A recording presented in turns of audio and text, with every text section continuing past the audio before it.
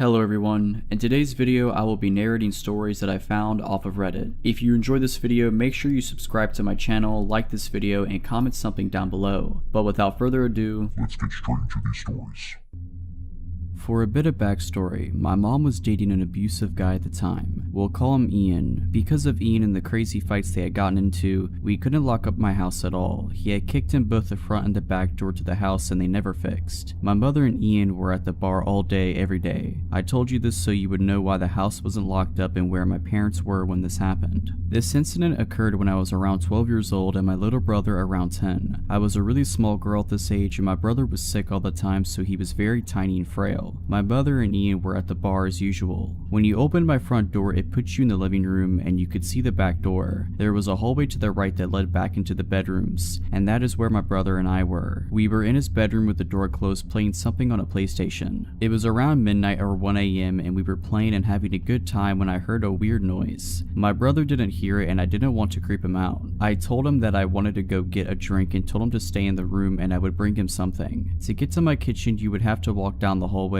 in front of both the front and back door because it was behind the living room. I kept hearing strange noises, so before I left out of my brother's room, I told him to get into the closet and work on our fort so that it would be ready when I was done getting our drinks and a snack. I raised my little brother for the most part and took care of him. I had a terrible feeling, a sense of dread. I could tell something wasn't right and this was a way to get my brother to hide without scaring him. He frightened easily and had really bad asthma attacks, and at this time we had no inhaler or his breathing treatment machine for him. I knew if he started having an asthma attack on top of being scared, it wouldn't be pretty. Anyway, I left the back room and decided to see what was going on. I started sneaking up the hallway as slowly and quietly as I could. I was terrified. I could feel that something was wrong. Before I made it to the end of the hallway, I hear a man. It sounded like he was grunting. I can't explain it, but the feeling that washed over me made me near puke. So I of course freeze. I have no one in this town. I don't know anyone and my dad is living in a different state. My mom is at the bar drunk. I was sitting there trying to gather the courage to see what was around the corner and going over my options when I hear my brother's door open. He sees me and the look on my face and freezes. I remember his eyes going so wide with fear because he must have heard the grunting too. I motion him with my hands to go back in the room and he does. I gathered the courage to peek around the corner and what I saw still freaks me out to this day. It was horrifying. I saw a man, probably around 6'2", sitting on my couch with a grin on his face. By some stupid luck, that man didn't see me. I slowly snuck back to my brother's room. I slowly shut the door and started going over my options. My little brother was already horrified because of the grunting noise this man was making. I am so thankful he wasn't the one who saw what was out there. I gathered myself and calmly told him that there was a man that I didn't know on the couch and he needed to be very quiet and I needed him to be brave and keep his breathing in check. My little brother adored me and looked up to me, so when I told him that I needed him to be brave, he tried his best. I told him not to move and he didn't. The first thing I tried was the window, but it wouldn't budge. It was completely stuck. I'm making myself stay calm for my brother's sake, but I know what's sitting out there. So since the window was stuck, I decided to start looking for a weapon. My oldest brother lived here and I knew he had swords somewhere. I don't remember where he was. As I'm looking for a weapon, I hear the man saying, "I know you're here." My stomach knotted up, the hair on the back of my neck raised, and I instantly got a cold sweat. And then I hear it. My little brother had started wheezing. Asthma attack. I hugged him, reminded him about being brave, and told him to sit still and focus on his breathing. I started frantically trying to get my window open, but it was stuck. I looked around and started moving blankets when I find my older brother's cell phone that he always forgot. I remember thinking that I was lucky and felt a bit of relief. I immediately called the police and told them what was going on, hysterical at this point but still remaining quiet. The dispatcher told me to remain on the phone so she could hear what was happening when the man started banging on our bedroom door. It had been about 5 minutes into the phone call when this happened and I could no longer remain calm. I had lost it. I started screaming. I forgot to mention that our bedroom had the only working lock, so the door was locked. He was trying to get in and banging on the door. His banging got louder and louder. He was screaming to let him in when it went completely silent. Then he did the creepiest, most terrifying thing ever. He started laughing. He then says, "You know I could just bust down this door in about 2 seconds, right, little girl?" He then starts lightly knocking on the door and asking me to open it. Then I hear the police start screaming at him to get on the ground, put his hands up, etc. I heard him putting up a fight, followed by more yelling and eventually silence. After a few minutes there was a knock on my door, but at this point I was too terrified to open it. I thought that this nightmare guy was still there. So being in my hysterical state, I started screaming, "No, no, no, please," over and over again, sobbing and shaking. I couldn't stay brave for my little brother anymore. I was on the floor holding him this whole time, convinced we were going to die. Eventually I calmed myself a bit, and this time a female officer was at the door, so I opened it. There were about 5 cops standing in the hallway listening to me being hysterical. I refused to let go of my brother at this point, but we both ran to this female officer and just collapsed, sobbing hysterically. We had been so scared. It turns out this guy was completely wasted and high on drugs. I remember the cops walking me up to him and having me stand in front of him to ask me if I knew this man. I didn't. The man's eyes were completely bloodshot and filled with hatred. My parents were called and investigated for leaving us alone like that and for the doors being like that. My mom is a different person now, doesn't drink, and is now married to a cop. She completely changed. I remember asking her about it later on, and she told me something that I didn't know. The man had a huge knife, so that's what he was scraping the door with. He also had some rope, tape, and a tarp. I still don't know how he didn't get to us, or why he didn't just bust the door down to get us. It would have taken 1/2 kick from him to kick the door down. It was super thin. So hopefully I will never have to endure that horrible experience again. This story starts around the fall of 2017. I was walking back to work from lunch when I passed this girl and noticed she got up and started walking behind me. She took a different route and didn't follow me. A few days later it happened again, but this time she was following me. I assumed she wasn't following me at the time because where my office building is situated, you have to go up a set of stairs and pass a few other buildings, and she did not follow me up to my building. After a while, I noticed we took the same train home. A lot of the time she would be watching me. When we made eye contact, she'd look away. Then she'd continue looking when she thought I wasn't looking. There's a Whole Foods across from my office. I went there for lunch a couple times during the week. I started seeing the girl sitting in the window for lunch, and she would almost always get up as soon as I left and walk the same way I did. Around this time, I began seeing her more frequently. During lunchtime or when I got to the metro, she was almost always there. After a couple of months of this, I started noticing that she would get off at the same station as me sometimes. Sometimes she would walk the same way as me. Once I got to my place,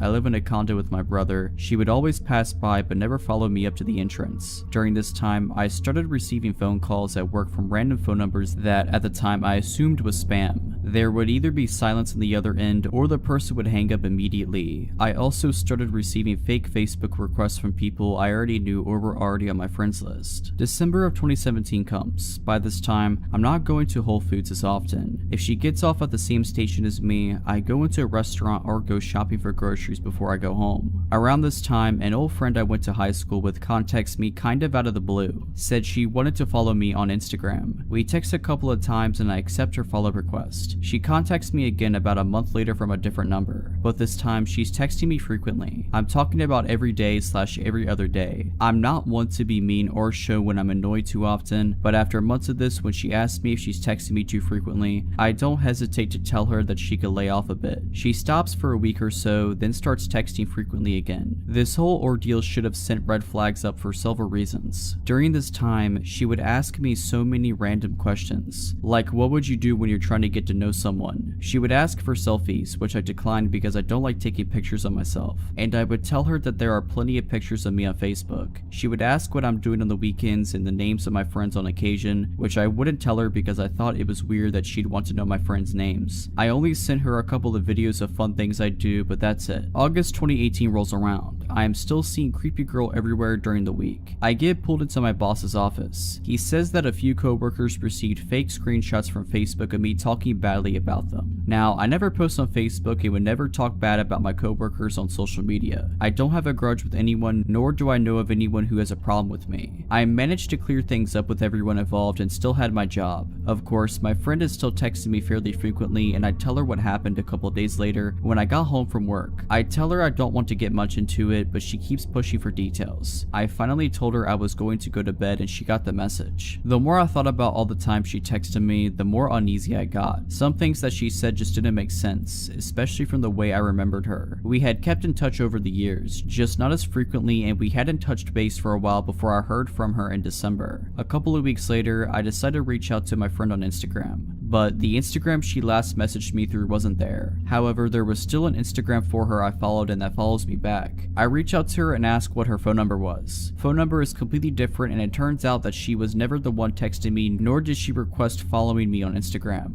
I track the number and it turns out to be one of those fake phone number apps. I request to be blocked from the service and I never hear from my friend again. After talking about it with my brother and a couple of friends, I'm almost 100% certain it was the girl that's been following me. These things only started after she appeared. The phone calls to my office, the fake Facebook request, etc. A few days before I was pulled aside by my boss, my friend texted me and told me that she had a weird feeling about me and wanted to make sure I was okay. I just thought that she was being weird at the time and didn't think much to it. This whole ordeal is really scary when I look back on it because I sent videos of myself and my address at one point. My friend even confirmed a post my brother made with pictures he tagged of me on Facebook. I was texting a stranger for 8 months about my life and they also apparently have access to my Facebook page. She doesn't follow me anymore, but when she did see me on the metro, she would always sit somewhere that she was able to make eye contact with me. I'm always careful now if anyone texts me from an unrecognizable phone number. I just hope that she decided to forget me and move on.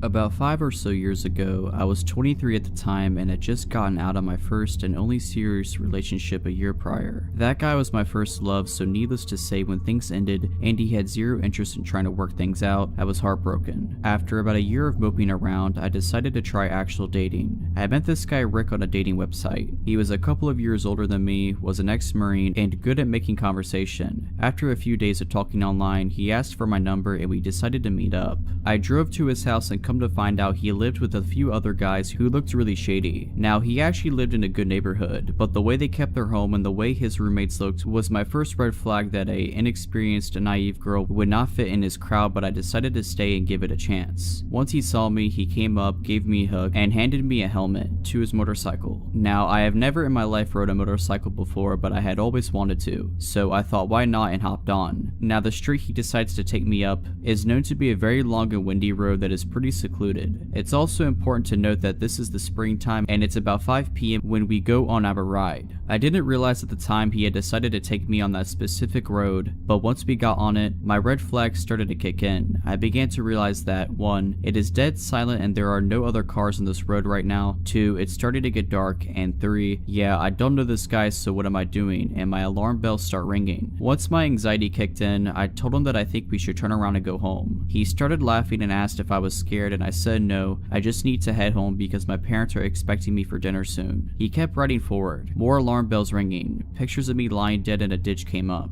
I kept asking, can we please turn back, and he finally gave in and turned around. The next day comes and I told myself that maybe I was just overreacting and he was harmless, and decided to agree on a second date a few days later. We met up at a sports bar for dinner and a couple of beers so we can watch the hockey game. The entire time we were sitting there, Rick has his arm around me and has me literally attached to his hip, constantly trying to make out with me, and is acting extremely possessive. At this point, I'm completely freaked out because I barely know this guy and all he is talking to me about is our future and how he would be such a protective boyfriend because he was an ex-Marine. At this point, I knew I was done with him, but unfortunately my car is at his house. When we are done and head home, he insists that I come inside and hang out for a bit. I decide to walk in and stay for 5 minutes. We walk into his room and he immediately pounces on me, making out with me and trying to feel me up. I kept pushing his hands away and kept telling him that I needed to get going, but I could tell he wasn't going to give up until he got what he wanted, especially after I realized his little friend was aroused. He told me that he would not let me leave until we did something. I said screw this and was able to bolt out of his door and sped home. After that night, he tried to ask me to hang out again, and I told him that I think it would be best if we stayed friends. This guy began to relentlessly call me and text me and beg me to see him, then proceeded to call me names because I was ignoring him, then would apologize for calling me said names, and it was because he liked me so much, so I blocked him. Then he tried to message me on Instagram, so I blocked him on there, and then on Facebook, and finally on Snapchat. I never gave Rick any more attention and moved on. This story happened to me about 6 months ago. I have lived where I lived for 3 years. It's a nice apartment in an amazing location, but they were built in the late 90s. In the last few years, the city I live in has had a massive population boom and people have been non-stop pouring in. Good weather, amazing economy, cool place to do stuff always. Because of this, I have seen the landlord staff start to do heavy maintenance on the apartments to bring them up to date to attract more people to them. My neighbor lived in his apartment for something like 6 years before he ended up buying a house and moved. When he moved, the landlord immediately started redoing his apartment as one to bring up to date. The way that the apartment layout is that there are 2 stories. Where my bedroom is, on the direct other side of the bedroom wall is the staircase in my neighbor's apartment. The way my bedroom layout has my bed right up against the wall. They were completely stripping this place clean. It was one of the first ones that they did such heavy remodeling to. For weeks I would always see the workers over there painting and redoing the floors, etc. A few days before this happened was no different. I left and saw them doing maintenance in the kitchen, and when I came home from work, they were gone for the day. Nothing unusual for a single bit. The part that is unusual though is what happened one particular night. I was awake around 1 AM watching TV in my room when I heard someone on the other side of the wall slowly walking up the stairs, and very obviously stopping halfway up.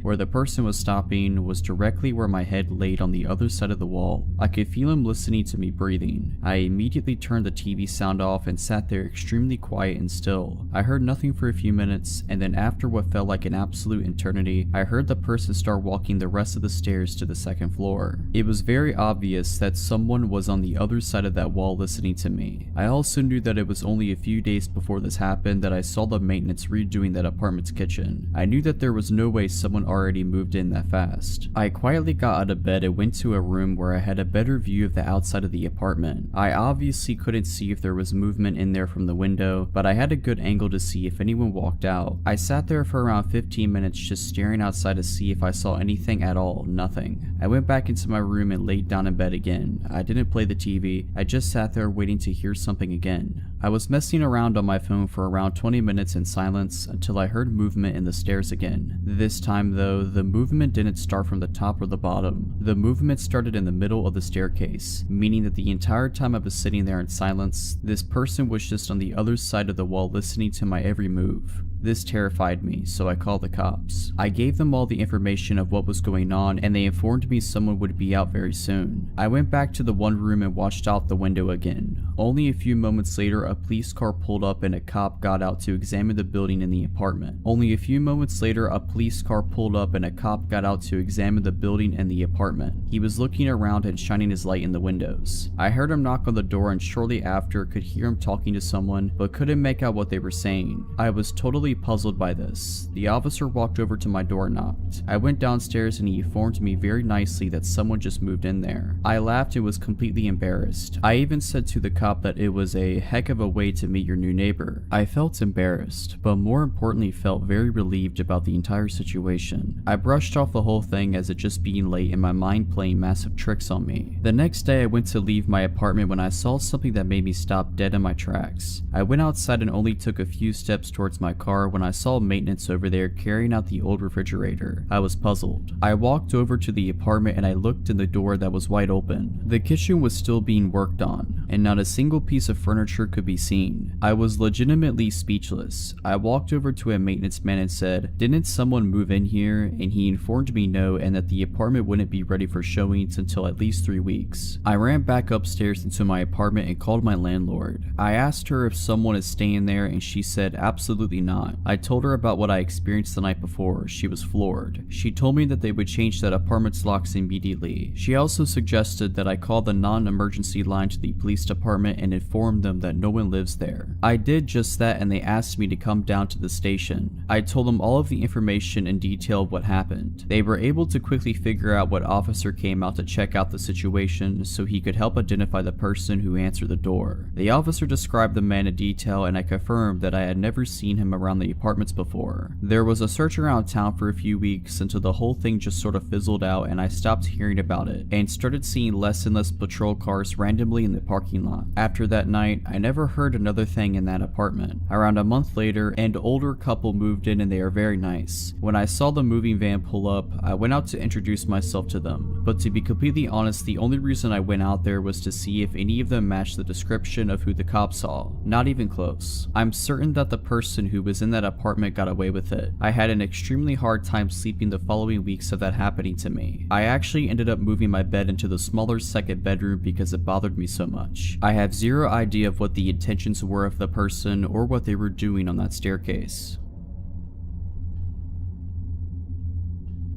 I am a proud Floridian. At the time of this story, early 2000s, I was going to college in South Florida and lived with my family in my hometown in the Florida Panhandle. It's about a 7-hour drive up through Central Florida to get between the two places, so I mostly only went home for the holidays. It was the Thanksgiving in my junior year, and I was excited that I had managed to rearrange my midterms to be able to leave campus 3 days ahead of everyone else. I was expecting to beat the masses of traffic and was hoping for a quick trip back home. My roommates wanted to have a last meal together before we all left for break, so I ate in the campus dining hall around 4 p.m. and I set off on my journey around 5:30 p.m. Around 10 p.m. I had just passed my 2/3 mark, where I always stopped at this little mom and pop's type of diner by the side of the highway to grab a snack, use the restroom, and call my dad to let him know I was okay. I didn't have a cell phone yet. Well, I hadn't been there since summer and the place was out of business, so a little bummed out that I wasn't getting my chocolate chip pancakes. I just kept going. There really wasn't much built up around there at the time, so when I saw signs for a rest stop in, of all the places on this green earth, some town called Alachua, so I went for it. So I went and parked directly under the street light for safety and used the facilities, called my dad, etc. I didn't see anyone else there, except for a very exhausted looking woman who approached me asking for directions, saying she was with her husband and 2 small children from Virginia and they had made a wrong turn trying to get to Disney. So I left the rest area and was walking back to my car when I noticed a beat up, unmarked, gray or bluish work van parked very close to the driver's side of my 95 Honda Civic. Yeah, okay, I thought that's pretty weird. It had Florida tags on it, so it couldn't have been the ladies I talked to in the bathroom. I distinctly remember she said she was from Virginia. I turned around and hightailed it back to the rest stop,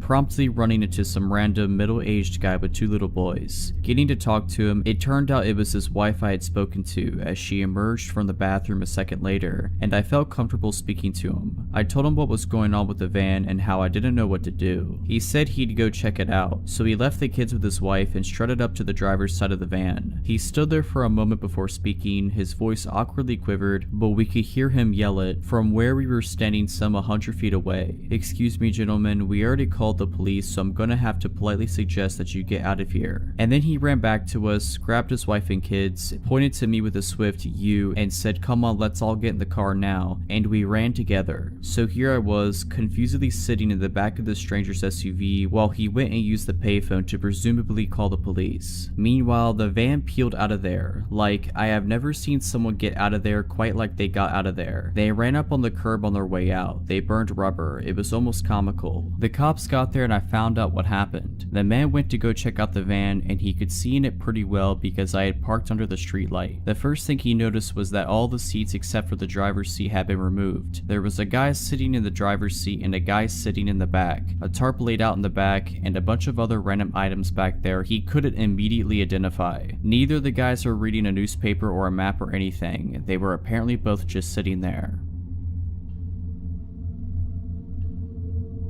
I'd say I was around 8 at the time this took place. At the time, we had to get mail from the post office in town, and so seeing my mom get the mail, my brain decided, wow, I want to be cool and get the mail like mom. That childish need to prove that I was mature. Eventually, after time and time of begging, my mom let me get the mail. I'd guess it was a weekend as the post office was closed, but you could still grab mail, just no people that worked there were there. I asked my mom if I could grab the mail as we slowly pulled up outside the post office. She nodded and gave me the keys that had the mail key and a few others. I jumped out of the old van and ran up the ramp to the building, avoiding the stairs completely. I opened the door and saw a lady and a man getting their mail, but turning to my side, I saw an older man sitting in the corner staring at me. He gave me weird vibes even as a kid, but still I gave him a quick smile and wave. Bad move. The man smiled back, revealing his stained teeth. I walked past him and went to the mailbox. Me being me though, I forgot what key was what and began fumbling awkwardly as the others grabbing mail left the building. After maybe 3 to 5 minutes of trying and failing, I finally unlocked it. I was so happy that I disregarded the man staring as I grabbed the mail. With a quick click of the lock, I closed the box and began to walk away. I found the gaze of the man as he looked at me, a crooked smile across his face. I put my open hand hand against the door and began to push when a pair of arms reached around me, one hand forcefully pulling the door shut and the other around the upper part of my chest like my collarbone, pulling me into a tight, unwelcome and horrible hug. I froze. What was I supposed to do? I was always taught to respect adults and I did. He had a strong scent of alcohol on him, so much I think I coughed a few times. He began to speak after a moment of just holding me there. The words he spoke scared me really bad. He then said, "Man, hey, where are you going?" He spoke almost passive-aggressively. Me, "Oh, I have to go. My mom is waiting for me." Man, "Oh, okay." He sounded defeated and began to let me go. Before I could break away, he held me tighter again, tighter than before. Wait,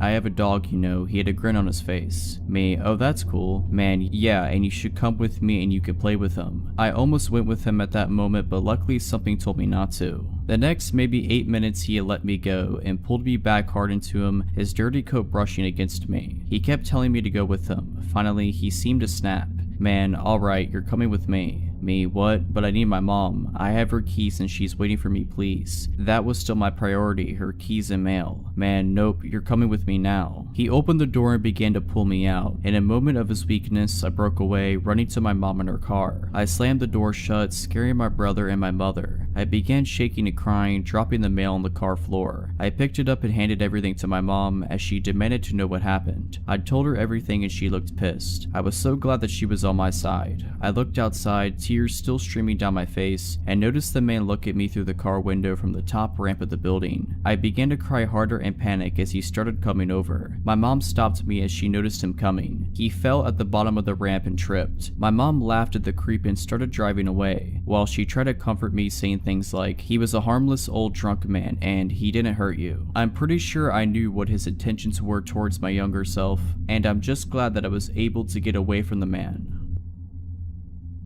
This happened in 2015 when I was 16 and still living in my hometown, a forgotten little beach town in the middle of nowhere that's so remote it's probably not even known by surrounding areas. Basically, there's 3 things you can do there as a teenager: go to the movies, swim, or go to this pathetic little place called Miller's Fun Park. It's relatively similar to a lot of fun park type things, only a whole lot worse. There's a crappy arcade with broken skee-ball machines, batting cages that probably haven't been used since the early 80s, a pathetic mini golf course, and the most dangerous go-karts you've probably ever seen in your life. Miller's Fun Park is on the edge of a field. On the opposite side of the field, about 3 miles down, is the beach, and across the single street are woods. If our town is in the middle of nowhere, Miller's is practically on the moon. My cousin Emma and I decided one summer night that we wanted to go go-karting. It was around 10 p.m, so we knew it'd be almost deserted, but that was the way we liked it. I picked her up from her house and we made the long drive down. Once we had arrived and parked in the nearly empty parking lot, we hopped out of the car and paid for some go-karting tickets. The same people had worked there forever. There was no one there except for a few boys in the arcade and a guy who looked to be in his 60s sitting on a bench near the batting cages. Emma and I paid him no mind and went to the go-kart track. Like I said, these karts were incredibly dangerous, so I was focused on nothing but making sure I wasn't going to skid and flip as we raced way too fast around the windy track. This is why I didn't notice the guy walking over to the fence, and why I didn't notice him watching us until we pulled into the lanes after our last lap. He was standing on the other side of the fence right where I parked. He stared at me with the most unsettling expression, a weird smile with dark eyes. I managed an uneasy smile back, handed another ticket to the guy running the go-karts, who was obviously higher than a kite, and Emma and I went off again. This time I couldn't focus. The dude gave me the worst type of feeling. My eyes were constantly finding their way to the metal fence where he stood, unmoving and watching us every time we were in his view. And the thing that was bothering me the most was we only had bought 3 tickets. We were on our second to last run and he was standing directly next to the exit gate. I was just praying that he'd move before we were done. But of course, no such luck. Our last go came and went, and I had no choice but to pull in next to him, unbuckle my seatbelt, and get out of my go-kart. I glanced over at Emma a few feet away as I opened the exit gate to see if she was as scared as I was, but she didn't seem to notice as she bounced over and bragged about how she had beat me the last 2 times. I was barely listening. I opened the gate and the guy stepped in front of me just as I was leaving. "Hey there," he said. His voice was dry and he smelled of cigarettes. "What are you girls doing all alone here?" My eyes darted over to Emma, who was looking at the dude with both confusion and annoyance. What?" she said, pushing past the gate so she stood beside me. "It's so late." His tone was as hungry as his eyes, and he reminded me of a snake. "Do your parents know that you're out?" "Yes," I answered quickly. "They're waiting for us actually. We need to get going."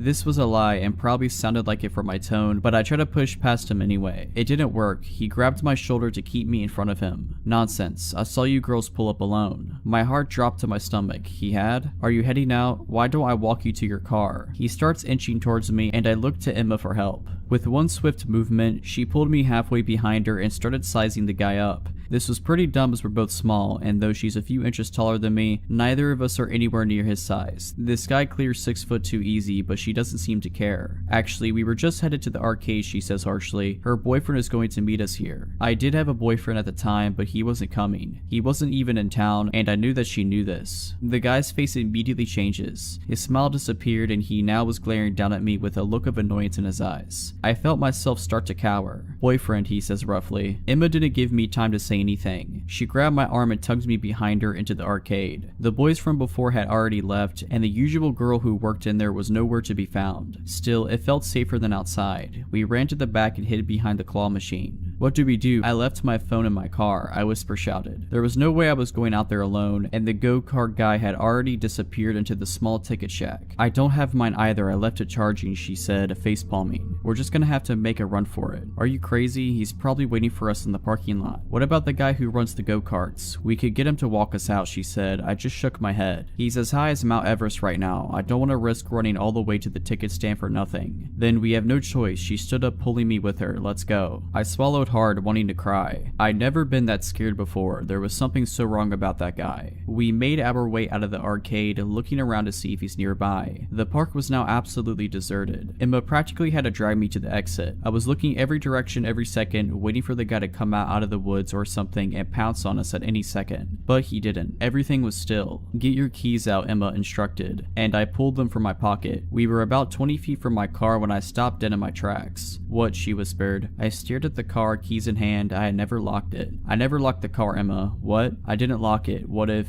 I trailed off, but she knew what I was saying. She started inching towards the car, and I grabbed her arm to stop her, but she pulled me away. I'm just going to peek. If I say run, you run. Her voice is quiet. I nodded shakily. She eventually made it close enough to see inside, but by the way she was squinting, I knew it was too dark to make anything out. My heart was beating out of my chest. What if he's in there? All these thoughts almost drown out the unmistakable sound of shoes slamming against the pavement. My head whipped around instantly, and there he was, sprinting at us at full speed out of the woods. I screamed bloody murder and broke for the car, jiggling the handle as I realized I had locked it. Emma was already on the other side, screaming at me to unlock it. I fumbled with the keys but managed not to drop them as I unlocked the door, flung it open, and practically threw myself inside. I just managed to close the door when he was there, slamming his fists against the window and shouting incoherently. I was sobbing at this point and barely managed to lock the doors as he goes for the handle and yanks on it as hard as he can. Emma was screaming at me to go, and through my tears I shoved the key into the ignition and flew into reverse. He was still chasing us and yelling as I veered backwards out of the lot and turned as fast as I could while slamming on the gas. I was driving like I was still in a go-kart, but I didn't care. I could barely see the road through the flood of tears, and Emma had to grab the wheel several times to keep us from crashing before I regained some composure. Though obviously shaken up, she managed to keep her tears and be the same one out of the two of us as we drove at least 30 miles over the speed limit the whole way back to my house. We kept this encounter a secret between us for a long time, but me and Emma decided to tell this encounter we had experienced on here. We didn't talk about it until months after the horrifying encounter. Safe to say we never went back to Miller's Fun Park after that. I urge all of you to be extremely careful when going out at night. I just hope that me and Emma never have to see that lunatic again.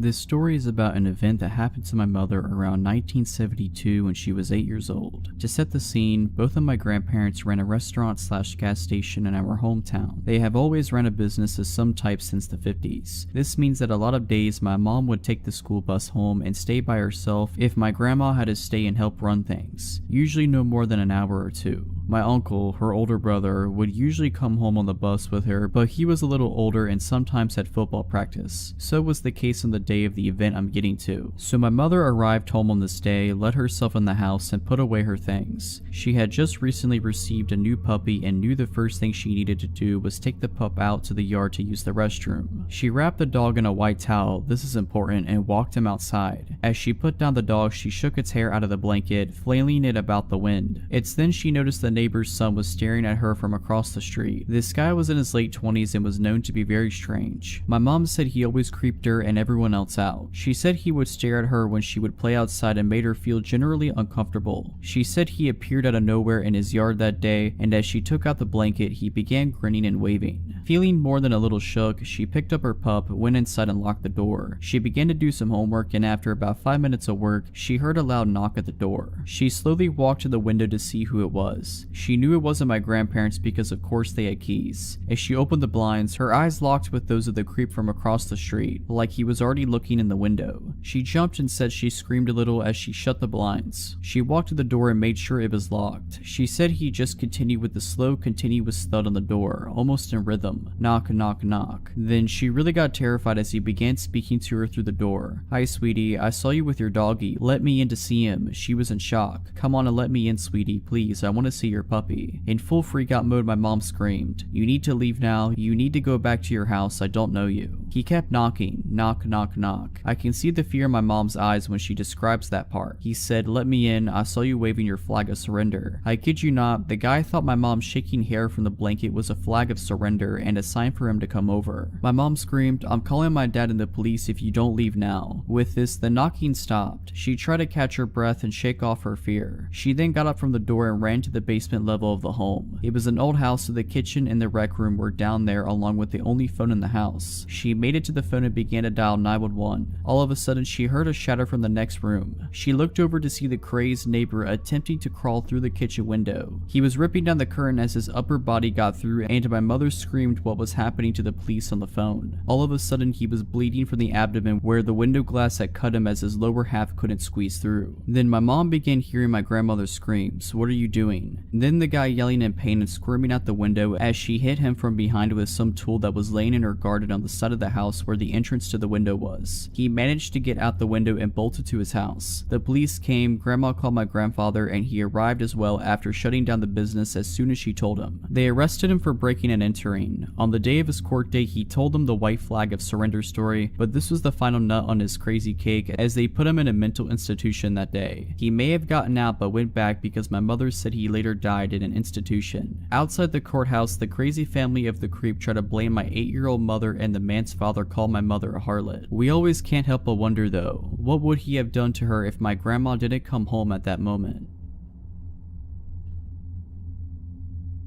This took place when I was about 16. My aunt was in town visiting and we were coming back from the grocery store. We were driving back to my mom's house. My parents are divorced and she lived way out in the country. Like, it's a 10-minute drive from anywhere. We pull up our driveway and a red car pulls in behind us. My aunt and I stay in the car and the man approaches the driver's side door. I can't rightly tell you why he looked like a creep, but he looked like a creep. Very pasty skin, eyes that were staring down too hard, just overall weird. He claims he is lost and looking for his way to a fitness center in the town next over. The exact fitness center that is about a minute away from where the grocery store is, i.e. the opposite direction of where we just came from. Super odd, but I give him directions. He thanks me, but continues to stare at me. He asks if we know each other and I reply no. He gives me his name and I again repeat no, I do not. A couple of seconds of awkward staring and he asks me what my name is. Well, being an idiot and feeling anxious, I tell him that was a mistake. He confirms we don't know each other. Oh really? And heads back to his car and we watch him leave. My aunt and I agree he was very strange, but shake it off and take the groceries in. From where we were parked, you have to take a little windy path up behind the house to the back door. My aunt goes outside to grab the rest of the groceries and I settle on the couch in the living room and look outside. Red car in the driveway. My aunt comes upstairs and said the guy was almost to our door and claimed he forgot the directions. My aunt curtly told him right, left, right, and told him to leave. The directions were truly that simple when following the main roads. I'm freaked, she's freaked, but we never see him again. A month passes and I'm chilling at my dad's and posted something like, "I'm bored at my dad's house, who wants to chill?" on Facebook. Guys, always set your page to private. Several minutes later, I get a message from the same guy asking if I wanted him to come over. I'm home alone and understandably terrified. I immediately block him and tell my dad, who goes to one of his cop friends to see if they know anything about this guy. Well, this man was kicked out of a local university for stalking, and had 2 other counts of stalking on top of that and a restraining order. Another month goes goes by and I'm in study hall with a friend and he is telling me about this guy who was stalking his older sister. I don't remember the specific details, but it was definitely the story of someone being stalked. The craziest part was the stalker almost drove this girl's brother off the road in an attempt to get him to pull over. Once pulled over, stalker jumped out and was making his way to my friend's vehicle when my friend noped right out of there. I'm sure you guessed it, but the stalker and the creep I ran into were the same person.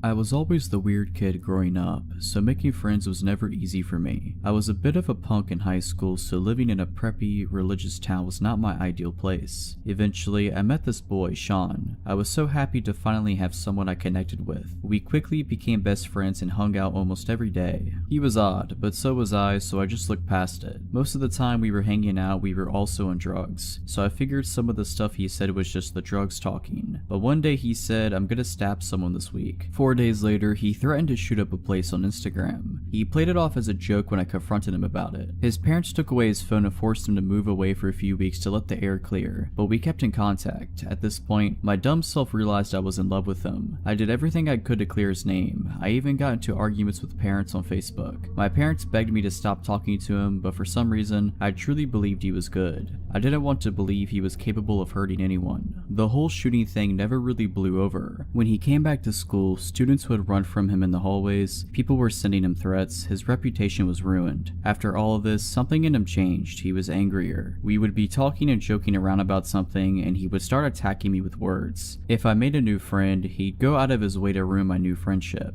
And for some reason, I saw this as him being protective. About a year went by after this. The verbal abuse continued, and I continued to do nothing about it. I was still in love with him, but I didn't act on it since he was my closest friend. To keep my mind off of Sean, I started dating a boy named Alex. Sean hated Alex, not for any particular reason, he just didn't like that I spent time with someone that wasn't him. Alex was also a weed dealer, and Sean knew this. Sean asked if Alex would front him some weed since he knew we were best friends, and Alex did. I don't remember the exact amount of weed, but it was a decent amount, enough to be mad about if you don't get paid for it. Sean never paid Alex. Alex tried to talk to him about it, but Sean always put him off and avoided him. After about a month of this, Alex saw Sean's car in a Taco Bell parking lot and pulled up. He saw Sean in his car and began to get out. Since Alex had anger issues, he also pulled out his baseball bat. Sean saw him and freaked out. He pulled out of his parking spot quickly, drove off, and called 911, calling it a drug deal gone wrong. Alex was then arrested for assault with a deadly weapon. 3 days later, when Alex got out of jail, he was driving to his friend's house, who lives in Sean's neighborhood, when he saw Sean standing in his front yard. Alex rolled out his window and called him a coward, then drove away. Sean called the police again, and Alex was arrested for stalking. Around this time, my parents caught me smoking. I didn't want to lie anymore, so I was honest and told my parents everything. Obviously, they were very mad at me for getting myself into that situation, and I had just told them I was smoking weed and dating a drug dealer, so I was in a decent amount of trouble. My parents took my phone as soon as I got home from school, and I wasn't allowed to see Alex when he got out of jail. They took my paycheck so I didn't have money to buy weed, and they made me download a tracker on my phone so they could make sure that I was home when they weren't. They contemplated calling Sean's parents and telling them we had been smoking together. I knew that if Sean got caught smoking again, he would get kicked out of his house, so I snuck my phone and texted him that my parents might call his parents, and he was pissed. He called me horrible names and said he wished he had never met me. I finally had enough and told him not to talk to me anymore. My parents never called his parents. We didn't talk at all. I asked not to be scheduled with him at work and avoided him at school. We didn't have any classes together, so it wasn't too hard, but hearing the stuff he'd say about me made it a little difficult. He had started rumors that I was addicted to coke and I was selling my nudes. This is when the text started. He began texting me constantly, so I blocked his number. Then he'd use someone else's phone to text me, so I'd block that person's number. Then he'd use WhatsApp or GroupMe to text me since we use those for work, so I just block him on there. He eventually got fired from our job because he had been writing tips on receipts if people didn't ask for a copy of their receipt and left the tip line empty. The continuous messages went on for a few weeks, and I just continued to block anyone he was associated with. I didn't want to be in contact with him whatsoever. He kept making new Instagram accounts to message me on, and all of his attempts to contact me failed. One day, I had a late lesson at School of Rock, where I took guitar lessons. My teacher had stated stayed late for me, so I was expecting his car to be the only car in the parking lot, but it wasn't. There were 2 cars in the parking lot, my teacher's and Sean's. To this day, I don't know how he knew I was going to be there. I quickly parked, locked my doors, and thought about what to do. I then realized he wasn't in his car, so I calmed down a bit and called inside to ask if he was there, but he wasn't. I cautiously got out of my car and got my guitar, then walked inside with no problems. After my lesson, I came out to see that he was now parked right next to me, waiting for me to get into my car. When he saw me, he began screaming profanities at me. I was paralyzed. He just sat there screaming at me. I quickly climbed into my car from the passenger door so I didn't have to walk next to him, and then drove home as fast as I could. He began asking people to ask me to talk to him at school. Of course, I didn't. Each time someone mentioned his name to me, it caused me to have a panic attack so bad I'd have to leave school. I ended up missing the entire month of November and then switching to online school. A month after I switched to online school, I was driving with a friend to pick up food for my mom. As soon as we pulled into the drive-thru, the car behind me begins to flash their brights at me. I look in my rearview mirror and see Sean's car. He has a sticker across the top of his windshield, so I knew it was him right away. I look over at my friend in fear and she said, "I didn't want to scare you, so I didn't say anything, but he's been following us since we left Target." I panic and just pretend to not notice him. He then pulled out of the drive-thru and parked right next to it by the exit. As soon as he pulled out, so did I. I sped to my friend's house, dropped her off, and went straight home. At this point, my parents thought going to the police would be the smartest thing to do. An officer came to my house and took a statement. I showed him screenshots of every message he had sent me over the months, and my friend that was in the car with me in the drive-thru talked to him as well. We decided not to press charges, but to just file an incident report. Days go by and I don't hear anything from him. I thought that maybe it was over and I could move on with my life, but my dad told me Sean had messaged him on Facebook. He had said I was addicted to pills and that I stole money from him to buy more. I've never done pills in my life. I stick to natural drugs. My parents know this, so they screenshot the messages and send them to the police. The police go by his house and tell him to stop contacting me. I continue to get messages from random Instagram accounts, and I sometimes saw his car behind me, but each time I just wrote down the location, date, and time I saw him. At this point, I started to work with Alex's lawyers to prove that Sean was not an innocent victim. Eventually, Alex's charges were dropped. Sean was proven to be unreliable since I came forward with my story. I wish I could say I had an ending to this story, but I don't. I still get random messages, but I don't bother to screenshot them anymore. Since I switched to online school, I was able to graduate a year early, and because of that, I moved away for college so I don't have to worry about him following me anymore. The last I heard about him was that he got arrested a few months ago.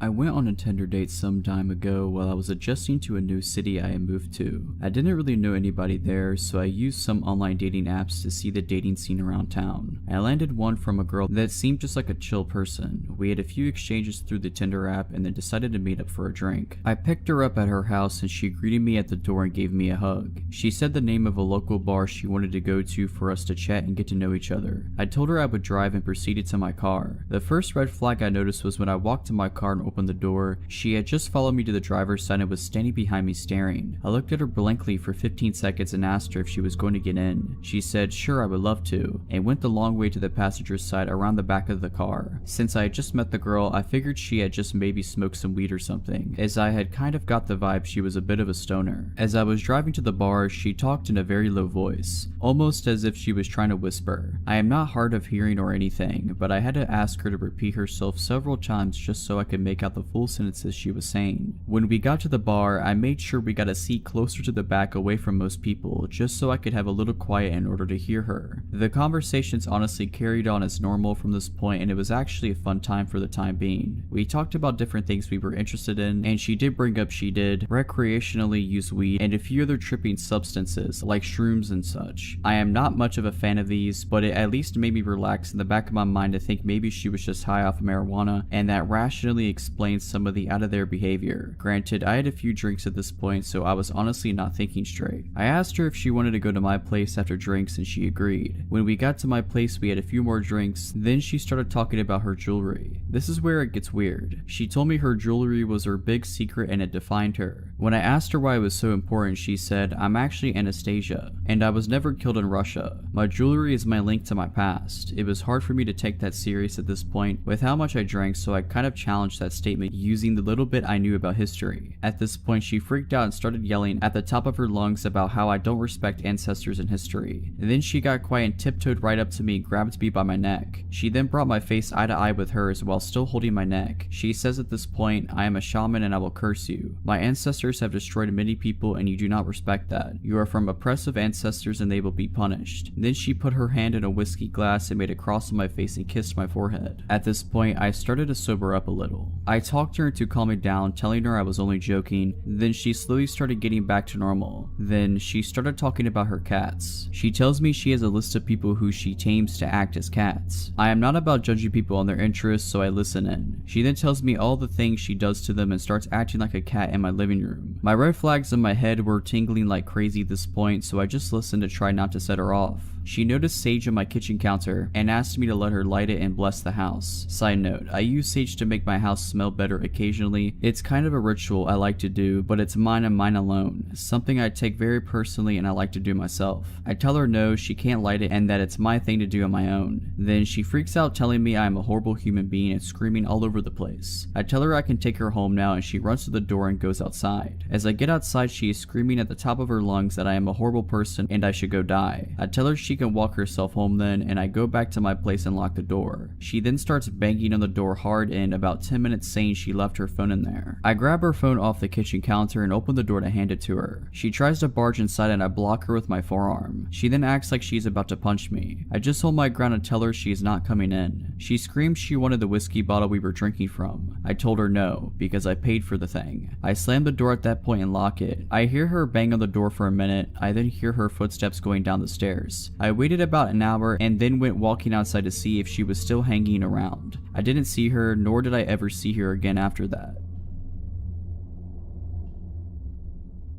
So a few months ago, I was out hiking with my friend. We live in the mountains of western Maryland and we were about 6 miles into an 8-mile loop we have done frequently when we decided to take some pictures and eat a snack at a summit. This area of the trail had a park, benches and tables, and a parking lot. We were sitting and talking and I noticed a man just walking around the parking lot alone. He was walking aimlessly and staring at his feet. What confused me was that he was in jeans and a button-down shirt, not exactly hiking attire. We decided to set off on the last 2-mile leg of the loop. This park goes downhill to the headquarters of the park and is cut out of the mountain/bank. The end of that leg is the parking lot where our car is. You don't have a lot of visibility from the trail and you have to walk single file. I was walking in front and talking to my friend. I turned to look at her and I see the same man right behind her, following at a rudely close distance. I immediately got a gut-wrenching feeling. I noticed that he didn't have any pack or hiking gear and was not even wearing boots. Something about his eyes really spooked me. So a bit more walking and he continues to fall very close. I say to my friend that I have to tie my shoe as a reason to step off the trail and let him pass us, in case he is only following closely because he wants to go faster than we are. She immediately catches on to what I'm doing and we pull over. He looks startled and she says hello politely. He just stares. This is when I notice that he is carrying a stick. As I'm fiddling with my shoe, she stands between us and he passes us. We wait to give him some distance ahead of us, but he immediately slows down. We wait for a bit longer and he gets to the furthest part of the trail that has sight lines to us, and he turns around looking up at us. We decided that something feels too wrong about this guy and we don't want to have to pass him again. So we turn around and walk back up the trail towards the park with the tables and parking. A few minutes of walking up the trail, I look back and see him walking up the trail too. He's following us. I tell my friend to walk faster. We book it up the trail and get to the parking lot area we were at before. We start to strategize and wait, deciding that we will wait to see if he comes back up the trail to the lot. There are more people around, so we felt safer waiting it out. About 20 minutes go by and nothing. We are talking about how that could mean that he kept going on the trail and is long gone, or is waiting on the trail where it is more deserted.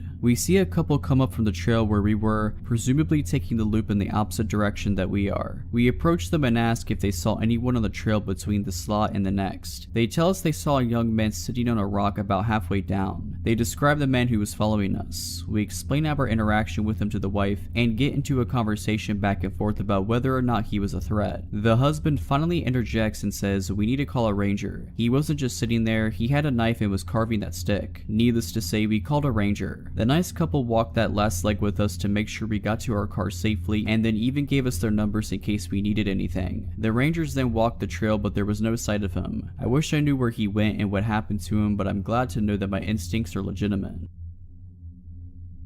The events of this story happened 13 years ago and it still messes with me to this day even though I'm not in any sort of danger. When I was in college, I got super depressed and stressed out near my junior year. I was always super into school and just started slipping near the end of my college terms, so it threw me off bad. Never experienced failing at subjects before and it threw me into a ridiculous stress. I graduated and figured everything would go away with that, but I found myself still feeling very mentally foggy. My sister knew how bad off I was from the last few years of school, so she hatched a plan to surprise me. I always wanted to go to Miami growing up. I know how lame that sounds, but being a girl who grew up in the Midwest and even went to college there, it was always super exciting looking to me. Up to this point, I traveled but never went anywhere as lively or big as Miami always seemed. My sister planned a 5-night vacation with me as a way to get me out of this mental fog and also celebrate in our own way me graduating college. I was super excited. The few months passed and it was time for the trip. We get there and the first few nights were incredible. We hit up the restaurants I had on my little list of places to try and spent many hours by the ocean. I was never a big party girl. Up to this point in my life, I was drunk maybe twice. My sister was the opposite, who was at every party that happened in our hometown. She got bored of going back to the room so early every night and convinced me to go to a nightclub with her for the first time. I fought it a bit but let my guard down because I was feeling great for the first time in a long time and was ready to try new things. It was a Saturday night downtown in the middle of summer. We get to this nightclub and the line is legit wrapped around the building. It was massive. We waited in line for what felt like forever and were let in finally. I walked in the door and felt like I got shot because of the loudness. My sister dragged me to the bar and ordered some shots of some drink with a funny name. Again, I decided to just let my guard down and try new things. As more shots went down, I decided that would be the theme of the night, trying new stuff out. I was aware how boring I was and was, in my opinion, in the most exciting place in the world. Around 45 minutes into dancing and drinking, I became very drunk.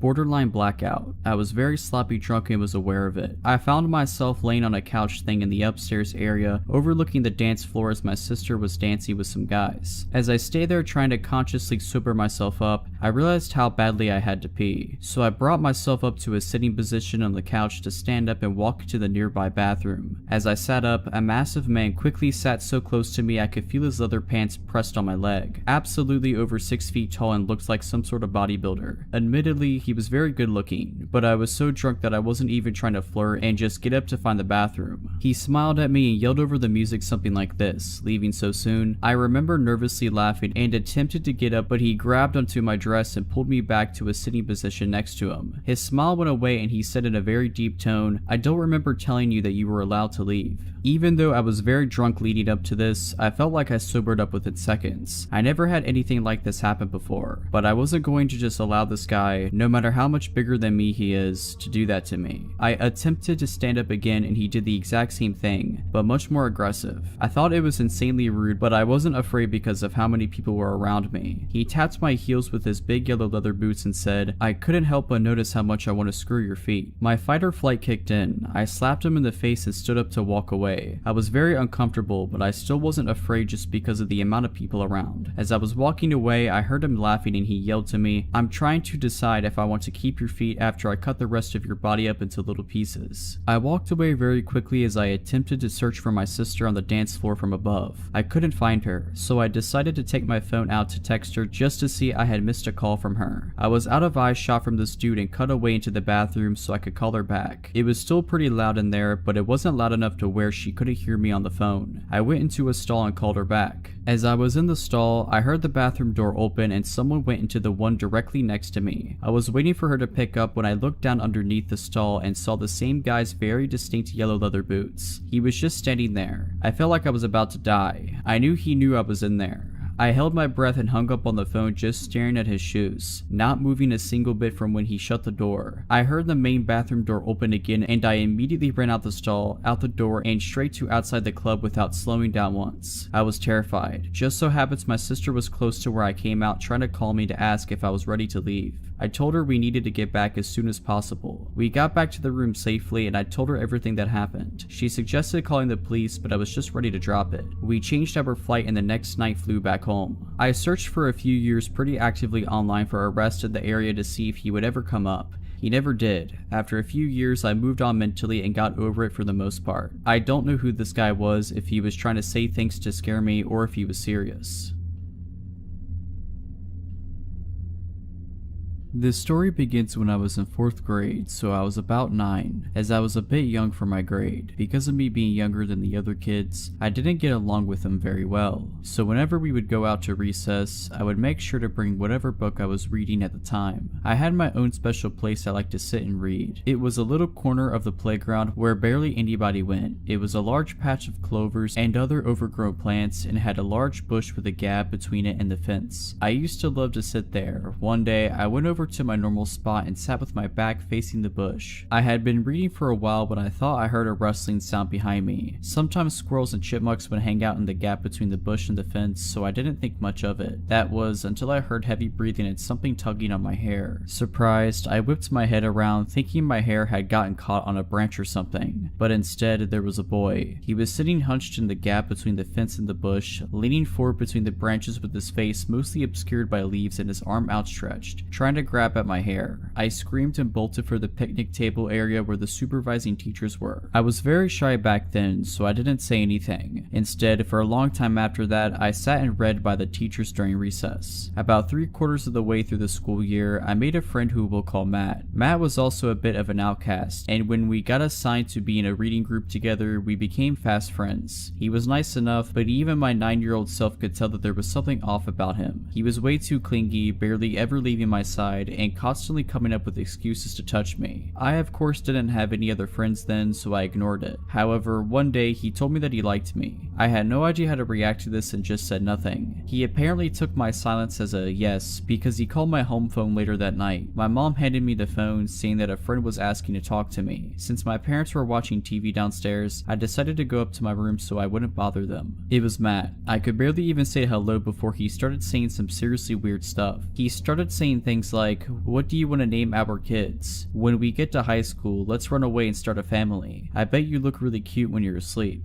Now, this would be creepy for anyone, but I was 9. I had no idea how to handle the situation, so I just stayed away from him. He was not happy about this, constantly glaring at me and just being all around super creepy. A year later, I was halfway through 5th grade and had a serious bully problem, but that's a story for another day. It got so bad that my dad decided one day to not wait until the next school year and instead switch schools the following Monday. 5th grade at my new school was great, and starting in 6th grade, my parents got me my first phone. Of course, I called up Clara, who became my friend after the Matt incident, and let her know about my new phone. A couple more months passed, and one night, I got a call from an unknown number. Picking up the phone, I froze when I heard Matt's voice. I still vividly remember what he said. "Hey, I missed you so much. Why'd you leave me?" Not even a second after he said that, I hung up, blocked his number, and called up Clara, as she was the only person at my old school who had my number. Apparently, after school, he had asked to see her phone to call his mom, as he had forgotten his at home. She handed it over to him, as she was a very kind but quite gullible girl. Soon, she noticed that he was taking a while and that he had a pen out and was writing something on his arm. She yanked her phone away and he panicked, sprinting off. Looking down at her phone, she saw that he had opened up my contact info. I was freaked out but felt safe, as I had blocked his number. That didn't stop him though. He would call me every single week from a different phone, leaving at least 10 messages every time. Every time I would block one number, he'd somehow call from another one. When I got a new phone, the call stopped and I forgot about it until freshman year. At my high school, there were a couple of kids from my old school, and I suddenly remembered Matt. I asked one of the boys, Harry, if he knew what happened to Matt. According to Harry, he got expelled. Teachers had caught him smelling and touching girls' hairs, touching female students, and trying to sneak into the girls' locker room. The realization hit me like a semi-truck. Smelling and touching girls' hair. It was Matt from all of those years ago when I was reading at that tree.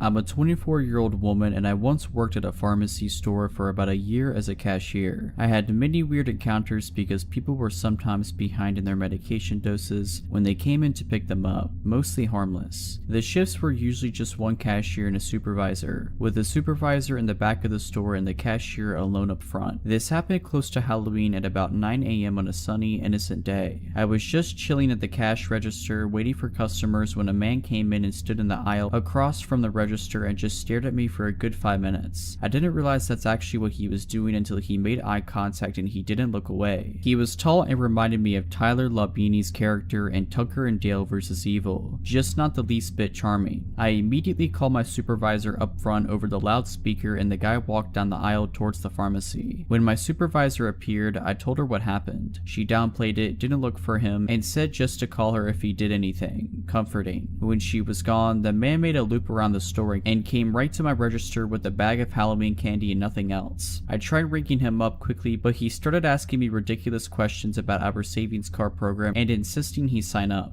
I slid him a pamphlet to fill out his information because I did not want to speak to him more than I had to. He just stood there holding the pen and staring at me, then suddenly asked if I knew how trick-or-treating originated. I didn't have time to answer him before he started describing how, back in the day, the men that ruled the country would go house to house every year on Halloween and demand the daughters of every age to be handed over so they could, that was trick-or-treating in his mind. As soon as I heard that, I said, "Get away from me," and walked to the other register and called my supervisor loudly over the speaker because he was blocking my way to the back. He didn't flinch as he followed me to the next register and started talking about how all women are bad and are meant to serve men. He noted my wedding ring and said my husband could also rent me out because it was his right, and on and on. I was considering jumping the side of the register to put some distance between us so I could run. Luckily, the male pharmacist heard the panic in my voice and rushed over to the front of the store. He saw the man and shouted, "Jake, get out of here." The man, Jake, just stared at him as he calmly walked out, and it was so scary and stupid at the same time. Turns out that Jake had been a regular customer until he stopped picking up his medication. Instead, he would just come in and harass female workers, and he'd been on a police-enforced ban for over a year. My savior, Mr. Pharmacist, called the police and the store manager to cuss her out for still scheduling girls alone after everything Jake did in the past, such as ripping a toilet seat off of one of our toilets and threatened to beat a girl with it who used to work there. I quickly transferred to a different location because I just could not get over it, and the manager kept scheduling us alone. The police only watched the store for a week. If you're liking this video, all I ask is that you make sure to subscribe to my channel and like this video. Thank you.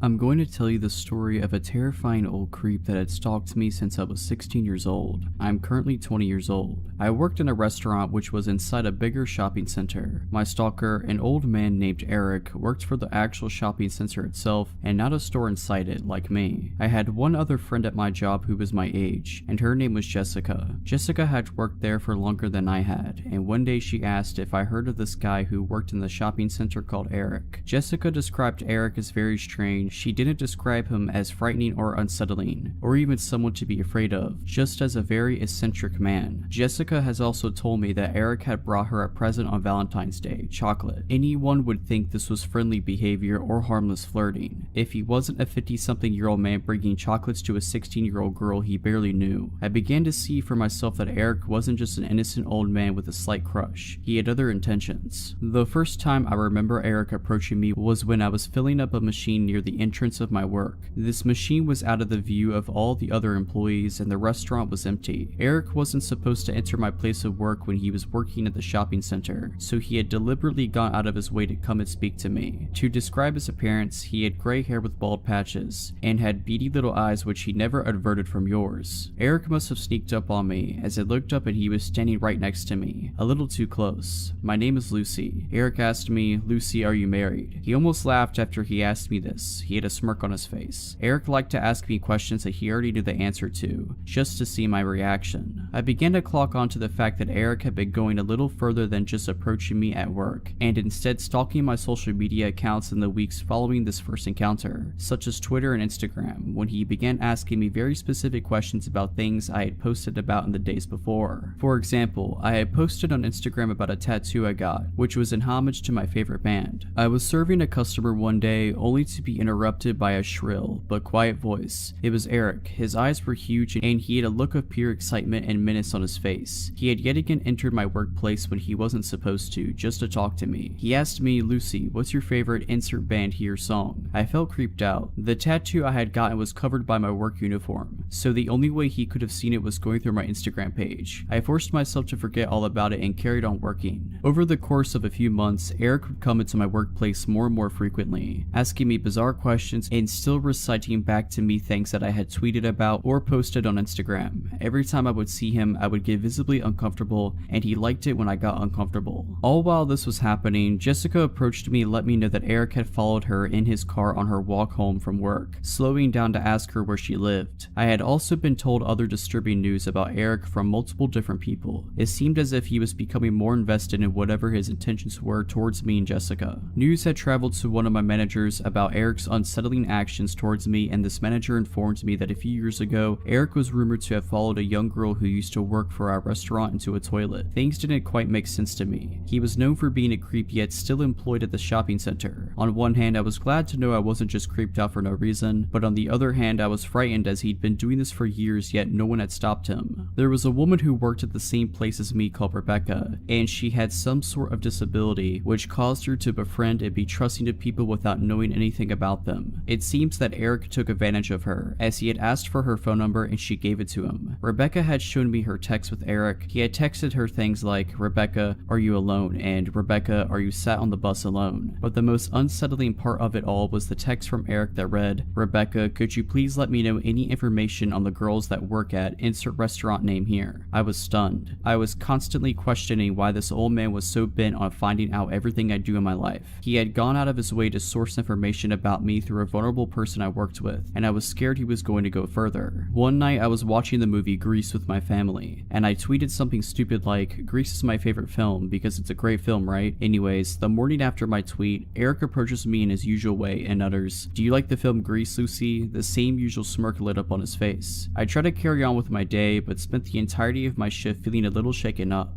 The very second I clocked out of work and got into my car, my phone went off. This was a notification for PayPal. I clicked on this notification to see that I had received £3 from an Eric, and the note attached to it read, "To Lucy, Grease is the word from Eric." He literally found my PayPal and sent £3 to it and quoted the movie Grease. If this wasn't crazy enough, in the days following I received a string of anonymous and incessant calls, one after the other. My phone rang all night. I had to turn it off to get away. Even when I turned my phone back on, the calls continued. The phone calls that I did answer were just someone breathing down the phone, making a point to breathe heavy. I had no proof that this was Eric, but it wasn't hard to put two and two together after all the links he had gone to in order to track down my personal information. If he had found out my PayPal address, my phone number, and all of my social media accounts, what was stopping him from finding out where I live, breaking in, hurting me or my family? I reported Eric to my managers, and they passed my complaint on to the managers of the shopping center. At this point, I was genuinely scared for my safety. Multiple girls added to my statement and added details of times they had witnessed Eric's unsettling behavior of times he had been inappropriate with them too. Eric had been cautioned by the shopping center's management, yet nothing was done, except the fact that he was warned not to talk to me. Eric found ways around the no talking to Lucy rule. He would make animal noises at me when he would see me, like a monkey or a dog or any bizarre noise that would get my attention. I think he just wanted me to think that he outsmarted me, and found a way around the rules. After this, I stopped working at the restaurant as a full-time job, and saw Eric less and less, which was obviously great for me. I moved cities as I went away for university, and made new friends which distracted me from my old life in my hometown. After moving away and starting my new life, I forgot about Eric. I was soon going to remember though. On Christmas Day, I was back home in my hometown with my parents. My phone buzzed with a notification. I received a notification from PayPal, and it was the exact amount of £3, only not from Eric this time, but from a girl whose name I didn't recognize at all. I opened up the PayPal app only to see a note attached to this payment I had received. The note read, "Sending on behalf of Eric."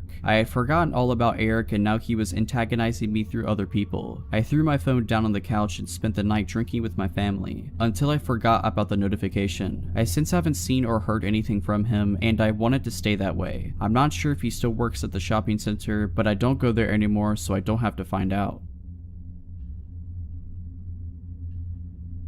So this was back in 2011. There were 4 girls living in the house, including myself. Parents' place and I would sublet rooms. First girl was a child friend who moved in to get away from an abusive ex. Second girl applied via online ad and was normal enough except for telling everyone her daughter was actually her niece. Party girl. Third girl was a run-of-the-mill insurance claim processor and quiet type who kept to herself and usually declined any invitation from the rest of us when going out or socializing. Quiet girl. So party girl and I buy tickets to go to a concert at out of town. Childhood friend can't get the time off of work and opts to stay behind, as does Quiet Girl, no surprise there. So Party Girl and I leave on our trip and spend the night dancing away. Meanwhile, childhood friend comes home from work to find Quiet Girl sitting in the shower screaming/crying with the bathroom door wide open. She asks if she's okay and calms her down. Quiet Girl says she wanted to make dinner for all of us, and Party Girl and I have ruined her cosmic plans. Childhood friend sees spoiled chicken breasts in the sink and thinks, oh, she just wanted to do something nice, and offers to go out to dinner together, as Party Girl and I will be back tomorrow night and we can all do dinner then. While at the all-you-can-eat Chinese food restaurant, childhood friend notices Quiet Girl is stuffing her purse with food. This is odd. She's not wrapping it in napkins, just shoving it in there. When they get home, Quiet Girl started talking all this crazy stuff that made no sense, and childhood friend gets a little nervous and goes to bed early, locks herself in her room, and nopes out for the night. When Party Girl and I get home the next afternoon, we notice a few things. Childhood friend is already at work, but Quiet Girl is sitting on the living room couch completely naked and has covered her body in the stuffed animals that belong to the rest of us. Rotten chicken is still in the sink and smells strongly of bleach and other chemicals. Knives are laying around it, pictures have been removed from the walls. I go to my room and see all the pictures of my dad have been piled up in the middle of my bed. I ask Quiet Girl about this and she explains I need to be reunited with my father. He died in 2003. Party Girl emerges from her room wondering why her underwear is piled up in the middle of her bed and several other possessions have gone missing. Quiet Girl says she needed them for the ritual and explains we can find what we are looking for in the backyard. We find the charred remains of our things in the smoldering fire pit. We are both angry at this point and demand she explain this behavior. This is where she goes full crazy and explains how our souls are all linked and only through death can our bonds be truly realized. She explains that her and my cat are one soul and that he has been telling her about all of our sins and bad behavior. Also that it's actually her cat. She then full on threatens to end our lives as soon as the last member, childhood friend, has arrived. I grab the largest knife I own while Party Girl and I barricade ourselves in my room in the basement. She calls childhood friend telling her not to come home as it isn't safe, and I call 911 as my life has been officially threatened by someone who has clearly lost her grip on all reality. Cops arrive within minutes and ask Quiet Girl her name. At this point she just starts screaming her first, middle, and last name repeatedly, over and over again, will not stop. My cat is trying to sneak out the front door and I ask one of the officers to grab him. She begins to scream that it is her cat and not to touch him. I am in tears and offer to retrieve his adoption papers. I am terrified and don't know what to do. Party Girl is hiding behind me. Then Quiet Girl loses her mind, jumps up and attacks the officers. It took 3 of them to pin her down and arrest her. Once she was removed, I wrote up a letter of eviction and we began bagging up her room. That's when we discovered that she was a schizophrenic who was offered schizophrenia medication. Her boyfriend came later that day to collect her things as I had called him to notify him of the situation and he was totally clueless. He accused the rest of us of running a drug ring party house and driving her insane. Not true at all. We changed the front and the back door locks that night and put new locks on each bedroom door as well. She later tried to serve me papers and sue me for wrongful imprisonment. Pretty sure the cops made that call, not me. Nothing ever came of it, obviously. I have not had a roommate I wasn't related to since. This happened about 2 years ago when I was 22. After work, I stopped at a local convenience store to buy beer. The cashier looked familiar, but it's a very small town, population of 6,000. He acted odd. I asked how he was doing to make small talk and he just stared at me. I instantly felt uncomfortable, so I only glanced at him a few times before I left. I arrived home 10 minutes later and decided to browse Facebook. I had a friend request. The guy looked familiar. He was a local, so I accepted him. A few hours later, I realized it was the cashier. He'd got my name off of my ID and added me not even 5 minutes after I left. I told my boyfriend, we agreed it was weird. A few days later, he came into my work. I asked my boss, she'd never seen him in there before. He grabbed milk and initiated small talk with me. I felt uncomfortable. He asked if I remembered him, told me his name and that we'd been good friends in high school. We never said 2 words to each other. I was trying to be polite, told him yes, I remembered. After a few minutes, my boss pulled me in the office. She was watching through the window and could tell I was uncomfortable. It was a small pharmacy and we were all close. He started coming in every few days. If I wasn't there, he'd ask for me. After a few weeks, my boss would pull me in the office whenever he'd walk in. All the managers were briefed and did the same. That was all they could do until something happened. Then he stopped coming in. We didn't see him for a few weeks. I was relieved and went about my business. I was allowed to carry my cell phone on the floor. My mom was very sick, so if she needed anything, the managers were fine with her calling me. I got a text from a random number shortly after. I asked who it was and they replied, replied, "You don't remember? You gave me this number. It's my stalker. I'll call him George." My heart started pounding. I sent a polite, short message back. After I work, I checked to see if my phone number was anywhere on my Facebook. It wasn't. George started messaging me daily, calling me babe. I was freaked out to say the least. My boyfriend was working out of town with limited cell reception, so I couldn't let him know what was going on. A few days later, I got a message from an old classmate I still talk to once in a while. "Hey, did George ever get a hold of you? He said there was an emergency and needed to contact you. Is everything alright?" I broke down crying, finally acknowledging that yes, I was being stalked. I didn't know if he was violent and he knew where I worked, so I sent him something like, "Hey, I just wanted to let you know that I have a boyfriend. I didn't want there to be a misunderstanding between us." That's when it got bad. He called me a liar, telling me he doesn't know why my ugly self would even think he was interested in me. "No man would be interested in your nasty self." I asked him to leave me alone. The insults got worse. I shut my phone off and tried to ignore him. A few hours later, after calming down, I turned it back on. The last message he sent read, "I know where you work. I know where your house is. I could kill you in your house. Try to call the cops on me. I'm in New York right now. Do it. They can't protect you." Obviously not as legible. I could tell he was mad and wrote it in haste. I called a friend and explained, showed her the text. She took me down to the police station where I showed them the text. I filed a report and later got a restraining order against him. Turns out he already had 2 other restraining orders from girls he'd done this to as well. My boyfriend came back a week later and I told him what happened and had to stop him from hunting him down. Last year, he tried getting my number from a friend over Facebook. She blocked him. I haven't seen or heard from him since, thankfully. There have been very few times in my life I've been that scared. For some context, I'm a 32-year-old female. This happened to me when I was about 25 or 26. I work full-time as a researcher at a university, which is where these encounters took place. I'm not a professor or anything, and because of my age at the time, I could have easily been mistaken for just another student wandering around campus. On some days, when the weather was nice, I would prefer to spend my lunch hour strolling around the university grounds outside, or sitting underneath a shady tree on a bench, enjoying the time I was not sitting in a cramped corner of a lab. On one of these days, I was sitting on a bench enjoying the fresh air, and a male student walking by asked if he could sit next to me. I'm a pretty shy and awkward kind of person, so even though I really would have preferred sitting alone, I said sure. He initiated simple conversation, to which I obliged, but being careful not to be too forthcoming. He mentioned he had seen which department building I came and went from, which slightly alarmed me, given I had never seen this person in my life. But I pushed the thought from my mind. After all, the weather had been decent lately, and I had nearly spent all of my lunch hours for the past week outside. He asked if I was studying within the mentioned department, to which I told him I was not a student, but rather I worked there. He told me he was an engineering student, and then followed up with asking me out to coffee sometime. I apologized and told him that I had a boyfriend and would have to decline. We parted ways after that, and I assumed I probably wouldn't see him around again. About a week or 2 went by, and I was spending another lunch hour outside on campus, sitting on a different bench somewhere, seemingly out of nowhere. The same man from before asked if he could sit next to me again. Admittedly, I don't remember what he started talking to me about at first. My mind was reeling and I was rather uncomfortable having to potentially turn this guy down a second time. Sure enough, he asked me again if we could go out for coffee sometime. I apologized and reminded him that I had a boyfriend and I would not be meeting him for coffee. And again, he left after that. I was feeling rather anxious now, but it still hadn't reached a level where I felt I had to be too concerned.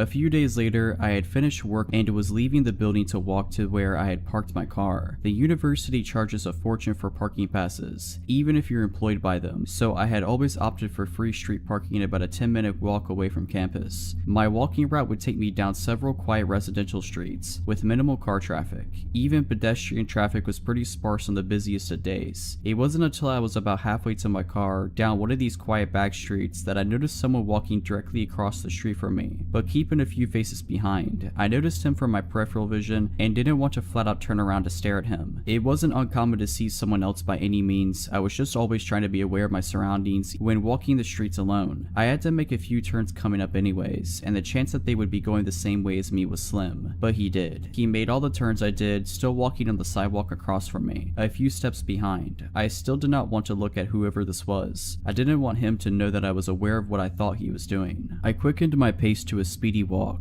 I was approaching the first of 2 busier streets before I would reach my car. His pace quickened to keep up with me. That was the moment I panicked, the moment I was sure that he was indeed following me. After that, I started a full-out jog to cross the first of the busier streets. He ran to keep up behind me and was now on the same side of the street I was. I was now nearly at my car. I had to cross the last busy street and get about 100 meters and I would be there. But it was crossing the street that worried me. I often had to stop and wait a good minute or so before it was clear enough to do so. If this were the case, he would catch up with me. As if the stars aligned, as soon as I made it running to the busy street, I had a gap to cross. I booked it as fast as I could, finally turning around once I had made it, to look and yell at the man who had been pursuing me. It was him. I could have suspected, but now it was confirmed. It was the engineering student whom I had turned down for coffee. "Stop following me." I yelled at him from across the busy street. "Can I just talk to you?" he yelled back. I didn't even answer him. I mean, the answer should have been obvious from the start, and I was certainly never going to give my time to anyone who had just followed and then chased me for about 1 kilometer. I keep moving quickly to my car, so determined to get out of there that I didn't even care if he saw which car was mine. He had given up following me and never tried to cross the road to my relief. I got home and broke down. I was shook. I had some anxieties walking to and from work after that. It wasn't long before a coworker and I would walk most of the distance back to our cars together after work. I even changed where I started parking for a time. A few weeks had passed since the incident, and I had not seen him around campus at all. I had started spending my lunches in the lab instead of outside, but occasionally I would go to the student center to buy lunch instead. This one particular day, the food court in the student center was packed, almost shoulder to shoulder. I was standing in line at a burger stall,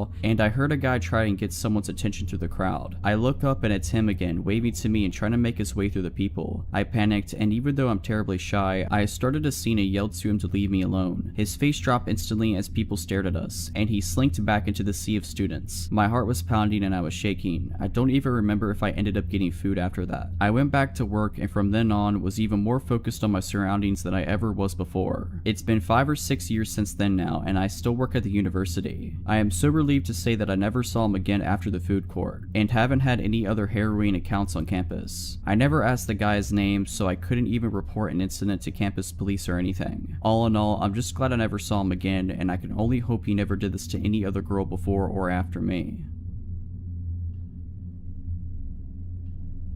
When I was in my early 20s, I moved to Southern California with my aunt. Once I had a job established and steady income, I found an apartment that was super affordable at $350 a month, plus utilities, the first red flag because California is not cheap. The other residents in the apartment was a 45-year-old male named Zach and a 45-year-old female named Tina. They weren't a couple. Tina was a little difficult to deal with, very OCD on a lot of things, and we mostly avoided each other. But this story is about Zach and his friend Mike, also 45 years old. Mike and Zach were childhood friends, and Mike lived in the same apartment complex as us, so he was over a lot. Every time I would come home from work, they would be polishing off a handle of vodka and then would go out. I wasn't super comfortable in the living situation, but it was cheap, and I was in school, and I tried to make the best of it. I got along with Zach for the most part if it was just him around, but Mike was just a time bomb. Here are just a few instances that just gradually got worse over time. The first incident. Zach invited me out with Mike and another friend of theirs out to a local bar a couple miles away. I was comfortable around Zach and I got into the passenger side of the truck. I didn't have any negative interactions with anyone until this point. Mike went ballistic in our complex parking lot about how I was selfish and had no business in the front seat because I wasn't Zach's girlfriend, etc. It was weird because a man the same age as my dad was throwing a tantrum over the passenger seat, so I just got out and went back to my apartment. My first rent check bounced. I apologized to Zach and discovered that my checks had misprinted the account number. I paid in cash and paid off the bounce check fee and thought all was okay, until I got home one evening and Mike was over as normal, but starts interrogating me on why I couldn't pay my rent. I was only 22 at the time and didn't really want issues, so I was just like, hey, I apologized and took care of it. Even though Mike didn't live in the apartment, he would not let this go. He would just scream at me saying I was lazy, that I should be evicted, and on and on. It's also important to note that Mike and Zach both had 2 DUIs.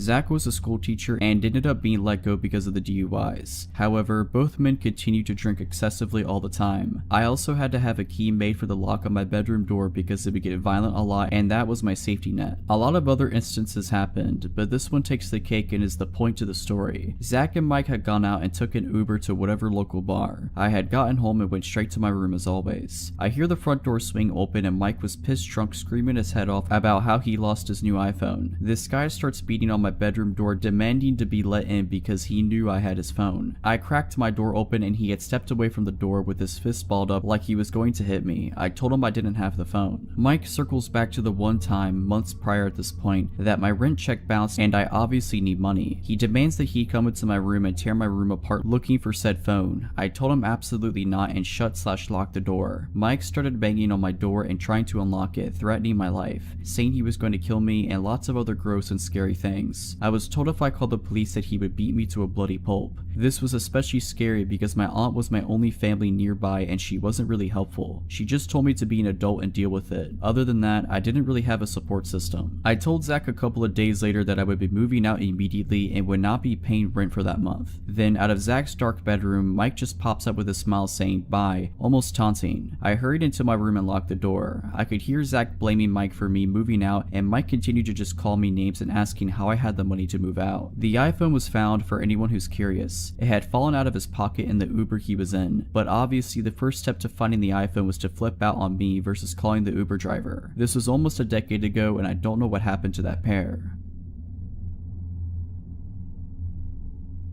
About 2 years ago, I worked at a movie store inside a mall. I was 20 at the time. This guy was over 6 foot, late 40s, very hefty, and always had this weird zombified expression on his face. He came in about once a week. One of my coworkers had even warned me about him, how he was a little off, but I still treated him with as much respect as I did everyone else. One day, he came in and we talked for a bit, but it got a little awkward and I kept trying to end the conversation and look busy by tagging items behind the counter. He stood there in silence, watching me for about 20 minutes and finally left. A few days later, he comes back in and walks up to me, holding a large container. He says, "I made 4 pounds of enchiladas at home today, just for you. I remembered you like Mexican food." I don't remember at all telling him that I liked it, but I do know that I went to the Mexican restaurant across the way every lunch break. I just politely accepted it and put it in the back office. Another few days later, he came back in and had a drawing for me of a dragon. Now, I love dragons, but I never told him that. This drawing looked like it took hours to make, and at this point I was a little freaked out. I had him leave it on the counter so I could just throw it away later. Later on, I was given about a week vacation. During that week, I had cut my hair about 12 inches. The day I came back, I got a shift with my manager. I told her all about the guy and immediately she was weirded out for me. A few minutes later, I see the dude walking around in the mall. He was going towards the exit and didn't look at me once. My manager tells me to go back to the office. I go and wait until she comes to get to me, and when she does, she tells me I need to make a report to mall security immediately. Apparently when I ran back there, he turned around to come in and walked all throughout the store. When she asked him if he needed help with something, he said, "I can't believe she cut her hair," and briskly walked out. I go to the mall security office to make a report, and we went through all the videos from the cameras of when the guy came to visit me, but there was one video that really stood out. The video shows him pull into the parking lot of the mall, and about 3 minutes later I arrive.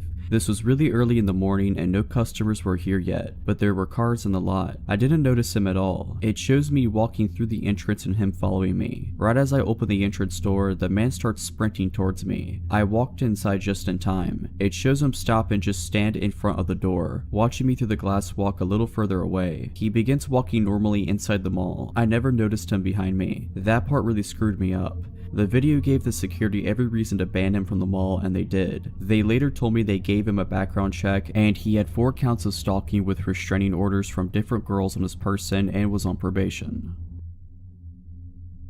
When I was like 13 years old, probably close to 12 years ago, I went trick-or-treating with some friends from school. We were the type to bring pillowcases and get as much as we could, then wait at the end of the night. We've been all over the neighborhood. We lived in a suburban area, but we were quick. We were able to get most of the houses before lights started turning off, and we all had a hefty turnout of candy. Trick-or-treating was starting to calm down by this point. The time must have been around 9:30 or 10 maybe. There was this one house with the lights off, but we still walked up anyway because there were a couple couple cars parked outside. We rang the doorbell and nothing, so we rang a few times, still nothing. I'm not defending what we did at all, we were seriously stupid kids back then. One of us starts banging on the door and talking bad like, we're gonna egg your house and so on. Right after that, this man jumps out of the door and basically slams it open. We all jump back startled. It was pitch black inside his house. Where were the other people? There were 2 cars right in front of his house. He had to be late 20s or early 30s with a scruffy beard, wearing a white beater and black zip-up hoodie, and had this look of total rage in his eyes. He comes out with this huge dog on a leash that starts barking, growling, and showing his teeth in our face. I couldn't really make it out at the time, but it appeared as though he had a knife in his other hand as well. We're terrified because we didn't expect this. He just busts out the front door and starts chasing us down, and we start sprinting away in total fear. He's screaming things like, I'm gonna kill you, and you shouldn't have screwed with me, or better hope my dog doesn't catch you, or get back over here. He ran after us for probably 10ish minutes. The whole time he was just frantically waving his arm with a knife, shouting mostly incoherently with his dog by his side on that leash. It was horrifying. We got away thankfully, somehow managed to lose him after running for a while, but I can't imagine what would have happened if we stayed there for any longer. I'd probably be chow for his dog, but thankfully we were all pretty healthy kids so we could outrun him. I'm honestly surprised that nobody else was really around to see this maniac chasing us in the middle of the streets. I knew it was later at night, but still. We had to beeline back to my place looking over our shoulders the whole time because we didn't notice when we lost him and we didn't see him walk back towards his house. He was just gone after we turned a few corners. Now, I understand it would be frustrating for some kids to be at your door being annoying like that, but what gets me is that the reaction from this guy didn't really seem appropriate. I would have just opened the door and told the kids to screw off or threatened to call the cops or something like that. We went back to my parents' house and played Smash Bros on the Wii all night and ate a bunch of candy. We managed to hold onto our pillowcases of candy the whole way home. My friends started crying after we got back. We locked all the doors and windows obviously. We were pretty sure he wasn't around when we went into my house, so it seemed safe.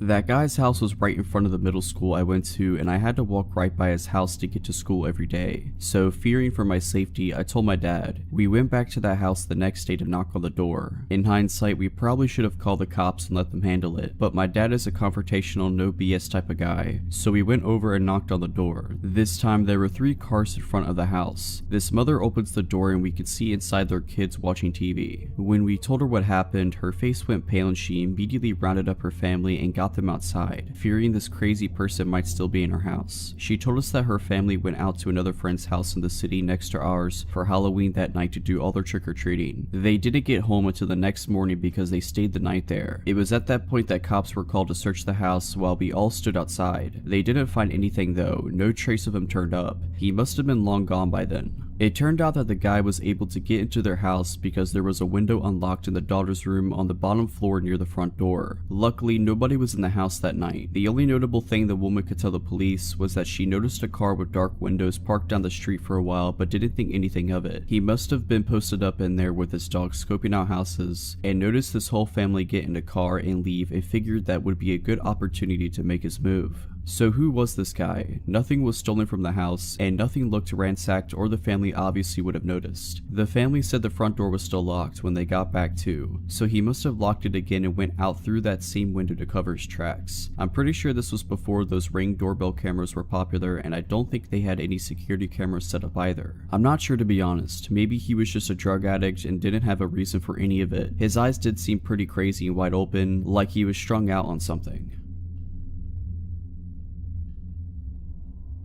This happened to me a few years back. I was living on my own in the city and was unemployed at the time, usually out looking for work and trying to stay busy. One early afternoon, I was heading back to my neighborhood after running some errands downtown and boarded a tram that would take me almost all the way home. There was a park that I would have to cross between the stop and my home, but crossing it would only take a few minutes. So I boarded the tram, which was mostly empty. Besides me, there was one younger man in the second carriage, and the driver up front in the first. I find an empty two-seater. The rows are quite narrow, but I'm comfortable. I put my earbuds in and look out the window as we start moving out of downtown and towards home. We pass a couple of stops and don't pick up any new passengers. There had probably been a tram right in front of us who took all the people, so it was particularly empty compared to normal. At the third stop, the doors behind me open, but I don't pay much attention until a stocky man, average height, probably in his 50s, with neat, short hair and inconspicuous clothes suddenly sits down on the next seat next to me. The rows are very narrow, though. This guy is basically trapping me. I can't get past him without his cooperation. He greets me with a huge smile and says hi as he sits down. On this particular day, being down about not finding work and it being broad daylight, I decide I do not want to play along. I just want to listen to my music and I don't like this man's vibe. I tell him I'm not in the mood to talk and he needs to go sit somewhere else. Wrong answer. That man goes from 0 to 100 in 0.2 seconds and his face contorts with rage as he starts yelling at me from the top of his lungs. I wish there was an exaggeration, but unfortunately it isn't. He was loud. You are a terrible person. You don't clean yourself. You stink of sweat. I didn't, he did. He goes on and on about what an abomination of a person I am, and I have sort of a freeze reaction. Inside I am getting very scared. I start looking for a way out, but I'm trapped. I look over to the young man, hoping he will come to my rescue. I can tell he's hoping to stay out of it, but after I've been screamed at for maybe 2 whole minutes, he finally says meekly, "You better calm down," which of course doesn't help. So he just gives up and goes back to whatever he was doing, probably looking at his phone. I am hoping that the driver might react as he has a clear view to the back of the tram and there's no way he's not hearing what's going on, but again, nothing. The stocky man, maybe frustrated that I'm not reacting to his insults, escalates the abuse and starts screaming that he's going to kill me. At this point, I have to do something and unconsciously probably decide that the only way is through. I'm so done with the situation, so before I even realize what I'm doing, I just get up and push past him. It's all survival instinct. Scared that he's going to follow me, I move quickly towards the front of the tram. He gets up and follows me, all red-faced, shouting how he knows where I live and that I need to clean myself behind my ears, that I stink and that he's going to kill me. Again, the driver does nothing. As we pull up to the next stop, which is the stop before mine, I wait until the very last minute before I ask the driver to let me out the front door, which he does. I slip out quickly in hope of escaping without being followed. I don't dare taking the time to look over my shoulder. I just hurry down the steps and away from the stop.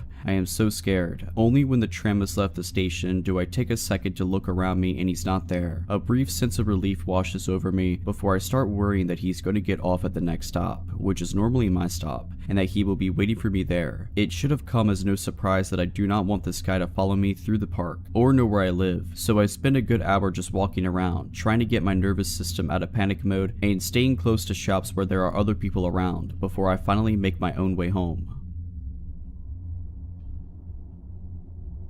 This happened when I was 21 years old, and I am fully aware I made a lot of poor decisions in my younger days. I am very lucky to have survived, and here's one of my stories. I have just met with a cousin at the mall I hadn't seen in a long time. At this point, I had been living in South America for about a year and had started feeling overly confident. I have been told many times about the dangers of taking a taxi from the street. Some people always take them and some people never do. It's obviously never worth the risk, but I look obviously foreign and I should have known better. My cousin says, "I always take street taxis, I'll find us a good cheap one." This was my first time ever taking a street taxi. She finds one and waves me over. Looking back, I am flabbergasted as to how I got into an all-black car. Again, these cars could just be normal taxis, they exist, but it's even more riskier than taking the yellow ones. The first red flag was how silent he is. After chatting away for some time, we realized it was taking far too long. I could see the smile in my cousin's eyes fade as we both realized at the same time that we are nowhere near home. She asks him, "Where are we going?" and he mumbles under his breath, not really saying anything. We both know at the same time that something is very wrong. I remember vaguely thinking we had just went into a circle and wondering why he'd waited so long to rob us. It had to have been over 30 minutes. He finally gets off a highway and stops the car just past the ramp, and we are on a very quiet street. He opens his dashboard and pulls out a gun. I'm terrified to say the least. In that moment, all you think about is surviving. A car drives by and he yells, "Don't turn your head." He then tells us to give him everything we have. I take off my backpack and even my jacket out of panic. He orders us to hand over our phones, which we oblige. He then says, "I will let you go, but if you turn around to look at my license plate, I will come and kill you." He lets us out of the car and we run for it, but we are in a very, very bad area. I'm dressed inappropriately for the area, especially after handing over my jacket. A foreigner wouldn't dare come here. Everyone on the streets was staring at me up and down, and one man yells, "Aren't you going to get cold?" I try to cover myself with my hands as I felt so unsafe. We ask a couple of people to try and contact for help, but what do you know, they have no more minutes on their phone. In South America, it can be very dangerous and very poor. We find no police, but we do find security patrol people. They take us back to their office to contact the police, only for them to tell us we have no data and the phones are broken. So my cousin and I keep walking. It's the middle of the night and we are again in some obscure area. An hour must have passed by now. Then we see a police car and we are running for it. We tell them we had just been robbed and they ask, "Did you get a license plate number?" I reply, "No." The police officers shrug and say, "He's probably at the club now celebrating celebrating all the money he made and proceeded to laugh. I then asked to use their phone to have someone come pick us up, to which he says, "Hurry up, I don't have much data." We get home, but I find out that the person who robbed us used my cousin's phone to contact her family. Luckily, she was already with her parents at the time when they called, but there was a woman in the background crying hysterically, faking to be my cousin, and they were trying to get a ransom from her parents. He was never found and nothing was done. I wonder what would have happened if it had just been one of us, and I am grateful that nothing more sinister happened. A week later, my friend and I are ordering a taxi, the safe way of course. While we are waiting, a similar black car pulls up next to us, asking if we need a taxi. We immediately say no. As he drives off, I turn to look at his car, and what do you know, he has no license plate in broad daylight. I'm not insinuating it was the same person. Of course it wasn't. There are over 10 million people in the city. My point is that it happens a lot in South America, and never to get too comfortable. This experience made me realize what it's really like to live in a developing country, even if you have money and stay in good areas. You always need to be high alert, and no one is immune to the constant fear of, will I be robbed today?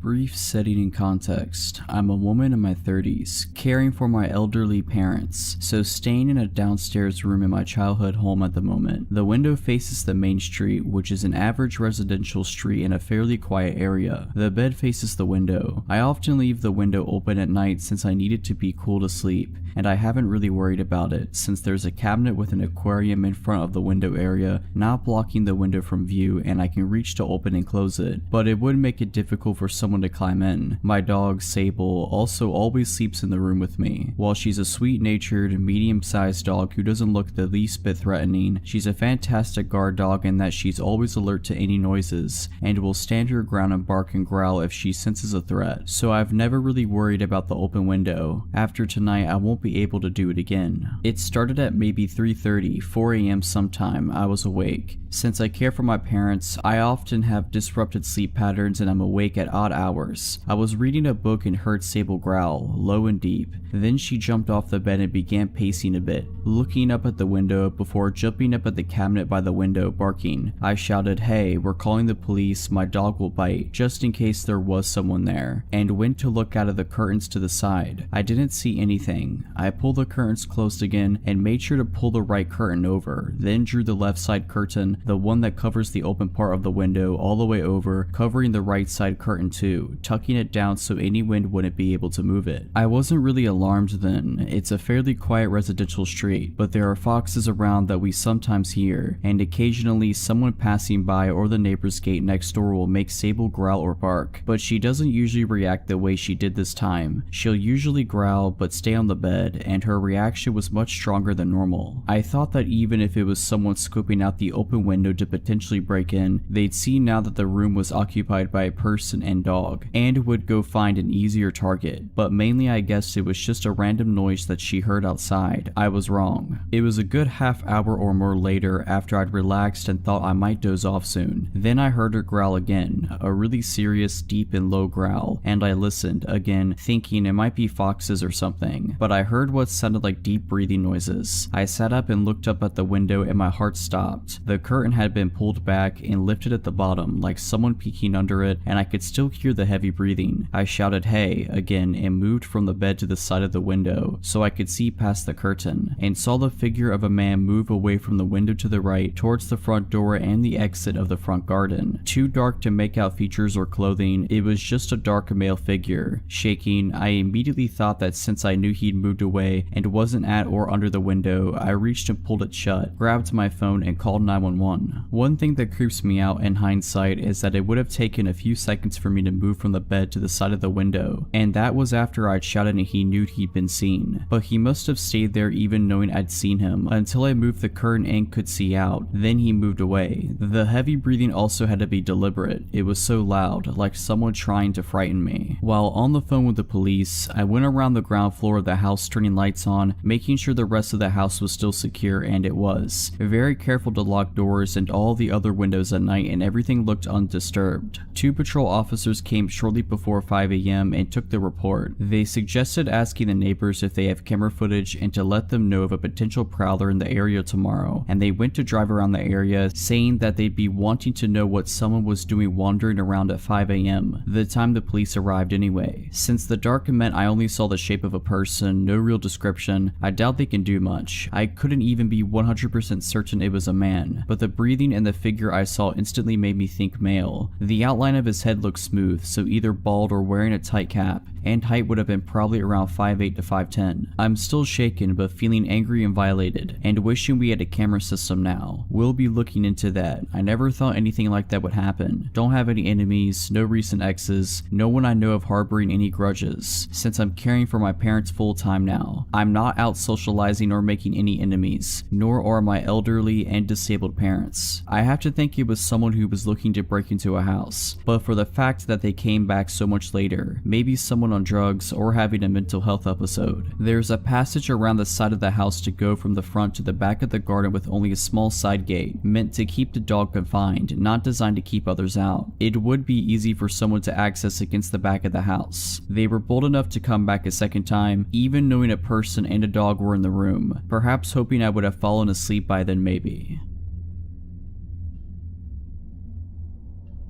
This happened a few weeks ago. I work at a gas station and have years of experience in a previous one, so getting this job was a piece of cake. Only this was different as it was lone working 8-hour shifts entirely by yourself. These shifts included night as well. So my shift started early afternoon. About maybe half an hour into my shift, this guy walks in. I've seen him before as he entered the shop the day before and randomly asked me if I had any shopping bags to spare. The guy was giving me some uncomfortable vibes, but luckily someone else was working with me that day for a short while, so I asked them to deal with that guy. My colleague said we don't have anything to spare you and told him bye. The guy leaves. The next day the same guy walks in and I thought, what does he want now? He walks up to the desk and starts chatting to me. He was asking me some advice about his living situation as he told me he used to be homeless. Since to me it's not really my place to give advice, I just shrugged and told him to just sleep on it and think about things. He then left. He didn't enter the store to buy anything at all, just a chat, but thinking back I remember that he asked what time I got off and stupidly told him 11 o'clock tonight. I went on with my shift as usual up until about 9:30 p.m. as the same guy returns, but with another guy who may I say looked dodgy, all dressed in black and hood up. The guy who entered the shop previously pokes his head into the door and asked if I do phone top-ups. We do, but something in my gut was telling me to make him leave now, so I lied and told him we do not. So the guy and his dodgy friend hang outside the store for a bit while I was serving customers, then until the shop seemed quiet again, they both entered the store and looked all around the shop. I noticed the dodgy guy kept his hands in his pockets the whole time, and then a thought struck me. I might be getting robbed tonight, so I took some deep breaths and tried to keep calm and just thought of my training I repeated in my head. I thought to myself that I should just stand and be ready with one hand under the desk hovering over the panic button. I thought to myself the minute they pull a weapon out on me is when to hit the button as its silent alarm, and just pray the police arrive on time. Well, they just ended up buying a bottle of water, as of course I did notice there was someone still outside in their car. I felt a huge sigh of relief thinking they just wanted water, or they decided not to rob me because there's another person outside. They both leave the store but again hang around outside, right by the door. Then I see the car drive away and I thought to myself, I don't want these guys in the store again, not while I'm completely alone. So I flip the switch that automatically locks the main door. Half an hour passes, I had no customers and still the two guys are still hanging around outside. I called my boss to tell him what's going on and to give him a heads up that at some point I'm going to have to call the police and have them move them along as it's making me very anxious. Then another guy shows up and joins the guys all dressed in black and wearing those COVID masks. He also hands his friend's mask too, then he makes his way around the back of the store. Then I realized the back door, the one I go out from to smoke. I ran to the back door, slammed it shut and locked it. At this point I was scared for my life, as these guys stack around the place to which felt like an hour and a half. I hid in the office watching the cameras. I picked up the phone and dialed the non-emergency number for the police. At this point I was really freaking out. The next thing I hear is my cell phone ringing as a colleague calls me to check in on me. I told him what's happening when I came out the office to take a peek, and of course those guys were right up to the window knocking to grab my attention, and they saw me with two phones to my ears. They saw me, I said to my colleague on the phone. Then I came up with an idea. I put the phone I had making a call to the police down and kept my colleague on the phone. I said, listen, I'm going to see what they want, stay on the phone. I'm going to put you on speaker. reminder, stay quiet, don't say a word, just listen. If you hear me say, the till is slow, you hang up and call the police. That's me telling you I'm in danger. So I put him on speaker and hide my phone in my bra. I head to the window. What's up guys, can I help you? Guy, why is the door locked? That's because we're in night mode right now. Doors are locked but I can surf through the hatch. What can I get you? They just look at each other and whisper amongst themselves. Guy, we'll just take some smokes and a lighter. Sure, one moment. I grab what they ask and they push a $20 note through. I grab the $20 and of course check it. Then I rang them up, but as I had their change ready, I saw one hand through the hatch. I dropped their change into that hand, avoiding contact. Okay, thanks. I stared them down and they left. I demanded that my shifts are to be changed to morning shifts after that night or I'm quitting.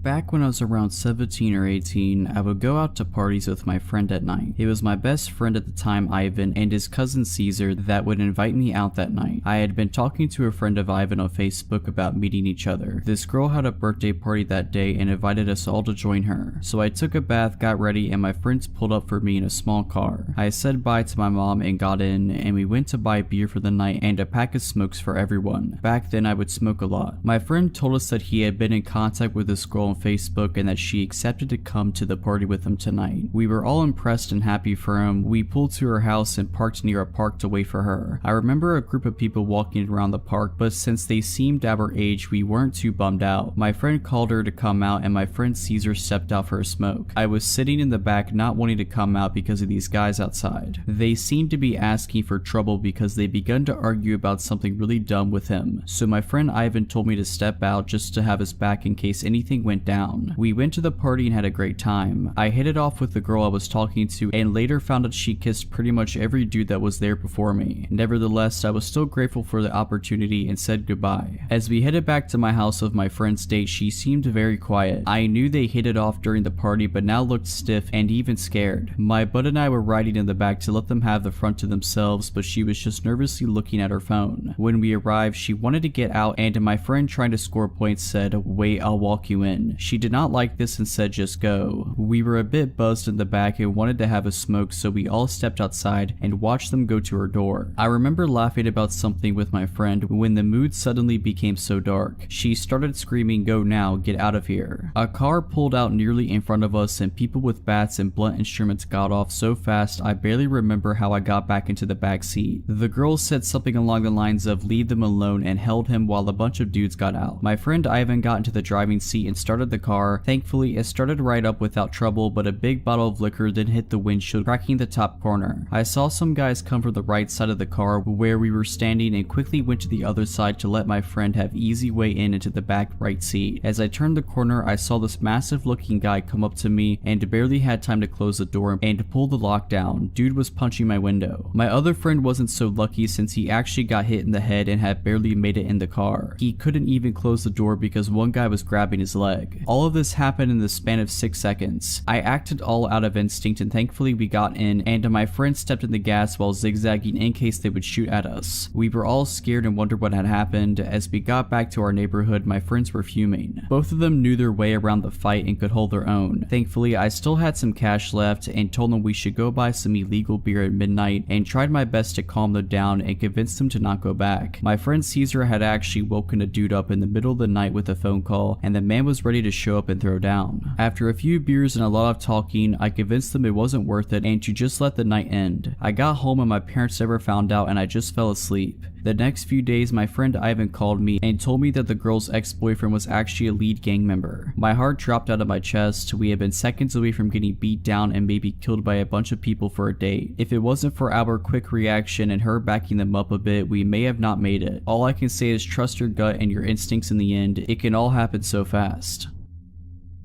Many years ago, before kids, rescue animals, a mortgage, and a husband, I was a travel writer in Europe. I did most of my trips alone. This story is about the first time I visited Prague. I had never been to Prague and the trip was last minute, so I had little time to prepare. My travel partner had dumped me in another country and I was determined to make the best out of my trip by visiting a place I'd never been. Upon arrival at the train station, I visited the accommodation office and asked for a hostel not far from the center. In my early 20s, winging it was part of the fun. These days, I'm far less adventurous. The hostel they sent me to was a sprawling, crumbling, slate gray, art decoration building on a nondescript street about a 10-minute walk to Stair Mesto. The inside was probably beautiful at one time, but by the time I checked in, it was full of shabby, mismatched furniture and cheap stained carpet. Most of the light fixtures were broken, leaving everything but the lobby dark and gloomy. It smelled of standing water and dust. I found my room, a double for $12 per night, and made note of the fact that I had a roommate. She wasn't there, but on her side of the room there was a suitcase, dressed neatly folded across the back of a plastic chair, a scattering of makeup containers on the beat-up desk, and a stack of German fashion magazines on the bed. As I had no plans or goals on this impromptu trip, so I spent the afternoon exploring Old Town Square, the Jewish Quarter, and Wenceslas Square. I purchased some Czech crystal for my mom and painted eggs from a street vendor for myself. I also made reservations for a sunset dinner cruise for one. At around 6 p.m. I returned to my room to shower, change clothes, and unload my purchases. When I left my room about an hour later, there was no indication that my roommate had returned at any point during the day. After the cruise, I stopped at a tiny bar in Tinska and had a glass of wine. It was nearly midnight when I returned to my hostel, so I was surprised to find that my roommate still hadn't returned. That wasn't uncommon though. Backpackers are a fickle lot. She could have gone on a short overnight trip and just left her stuff behind, hooked up with someone and was holed up at their place, or hanging out at another hostel, so I was surprised but not concerned. I took another shower before bed, however, and was surprised to find that things in the room had changed up in my return. Her bed was neatly turned down, the magazines had moved to the nightstand, and the dress was gone. The strangest thing though was the addition of a pink silky nightgown spread across the bed, my bed. Maybe she thought she still had the room to herself. I didn't see how. My shopping bags, clothes, and toiletries were in plain view. I gently moved the nightgown over to her bed and then settled in for the night as I wrote in my journal. I assumed she was in the shower or somewhere nearby, so I expected her to return shortly. After about an hour though, her side was still empty. I needed to use the restroom before I went to sleep, so I made one last trip down the hall. The building was unusually quiet. There weren't the regular sounds of chatty backpackers, the clinking of glasses, or music that would normally leak through the walls. There was nothing. It was hushed like a church after the congregation has left. I found myself practically tiptoeing back. My room was near the end of the hall and I couldn't shake the feeling that the corridor was darker than before. The few working lights were blinking as they struggled to stay lit, and it reminded me of a funhouse. A tightness began to fill my stomach and I subconsciously quickened my steps. There wasn't a soul behind me yet. I kept glancing back over shoulder, convinced I'd see someone gaining momentum on me. The only sound was the soft thud of my flip-flops as they struck my soles. I was flooded with relief as I flung open my door, but it didn't last long. Everything was exactly as it left it, except for the silky nightgown which was now back on my bed. Sleep came in fits and starts. I left the lamp on for a while, still convinced my roommate would be right back, but the shadows it cast made the room even spookier. It was too dark with the light off. I'd finally slipped into a deep sleep when I suddenly heard the door open. A man stood in the darkened doorway, the hall light behind him showing just enough for me to see his contorted face. "I didn't mean to," he sobbed. "You have to help me." Too confused and disoriented to be scared, I sat up, scrubbed at my eyes, and reached for the lamp switch. But once the room was light, I saw that the door was closed. There was no man. I quickly bounded off the bed and went for the door. It was locked. Nobody could have entered without a key, and the hallway empty. I passed the rest of the night fully clothed, sitting up in my bed, and with the light on. Though I'd pay for 2 more nights, at 7 a.m. I gathered all of my stuff and went down to the reception desk to check out. "By the way," I said to the 20-something receptionist, "my roommate never returned. I'm a little concerned." She picked up the room key, looked at it hard, frowned, and then glanced at her computer. "What room were you in again?" When I repeated it to her, she looked back at her screen. "Ma'am, that room's been empty for 3 weeks and it's been cleaned since. We only have 6 people in the whole building. The hostel has since been renovated and is now a luxury hotel."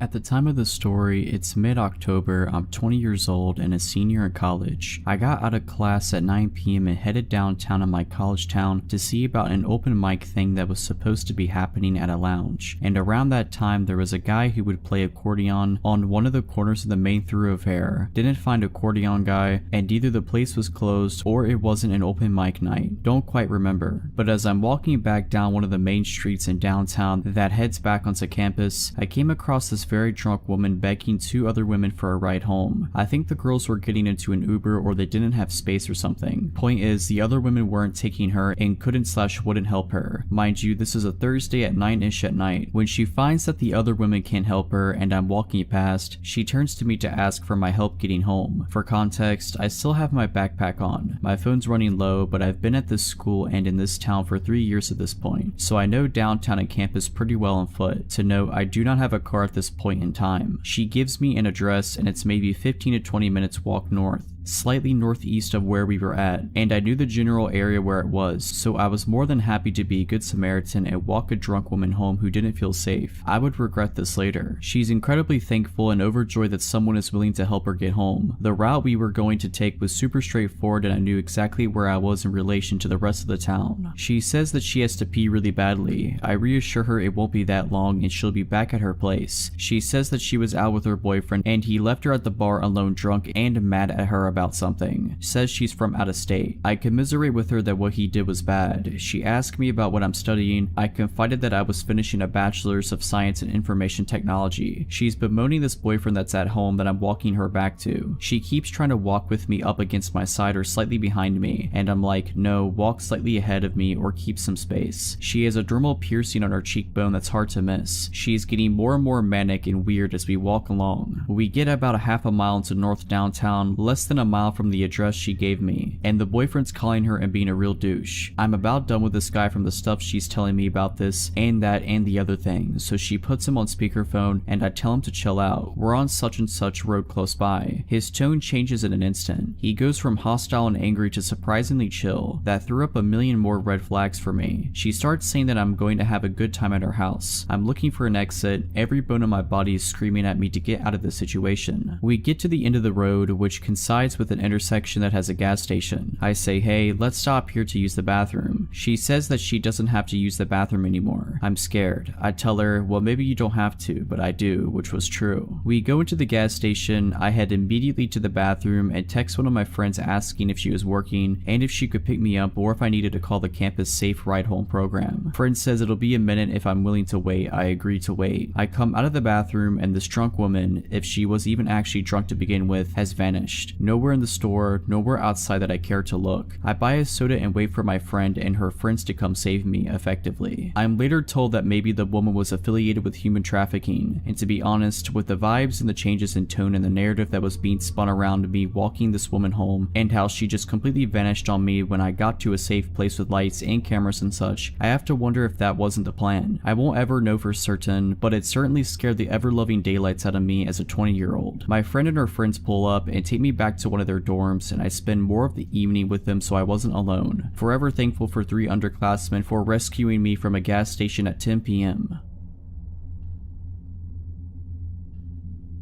Last year I was on vacation in southern Europe with a large group of friends. We have been there for a while and always took an Uber from our rented house to the city, which had very nice bars and clubs. The thing with Uber is, it allows very cheap and flexible transport, but it also opened the door to a lot of creeps. I've had Uber drivers who are super cool, but also extremely drugged up road ragers who drive like maniacs and think they're impressive. But the guy we had that day was by far the worst. It is late evening and Uber picks us up and drives me, 27-year-old male, another one, 25-year-old female, and 24-year-old female, to the desired old town where we plan to go clubbing and drink. While driving, the driver constantly looks at the 2 women in the back seat via the mirror. They only told me this afterwards. He kept starting conversations, but basically only addressed the girls who left answering to the guys, who gave short, non-detailed answers, basically signaling that we, 1, don't want to talk, and 2, don't think he needs to know our plans. To us, he seemed way too pushy, and he wasn't really that big on hygiene. Meanwhile, we can't wait to arrive at our destination and get out of this uncomfortable but not super horrible situation. But that stuff did not feel this great when this guy didn't stop on the road, but instead pulled into a parking spot. He started fumbling with his phone and we were like, alright, weird, but let's get out, and left the car. To our surprise, the guy then turned the car off and got out as well. We saw that red flag and just started walking away towards the bar area of the town without saying a word. Cars can't enter the old town. After 400 feet, once we reached the gates, we stopped because this was the meeting spot for the other half of our group, who took a separate Uber, and found out that this guy was following us and stopped as well. You know the classic circle people form while talking, where one guy's just kinda standing next to it because people don't let him in? Yeah, we did that. We started making conversation about how long the others will take to get here, where they are right now, etc. And this guy keeps throwing in comments like he is a part of the group. Oh cool, even more people. This must be a great evening. Then we texted our friends at a group chat that we are changing their meeting place to this bar, because the Uber driver is following us around and we want to lose him. So one of us started leading the group at a quick pace through the streets. They are very small, lots of people, high old town buildings all around them. We make turns at every corner trying to lose the guy, but he follows. Finally, we reached a big plaza where there were hundreds of people closely together, basically queuing to enter the narrow street up ahead. We pushed through like rude douchebags and successfully lost the guy. Finally, we could head straight to the bar after our detour and linked up with the other part of our group. 2 hours pass, life is all good. We decide to head to another bar a bit further away because the drinks and prices kinda sucked in this one. We had 2 drinks in that bar, and guess who walks through the door and stands next to the table? That guy. Hey guys, he says. At this point, a friend, 28-year-old male, who is good at communicating and frankly quite big, tells the guy that we want to keep to ourselves and have no interest in hanging out with him. Please leave us alone. Fortunately, the guy says it is no problem and leaves. Unfortunately, at around 3 a.m., while dancing in the crowd at a club, the same guy announced his presence by tenderly pressing his body against the back of one of the girls who he has been staring at through the mirror in the car. The girl's boyfriend recognizes the guy, gets angry, grabs him by the collar, and essentially tells him that if he keeps following us, he will get beaten up. A bouncer sees this and approaches them. I start talking to the bouncer, who is super annoyed by anyone intervening at first, but after hearing how this guy stalked us from this car to this club, he just asks the Uber guy a few questions, then proceeds to throw him out. We stayed a bit longer than we wanted, in hopes of him not waiting for us. After that, we reported the guy for being a creep in the app and called another Uber, which thankfully wasn't him. If you're liking this video, all I ask is that you make sure to subscribe to my channel and like this video. Thank you. 2 years ago, I moved to the UK for university, as I always wanted to go there and get away from my parents, as the situation at home was beginning to become too bad for me. In first year at uni, I moved into a student accommodation and met some really great people. It was a good year without meeting my boyfriend, who I'm still with, and just enjoying my time away from my family and discovering what independence really meant. Anyhow, as second year came by, I decided with some friends to move into a house rented by student accommodations, but at least we had our own house and weren't restricted as much with noise and parties as living in a small shared flat like in first year. No, I had a ground floor room and my window gave into a very small backyard in which I would go smoke every day, as I am a smoker, and in which there would be a very thin wooden door giving into the other side of the street where you would put your bins and broken chairs, blah blah. The door could only be closed and locked from inside the backyard, but since it was an old door, we had to attach some strings to keep it closed for good. I had neighbors on each side of the house, so we were surrounded by families and some other student accommodations. The neighbors on the right of us were 5 boys who looked way over the age of being in university. They were strange, so to say. I met one of them outside of our house one day because of a police intervention due to one of his flatmates attacking him and the others with a kitchen knife and burning their kitchen down. I heard some screams, and so I went outside with my flatmates and saw one of them having cuts everywhere on his arm and a wound on his head inflicted by a kitchen knife. Me and my flatmates didn't know what to do, so we offered him our help to clean himself and gave him an old t-shirt to change out of his clothes. We then saw the guy who hurt these flatmates being escorted out by the police and into a van and driven off to be arrested. I don't know anything more about the story. The police didn't really tell us anything else. Anyway, the guy who we helped was quite weird. He said a lot of BS and kept trying to grab me and flirt with me, but we just wanted to make sure he was okay as we didn't know him. Then after some time had passed, I would go to uni and come back home and see him quite often in the street and just never said a word to him again. But one day he came up to me in the street while I went to the corner shop and started talking to me weirdly, and I didn't feel comfortable at all with that for some reason, so I just didn't respond to him. He then just said, "Oh, that's okay. I'll just wait in front of your house then and we can talk further." No need to say I was creeped out and just thought he was joking. So I bought my drink at the shop and headed back to my street, and as I turned into the street where my house was, I saw him with his flatmate sitting on my doorstep and waiting for me. So I went back to the corner shop and called my only guy flatmate to ask him to open the door and tell the guys to go away, but obviously he wasn't home and no one else was there either. So I literally just waited it out until they left about an hour later, and then sprinted back home and locked the front door. Note, my front door had a glass panel on it where you would be able to kind of make out who was standing in front of it. After this already pretty scary encounter, I just tried to avoid the guy and mostly succeeded for a while. But then one day, as I went smoking in the backyard, I noticed that the wooden door, which is always closed, was open, and the strings that were put there to keep it closed were cut off. For whatever reason, I didn't think anything of it and just closed the door again and put a new string on it, thinking it was one of my flatmates who took the bins out and just didn't tie it back. The weird neighbors would very often scream and yell and fight in their house, and it would take me and my flatmates up in the middle of the night, but we kinda just got used to it after a while. But one evening, my boyfriend slept over like he usually did, and he, who usually never ever wakes up because of a noise, woke up in the middle of the night because of a bang and some whispering. I was sound asleep, so he very silently woke me up,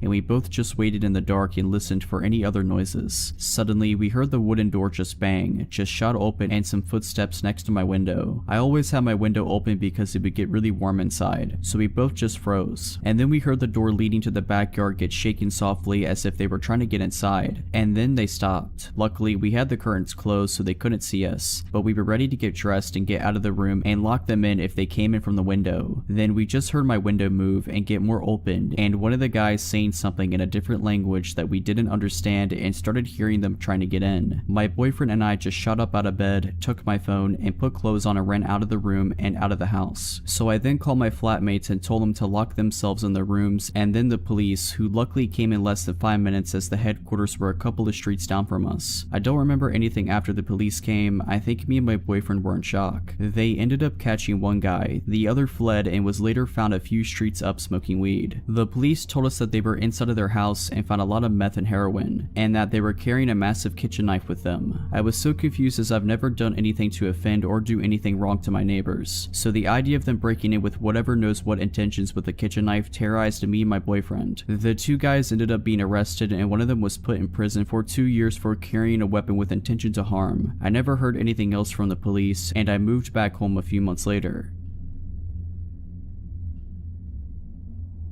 I was 17 when this story happened 3 years ago now. I was working at an old pizza shop right on the edge of my town. For context, the town I was in was an affluent, suburban town surrounded by a bypass which loops around the town. Around my town is some farmland and main roads, where all of the blue-collar workers moved to after the town was gentrified 10 to 15 years back. The pizza shop was around 20 years and was very catered to these same blue-collar workers. It's around 9 p.m. and a call comes in for 2 pizzas and a 2-liter of soda. I'm the only driver in, so I have to take the delivery out. It's about a 10-minute drive to get to the location. There I have to drive up a long gravel driveway that took about 5 minutes to get up. My car really couldn't handle the gravel and how rough it was. Arriving at the place, I see a nice house and 2 barns plotted across the land, with wheat 5 to 6 feet tall surrounding the whole property. Being at this place when I felt truly all alone really started to make my anxiety flare. I decided to call the number on the order because I have no idea where this guy wants me to go and drop off his food. After about another 5 minutes of absolute silence, the man picks up. He had a very deep and raspy voice, like he's been a career smoker, which didn't do anything to help me feel better. I was told to meet him at his truck at the far barn on his property. I am now properly scared as my mind races of all of the worst possible things that could happen to me. I pull myself together and muster further into this guy's property. I see the man's truck as I round one of those cylinder storage units where I see his F-150 and him inside. Instead of getting out, I call him and ask him how we should do the transaction. In that same deep voice, he instructs me to get out of my car and to put all the food onto his truck bed. Since he paid with his credit card already, I thought this would have been over in 10 seconds. I do what he tells me to do and walk over to the passenger window so that he can sign his receipt. The man looks to be around his mid-40s, heavy set, with a scraggly black beard and a trucker hat. My mind was already racing on being kidnapped or murdered, so I really didn't feel safe around this guy. I ask him if he has a pen on him because I forgot to bring one. I was pretty bad at my job and he did not have any cash on him. He stares at me with these cold eyes and points into the back of his truck, saying to me, "If you ask me for a tip, I'm going to be sticking this tip down your throat," where he has a double-barrel shotgun just in the back of his car. I'm frozen in fear as I'm registering that this man has just threatened to kill me. The only thing I can muster out is okay, and I get back into my car and I get out of that farm. I was going so fast that I screwed up my car from my car bouncing around on that gravel path. I go 80 all the way back to the pizza parlor, where I tell my coworkers what happened. None of my coworkers took me seriously and just thought I was playing this up for a joke. I go home and forget about it pretty quickly, but a year later I'm working the lunch shift and the same man calls in and orders a pizza. Now at this point I am refusing to take this order. The pizza place I was working at wasn't doing well business wise, so it's on its last legs already, so management forced me into going anyways. It was only 1 to 2 p.m. on a Sunday, so at least my fear of the dark would be covered. I get there and the man is waiting for me at his actual house. He recognized me and out of all things started apologizing to me for what he said. He was excusing it, saying that he just started going through a divorce and was struggling with his emotions. I just wanted the whole thing to be over with, and he gave me $60 for what happened.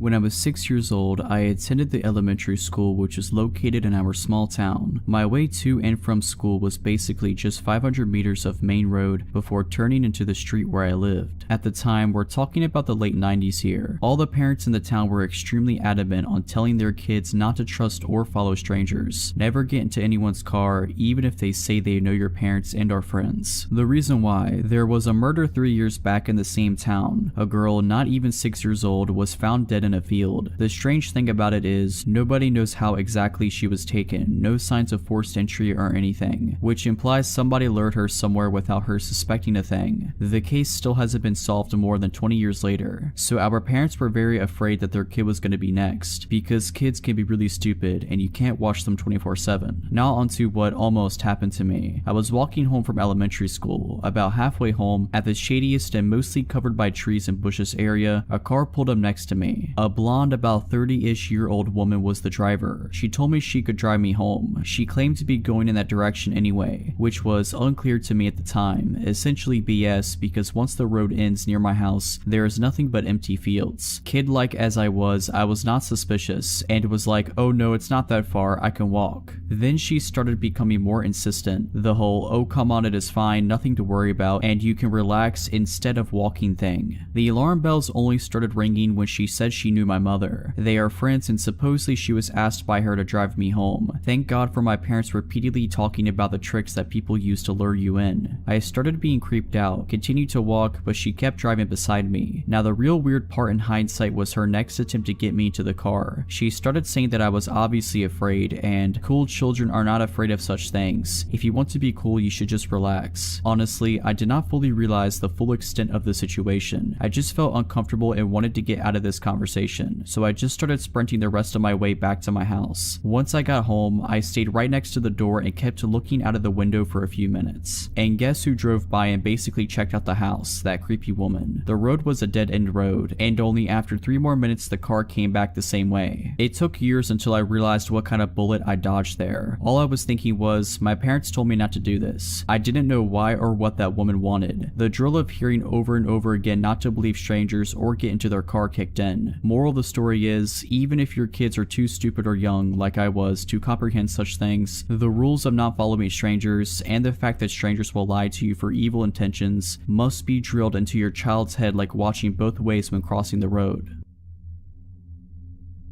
2 years ago, I moved to the UK for university, as I always wanted to go there and get away from my parents as the situation at home was beginning to become too bad for me. In first year at uni, I moved into a student accommodation and met some really great people. It was a good year without meeting my boyfriend, who I'm still with, and just enjoying my time away from my family and discovering what independence really meant. Anyhow, as second year came by, I decided with some friends to move into a house rented by student accommodations, but at least we had our own house and weren't restricted as much with noise and parties as living in a small shared flat like in first year. No, I had a ground floor room and my window gave into a very small backyard in which I would go smoke every day as I am a smoker, and in which there would be a very thin wooden door giving into the other side of the street where you would put your bins and broken chairs, blah blah. The door could only be closed and locked from inside the backyard, but since it was an old door, we had to attach some strings to keep it closed for good. I had neighbors on each side of the house, so we were surrounded by families dormitories and some other student accommodations. The neighbors on the right of us were 5 boys who looked way over the age of being in university. They were strange, so to say. I met one of them outside of our house one day because of a police intervention due to one of his flatmates attacking him and the others with a kitchen knife and burning their kitchen down. I heard some screams, and so I went outside with my flatmates and saw one of them having cuts everywhere on his arm and a wound on his head inflicted by a kitchen knife. Me and my flatmates didn't know what to do, so we offered him our help to clean himself and gave him an old t-shirt to change out of his clothes. We then saw the guy who hurt these flatmates being escorted out by the police and into a van and driven off to be arrested. I don't know anything more about the story. The police didn't really tell us anything else. Anyway, the guy who we helped was quite weird. He said a lot of BS and kept trying to grab me and flirt with me, but we just wanted to make sure he was okay as we didn't know him. Then after some time had passed, I would go to uni and come back home and see him quite often in the street and just never said a word to him again. But one day he came up to me in the street while I went to the corner shop and started talking to me weirdly, and I didn't feel comfortable at all with that for some reason, so I just didn't respond to him. He then just said, "Oh, that's okay. I'll just wait in front of your house then and we can talk further." No need to say I was creeped out and just thought he was joking. So I bought my drink at the shop and headed back to my street, and as I turned into the street where my house was, I saw him with his flatmate sitting on my doorstep and waiting for me. So I went back to the corner shop and called my only guy flatmate to ask him to open the door and tell the guys to go away, but obviously he wasn't home and no one else was there either. So I literally just waited it out until they left about an hour later, and then sprinted back home and locked the front door. Note, my front door had a glass panel on it where you would be able to kind of make out who was standing in front of it. After this already pretty scary encounter, I just tried to avoid the guy and mostly succeeded for a while. But then one day, as I went smoking in the backyard, I noticed that the wooden door, which is always closed, was open, and the strings that were put there to keep it closed were cut off. For whatever reason, I didn't think anything of it and just closed the door again and put a new string on it, thinking it was one of my flatmates who took the bins out and just didn't tie it back. The weird neighbors would very often scream and yell and fight in their house, and it would take me and my flatmates up in the middle of the night, but we kinda just got used to it after a while. But one evening, my boyfriend slept over like he usually did, and he, who usually never ever wakes up because of a noise, woke up in the middle of the night because of a bang and some whispering. I was sound asleep, so he very silently woke me up,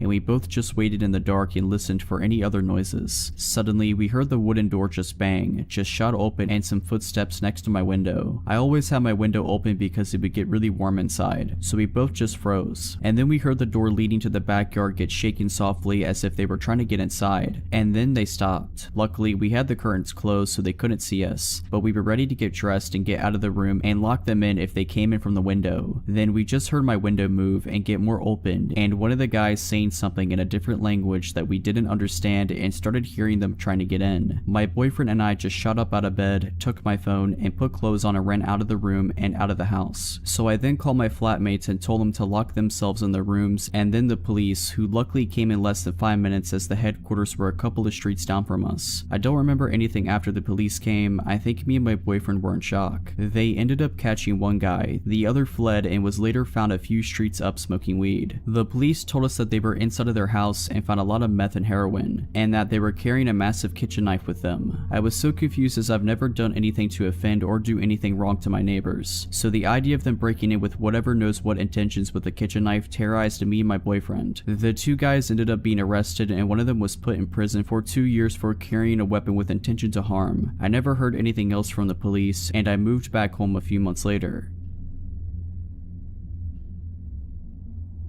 I was 17 when this story happened 3 years ago now. I was working at an old pizza shop right on the edge of my town. For context, the town I was in was an affluent, suburban town surrounded by a bypass which loops around the town. Around my town is some farmland and main roads, where all of the blue-collar workers moved to after the town was gentrified 10 to 15 years back. The pizza shop was around 20 years and was very catered to these same blue-collar workers. It's around 9 p.m. and a call comes in for 2 pizzas and a 2-liter of soda. I'm the only driver in, so I have to take the delivery out. It's about a 10-minute drive to get to the location. There, I have to drive up a long, gravel driveway that took about 5 minutes to get up. My car really couldn't handle the gravel and how rough it was. Arriving at the place, I see a nice house and 2 barns plotted across the land, with wheat 5 to 6 feet tall surrounding the whole property. Being at this place when I felt truly all alone really started to make my anxiety flare. I decided to call the number on the order because I have no idea where this guy wants me to go and drop off his food. After about another 5 minutes of absolute silence, the man picks up. He had a very deep and raspy voice, like he's been a career smoker, which didn't do anything to help me feel better. I was told to meet him at his truck at the far barn on his property. I am now properly scared as my mind races of all of the worst possible things that could happen to me. I pull myself together and muster further into this guy's property. I see the man's truck as I round one of those cylinder storage units where I see his F-150 and him inside. Instead of getting out, I call him and ask him how we should do the transaction. In that same deep voice, he instructs me to get out of my car and to put all the food onto his truck bed. Since he paid with his credit card already, I thought this would have been over in 10 seconds. I do what he tells me to do and walk over to the passenger window so that he can sign his receipt. The man looks to be around his mid-40s, heavy set, with a scraggly black beard and a trucker hat. My mind was already racing on being kidnapped or murdered, so I really didn't feel safe around this guy. I ask him if he has a pen on him because I forgot to bring one. I was pretty bad at my job and he did not have any cash on him. He stares at me with these cold eyes and points into the back of his truck, saying to me, "If you ask me for a tip, I'm going to be sticking this tip down your throat," where he has a double-barrel shotgun just in the back of his car. I'm frozen in fear as I'm registering that this man has just threatened to kill me. The only thing I can muster out is okay, and I get back into my car and I get out of that farm. I was going so fast that I screwed up my car from my car bouncing around on that gravel path. I go 80 all the way back to the pizza parlor where I tell my coworkers what happened. None of my coworkers took me seriously and just thought I was playing this up for a joke. I go home and forget about it pretty quickly, but a year later I'm working the lunch shift and the same man calls in and orders a pizza. Now at this point I am refusing to take this order. The pizza place I was working at wasn't doing well business wise, so it's on its last legs already, so management forced me into going anyways. It was only 1 to 2 p.m. on a Sunday, so at least my fear of the dark would be covered. I get there and the man is waiting for me at his actual house. He recognized me and out of all things started apologizing to me for what he said. He was excusing it, saying that he just started going through a divorce and was struggling with his emotions. I just wanted the whole thing to be over with, and he gave me $60 for what happened.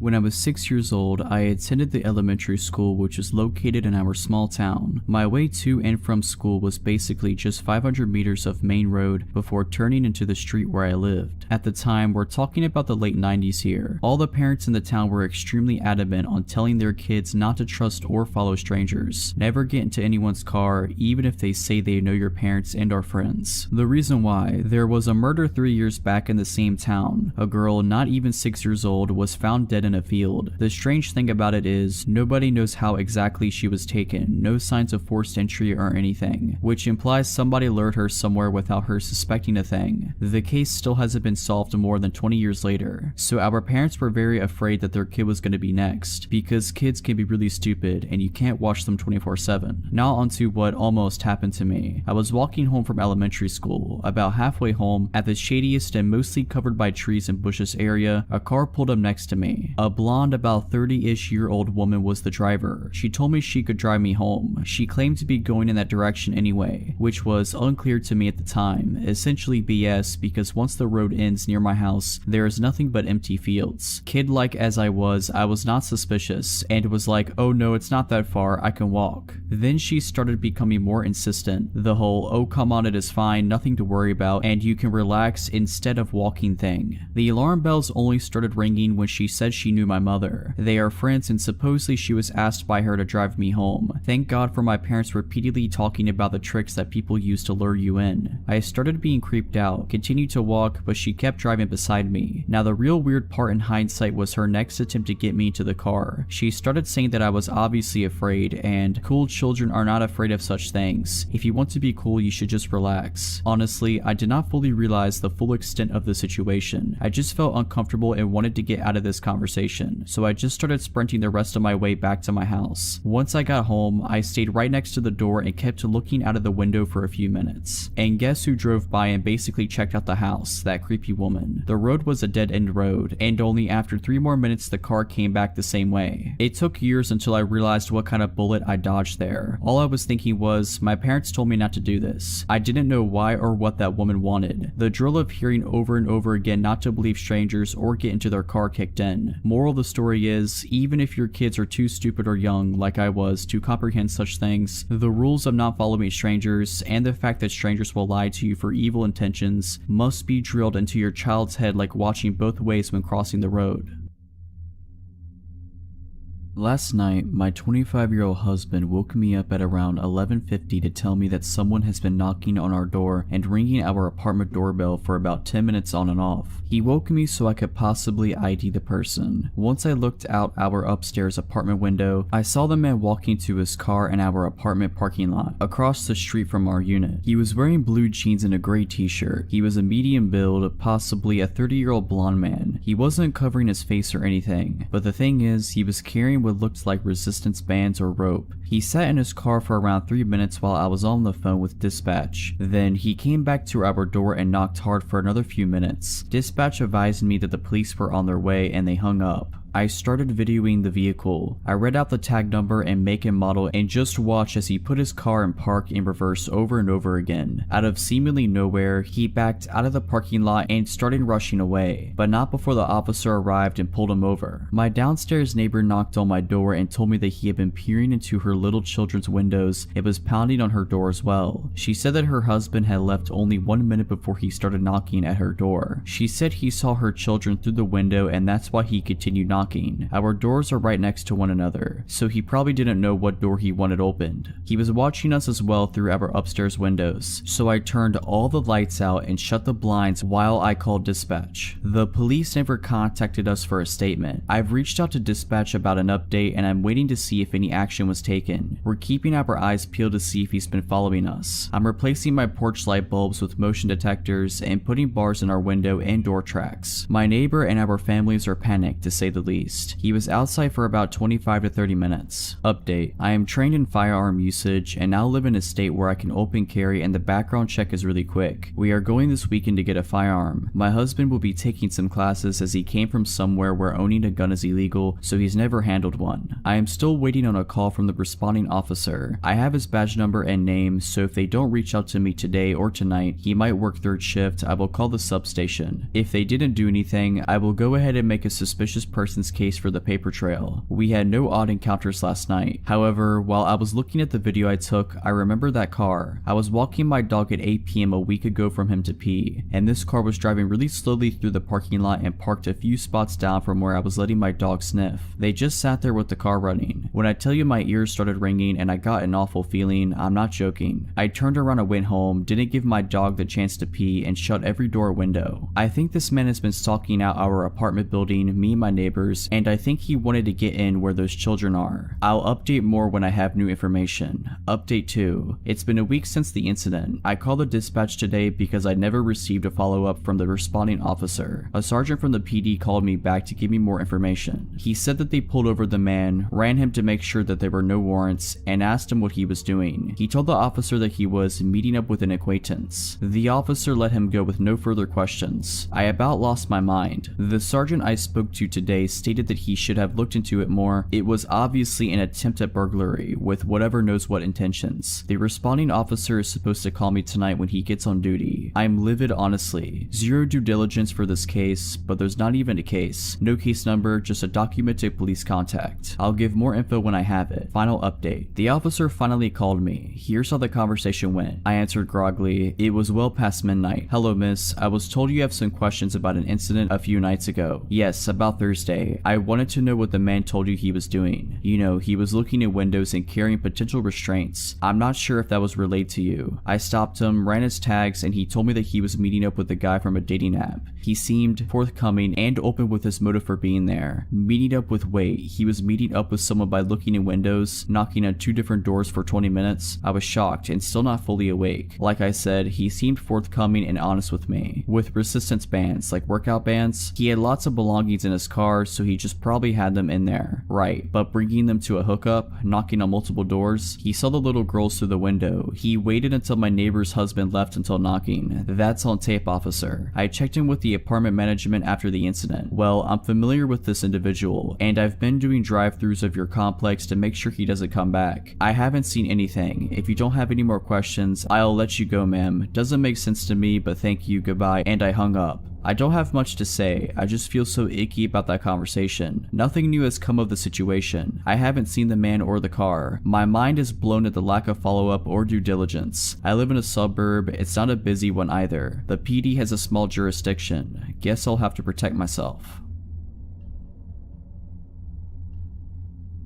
I was 24 at the time, working in a nightclub about a 10-minute walk from my home. I used to close on Tuesday nights slightly earlier than most nights, as it was generally our slowest night of the week, closing around 12 a.m. instead of keeping customers until 2:30 a.m. Usually I'd be the only one left as I started cutting staff as the night went on, and since it was a slower day of the week, we didn't have security on. About 2 months in of regularly closing at 12 a.m., I was walking home. I used to bring bulkier clothes to hide my figure when leaving alone, as I've been followed and chased multiple times before, and we'd often get men waiting after hours for us girls to come out, knowing we'd eventually come out after closing and didn't want to attract attention to myself. I also used to walk home as I didn't have a car and had a few terrifying experiences with Uber drivers not actually driving me home, turning out to be fake cab/Uber drivers or harassing me until I pretended to show interest or give them some way of contacting me, to which Uber would just give me a $5 coupon for the trouble, but that's a story for another time. The bar was located along a main road that was home to the majority of the other bars and restaurants in the city downtown. Often at this time I'd maybe see a handful of people, but the streets were generally empty. I'm walking and notice a parked car about a block away. The driver noticed me and U-turns around to be on the same side of the street as me. Now he's catcalling me and trying to get me to come into his car. I don't engage and keep walking. We're maybe a block or two past the initial spot I saw him, and he's been slowly driving alongside the sidewalk. I'd crossed the street but didn't want to get near his car. He keeps this up until about halfway mark when he takes off in his car, and I'm just relieved he's gone. He then comes blasting back down the road. Now my walk is turned into a light jog, which then turns me into full-on running. I'm running behind close bars and businesses, now trying to find a back route to get home without him seeing where I live. At one point, I'm running through bushes and mud. No matter what street I end up on, his car is waiting for me. Eventually, I run right in front of his car while it's parked on the side street beside my place and run into my house through the back entrance. The back entrance is obscured by plenty of trees and car, and the surrounding houses are multiple unit homes, so I was confident he didn't see what door I got in through. Fast forward to the following Tuesday, and I'm walking home. Guess whose car is parked at the halfway mark? This went on for the next 4 Tuesdays, except he started parking on the street in front of my house, until I begged my manager to take me off closing that specific shift. The last time I saw him, one of the apartment buildings along the way had a few cop cars and cops standing around the entrance, and I stayed with them, which led them to drive off for the night. A week passes and I'm no longer on that shift. A coworker of mine sends me a news article via text. I open it and see that the man who's been following me was arrested for doing this to multiple girls in the city along the street my work was on and that I lived on. He got caught because he'd followed a university student up to her house and wouldn't drive away. She called the cops and he was still there by the time they came to arrest him. He got out the next day, I believe, and was arrested a few more times and was put on restrictions. Couldn't be out of his parents' house between certain hours unaccompanied by either parent before he was deported. I've also heard he didn't actually get deported, but I moved away shortly after and didn't keep up with the news on him.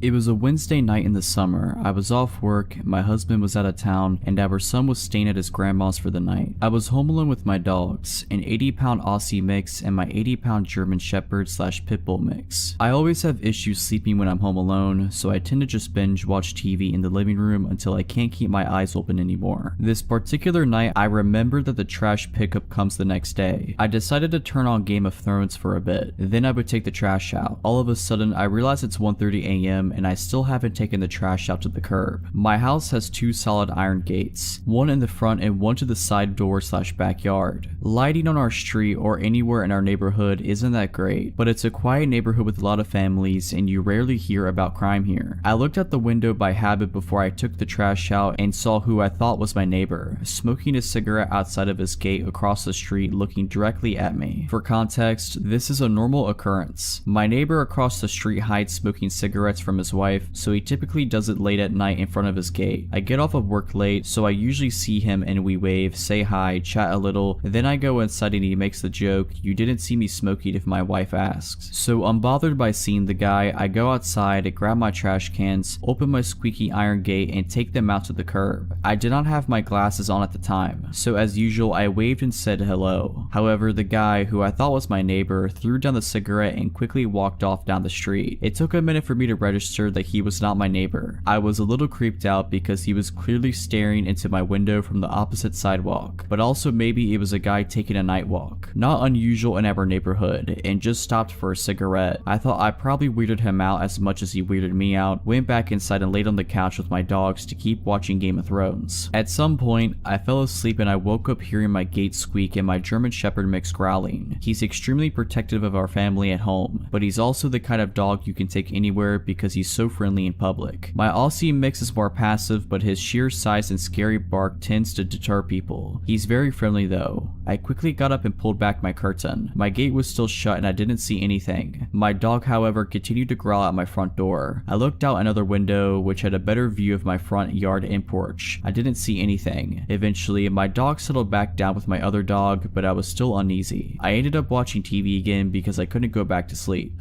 About an hour later, I definitely heard my gate squeak. We are the only ones with a heavy cast iron gate and the noise it makes is so distinct. So I look out the curtain while my dogs are continuing to softly growl. My gate is halfway open but I don't see anyone. At this point I'm panicking. In my panic I couldn't find my phone. I grabbed my wooden baseball bat out of our room, crouched down, and started going through the couch cushions to get my phone. My dogs are oddly still quietly growling instead of barking, so I assumed no one was there. The minute I find my phone, my front door handle starts shaking. I run to the side door to let my German Shepherd mix out. I know he'll protect me and he can jump the 6-foot back gate. My Aussie mix, going crazy, busts out of one of our door side lights. I heard the guys say, "Oh crap," and immediately I let out my German Shepherd mix. I jumped up to look out the window, saw my dog latch on the guy's hand. The guy starts screaming and takes off down the street, my dog chasing him. I then become terrified he'll hurt my dog, so I run out with my baseball bat, screaming my dog's name over and over. The next thing I know, my dog is prancing down the street back to me, happy with blood all over his face. I called the police. They took another hour or so to show up and didn't seem to take me too seriously. They said they'd call local hospitals, but I never heard back. I called my husband bawling and he got on the next flight home. I stayed at his mom's for a few days, too terrified to go home. I did buy my dog's giant ribeyes for being so good in saving me. I don't know what that guy wanted, but since then I've been trained in firearms and self-defense. Quick backstory, I have had a stalker for about 4 years. He was never aggressive or sent me proper threats, so stubborn as I am, I did my best to ignore him and not give him the satisfaction of showing him any fear. His stalking behavior mostly just consisted of sending me letters and gifts, such as photos of my own apartment building from the outside, things he dug out of my trash can, and so on. I called the police many times, but they weren't able to, or really tried to be honest, catch or identify him. About 3 weeks ago, I discovered the AITA subreddit and thought that people might want to know about what it's like to have a stalker. Since I barely use any social media aside from Reddit and have no personally identifying information here, I didn't think he'd ever see it. One person even asked, "Does he know you're putting him on blast on Reddit?" And I answered, maybe. Maybe it would make him angry, maybe he'd be turned on. Don't know, don't care. Well, I know the real answer now. He did see it and he did not like it. Like I said, he was never aggressive and never came close to me. The closest I know of was when he sent me a picture of myself, unlocking my apartment door, taken from the corner of the steps above. I'm thinking that he might have hid a camera there instead of being there to take the photo himself. I think I would have noticed him if he did. I don't know how he got wind of the AITA post I made, but he did. The next week was quiet, no letters, and I didn't see him anywhere. Then he left me letters with printed out questions and my answers from the AITA post. He also left me with a long hateful letter towards my boyfriend about an issue I had posted on the AITA subreddit. His letters were never hateful like that before, though he never seemed happy with my boyfriend. He wrote about how I should share the spotlight with him since I got so much attention thanks to him. A few days later I got a gift, but this time he didn't leave it in my mailbox or at my car like he usually did. No, this time he left it inside the apartment building right in front of my door. I didn't take it inside my apartment but opened it outside. It was a pretty big box, which was also unusual, and it was taped shut. As I'm typing it out now, I realized that wasn't a good idea at all and could have ended badly for me. But luckily he didn't send me anything deadly or anything. He did, however, send me several zip ties, a roll of tape, the kind you use to tape off walls when painting, nothing you could use to restrain someone, a TV remote with most buttons picked off, A pack of band-aids with a few used ones, not actually, just made to look that way according to the police. And a framed picture of me. I could tell the picture was taken a few days ago and my boyfriend was next to me but cut out of the photo. The frame was shattered and the package was full of glass shards, clearly more than just what could have fallen out of the frame, and they were also intentionally put inside the crumbled newspaper that was stuffed in there to keep it all in place. I called the police right away and gave it to them. They were more concerned this time. Finally, thanks. It told me they'd send patrol cars more frequently. He didn't show up or leave me any letters or gifts for about another week and a half. But 8 days ago it started again. I found letters in my mailbox where he wrote about how he wasted his time on me, how I haven't been appreciating his effort, how he was wrong about me being special. 5 days ago I left my apartment in the morning and heard a crunch sound as I stepped onto my doormat. He put broken glass under it in the night. I went off to work because I was in a hurry and was just going to make my boyfriend call the police, but then I found my car had also been vandalized. The sides were scratched, lights smashed, and the windshield had a phrase painted on. "It's time soon, miss," my last name. I went back inside and called the cops myself. They found the same phrase on a note under the doormat. This time they really took me seriously, which might have been because I was just pissed at this point, which I made very clear. All of this, the letters, gifts, photos, even the glass under my doormat, are just really annoying and inconvenient, but my car was useless to me now and the threat scared me even more. I did, however, have a dash cam in my car, and it caught everything. The police said they took the footage as evidence, even though the dash cam footage wasn't of high quality, and I had given them photos of him that were just as good before, but they said it's not enough, and they told me they'll look into it further and promised to send more patrol cars again. Then it was quiet for 2 more days. Until 2 days ago, someone rang the doorbell at just after 4 a.m. My boyfriend and I got up, but we were both hesitant, but I saw the blue lights outside, and just as I got up I heard them shouting, "This is the police, please open the door." They told us they were called by one of our downstairs neighbors, who came home from his night shift after about an hour earlier, and heard someone else entering the building after them before their door fell shut. My neighbors know of my situation, and I've asked them to make sure they don't let strangers into the building. This neighbor then went into his own apartment and looked through the peephole. We have motion activated lights in the stairway, so he waited to see if they had turned back on. They did. Then he saw a middle-aged man walk upstairs. Above this neighbor are only me and my boyfriend, and a single mom with 3 kids, who probably won't be getting any visitors at 3 a.m, so he called the police. They came and found my stalker 1/2 floor above me on the stairs. He should have been able to see the cop car since there was a little window up there, and they had their lights on, but he either missed them or wanted to get caught. They found a pocket knife on him, and he confessed to being my stalker right away. He's finally caught. They got him. It took 4 years and one very vigilant and caring neighbor, but he's finally done. He's facing several charges, and I've collected every single piece of evidence over the past 4 years. I don't know what kind of outcome I can expect, but for now, I finally got some peace. When I was a kid, my mom worked as a teacher and she was very close to a coworker of hers who had a son around my age and of whom I, as well, was very close. When my mom or her friend would head out for the night, the other would take care of both of us kids, and basically, it meant I spent half of my time over there and my friend spent half of his time at my house, which was perfect and fun for us. We lived in different cities, but since that kind of system had been going on pretty much forever since, I grew up knowing my friend's city just as well as mine. His mom was well aware of that, so that being said, whenever we were going on a walk in their area, she'd let us wander around because she knew we'd always find our way back to her. My mom though was more cautious and always kept an eye on us, as she'd walk behind us to make sure she always was able to see us. I just wish her friend would have done the same. One day, I had to be around 6 or 7, we were going on a walk with my friend Marcus and his mom Katie. It was a very sunny day and I was wearing a dress with embroidered flowers and I had my blonde long hair down. During that walk, Katie was walking ahead of us and I was chatting and just fooling around with Marcus when he suddenly remembered something urgent to tell his mom, as urgent as something can be for an 8-year-old boy. He ran up to her and left me strolling behind for a couple of minutes, just as it already had happened 100 times prior. That time though, we were circling around a big camping site and we walked by the white vans and camping cars. One of those vans had its back doors open and there was a man, probably in his mid-40s, smoking a cigarette and leaning on the vehicle. He locked eyes with me as I was approaching, then saw that Katie and Marcus weren't paying much attention to me as they were already a couple of meters ahead. Then he proceeded to pull me by my arm close to him, and so I found myself with my body touching his. So weirded out that I didn't even say a word, although I knew Katie would have heard me if I called for help. He leaned toward me as he was obviously much taller than I was, muttering something I didn't get, and he winked at me and kissed me on the lips and then pulled me to the open doors of his van. At this point, if he had pushed me just a little, I would have fell in the truck. At this point, I was just too scared to even lift a finger, and even though I didn't understand everything everything that was going on, I knew it wasn't okay. He put his hands on the door as to close the vehicle and I felt my heart sink. At that exact moment, some other man jogged towards us, in his 40s as well, waving hello to me and saying something along the lines of, "I lost sight of you for a bit, I was so scared." He had a very friendly look on his face and was staring at me with a great insistence and with a huge reassuring smile, and the van man awkwardly laughed and yanked me out of the way of the car, slamming the door shut. I ran to Katie as I heard the van go off and just acted as if nothing had happened. To this day, I never told that story to anyone, not to Katie or Marcus. Not to my mom, nobody. I am 22 years old today.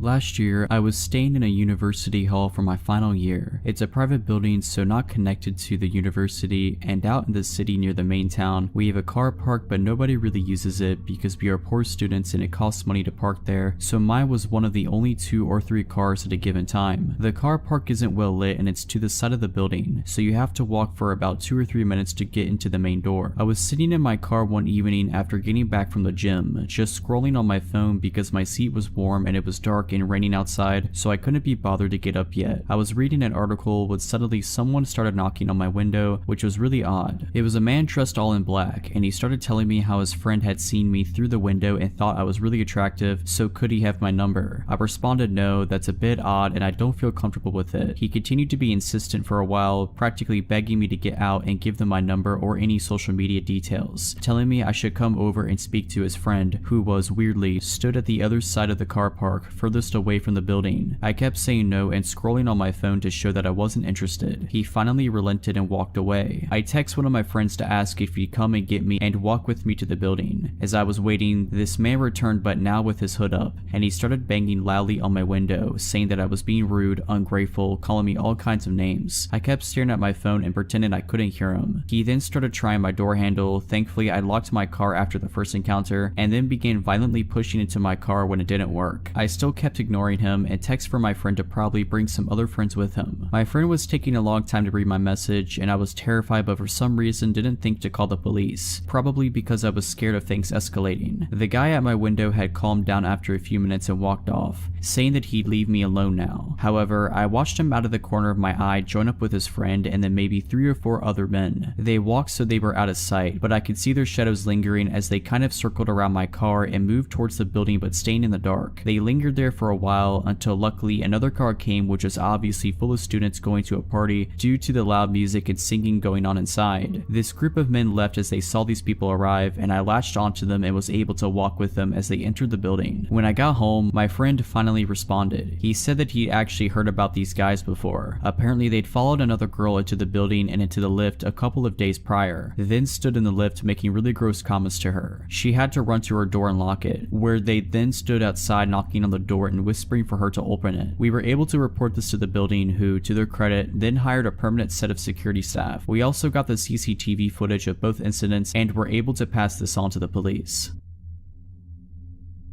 My mom's dog, Punky, was a very sweet loving dog. She was an ESA dog but trained to be a service dog for PTSD before she lost her leg. I had never seen her get aggressive with anyone in the entire 12 years she lived. She never growled or nipped anyone, and she had no sense of smell, so she loved all animals and people. A real gentle giant among our little terriers at 60 pounds. What I'm getting at here was that her barking at something and being aggressive was so wildly uncharacteristic that I only saw it once. I, 11 years old, was at home with my siblings, 2 years old and 6 years old. My then stepdad is at work and my mom ran up to the gas station to grab a pack of cigarettes. It was only a mile or 2 away from us. For reference, we lived in a 2-bedroom trailer in the middle of the woods, on a dead-end road at the time, and you had to really make an effort to get down our road, find our house, navigate down our rickety driveway, and find the door. I'm sitting at the computer, having a grand time watching YouTube videos, when all of a sudden all of our dogs, about 2 Boston Terriers and 1 Chihuahua, perk up, bark a few times, and start investigating down the hall. My siblings were napping in the bedroom at the end of the hall at the time, so I figured they just stirred and scared the dogs. But then Punky sits up suddenly, stands up on the couch, and puffs her chest out. Her ears are perked up, her fur standing on end, her tail straight up, and then she barks. Loudly, I mean, the bark booms through the living room and echoes around, and all of a sudden she lunges off of the couch and goes tearing down the hallway. I'm already on edge because I don't think I've ever heard her bark, ever. She's a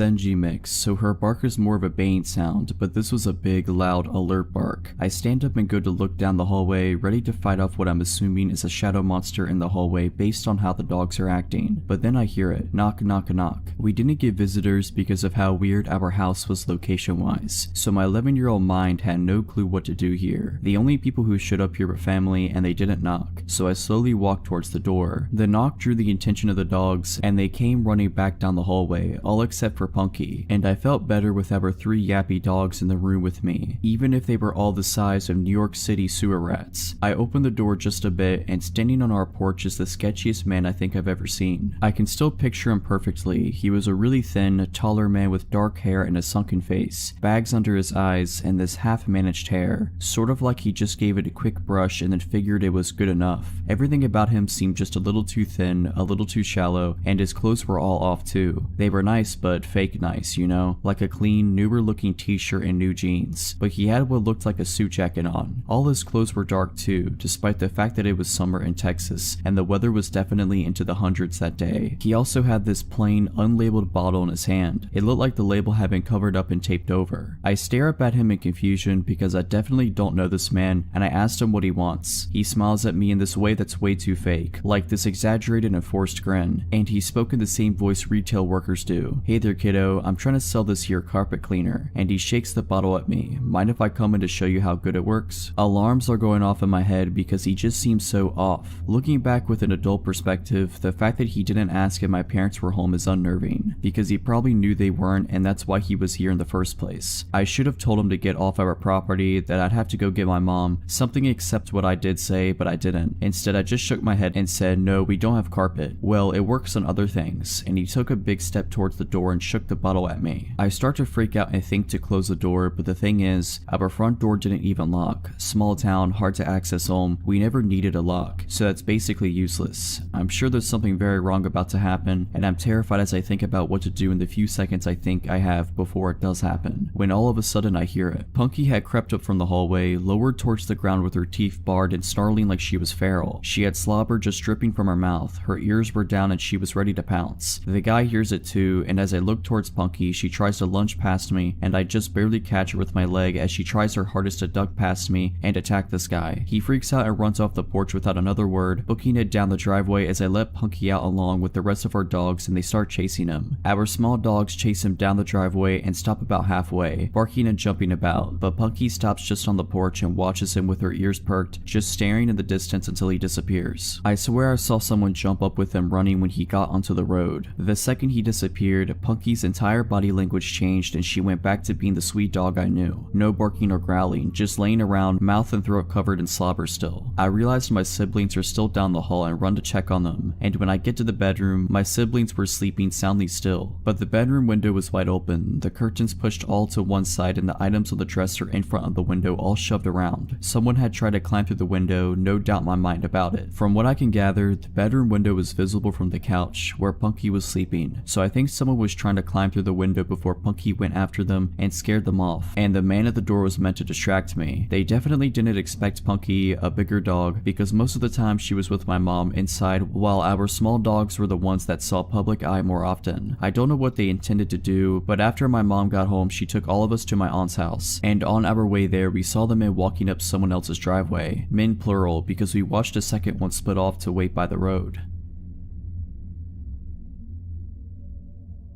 In 2014, I moved to England from Canada to gain work/travel experience and also to find myself. I ended up living in Essex with 3 other roommates. They were all women, all a bit older than I was. I was 24 at the time, Megan was 31, Cherry was 34, and Cassie was 38. Megan was from New York, Cherry from New Jersey, and Cassie from Poland. All 4 of us shared this 3-story flat. The back of our home was the living room and the kitchen. The back wall was complete glass that looked out into the garden, and the garden was completely fenced in. The house had an interesting dynamic to say the least. Tons of stories from that time in my life. I adored all of my roommates except for Cherry. After living with Cherry for 7 months, I was over her antics. One day I come home from work, I lock the door, make myself something to eat, and go up to bed. I brought some work home with me, so I am in my night tie with all these papers around me and my headphones on jamming out. I had headphones on because Cherry was out to dinner with work friends. That meant booze, and then soon after that a tantrum was surely to come. I just didn't want to have to listen to her crazy scream crying. I am working away, completely focused until I feel something. I look up to see a man standing over me. I don't register it right away and passively say, "Cherry's room in on the 2nd floor," and continue to work. Cherry regularly brought strange men home. He doesn't leave. Again, "Cherry's room is downstairs, he then interrupts. I am not here for Cherry. A cold chill iced my veins. My fight or flight kicked in just then. I start surveying the situation. I look him up and down. He has a bottle of Prosecco in one hand and a knife in the other. He is about 5'10", wild muddy brown hair and black eyes. He has a light blue polo shirt on and one side of his collar is popped up in a distinct Manchester accent. Once I focused in, I realized his eyes were black because his pupils were completely dilated. I was in trouble. I needed an escape plan. Unfortunately, this man was standing in between me and my bedroom door. I needed to get downstairs, but I needed for him to think it was his idea. I decided to play along. Just then he uses his knife to pop the cork. Prosecco started flowing onto my carpet. I said, "Oh no, let's clean that up. I prefer to drink out of a proper bottle anyways." He nodded, replying, "Yeah, let's go." I try to act as natural as possible. I try not to show that I am shaking all over and try to gain control of my breathing. We take the long journey down to the main floor of my flat, all 3 floors. He has the back of my night tie bunched up in one hand and I could feel the point of the knife graze my back with his other. I was trying to playfully speak with him as we walked down the stairs. I couldn't tell you what I was saying. I was most likely rambling. I couldn't hear anything over my heart beating in my ears. We get to the bottom of the stairs and there is a hallway to my left that leads to the front door. On my right, which is much closer to us, is the kitchen and living room. We make our way into the kitchen. I point to the cabinets that had the wine glasses. He said he knew where they were and started walking towards them. I now have the kitchen table in between us. It was time to run. I burst into a sprint down the hallway towards the door. My hands fumble over the lock, shaking and sweating. I swing open the door and see 2 men walking across the street. They must have been walking home from the train. There was a big train station in front of our home. I call out to them for help and suddenly I am flung onto the ground. Little pebbles piercing my skin sent sharp pains where they are jabbed. The intruder pushed me out of the way to run and escape. One of the men chased after the intruder while the other said for me to go inside while he surveyed my home and to call the police. I lock the doors and I call the police. While I am on the phone with dispatch, I manically run around the house to double check all the windows and doors. Suddenly, I hear a loud bang on my door. I inform the dispatch of the banging and she informs me that the police weren't there yet. I thought it might be one of the gentlemen who helped me. I go to look out the eye hole and it's him, the intruder. He came back. He's banging on my door screaming that I had his glasses and that he was not done with me. I absolutely freak out. The dispatcher attempts to calm me down, but I am losing my ever-loving mind. She then said, "They are pulling onto your street now. You should hear their sirens." I did. The intruder then blasts off. One officer jumps out of the passenger side while the car is still moving and chases after him. The second officer comes into my home, interviews me, and the 2 gentlemen collects evidence, takes photos. The next morning I am called in to identify a man they had in custody. I pointed him out. I go into a little room and the officer pulls out an evidence bag. He asked me if the items were mine. They were my underwear and photos taken from my home. The officer informed me that the intruder had been stalking me for some time now. He estimates 3 months. He had made a nest outside our home on top of a hill that overlooked into our living room and kitchen. He is a known offender and drug dealer. He then told me how lucky I was to get out practically unharmed. Others weren't so lucky.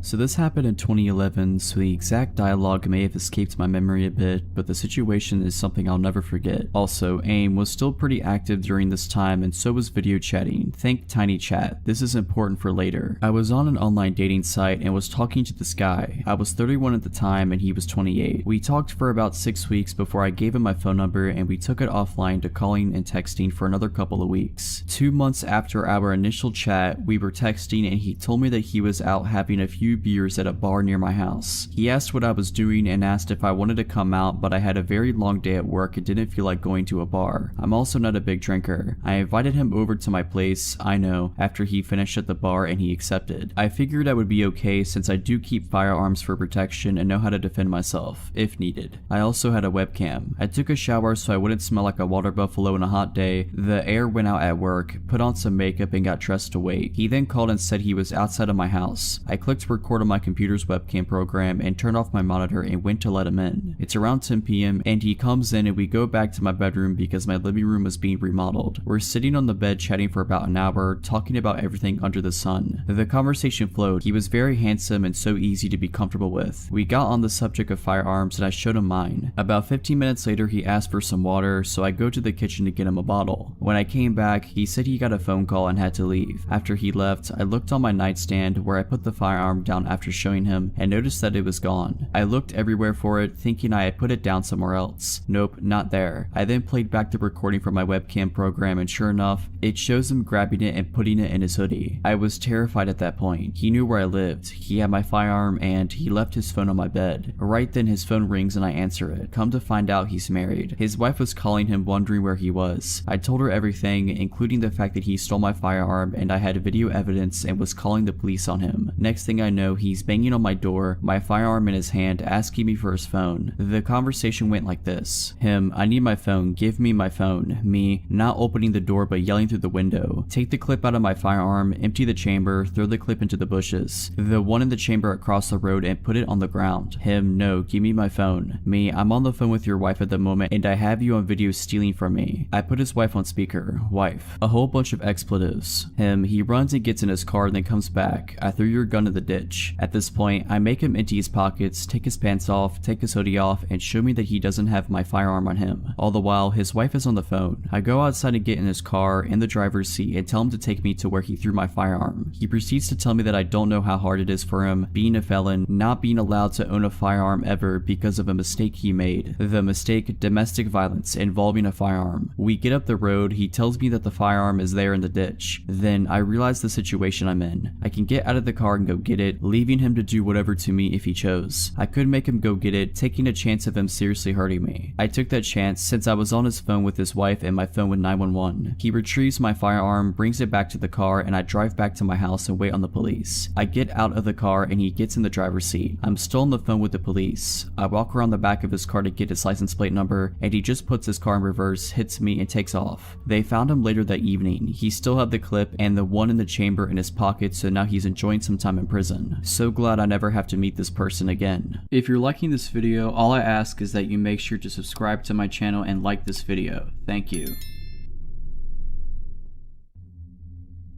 This takes place around 10 years ago when I was like 8 or 9. I lived in a pretty bad neighborhood in what was at the time a really rundown city. It wasn't good, but it wasn't bad at the same time, just a few bad apples in the tree. Anyways, enough background on the neighborhood, and now to the main story. My friends and I loved to play outside. It was the only thing we could do. No one in the neighborhood could afford any sort of electronics or any sort of fun machine to play with. We loved to just run through people's yards, cutting through houses if they just so happened to leave their door open. Now looking back on it, it is probably the dumbest thing kids our age could have been doing in a neighborhood like that. This story has nothing to do with running in people's houses. Just wanted to let you know how dumb of kids we were. Well, on one fateful day, we were playing hide and seek with 4 of us hiders and 1 of us a seeker. We thought it would have been a funny idea to go to the other side of the neighborhood so that the seeker could never find us and we'd win. We like to call that part of the neighborhood the rich part because they had 2-story houses over there and a forest with a creek in it. We were just doing our usual thing, cutting through people's yards and jumping fences, when we heard the loudest scream maybe 4 to 5 houses down. After hopping off the fence that we had just jumped, we all stopped and looked around wondering where it came from. I noticed that one of our hiders weren't with us anymore. 3 of us left. Where's Isaac? I exclaimed. We heard the scream again. I pointed towards where the sound came from and we all jumped back over the fence we just jumped from and ran towards the scream. When we thought we got to the spot where the screaming was coming from, there was nothing there but an empty plot of land in the forest. We all started to get scared. Did Isaac get lost in the forest? Did he get taken back there? Then we heard the scream again. It was definitely Isaac. I decided to be the man of all the other 8-year-olds and go into the forest to make sure Isaac was okay. As I started my way into the trees, I did one last look at my friends and saw how horrified their faces were. I knew at that moment that I was definitely the only one that would go down into the forest. Making my way in, I could feel all the heat in my body fading and some sort of dread starting to take over. As I walked further in, it started getting darker and harder to see. I was whisper yelling my friend's name name. He responded in the most shaken up voice, "Down here, be quiet." I finally got to him and asked him what happened. He told me the story of how he got tired of running and decided to take a break on the curb to catch his breath, and that instead of being out in the open and risking the chance of being caught, he decided to go into the woods and hide. He said that after like 5 minutes after he sat down, he heard talking. Nothing that he could make out, just random nonsense. He looked around to see a man in a black hoodie hiding behind a tree on the other side of the creek staring at him, but the man took off before my friend could even get up to run away. And this is where he said he started screaming at the top of his lungs and hid somewhere else in the forest, which is where both of us are now hiding. And I kid you not, as soon as he told me this, we heard a twig snap.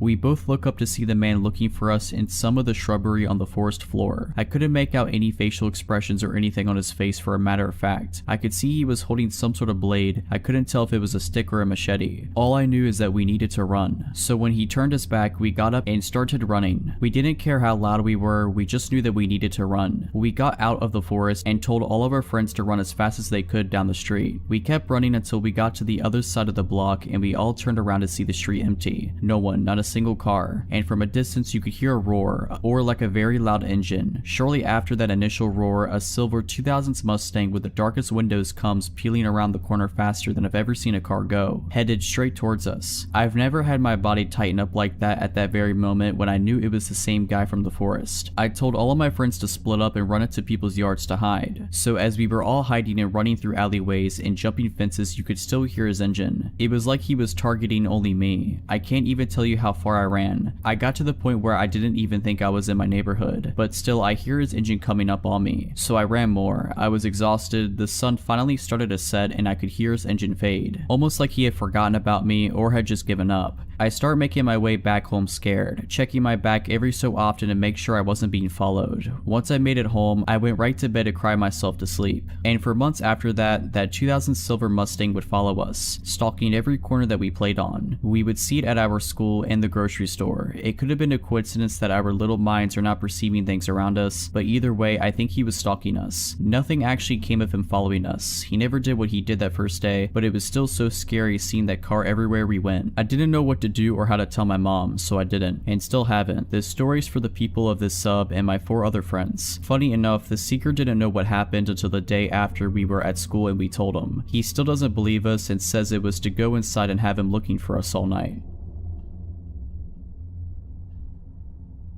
So for a bit of context, I am a college student. Without giving too many details, I am a woman on the smaller side of average female height. I currently do not have a car, so I use my bike, walking, and the bus to get around. My college has a transit service that allows you to scan in with a student boarding pass for free. Other non-students are allowed to ride the bus by paying upon entering or purchasing a ticket beforehand. I frequently ride the bus for various reasons, grocery runs, or treating myself to food. And yesterday, I had the idea of treating myself to a movie after all of the exams I have been having lately. I'm an avid horror fan and knew that Terrifier 2 was in theaters, so of course I wanted to see it immediately. One of my friends told me they found it funny and really enjoyed it, which was more than enough reason to go see it. I was looking at tickets the day before yesterday and trying to decide which time slot I wanted to see the movie in. Looking back now, something in my gut told me to choose the earlier time. I wish I had listened. Another detail I want to add is that there are 2 bus sizes, a large one and a small one. The bus I rode during the incident was the smaller one. The stop where I got on the bus is the beginning of the route. Unlike every other stop, the driver usually parks the bus here for 5 minutes and gets off to use the restroom or have a quick break before continuing with the rest of the route. Upon entering the bus, I noticed only 2 other passengers, another girl about my age and an older man. The girl was in the front of the bus on the right side and the man was in the second row on the left side. I sat on the right side, several rows back. I usually read something on my phone or listened to music on the bus, so I immediately got on my phone when I sat down. Everything was okay for a little bit until I looked up and noticed the man repeatedly staring at me and looking away before staring at me again. I was immediately apprehensive but just brushed it off. He started speaking aloud out of nowhere, saying things like "beautiful baby" and "so fine" while staring at me. I was frozen out of fear and could only keep looking at my phone and trying to ignore it. This continued until I worked up the courage to say, "Sir, would you please stop staring at me?" To which he claimed he was not staring and told me I was extremely beautiful. Unsure of what to say, I just stupidly thanked him and went back back to my phone. He had his body slightly turned, but when I confronted him, he faced fully forward. The driver got back on and we started moving again, so everything was calm for a bit, though I was admittedly still shaken up. This calm did not last long. Obviously, this creep couldn't contain himself and just had to voice his opinions about me out loud. He started saying similar things again, but also added some new phrases such as, "Gonna make you my wife," and by far the worst one, "I'm gonna get you pregnant." I was shaking at this point and was unsure what to do. I desperately wanted to sit next to the other girl, but did not want to pass by him to sit by her. We made it to the other 2 stops before the girl got off and said sorry before leaving. My heart dropped to my stomach. The last thing I wanted was to be alone with this guy. Luckily, more people got on at the stop. A middle-aged couple and a guy about my age. In a panicked voice, I sort of shouted and asked the guy my age if he would sit with me. He was a bit confused but came to sit by me and I immediately felt relief. The stress of the situation got to me and I broke down crying. I guess the creep took this as indication to leave because he swiftly made his exit after that. The kind younger guy who sat next to me and began to comfort me. I am so grateful he chose to ride the bus that day. The bus driver noticed the commotion and called me to the front to get information in order to make a report. He told me he couldn't hear anything but that buses have video and it would hopefully pick up what the creep was saying. He told me that the same man had recently been kicked off for a similar incident and that he would be reporting this immediately. For the rest of the ride, the younger guy and I talked about things like majors and other school related stuff. I want to go into the marine biology field and he is a graduate student in mechanical engineering. I made it to the movies, it was awesome, and back home safely, but I definitely learned a lesson. My boyfriend is going to help me look into some self-defense items and he taught me a few fighting tactics.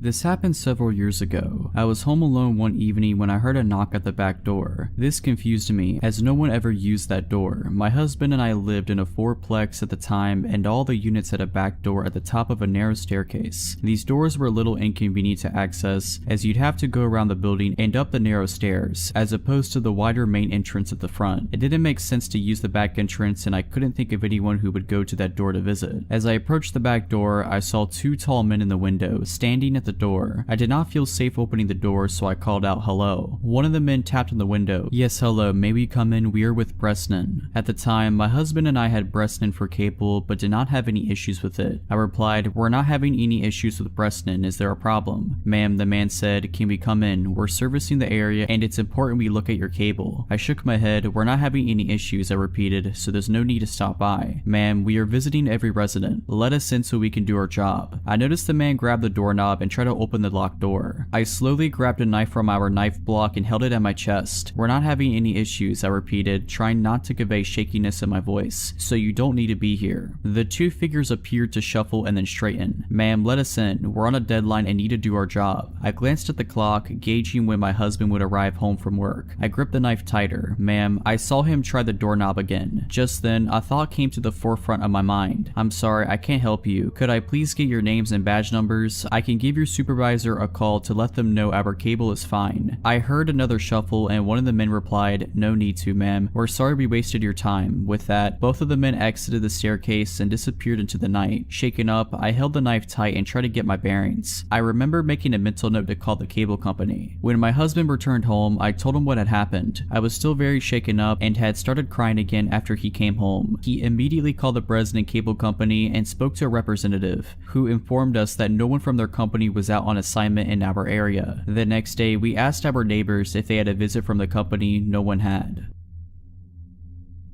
For the longest time, there was this man that would sit in his garage and watch me. He was an older man and he was very scrawny. He had patchy gray hair and a super gross beard. I never learned his name, so we'll call him Nick. He looked like a Nick to me. I moved into my classic suburban home before I was even born. I've been living here my whole life, and the first memory I have of Nick was when I was 10 and he gave me a small 2-finger wave as I walked back home after school. I had to see him every day since my bus stop was a few houses down and I walked like a block to get home. My mom said he dropped by after I was born, knocked on the door in the middle of the day and rang the doorbell until someone answered. My mom finally answered. My 1-year-old brother attached to her leg and newborn me in her arms. She said his face lit up when he saw me. He smiled brightly and asked to hold me. She obviously denied, cause who comes to your house to hold your child when you don't know them in the slightest? She said he scowled at her before calmly walking back to sit in his garage to smoke a cigar. After my first encounter with Nick, I never stopped seeing him. Every day after school, every morning before school, every time I took my dog dogs out for a walk. Every time I peeked out of my window at 3 a.m., I swear this guy never slept. I told my brother how it freaked me out and he said he was probably on house arrest and that was the only way he could get out. We learned that wasn't true when he knocked on our door. Small background for this bit, my mom is very weak. She has an autoimmune disease and her legs and feet will go numb randomly. She's doing a lot better now, but this event happened when she was pretty bad. She insisted she take the dogs out alone and I didn't want to argue, so I sat in the living room. After about a minute, I hear a knock. I yell out that the door's unlocked, thinking it's my mom, but there's a louder knock. I get up and go to the door, I open it and there he is, smiling at me. "Hey hun, your mom fell off the porch, you might want to help her," Nick states, giving me goosebumps. His voice was unreal, so raspy and sounded like he was in the process of choking. He leaves very quickly and I hurried to help my mom off the grass. Calling my younger brother to get the 2 dogs inside, I gave her the "I told you so" speech and she grumbled about it for weeks. My younger dog, a pit bull made of 98% muscle, got excited when she saw a bird. She pulled to get the bird and yanked my mom off the porch. She was standing behind a pot and tripped over it on her way down, making the fall hurt a lot more. She had a black eye and her legs were scratched up. The pot of flowers that she tripped over was smashed, but she was okay otherwise. Flash forward to my 13th birthday and my mom's in the hospital, so my dad goes all out, letting me invite a lot of my friends over for a sleepover, making us dinner and breakfast and just letting me have an amazing time. There's a park across from my suburb that I walk over to sometimes. I decided that I wanted to take my friends there to chill before their parents picked them up. The night before, we were looking out the window and giggling about the man. I know it's creepy and we were 13, so they knew he was weird. I told them to ignore him if he talked to them, but I didn't take my own advice. "Hey Rosie," he said it so quietly I barely heard him. "My name is Rose and Rosie is a nickname my grandfather often used. I never told this guy my name, neither did any of my family members." Hi," I replied, and my friends all scowled at me, knowing I screwed up. "How's your mom?" "She's fine." I go to leave before I pause. "How do you know my name?" "You told me, remember?" "No, I don't, because it didn't happen, but I wanted to get away, so I agreed." "Oh right," I chuckle. Me and my friends scurry off to the park. The next day, there's a box of chocolates sitting on the porch, a note with Rosie and Chicken Scratch writing on top of it. I pick it up and look over at the guy. He waves and I can see that his left hand has disappeared into his pants. Gross. I leave the box out there and tell my dad. The next morning, me and my dad take our dogs out. No man. I figured he gave up after he saw me reject his chocolates. A few weeks later, a large family moves into the house and I hadn't seen a trace of the man until yesterday. I'm 15 now and the woman who lives in the guy's house comes over yesterday. "Does a Rosie live here?" she asks. I had answered the door and my heart drops at the nickname from the stranger. "Yeah, why?" She hands me an envelope with my full name written on it. The guy who lived in the house before us said to give Rosie this on her birthday. It's not Rosie's birthday. I was trying to pretend I'm not Rosie. "Oh well, I just took a guess. He didn't give us a date. Have a good day." My dad opened the envelope wearing a mask because I quote, "What if he filled it with cocaine?" The note inside just said, "I love you," in his writing, red ink, my favorite color.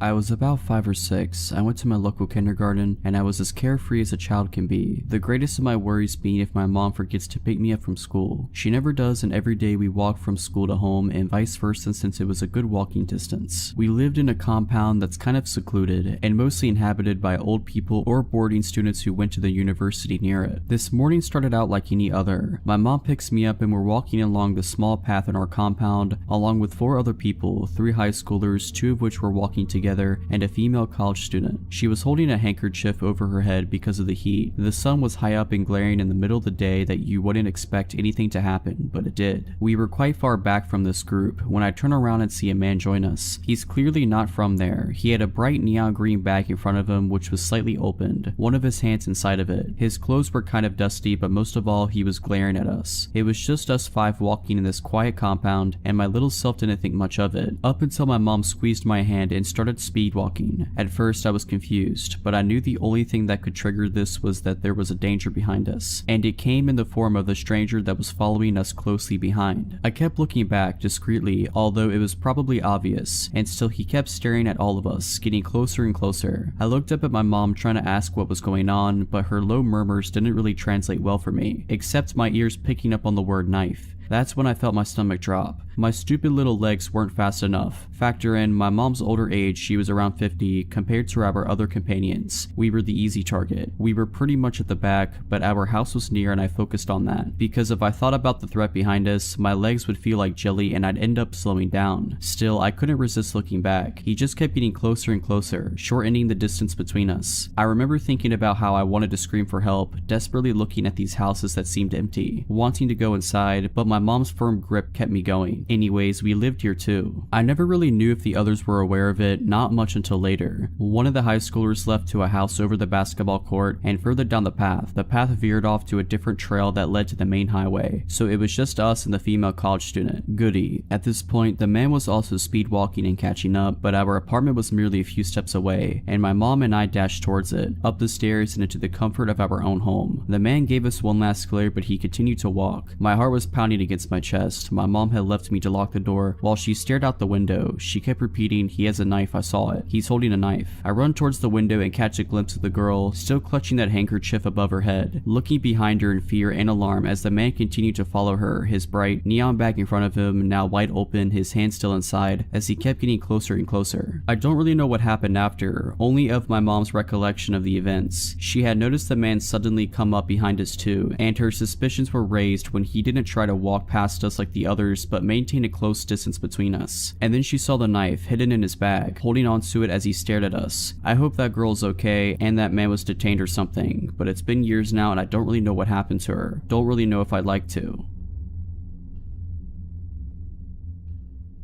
This happened about 5 years ago. I was around 16 to 17 years old. I always enjoyed walking. I would spend at least 1 hour a day walking the roads around where I lived. One day I was out doing my normal route, walking down my street that my house was on, taking a right out to the main street, and following it until I got to the end. There I would cross the crosswalk and retrace my steps to go home. On this particular day, I was about 20 feet from where I would leave the main road on my journey back home. I had my headphones in, blasting music as always, which can be a bad habit as I was young walking alone, but since it was daylight and the roads were pretty busy, I figured I was safe. But man, was I ever off with that assumption. As I was about to pass the entrance of a side street before leaving this main road, a black Ford F-150 pulled up. He stopped and gestures for me to walk in front of him, so I do so. I was about to go on my merry way when I barely heard someone trying to talk to me. I turned down my music, taking out my headphones as I looked to see the man in the black Ford still stopped at the entrance of the side road. I looked at him puzzled, trying to figure out if he was talking to me. I pointed at myself and he grinned, nodding. "What's a beautiful girl like you doing out here?" he asked. I laughed awkwardly. Walking," I replied, seeing as the answer should have been obvious. "It's a beautiful day for that," he commented, just seeming to make small talk. "Yeah," I stated before going to turn around and continue my route home. "Wait," the man called. I stopped and turned around, just trying to be polite. Even though the encounter was odd, I didn't see too many red flags yet. The man continued to compliment me. I grew incredibly uncomfortable at this point, seeing as this man had to be in his mid-40s. He had a bit of a receding hairline with black hair, a nose with a protruding bridge, blue eyes that were surrounded by slight wrinkles, and it was dressed in a dress shirt, so I instantly brought up my age. I was hoping saying this would get this fully grown adult man to back off, but he didn't. "Oh, that's okay, come on sweetheart, get in the truck." That's when I started panicking, red flags shooting up everywhere. Stranger danger. I laughed nervously, looking at the cars around me to see if anyone was noticing what was happening. Nobody did. "No, that's fine, my house isn't far." "No, really, get in the truck, I'll bring you home." "No." "Come on, just get in here with me." He called as I turned and started walking away. I was hoping he'd just drive off somewhere else, but he didn't. Instead, he drove extremely slow, following me, complimenting me, and trying to pressure me into his truck. I thought fast of multiple options for different scenarios, but I chose a simple one. I pulled out my phone, and while still walking, I lifted it up to my ear, pretending to loudly answer a call. "Hey dad, yeah no, I'm just on Interstreet name here. I'll be home in about 10 minutes. I stopped pretending to listen to her reply. "Okay, you're outside waiting for me? Awesome, yeah we can do that when I get back. Love you." After he heard me say that, he took off, tires screeching. I ran back home and made it back within about 6 minutes, actually calling my dad on the way, who made a call to the police, who showed up shortly after and took my statement and description. Turns out there was a man on the loose in my area who was exposing himself to kids and trying to pick them up. I started a new job about 6 years ago. It was great. Really liked all my coworkers and the job itself is really awesome and I still love it. This was before the pandemic and everyone was in the office every day. I work in a large multi-floor, multi-wing building filled with numerous businesses and agencies. I started getting into a routine. We have a gym and locker room in our building. I would go work out before I was on the clock and shower, get ready, etc. I'd go get breakfast at the next building over most mornings at around the same time. I'd go on walk breaks with coworkers at pretty much much the same time every day. It was very regimented. In the morning when I worked out, everyone had a pretty set schedule. We didn't know each other, but there was kind of an unspoken pattern. A coworker would finish and shower before me, then I'd go, then the head maintenance guy for the building, and so on. This is where it all begins. One morning, like every other, I get out of the shower and I'm in the small locker area, and there's this little older man over at the sinks. He's not doing anything but looking at himself in the mirror, but you could tell he was just loitering. Weird, but whatever. A few days later, he's there again. Then he's there every morning at the same time, and he's definitely looking at me while I change. This creeps me out, so I stop working out in the morning. Then, after a few weeks, we're walking back from getting breakfast, and he's walking the other way towards the other building. I tell my coworker that's the guy that would always be in the locker room watching me get dressed. After a few more days, he's walking the other way from us getting breakfast every day, and he looks right at me every time. So I make an excuse and stop going for breakfast. Our 9 a.m. walk around the building, he starts just appearing and walking the opposite direction from us every day. Literally everyone walked around the building in the same direction except for this guy, and he'd stare at me as we passed. I tell the coworker who was a woman about the guy and what had happened, and she just laughed it off. The only reason he'd go the opposite direction is to make sure he saw me. Our 1 p.m. walk around the building, wouldn't you know it, he's there walking the other way and staring. So I just stopped going on walks at work. This is where the real magic begins. I have no clue where this guy worked in our building. I would come into our hallway every morning at the same time. From the time I went through the doors to the time I got into my office, it was maybe 15 seconds. We were on the first floor, and at the end of our wing is a staircase. Every morning as I'd come into our wing, he would pop out the stairwell and come walking the opposite direction and stare at me as we passed each other. One morning I'm walking into the bathroom to go number 2. I stop and blow my nose real quick. As I'm walking to the back stall, he comes into the bathroom. We have 2 urinals, 2 stalls in this particular bathroom. No one is there but us. He comes into the stall next to me, widens out his feet so his shoe is under the divider and on my side of the stall. This dude is tiny, maybe 5 foot, so he'd have to almost be doing the splits. Then he lets out this deep loud moan after about 30 seconds, then leaves. I start telling all of my coworkers. Most of them laugh. I felt so creeped out and helpless. Like, what do I do? Any guy I work with that I tell this about laughs at me. The women just shrug it off or have an excuse for why he is always there. So I ask one coworker to pick any event at any time during the day to prove he will show up.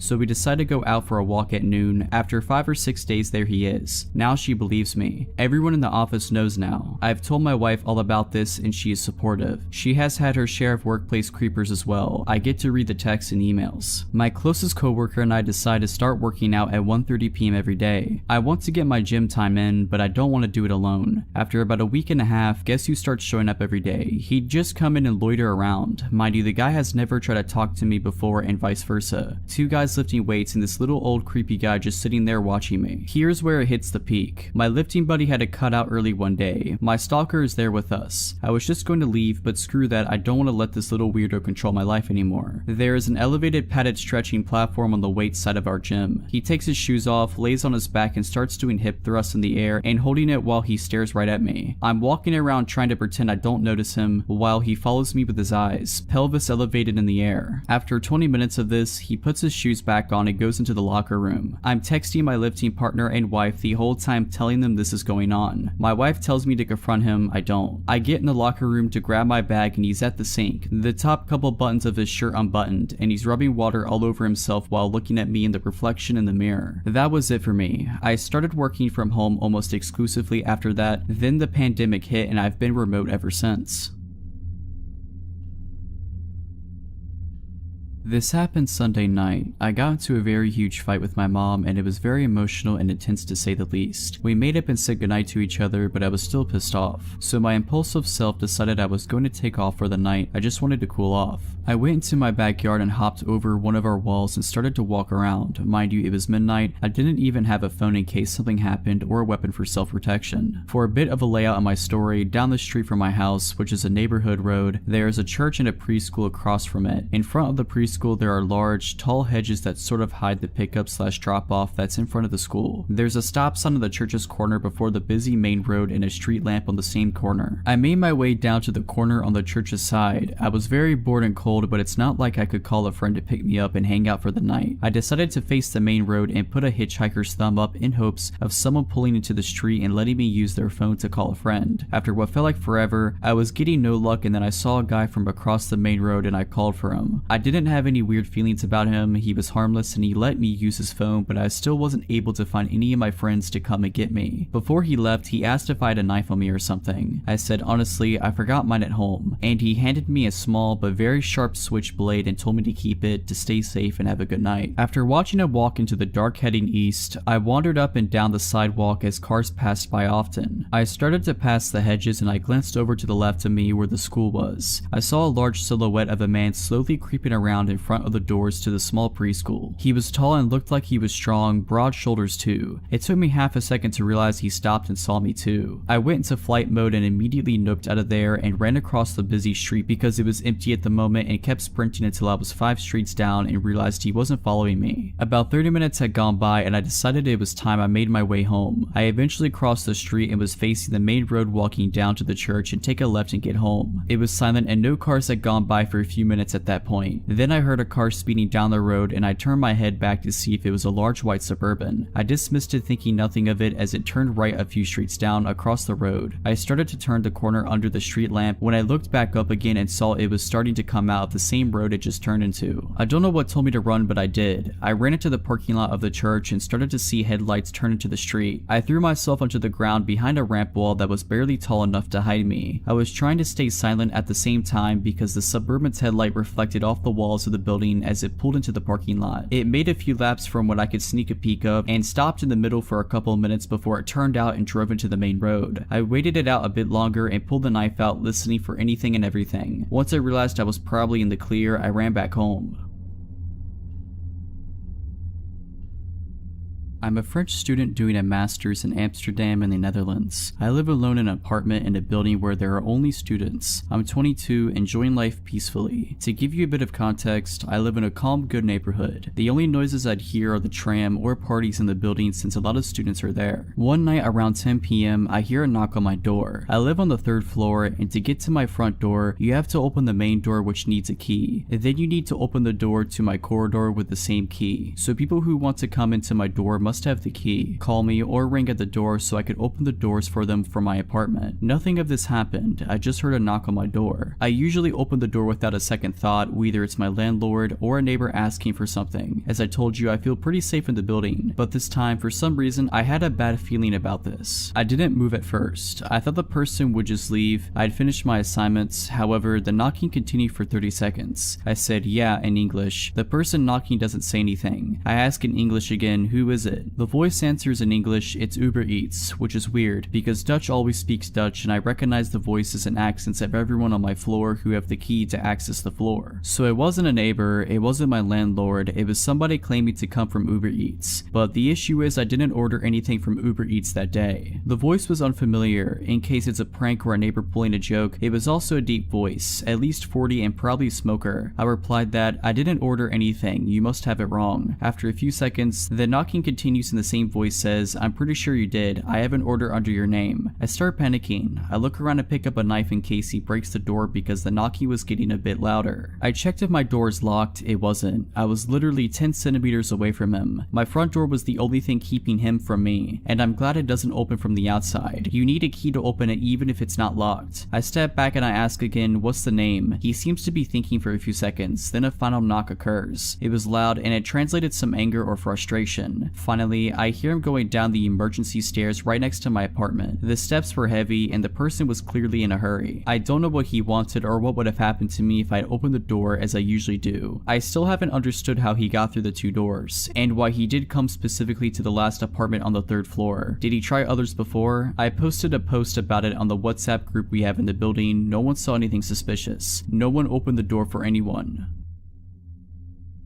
I grew up out in the wooded country in Illinois, on a short dead-end street 10 plus miles from a town, and there were 7 houses in the area spread out on a 2.5-acre wooded lots or larger each. There were no large wild animals, there aren't bears or large animals in the region, and people didn't meander there or show up lost. Actually, lost folks or large animals wandering around never happened in the 20 years I lived there, so please keep that in mind. When I was a young girl in my early teens, I had a good guy friend a few years older than me who lived next door, Terry. Terry was allowed to go out with his friends much later than I was, and he would sometimes walk over to my yard after getting home late and throw rocks from the gravel area outside at my window to chat. My bed was right next to the window. I'd open the window and we'd whisper stories and generally talk for a bit. My second story window faced our backyard and his house was to the side. I could see his house from my window over the shrub trees and walking path to his driveway. I'd often know if he was out, the light was on over the side door entrance, or already home, light was off. One time during the summer when my window was open, I heard a car in his driveway dropping him off. I was probably 14 years old and it was around midnight. I heard Terry get out of a car and was talking to his friends. Soon his friends pulled away. I softly called out as loud as I could without waking my parents, asking Terry to stop by and chat. He didn't respond as he probably didn't hear me. Then I came up with a not so brilliant idea to sneak outside and scare him. As kids, we'd often sneak around and scare each other. So I silently sneaked down from the second floor and out my back garage door, which led to our backyard, below my window, which led to Terry's house off the side, through our gravel area, then through a well-worn path through the woods about 25 feet long. My parents had put in a gravel pit around the back of the house, probably because nothing much grew due to the shade of the oak trees. There were 14-inch oak rounds set out as an uneven stepping path in the gravel, and if you stepped off of the rounds in the church of gravel/rocks would give you away. I picked my way expertly and silently across the log rounds facing Terry's house. My eyes got accustomed to the dark and I didn't see him. Also at that time, I heard the door of his house close and the light going off, signaling he went in, likely to bed. I waited a bit as I thought I saw something move in the woods between our houses, but not on the path we'd always use. If you didn't use the path, there were wild rose and raspberry plants that had thorns and were painful to walk through if you weren't careful. So I thought it was odd that he'd been in the woods, but maybe he wanted to scare me like I was plotting to do to him. But I saw something human-sized and dark moving through the woods slow and pausing every once in a while like me. It was coming closer and I definitely saw it, but it was strange in that it wasn't walking directly to my window to talk. Therefore, I hunched down and waited in silence, wondering if I could still startle him. I still thought it was Terry and he saw me sneak out and he was trying to scare me. I watched a dark outline of a human figure moving, but then I would lose sight of it in the foliage. It seemed to be stalking slowly and listening/checking every few feet while hiding. So I whispered after losing patience one last time for Terry, but he didn't answer. I got bored of hiding and crouching, so I quietly tippy-toed back to my garage door and went back inside, silently locking up as I went. I snuck back upstairs to my room above the area where I was just standing/crouching. My window was open and I definitely heard someone or something walking around the yard. I whispered again for Terry out my window but got no answer. Then I heard someone or something fall and grunt pretty loudly in the window well right below my window. It wasn't enough to wake my parents, but definitely loud enough I didn't mistake it, and it sent a shock of fear through me. If you aren't familiar with a window well, it's a semicircle hole connected to the house, dug out for about 3 or 4 feet deep and reinforced with metal. It allows a basement window to be put in below ground level and the hole lets some natural light in. There's no way Terry would have fallen in our window well. We have been playing hide and seek in many outdoor games for years since we were young around the whole neighborhood. We knew everyone's window wells and house footprints, plus paths in the woods like the back of our hands. The grunt sounded humanish and not like an animal. It also pulled itself out quietly without a lot of thrashing. That's when I realized this wasn't a fun game and someone or something was out there and it wasn't Terry. I tried to look outside my window as best as I could, but there was a screen on my windows to keep the bugs out, so I couldn't lean my head out the window to see next to the wall of our house directly below me. I then heard the crunch of rocks as whatever it was stepping in the noisy gravel. Again, Terry would know where the log rounds were and would not step in the gravel. He knew my parents were pretty strict and he was as good at being quiet as I was. Whatever it was stopped and I held my breath. I pretty much sat there with my face pressed against the screen 2 stories up for probably half an hour. It seemed like an hour, but I'm pretty sure I didn't have patience back then to wait that long. I never heard it leave, but I grew tired and eventually fell asleep on my bed that was next to the window. There are a few things I'm certain of. It wasn't Terry. I asked him later and he said he went to bed that night when he got home. He also would have no reason to lie. I'm pretty sure it wasn't one of our neighbors and I can't think of any reason a person would be there. We had a few neighbors and only 2 other houses out of 7 had kids. Again, these 7 houses were spread out in 2.5 plus acres per home. There weren't any big animals in the area. As wooded as the whole area was, we only had some deer, but they were hunted and didn't come close to homes. Plus our dogs scared them away.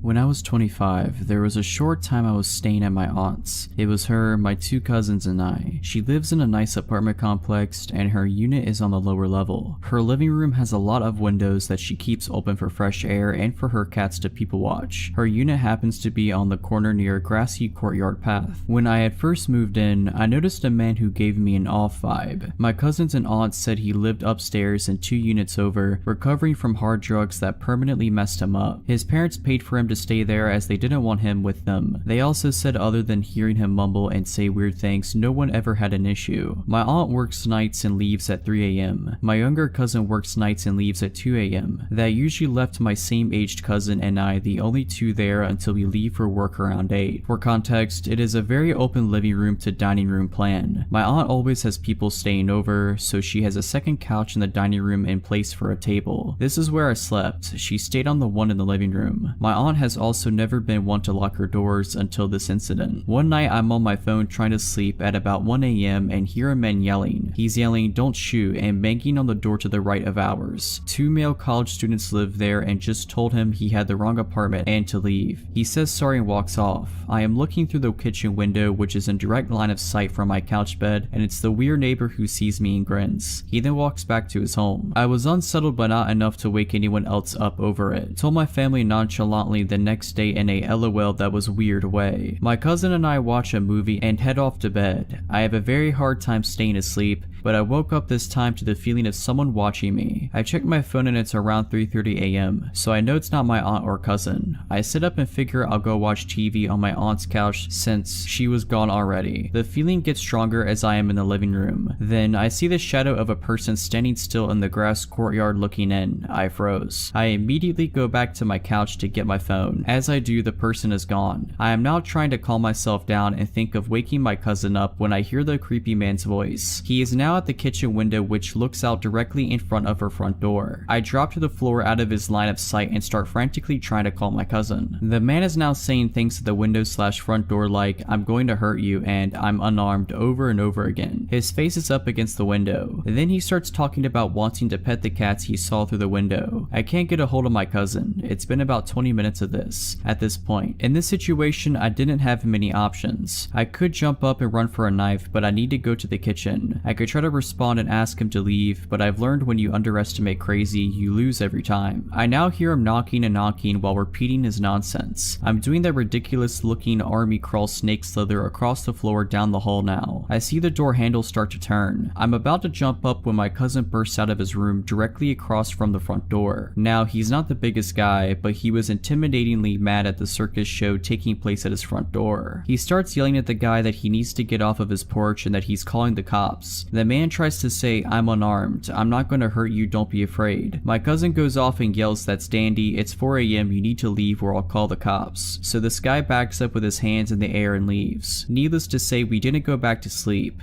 My aunt was called, who called the apartment manager. The next day when I came home from work, his parents were there packing moving boxes in a truck from his place. Maybe he was trying to get me to open the door by seeming friendly. Maybe he had a bad trip and really wanted to pet a cat to feel better. We will never know.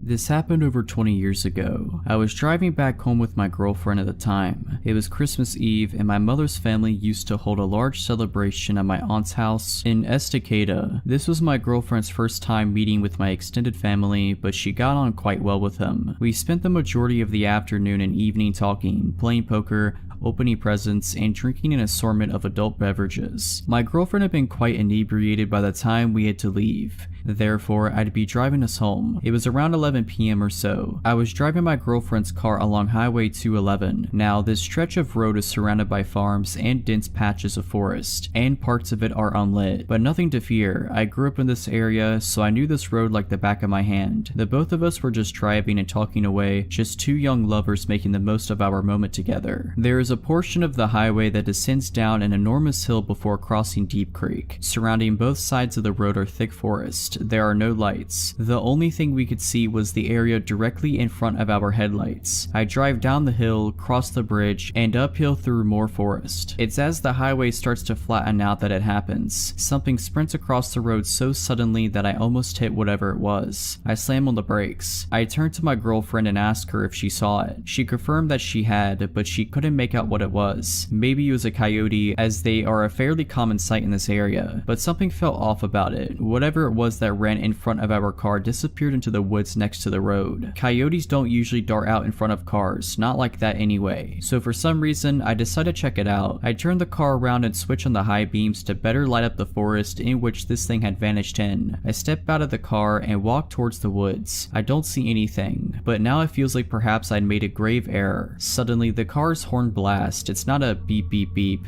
that you get if you'd say your driver or passenger wanted you to hurry up and get in the car. No, this was a long blaring beep.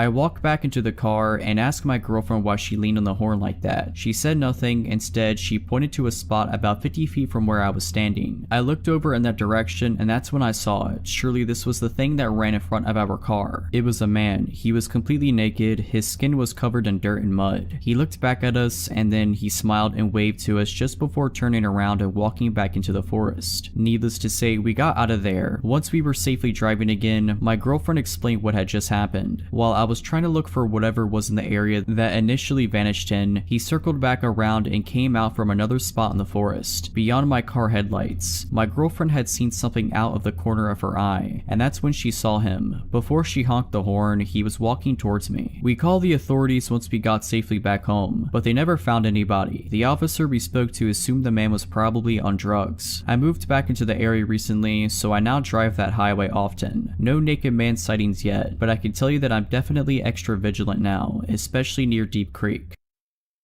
This happened like 12 years ago. I was 14 and my sister was 12. It was during summer vacation and we were hanging out, just the two of us outside, midday. We lived in a smallish town where during weekdays it was pretty empty because adults were at work. Anyway, we'd been messing around, picking flowers and other random stuff, when we decided to cut through a massive field of undeveloped land on the edge of our suburb. It was technically a shortcut to get home, but it wasn't the best idea because it was really bumpy, potted land that other kids and teens left all sorts of stuff laying in. Well, our bad decision came around and bit us. We hadn't made it very far in the field when my sister got two bad things at once. Some sort of twisted metal, maybe an old piece of tool, pierced right through her foam flip-flop and into her foot, and right after it happened she shrieked, jerked, and twisted that ankle on the uneven ground. She started crying and howling and I was worried. The metal hadn't gone too deep and I was able to stop the bleeding with the hem of my shirt, but she couldn't walk anymore obviously. Our parents weren't available, didn't know where we were, and this was before I had a cell phone. My sister was still on the ground crying and I was trying to calm her down when something made me feel like looking up. Y'all, it was the feeling of being watched. Out of the field, across the road, standing on the corner in the distance was some random guy watching us. He was too far away for me to see him clearly. All I could tell for sure was that he was blonde, probably adult, and dressed too warmly for July. He was all alone, stock still, just staring at us. I looked back at my sister and basically said to get on my back. I was carrying her home. We were leaving right now. Now, I had to carefully pick my way through this stupid field in my own bad flip-flops, with my crying sister on my back.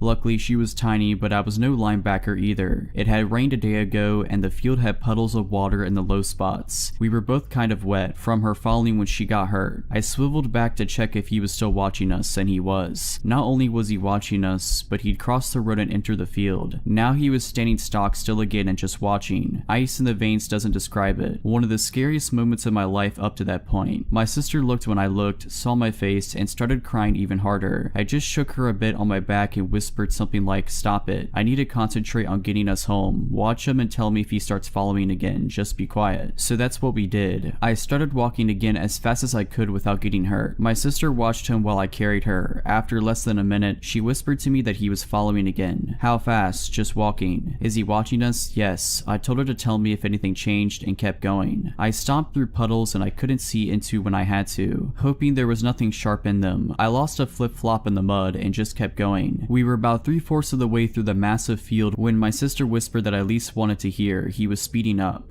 I turned us right around, so we were facing him head on, and as loud as I could, I yelled something like, "Hey, we see you, leave us alone, I'll call the cops." Nothing. He'd stop again when I stopped, but gave no sign whatsoever he'd heard me. Just nothing. I turned us around again and kept going. My poor little sister was shaking like a leaf and just saying my name over and over again. It was awful, and there was nothing I could do but keep going. Eventually, he started following again, at a slow pace. I finally made it into our suburb, out of the muddy field and onto solid concrete. Told my sister to hold on as tight as she could and booked it. Started running with her on my back as fast as I could. We couldn't see him anymore, didn't know what he was doing or where he was. Every muscle hurt from carrying her so far. My bare foot was all scratched up from the road, but I didn't stop. I kept moving. With my sister looking out behind us, it felt like my heart was going to explode. After what felt like forever, I made it to our house, ran across the yard, up the drive, put down my sister, who started crying again. My hands were shaking so badly I could barely use my key. We made it in safely and called my mom. She had us lock every door and window and came rushing home, but nothing happened after that. He never found us, we never saw him again.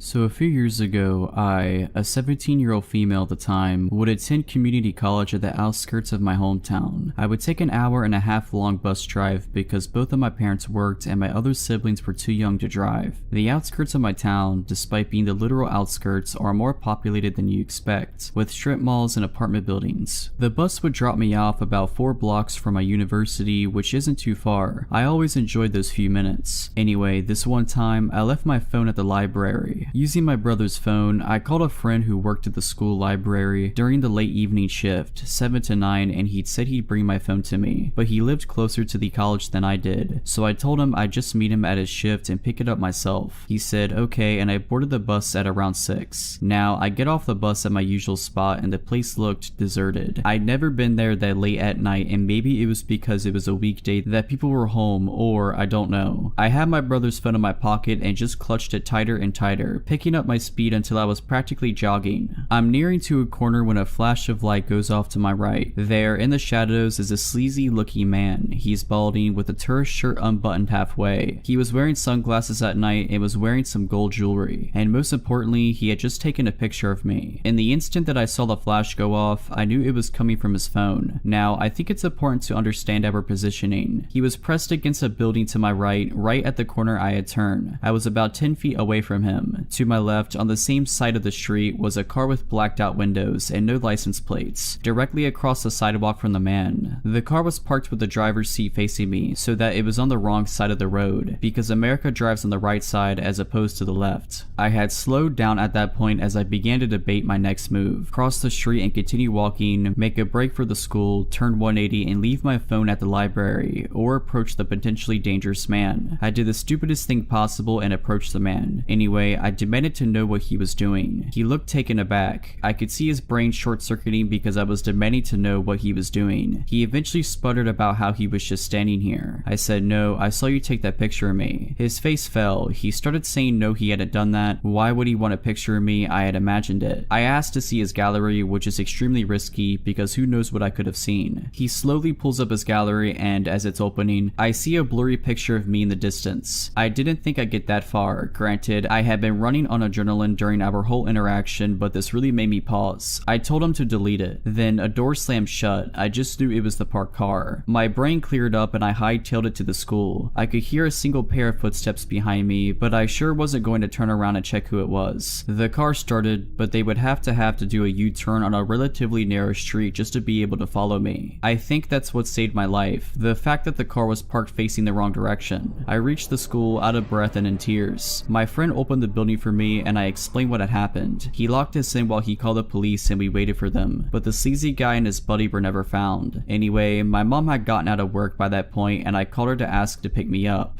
We waited with my friend till the end of his shift and drove him home too. Needless to say, I carry a mace with me everywhere I go now and I'm yet to find a police report stating a guy matching his description had been arrested. To be honest, I don't think the police believed me fully, but who knows.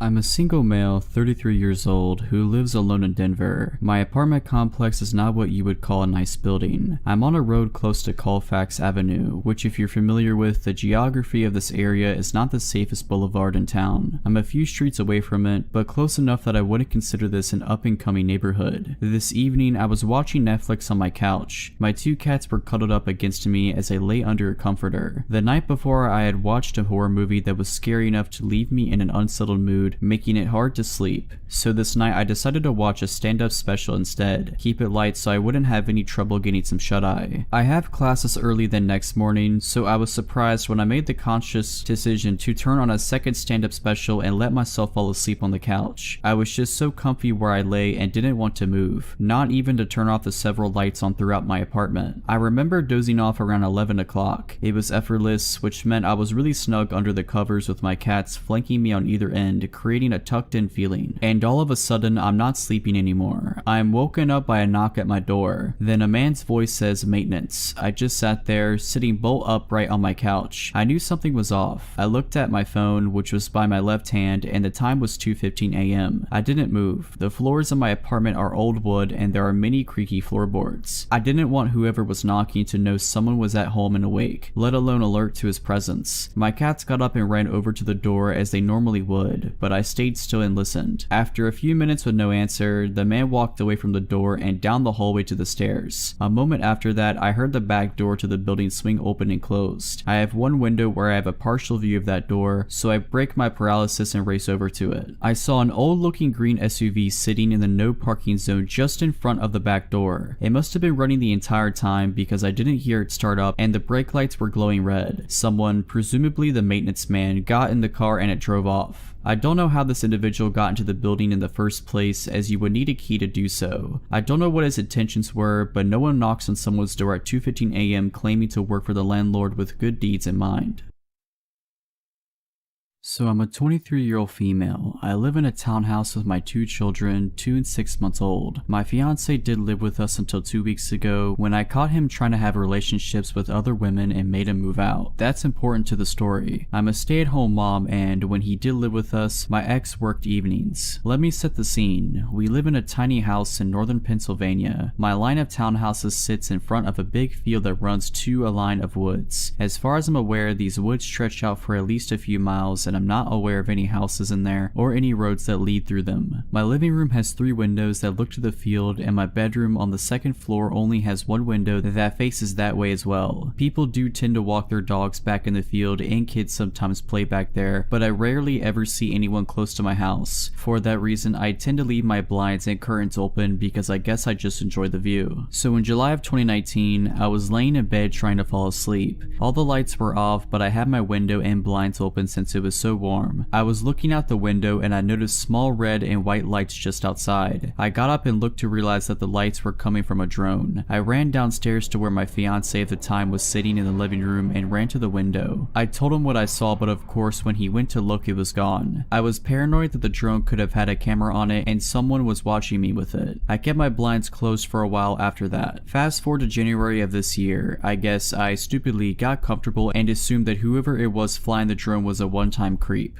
My blinds were open and I had just gotten out of the shower. I was sitting on my bed pretty much naked except for my underwear, scrolling on my phone when out of the corner of my eye I saw lights again out of the dark window. It was that drone again. I ran out of the room and waited for a few minutes. I peeked back into my room and it was gone. I quickly shut my blinds and got dressed. Honestly, I felt sick at how stupid I was to leave my window open again, especially when I was practically naked. Now for the real disturbing part. My 2-year-old son and I were out in the field 2 weeks ago, 3 days after I kicked out my boyfriend playing ball. I had my 6-month-old strapped to me in a baby carrier. Probably about a half hour after we had been out there, I heard a slight whirring noise coming towards us. I looked up and saw the drone flying towards us. I looked around and didn't see anyone. It stopped right over us. I freaked and grabbed my son and dragged him into the house, looking back at the tree line every so often as we went. I knew they had to be hiding in there. I went inside, closed the blinds, and called my mom and told her about the situation. She told me just to keep an eye out. I said I would. would. My son likes to line his toys up against the window, so I figured it wouldn't hurt to open them up just an inch or so. A little while later, after we ate dinner and it was almost dark, I was feeding my 6-month-old and my son was playing. He was standing over by the window, lining up his toys. He started saying dada, dada. I assumed he was just missing his father and dismissed him by saying he was going to see him that weekend. He kept saying dada, dada, though. I looked up and saw him pointing to the window under the little gap the blinds didn't cover. I froze. I remembered that he calls any man with facial hair dada because it reminds him of his father, but there was no way someone would be bold enough to actually come up to my window. Not when my neighbors are literally right there. Anyone could see them, but there aren't any lights back there, so unless someone actually stepped out of their house, I guess nobody would see them. Maybe it was my ex, but he should be at work at that time. I ran to the window and moved my son. I didn't want to lift the blinds, but honestly, I was sure it had to be the person who had been creeping on me for the past year, and I wanted to see who it was. I pushed the blinds up and was looking at a man who I definitely had never seen before, crouching in front of me. He was bald with a mustache and goatee. I have no idea how old he was. He could have been anywhere from 30 to 50. When he saw me, he smiled and stood up. I yelled and told him to screw off and that I was going to call the cops. He just stood there, smiling at me like some freak. I was about to close the blinds again when he said something I couldn't hear. I told him to leave again and he said, louder this time, I just want to talk to you. I shook my head no and yelled the same thing to him. He started slapping his hands on the window, yelling no, no, no over and over. I grabbed my phone, scared he was going to try to break in. I dialed 911. My kids were crying from the yelling and I felt on the verge of tears. I told the operator what was going on. The whole time I was on the phone, the man was pounding on my window, screaming now. He was yelling all kinds of nonsense, and I only caught some of it. He said he's been watching me for months, I'm beautiful, he wants to come with him, he'll kill my children if I don't. The operator told me to go into an upstairs room and hide until the police arrive. My town doesn't have a police department, so we rely on the state police. She said it would be about 20 minutes, but to stay on the phone with her. The man was practically punching my window now and was just screaming like a maniac. I was about to grab my kids and run upstairs when I heard someone else screaming. The man bolted. I looked out and saw my neighbor and his girlfriend. I opened the window and my neighbor said that he heard the man, so he ran around the building. He said when the guy heard him, he ran back to the woods and disappeared in the tree line. They said they also called the police. I thanked them 100 times. The police arrived 10 minutes later. They did a quick search around the buildings and found the man and arrested him. I don't know why that guy targeted me or why he waited so long to do something. I'm just happy my neighbors were there to intervene, or who knows what would have happened.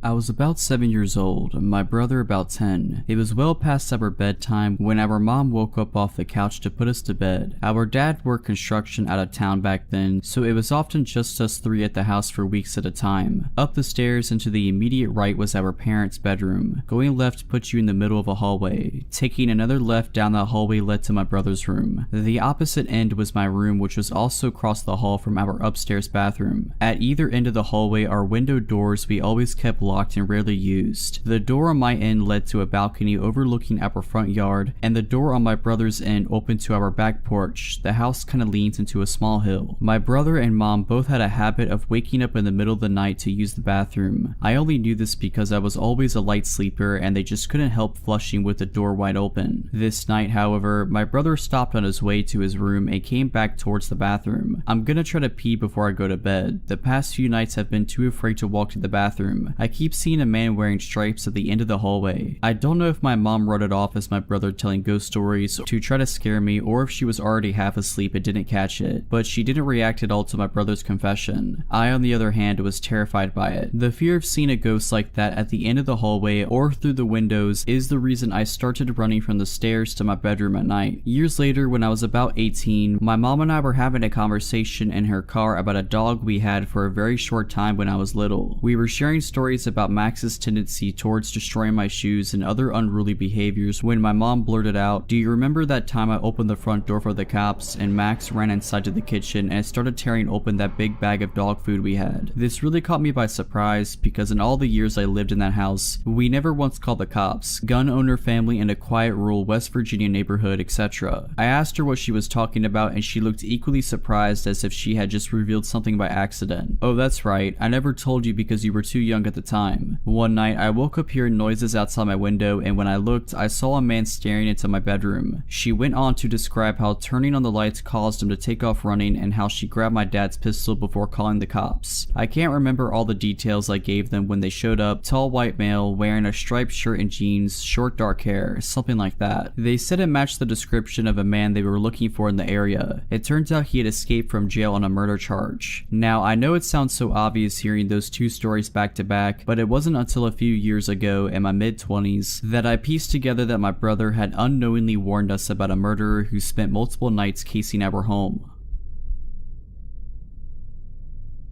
At the time, I just turned 17 and was still pretty naive. I live in England, so it is legal to work in a bar and serve alcohol supervised, but not to drink alcohol. Not that it stopped me. I worked in a working men's club filled with middle-aged elderly people. Most were really nice. I sold bingo tickets twice for a week for my dad's cousin, and I was pretty good at it. It's not typical to get tips here, but I earned more in tips than I did my actual wage. On a Saturday, my dad would come with me to have a drink with my elder sister while they played competitive darts in the main bar overlooking my booth. This one particular night, there was a middle-aged, average-looking guy, a little on the plump side but generally unnoticeable. On the first round of selling tickets, he was at the fruit machine opposite the entire time, looking over at me occasionally. The second round, he approached me, asked me what I was selling, how bingo worked, etc. Clearly had never played before, but hey, everyone starts somewhere, right? He bought some tickets and offered to buy me a drink. I declined and informed him I was underage. By now, I had a bit of an uneasy vibe and didn't want to take a drink from a guy I don't know. He then offered a cola, complimenting me a little too hard. Again declined and went on my way to help with the game in the main hall, part of my job. Third time, he stood against the wall adjacent to me and just watched me work. He'd waited until the queue calmed down and bragged about how much money he had and now he wants to be my sugar dad. How cute I am, commenting on my figure. I was trapped in my booth. I was late into the main hall, so the concert chairman, guy who calls out the bingo numbers and gives out winnings, comes out and asks what was going on. This guy claims we were just talking. I apologized to the chairman and he walked me to the hall, said he could see I was freaked out, so I told him everything. He made the bar staff aware, who also made my boss, my dad's cousin, aware also. Last round of selling tickets, he doesn't even wait for me to get back in my booth. He grabs my butt, telling me how he wants to be my sugar dad once again, tries to push me against the wall and is suddenly spun around, not just by my dad but my boss and numerous staff members and customers who heard and saw what went down. He started arguing his innocence until my dad not so politely introduced himself. He knew he was screwed. My dad punched him in the nose, blood running down his face. Everyone picked him up like a plank of wood and threw him out the closed door. Never saw him after that. Everyone checked up on me to make sure I was okay. My sister covered the rest of the shift, and I had a free bar tab for 2 months.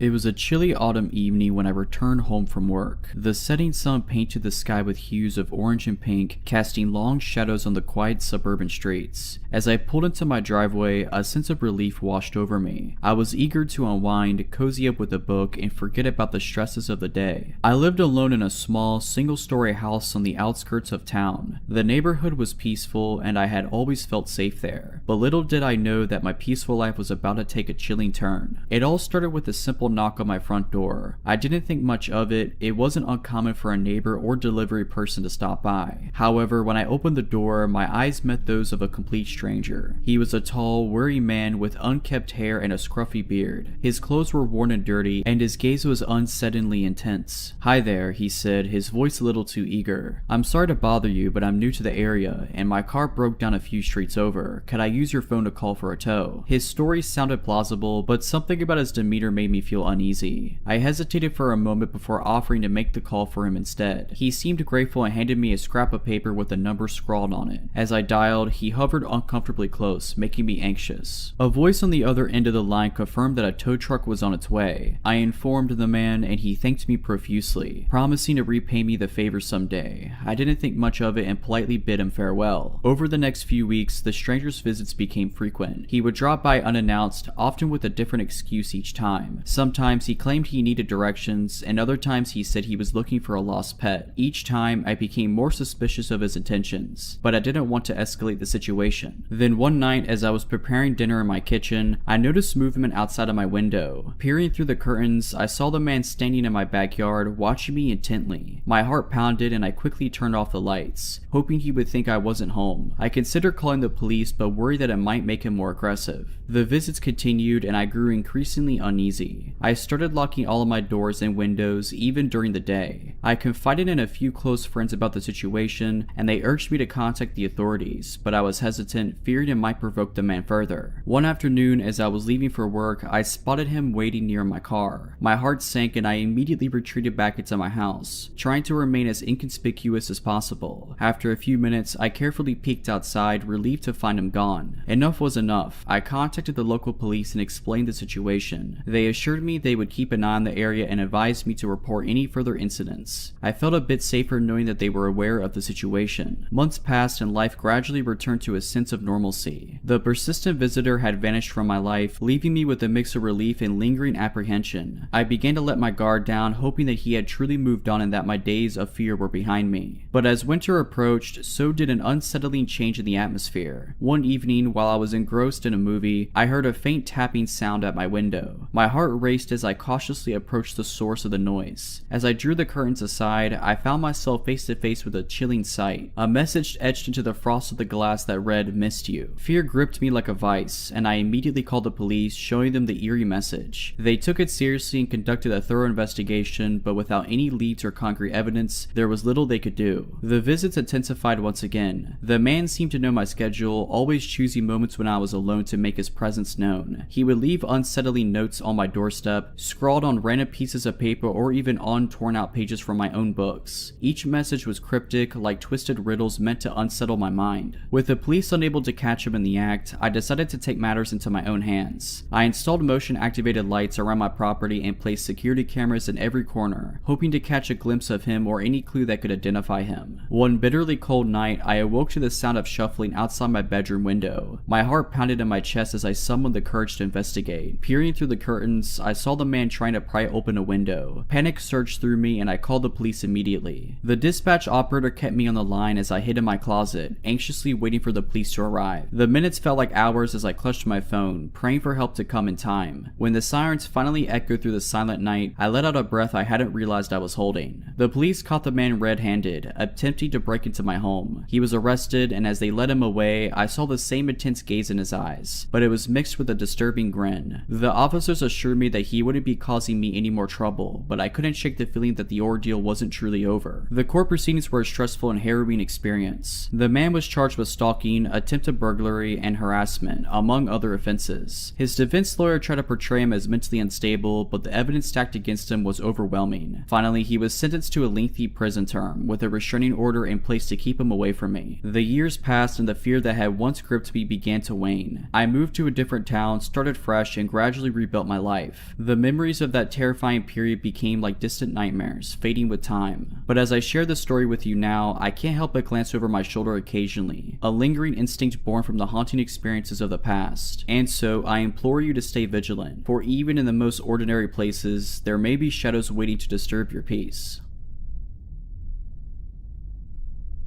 It was a stormy evening, rain pounding relentlessly on my car's windshield as I drove down a deserted highway. The dim glow of streetlights illuminated the road ahead, casting eerie shadows on the surrounding trees. I was eager to get home after a long day of traveling, but the weather seemed determined to keep me from reaching my destination. As I pressed on, my eyes caught a figure huddled by the roadside, drenched and holding out a thumb, a hitchhiker. My heart wavered between empathy and caution. It was late, and picking up a stranger in this weather was risky, but I couldn't ignore the guilt tugging at me. Against my better judgment, I decided to pull over. The moment he climbed into my car, I noticed something unsettling about the hitchhiker. His clothes were worn and his face bore the wariness of 1,000 miles. He looked much older than I had initially thought, with a scruffy beard and sunken eyes. His name was Jack, he said, and he was grateful for the ride. Jack didn't seem dangerous, but I couldn't shake the feeling that something was off. He spoke with an air of sadness, hinting at a troubled past and recent hardships. I listened, offering a few words of comfort as we continued down the highway. As the rain intensified, visibility dwindled, and I focused intently on the road. I tried to keep the conversation going to stave off any awkwardness. However, Jack's responses grew increasingly vague, and he seemed preoccupied with something else entirely. "I really appreciate you giving me a lift," he finally said, breaking the silence. "I've been stranded for hours, and it's been tough to find someone willing to help." "It's no problem," I replied. "Where are you headed?" He hesitated for a moment before replying, "I don't really have a destination in mind, just trying to put some distance between me and the past, you know?" I nodded sympathetically, but a twinge of unease crawled up my spine. It was as though he was trying to avoid any specific details about his journey. My instincts urged me to stay vigilant, reminding me that trusting a stranger in the dark of night might not be the wisest decision. As we drove further, I noticed Jack glancing at my belongings in the backseat and even craning his neck to look at my GPS. It made me uneasy, as if he was sizing me up or planning something. I decided to divert his attention away from my personal items and steer the conversation toward more general topics. An exit sign came into view and I saw the perfect opportunity to end the ride. "Hey, this is my exit," I said, my voice feigning casualness. "I hope this spot works for you." But Jack's reaction was unexpected. His eyes widened and he looked genuinely alarmed. No, please, just a little farther," he pleaded. "I promise I won't be any trouble." My heart pounded as I weighed my options. I couldn't shake the feeling that something was seriously amiss. However, I didn't want to put myself in any unnecessary danger. I decided to trust my gut and firmly insisted that I had to stop at that exit. Reluctantly, Jack agreed, and as I pulled over, he quickly thanked me and stepped out of the car. As I drove away, I glanced at my rearview mirror, and to my surprise, I saw him standing in the rain, watching my car until it disappeared from sight. In the days that followed, I couldn't shake the eerie feeling that lingered after encountering the mysterious hitchhiker named Jack. I kept replaying the encounter in my mind, wondering what might have happened if I had ignored my instincts and continued driving with him. My unease grew when I realized that I hadn't taken proper precautions when offering him a ride. I scolded myself for not considering the potential risk of picking up a stranger, especially on a stormy night when visibility was poor. Determined to learn from the experience, I decided to be more cautious and prepared in the future. I researched safe practices for offering help to strangers, especially while driving alone. It became clear that while compassion is important, safety should never be compromised. Weeks passed and the memory of the encounter with Jack began to fade, buried under the weight of daily routines and responsibilities. But just when I thought I had put the incident behind me, a news report caught my attention. The local news featured a segment on a man named Jack Harrison, who had been involved in a series of violent crimes across neighboring states. My heart pounded as they showed his picture, confirming my worst fears. It was the same hitchhiker I had encountered that stormy night. According to the report, Jack had been arrested after leading the police on a high-speed chase, during which he injured several officers and caused a serious accident. The authorities had been searching for him for months, and he had a lengthy criminal history, including charges for assault, robbery, and even kidnapping. My hands trembled as I realized just how close I had come to danger. It sent shivers down my spine, knowing that I had unwittingly given a ride to a dangerous criminal. I couldn't help but think about the possible outcomes if I hadn't decided to trust my instincts and let him out of my car. The experience left a profound impact on me. I realized that we often encounter situations that demand a balance between compassion and caution. While I had wanted to help the hitchhiker, I had failed to prioritize my safety. From that moment on, I vowed to be more vigilant and aware of my potential risk when dealing with strangers, no matter how genuine they may seem. The news of Jack's arrest also led me to reevaluate my trust in others. Not everyone we meet has good intentions, and it's essential to stay vigilant and prioritize personal safety. I made a conscious effort to share my story with family and friends, hoping that my experience would serve as a cautionary tale and remind others to be wary in similar situations. As time passed, I carried the lesson with me, growing stronger in my resolve to prioritize safety while remaining compassionate. The encounter with Jack had been a terrifying wake-up call, but it also served as a valuable reminder that in a world where we often aim to help others, we must first ensure our own well-being.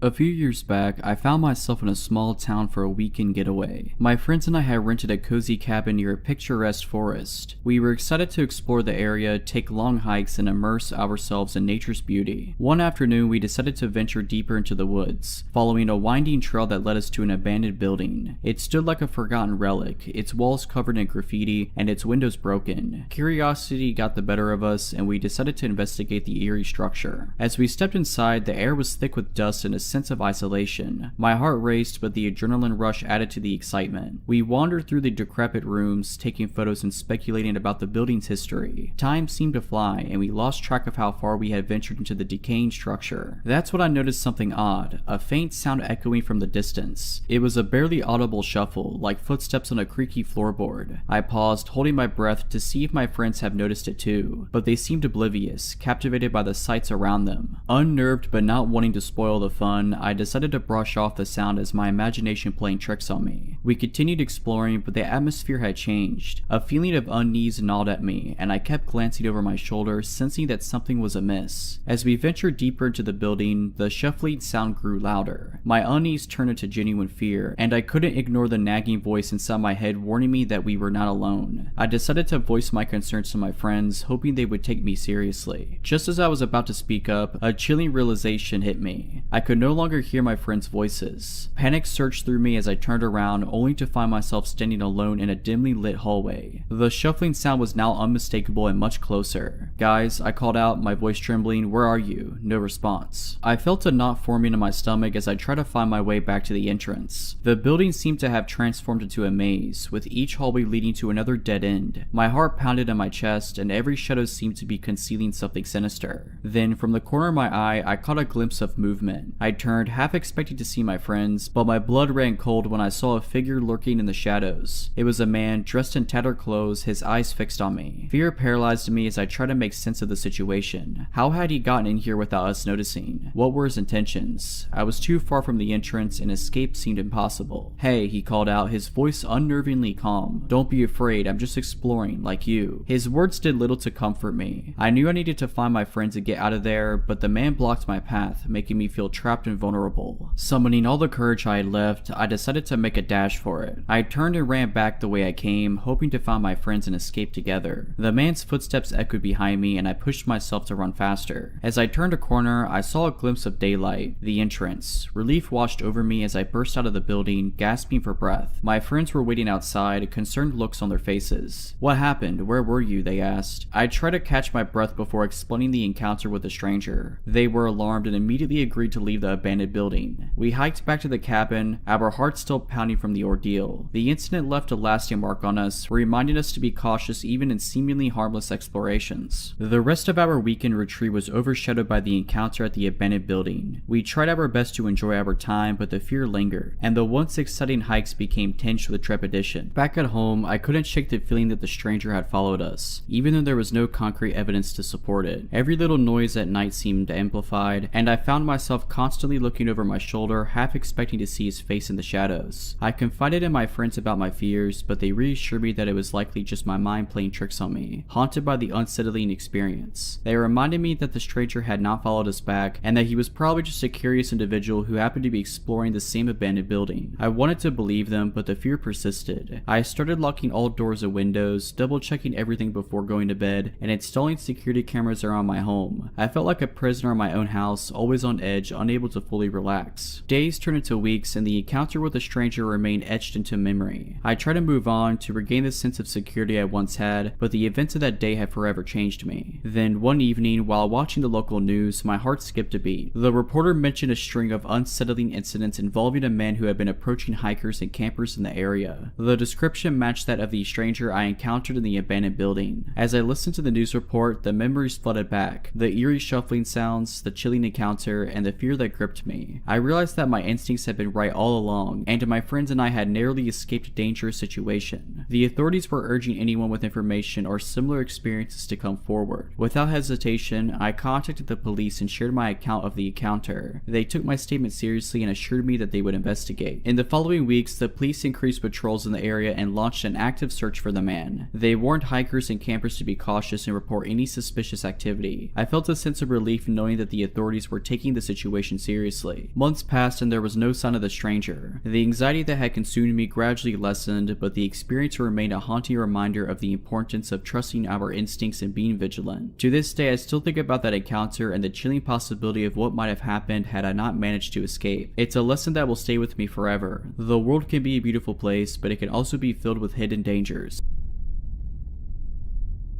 It was the summer of 2023, and I was on a road trip across the country, exploring new places and making memories. As dusk settled in, I found myself in a small, desolate town that seemed stuck in time. The sun dipped below the horizon, and I realized it was time to find a place to rest for the night. Driving along the deserted highway, my eyes caught sight of an old, run-down gas station. Its flickering sign hinted at life, but it appeared deserted for years. Desperation overtook my better judgment, and I decided to give it a shot. After all, it was the only sign of civilization for miles around. I parked my car and cautiously approached the station. The creaking sound of the rusted door sent shivers down my spine. I stepped inside, and the musty scent of decay greeted me. The interior was dimly lit, with cobwebs covering every corner. Broken shelves and shattered glass littered the floor, remnants of the place that once thrived. An unsettling feeling washed over me, but I convinced myself that it was just my imagination playing tricks. I called out, "Hello, is anyone here?" My voice echoed through the silence, but there was no response. As I made my way toward the counter, I noticed a flickering light coming from a back room. Curiosity got the better of me, and against my instincts, I approached the source of the light. The door was slightly ajar, and peering inside, I saw a shadowy figure hunched over something. "Hey, is everything okay?" I asked hesitantly. The figure suddenly stopped moving and turned its head slowly to face me. It was a man, but his appearance was unsettling. His eyes were wide and vacant, and a crooked smile stretched across his face. He didn't respond, but rather continued to stare at me in an eerie silence. Feeling a rush of anxiety, I backed away slowly, my heart pounding in my chest. Without uttering a word, I retreated to the front of the gas station. I decided it was time to leave, but as I turned to exit, the man suddenly appeared in the doorway, blocking my path. Panic set in, and I fumbled for my car keys. He stood there, still grinning like a malevolent specter. My mind raced with fear, imagining the worst scenarios. I managed to keep my voice steady as I spoke. "I'm leaving now. I don't want any trouble." His grin widened, sending chills down my spine. "You can't leave," he murmured, his voice sending shivers through the air. "Nobody ever leaves this place." I could feel his words like an icy grip on my soul, but I couldn't let myself succumb to the terror. Summoning all the courage I had, I made a run for it, pushing past the man and sprinting to my car. I could hear his unnerving laughter echoing behind me as I drove away, adrenaline coursing through my veins. Over the following days, my road trip took on a more cautious and vigilant tone, and every time I passed an abandoned building or a desolate area, the memory of the eerie gas station would resurface, sending shivers down my spine. It was as if the encounter had left an indelible mark on my psyche, a constant reminder of the inexplicable and the dangers that might lie in the unknown. As I drove through various towns and landscapes, I couldn't help but wonder if there was something deeper and darker beneath the surface of these seemingly ordinary places. I kept my eyes peeled for any signs of unusual activity or anything that might indicate a connection to the enigmatic gas station. However, I found nothing concrete, just my own unease. With time, the memory of that fateful night began to fade slightly, but I couldn't forget the haunting stare of the man I encountered or the bone-chilling feeling of being trapped in that forsaken gas station. The incident played like a broken record in my mind, and I found myself delving into research during my travels, seeking any clues or urban legends that might explain what I had experienced. Through online forums and local stories, I stumbled upon a handful of tales that eerily mirrored my own encounter. Whispers of a wandering gas station began to surface, a place said to appear when and where you least expected it. According to these accounts, the station was a portal to an otherworldly realm where time and reality twisted in inexplicable ways. These stories were both intriguing and terrifying, but they felt more like campfire tales than reality. Still, the coincidences were hard to ignore. People spoke of unsettling encounters with the station's mysterious occupants, describing them as otherworldly beings who seemed to be stuck in a time loop, reliving the same moments over and over again. Determined to find some answers, I decided to revisit the town where I encountered the gas station. This time, I was prepared, equipped with a camera, a voice recorder, and a journal to document any strange occurrences. As I approached the area, an eerie silence enveloped me, making my heart race in anticipation. The town looked just as desolate as before, but the gas station was nowhere to be found. Its absence only deepened the mystery. I began to interview locals, discreetly inquiring about the abandoned station and the strange occurrences in the area. Most people dismissed my questions as idle curiosity, but a few shared cryptic stories that only fueled my intrigue. One elderly man, who appeared to be hesitant to speak, eventually shared a chilling tale. He recounted a legend that had been passed down through generations in the town, speaking of an ancient curse that bound the land to a realm of restless spirits. According to the story, the gas station was a nexus, a thin veil between our world and the ethereal plane, where lost souls wandered aimlessly. As the day turned to dusk, I decided to spend the night in the town, hoping to witness anything out of the ordinary. I parked my car near the area where the gas station had once stood and set up my equipment. The hours crept by slowly, and my mind began to play tricks on me as I imagined shadows moving in the darkness. Just as I was considering giving up, a faint, ethereal glow appeared in the distance. My heart skipped a beat as the glow intensified, taking the shape of an old-fashioned gas station sign. It couldn't be. The gas station was gone, but there it was, materializing before my eyes like a haunting apparition. My hands trembled as I started recording and photographing the eerie scene. The sign flickered, and the station seemed to waver like a mirage. As I approached, I could hear faint whispers carried by the wind, voices of the lost and the restless. Against my better judgment, I entered the station, drawn by an inexplicable force. Inside, time seemed to lose its meaning, and the air grew thick with a sense of foreboding. The same hunched figure from before emerged from the shadows, still wearing that haunting smile. This time, I resisted the urge to flee. Instead, I mustered all my courage and asked the question that had been haunting me since that night. What is this place? Who are you? The figure's vacant eyes locked onto mine, and his voice echoed with a strange mixture of sorrow and malevolence. We are the forgotten, the ones trapped between worlds. We yearn for release, but the curse binds us here. In that moment, I felt a surge of empathy for the lost souls trapped in this timeless purgatory. I couldn't help but wonder if there was a way to freedom, to break the curse that held them captive. As I continued to explore the gas station, I found old journals and artifacts, shedding light on the history of the place and the people who once inhabited it. It became clear that the station was more than just a gateway. It was a focal point for lost souls and unresolved mysteries, a limbo that held them in perpetual torment. But before I could uncover more, a powerful gust of wind swept through the station, and the apparitions began to fade. The figure warned me to leave before it was too late, as if the station itself was closing its doors to our world once more. With a heavy heart, I stepped back out into the night, the gas station vanishing behind me. As I drove away, I knew that my encounter with the wandering gas station had changed me forever. I now carried the burden of knowing about the lost souls stuck in that timeless purgatory, yearning for freedom. Though I might never have all the answers or fully comprehend the mysteries of that place, I couldn't forget the haunting faces and voices that echoed in my mind. The encounter had opened my eyes to a hidden world that existed just beyond our perception, a world of forgotten souls and inexplicable occurrences. And it was a world I could never let myself forget, no matter how much I wished to leave it behind.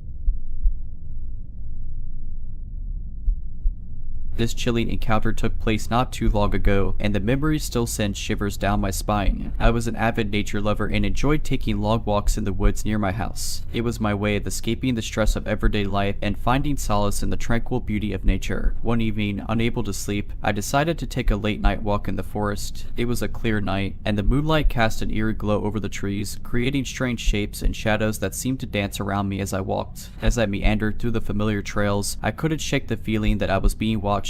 The rustling leaves and distant sounds of wildlife didn't seem as soothing as they usually did. However, I dismissed my unease, attributing it to my restless state of mind. The further I ventured into the woods, the more the feeling of being watched intensified. I convinced myself it was just my imagination, but my heart continued to pound in my chest. That's when I heard it, a faint whisper carried by the wind. Hello, is someone there? I called out, trying to sound brave. Silence greeted me, but the unsettling feeling didn't subside. I quickened my pace, hoping to reach a more populated area, but the forest seemed to stretch on endlessly. My anxiety was reaching its peak, and I considered turning back, but something kept urging me forward. Finally, as I approached a clearing, I saw him, a tall, shadowy figure standing at the edge of the trees. My blood turned to ice, and I couldn't move. The moonlight revealed his silhouette, but his face remained hidden in the darkness. Who are you? What do you want? I stammered, my voice trembling. The stranger didn't respond. Instead, he took a slow step toward me, and I felt my fight or flight response kick in. My instincts screamed at me to run, but my body felt frozen in place. Just then, a sudden burst of courage surged through me. I turned and sprinted back the way I had come, my heart pounding in my ears. I didn't dare look back, fearing what I might see. As I ran, the whispering sounds seemed to follow me, growing louder and more menacing. It was as if the forest itself was taunting me, playing tricks on my mind. The trees swayed eerily in the wind, and the shadows seemed to come alive with malevolence. Finally, I burst out of the woods and into the safety of the street lights that lined the nearby road. I glanced back one last last time, but there was no sign of the mysterious figure. My heart was still racing, and I struggled to catch my breath. I hurried back home, vowing never to venture into those woods again at night. The encounter had left me shaken and questioning my sanity. I wondered if I had stumbled upon some dangerous individual or if my mind had played tricks on me in the darkness. Unable to shake the feeling of dread, I reported the incident to the local authorities. They assured me they would increase patrols in the area, but they found no evidence of anyone lurking in the woods. The weeks that followed the eerie encounter were filled with anxiety and sleepless nights. The memory of the shadowy figure lurking in the woods plagued my thoughts, leaving me on edge even in the safety of my own home. I began to question whether I should have reported the incident to the authorities, fearing that I might have drawn attention to myself from someone with ill intentions. To ease my restless mind, I confided in a close friend about the strange encounter. She listened attentively, offering reassurance and understanding. She encouraged me to join her on walks during the day, hoping that the presence of a companion would help ease my fears. Despite my lingering unease, I decided to give it a try. We strolled through the familiar forest trails, the sunlight filtering through the leaves, casting a warm glow on the surroundings. With my friend by my side, I felt a glimmer of the comfort and tranquility I used to find in these woods. As we walked, my friend shared her own stories of feeling uneasy in certain places and how she coped with those feelings. It was a relief to know that I wasn't alone in my fears, and her support helped me regain some of my lost confidence. However, my unease returned as the sun began to set, reminding me of the unnerving encounter that had occurred under the moonlit sky. I could feel the grip of fear tightening once again, and I was ready to call it a day and head back home. But just as we turned to leave, I caught a glimpse of something familiar in the distance, a tall, dark figure standing among the trees. My heart pounded, and I froze, unable to believe what I was seeing. Was this the same person from before? How had they found me again? I clung to my friend, whispering urgently, "Do you see that? It's him." My friend looked in the direction I was pointing, but when she turned back to me, her face was puzzled. "I don't see anyone. Are you sure you're okay?" she asked, concern etched on her features. Doubt gnawed at my might. Had my fear conjured up the figure once more? Was it a trick of the fading light? My friend's reassurance did little to calm my racing heart. Reluctantly, we decided to continue our walk, but the feeling of being watched didn't dissipate.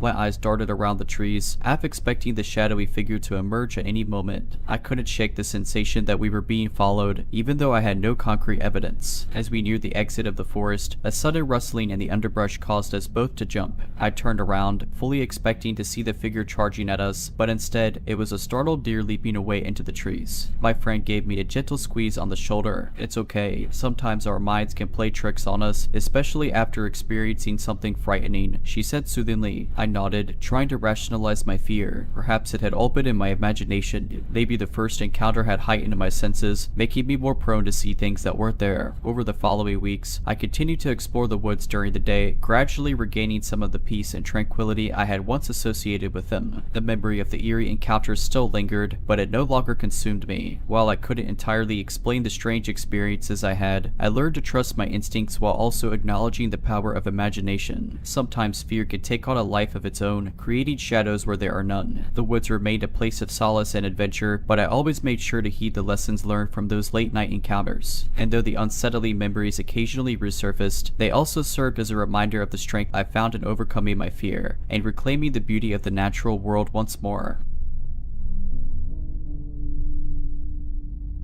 This unsettling story happened to me during my first year of college when I moved into a shared apartment near campus. The apartment complex seemed like a typical college housing option, nothing out of the ordinary. Little did I know that my new roommate would turn my life upside down. At first, everything seemed normal. I was excited to start this new chapter of my life and looked forward to getting to know my roommate better. Let's call her Sarah. She was friendly, cheerful, and we hit it off right away. However, as the days passed, I noticed peculiarities about her behavior that left me feeling uneasy. Sarah had a habit of disappearing for long stretches without any explanation. At times, she would be out for days without a word, and then she would return as if nothing had happened. When I asked about her whereabouts, she would brush it off, claiming she was visiting friends or spending time at her family's place. As weeks turned into months, her absences became more frequent, and she began to withdraw from our circle of friends. It was as if she had a secret life outside of the apartment, one she didn't want anyone to know about. One evening, as I was studying in my room, I overheard Sarah talking on the phone. She spoke in hushed tones, and although I couldn't make out the details, her conversation sounded intense and secretive. The hair on the back of my neck stood up, and I couldn't shake the feeling that something was seriously off. Curiosity got the best of me, and one day, while she was out, I decided to look around her room. I felt guilty invading her privacy, but my gut feeling told me that I needed to find out what was going on. Inside her room, I found stacks of notebooks filled with what seemed to be coded writings and obscure symbols. It was like nothing I had ever seen before. The room was cluttered with strange trinkets and items that seemed to hold hidden meanings. My heart raced as I realized I had stumbled upon something much deeper and more sinister than I could have ever imagined. I didn't know what to make of it all, but I knew that Sarah was involved in something that went far beyond ordinary college life. Despite my fears, I didn't confront Sarah directly. Instead, I discreetly asked around campus, trying to gather information about her mysterious activities. Some mentioned her involvement in strange rituals and gatherings late at night, while others spoke of her fascination with the occult. I couldn't shake the feeling that I was in over my head. The more I delved into the mystery, the more I feared for my safety. I didn't know who I could trust or what secrets Sarah might be hiding. One night, as I lay awake in my bed, I heard muffled voices and chanting coming from the living room. Fear gripped my heart, and I realized that Sarah had brought her secretive practices into our apartment. I decided that I couldn't stay there any longer. I packed my belongings in a haste, making sure to leave no trace behind, and moved out without saying a word to Sarah. I found a new place to live, far away from the darkness that had enveloped my old apartment. After moving out of the apartment, I tried my best to put the unsettling experience behind me. I focused on my studies and surrounded myself with friends who brought positivity into my life. Still, the memory of Sarah and her mysterious activities lingered in the back of my mind like a haunting shadow. As the months passed, rumors about Sarah's bizarre behavior spread around campus. Some claimed to have witnessed her participating in peculiar ceremonies late at night, while others spoke of strange symbols and writings she would display in public places. I found solace in confiding in a close friend who had known Sarah before she became reclusive.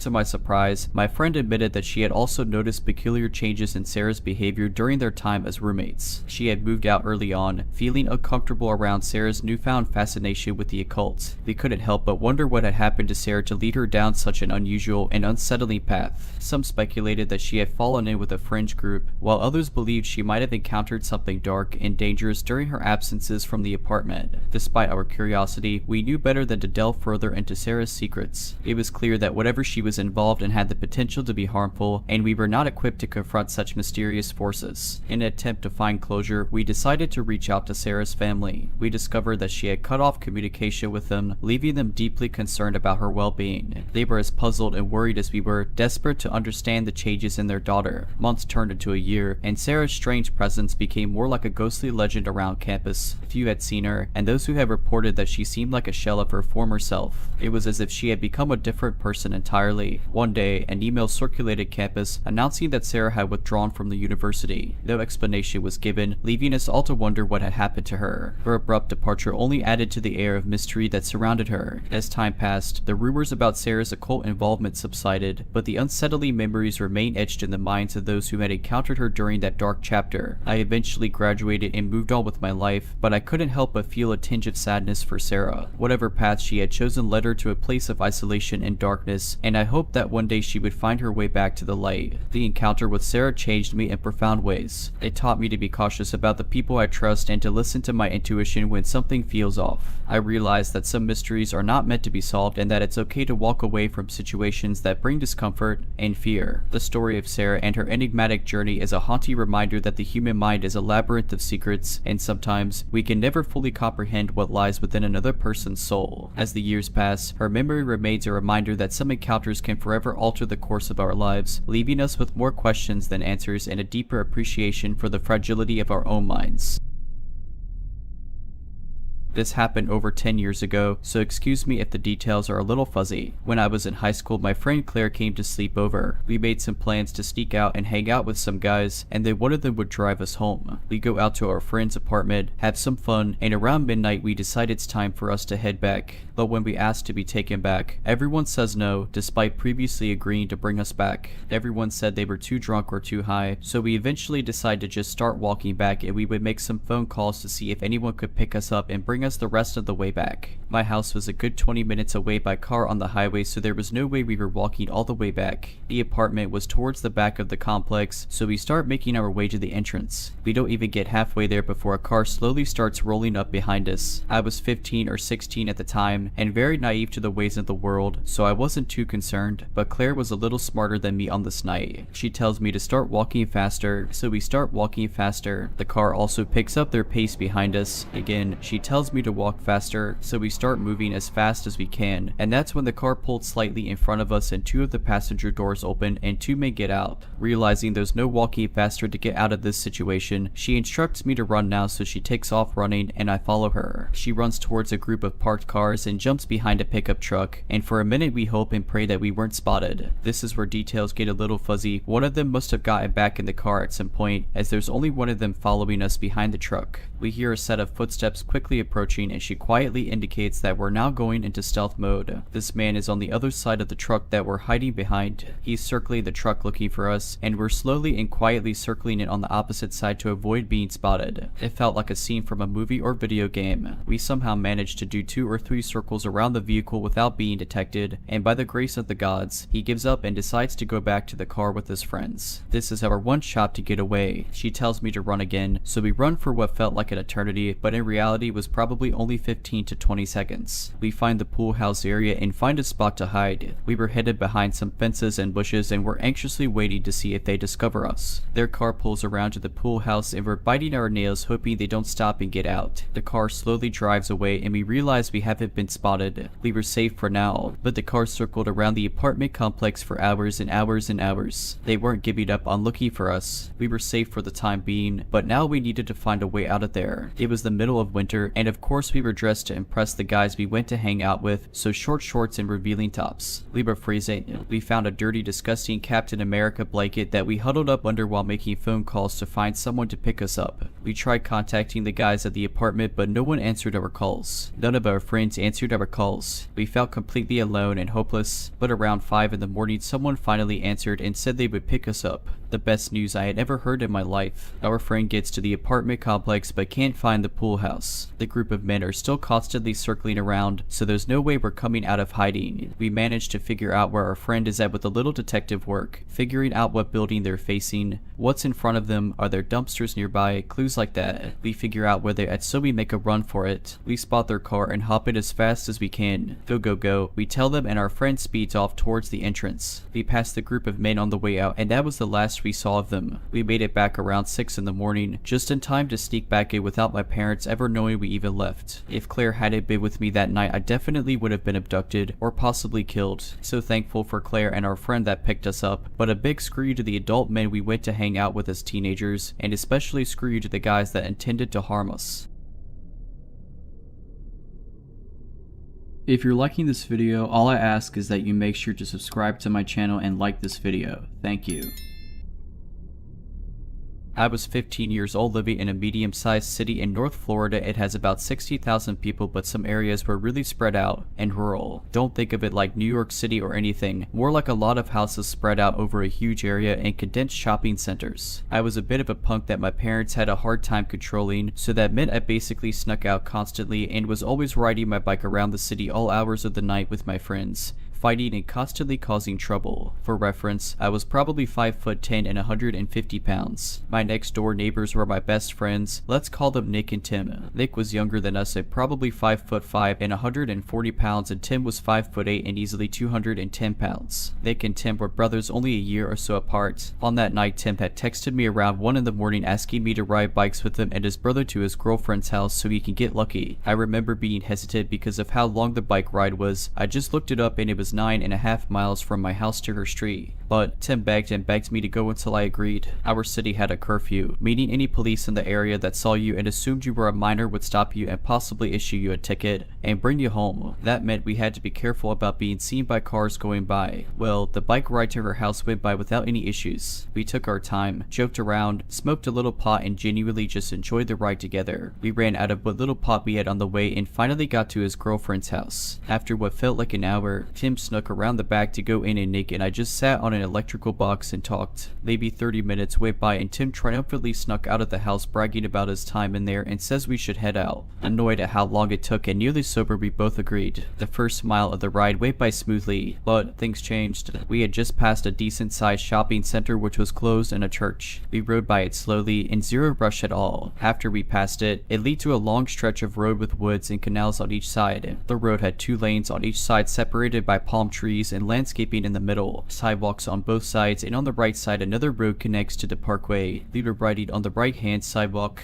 Off in the distance we saw a very tall older man wearing a yellow raincoat and a large backpack. He was walking back and forth on the sidewalk under a street light on the corner of the parkway and the side street. We all went silent as we got closer. I don't think he could have seen or heard us as there were no lights over us and there were sprinklers going off in the median. I remember hearing him dragging his feet across the ground and mumbling. He was dragging his feet almost like he was trying to brush away the concrete to find something underneath it. The mumbling was incoherent and frantic. Honestly, it made my heart sink and my stomach knot up. I couldn't understand anything he was saying and the only way to go to get home was to go by him. Nick said let's cross the street and get onto the other sidewalk. Tim and I agreed. I remember this so distinctly. We crossed the landscaped median and a jet of sprinkler water hit me directly in the face and got into my mouth and my eyes. It smelled like sulfur and tasted horribly. On the other side we could hear the mumbling and scraping of his feet clearer. I could now see more details about him. He was smoking a cigarette and was probably 6'5", had on a huge green backpack, was extremely skinny, had long gray hair, was wearing combat boots and blue ripped jeans, and that he had a full white beard. He didn't seem to notice us until we were directly across from him. We all had our eyes locked in his direction when he suddenly stopped walking, talking and scraping his feet, looked up from the ground and let out this god-awful screech. It was like he tried to say 100 words at once. None of us knew what he tried to say. After the initial scream, I could make out "What are you doing?" It startled us. We were now 25 yards away from him and then he screams, "What are you looking at?" I was a foolish teenager. I piped up to say something smart and Tim riding next to me grabbed onto me and said don't say a word. So I didn't, and in hindsight I am so glad I didn't. He kept screaming in our direction and we kept riding. The further we rode, the fainter the screaming got. Then it stopped. They crossed the street again to the other side and made it about a mile down the road, all of us on edge. We glanced over our shoulders constantly to make sure he wasn't following us. We talked briefly about it and how strange it was, but we were glad it was over with, or so we thought. Nick and Tim were riding in front of me when I thought I heard something behind me. I turned around and there he was, maybe an arm's length away, headed directly for me. The yellow raincoat hood was pulled up over his head and buttoned. This guy was standing up on his mountain bike pedaling as hard as he could. We locked eyes and he started screaming. I made screaming. He screamed not words, not any language, a constant scream as loud as he could. I have the chills writing this even now, as a 25-year-old grown man with a wife and a baby. I screamed he's right behind us and stood up pedaling as hard as I could. I think we all did. And he was right behind us the whole time, screaming. Every so often he would get right on top of us, screaming and trying to knock us off of our bikes. I don't know how long we rode with him behind us, but it felt like eternity. I think age played a factor because he must have got tired and let us get ahead a bit. Exhausted, we pulled into a neighborhood and stared cutting through yards trying to lose him. We jumped off our bikes and all just decided if he's still chasing us, we were going to make our stand together and fight. It was like a hive mind decision. All too tired to keep running, it was our only option. We waited for him, but he never came.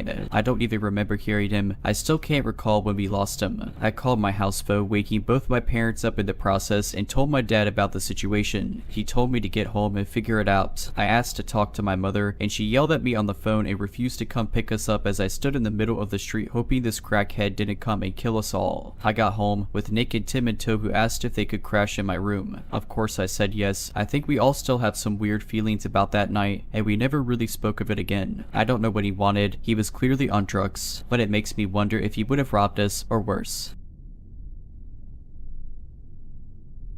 2 weeks ago, my fiance, who is 24, and my future father-in-law, who is 53 years old, and myself, who is also 24 years old, take a little road trip to pick up some jazz cabbage in a different state as we live in a dry state. The drive up was uneventful as per usual. However, on the way back home, we had passed a slower moving vehicle, which was a white truck. We were coming into a town where the speed came from 45 to 35 miles per hour. As we start to slow, this white truck nearly rams into the back of us. I am sitting in the back at this point and turn to look over my shoulder and can see the white truck swerved into the other lane to avoid hitting us. At this point, my future father-in-law is the one driving and motions a what the heck gesture to the truck behind us. The driver of the white truck proceeds to tell him to pull over. My future father-in-law, being a hothead, obliges and pulls over. He steps out of the vehicle and says some colorful language towards the other car. The driver of the white truck is also out of his vehicle and walking up into my future father-in-law's face. At this point, my fiance steps out and I follow. I see things getting heated between these two men and I throw myself in between them. Everything next happens so fast, I'm going to try my best to recapture. As I'm between everyone, the driver of the white truck pushes past me and shoves my future father-in-law. This gets my fiance to step in, hey, don't push my dad, to try and split them up. Next thing we see is the other passenger in the vehicle, who is easily in his 40s and close to 500 pounds, sucker punch my fiance, who is 225 pounds. You just punched me. Somehow I get pushed to the ground and my guys are fighting the other guys. Fists are flying, they're rolling down into the ditch. The guy that was 500 pounds is on my fiance, pulling his hair and scratching him. Now, I'm against jumping, but this man had 300 pounds on my man. I jump in, I start punching and kicking and doing anything I can to get this man off of him. My future father-in-law is quaking the main guy in the other vehicle in a chokehold. He can see that we're struggling with the big guy and forgets the main guy to hit the other guy in the face until he got off my fiance. Cops were called, everyone was separated. The party in the white truck decided not to press charges. We agreed to not press charges and were sent on our way. So did the men in the white truck. Let's not meet again. Recently, I moved out of my apartment. I simply had to because I didn't feel safe with my landlords. I lived in this really nice apartment in Brooklyn for a few months with my roommate, who paid for most of the rent since her parents are super rich. Our landlords were actually this seemingly really sweet couple who lived a few floors above with their kids. The first few weeks were somewhat normal except for the fact that every time I saw their kids in the elevator they would scream at me before they got off and then just ran away. I thought it was funny and cute at first, but then their eldest son came to visit and started doing the same thing.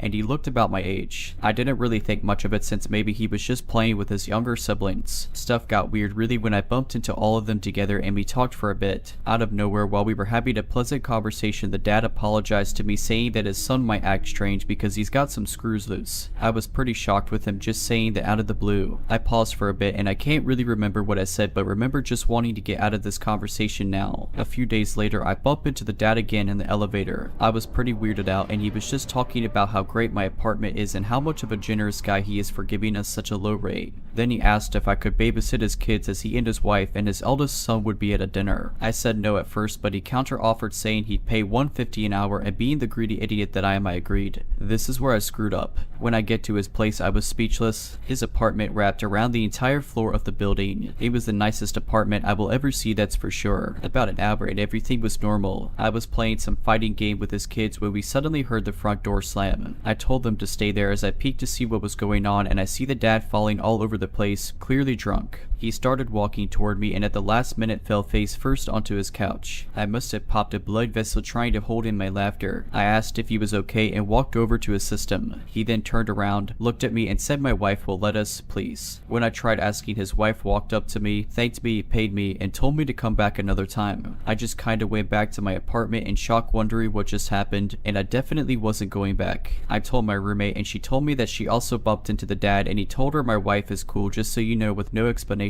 and just left. At this point, we knew that we sure were not renewing our lease. We didn't see our landlords until our final month. We kinda joked to our friends about how our landlords were creepy cooks. The next time I see them was actually with my boyfriend, who was well aware of what they were trying to do. It was an intensely awkward elevator ride, as when they saw us in there they just went quiet and smiled and nodded at us repeatedly. As we step out the elevator, the dad shouts hey to us and winks at me as the doors closed. After that, I asked my boyfriend to stay with us for the remainder of our lease calls. At this point, my roommate and I were freaked out. Our final and creepiest encounter was a few days before moving out. My roommate walked out the apartment and both the landlords were sitting in front of the elevators waiting for us. She said they started sobbing when they saw her and then begged us to stay. They apparently apologized for making us uncomfortable and said they thought we were the pretty young girls they were waiting for. She didn't say a word to them and got on the elevator and called me to warn me they were outside, and then then they started to knock. My boyfriend answered and said when the guy saw me, asked if I was here. Of course my boyfriend said no, but they tried walking in anyway. I walk out my room saying I'll call the police if they don't leave, and they beg me to not and run out the apartment. A few days ago, we get a text from a random number saying we could live there 6 months free if we just gave them a few nights. Of course, blocked and deleted. The whole thing was such an uncomfortable experience living there all those months, especially knowing they had keys to our apartment.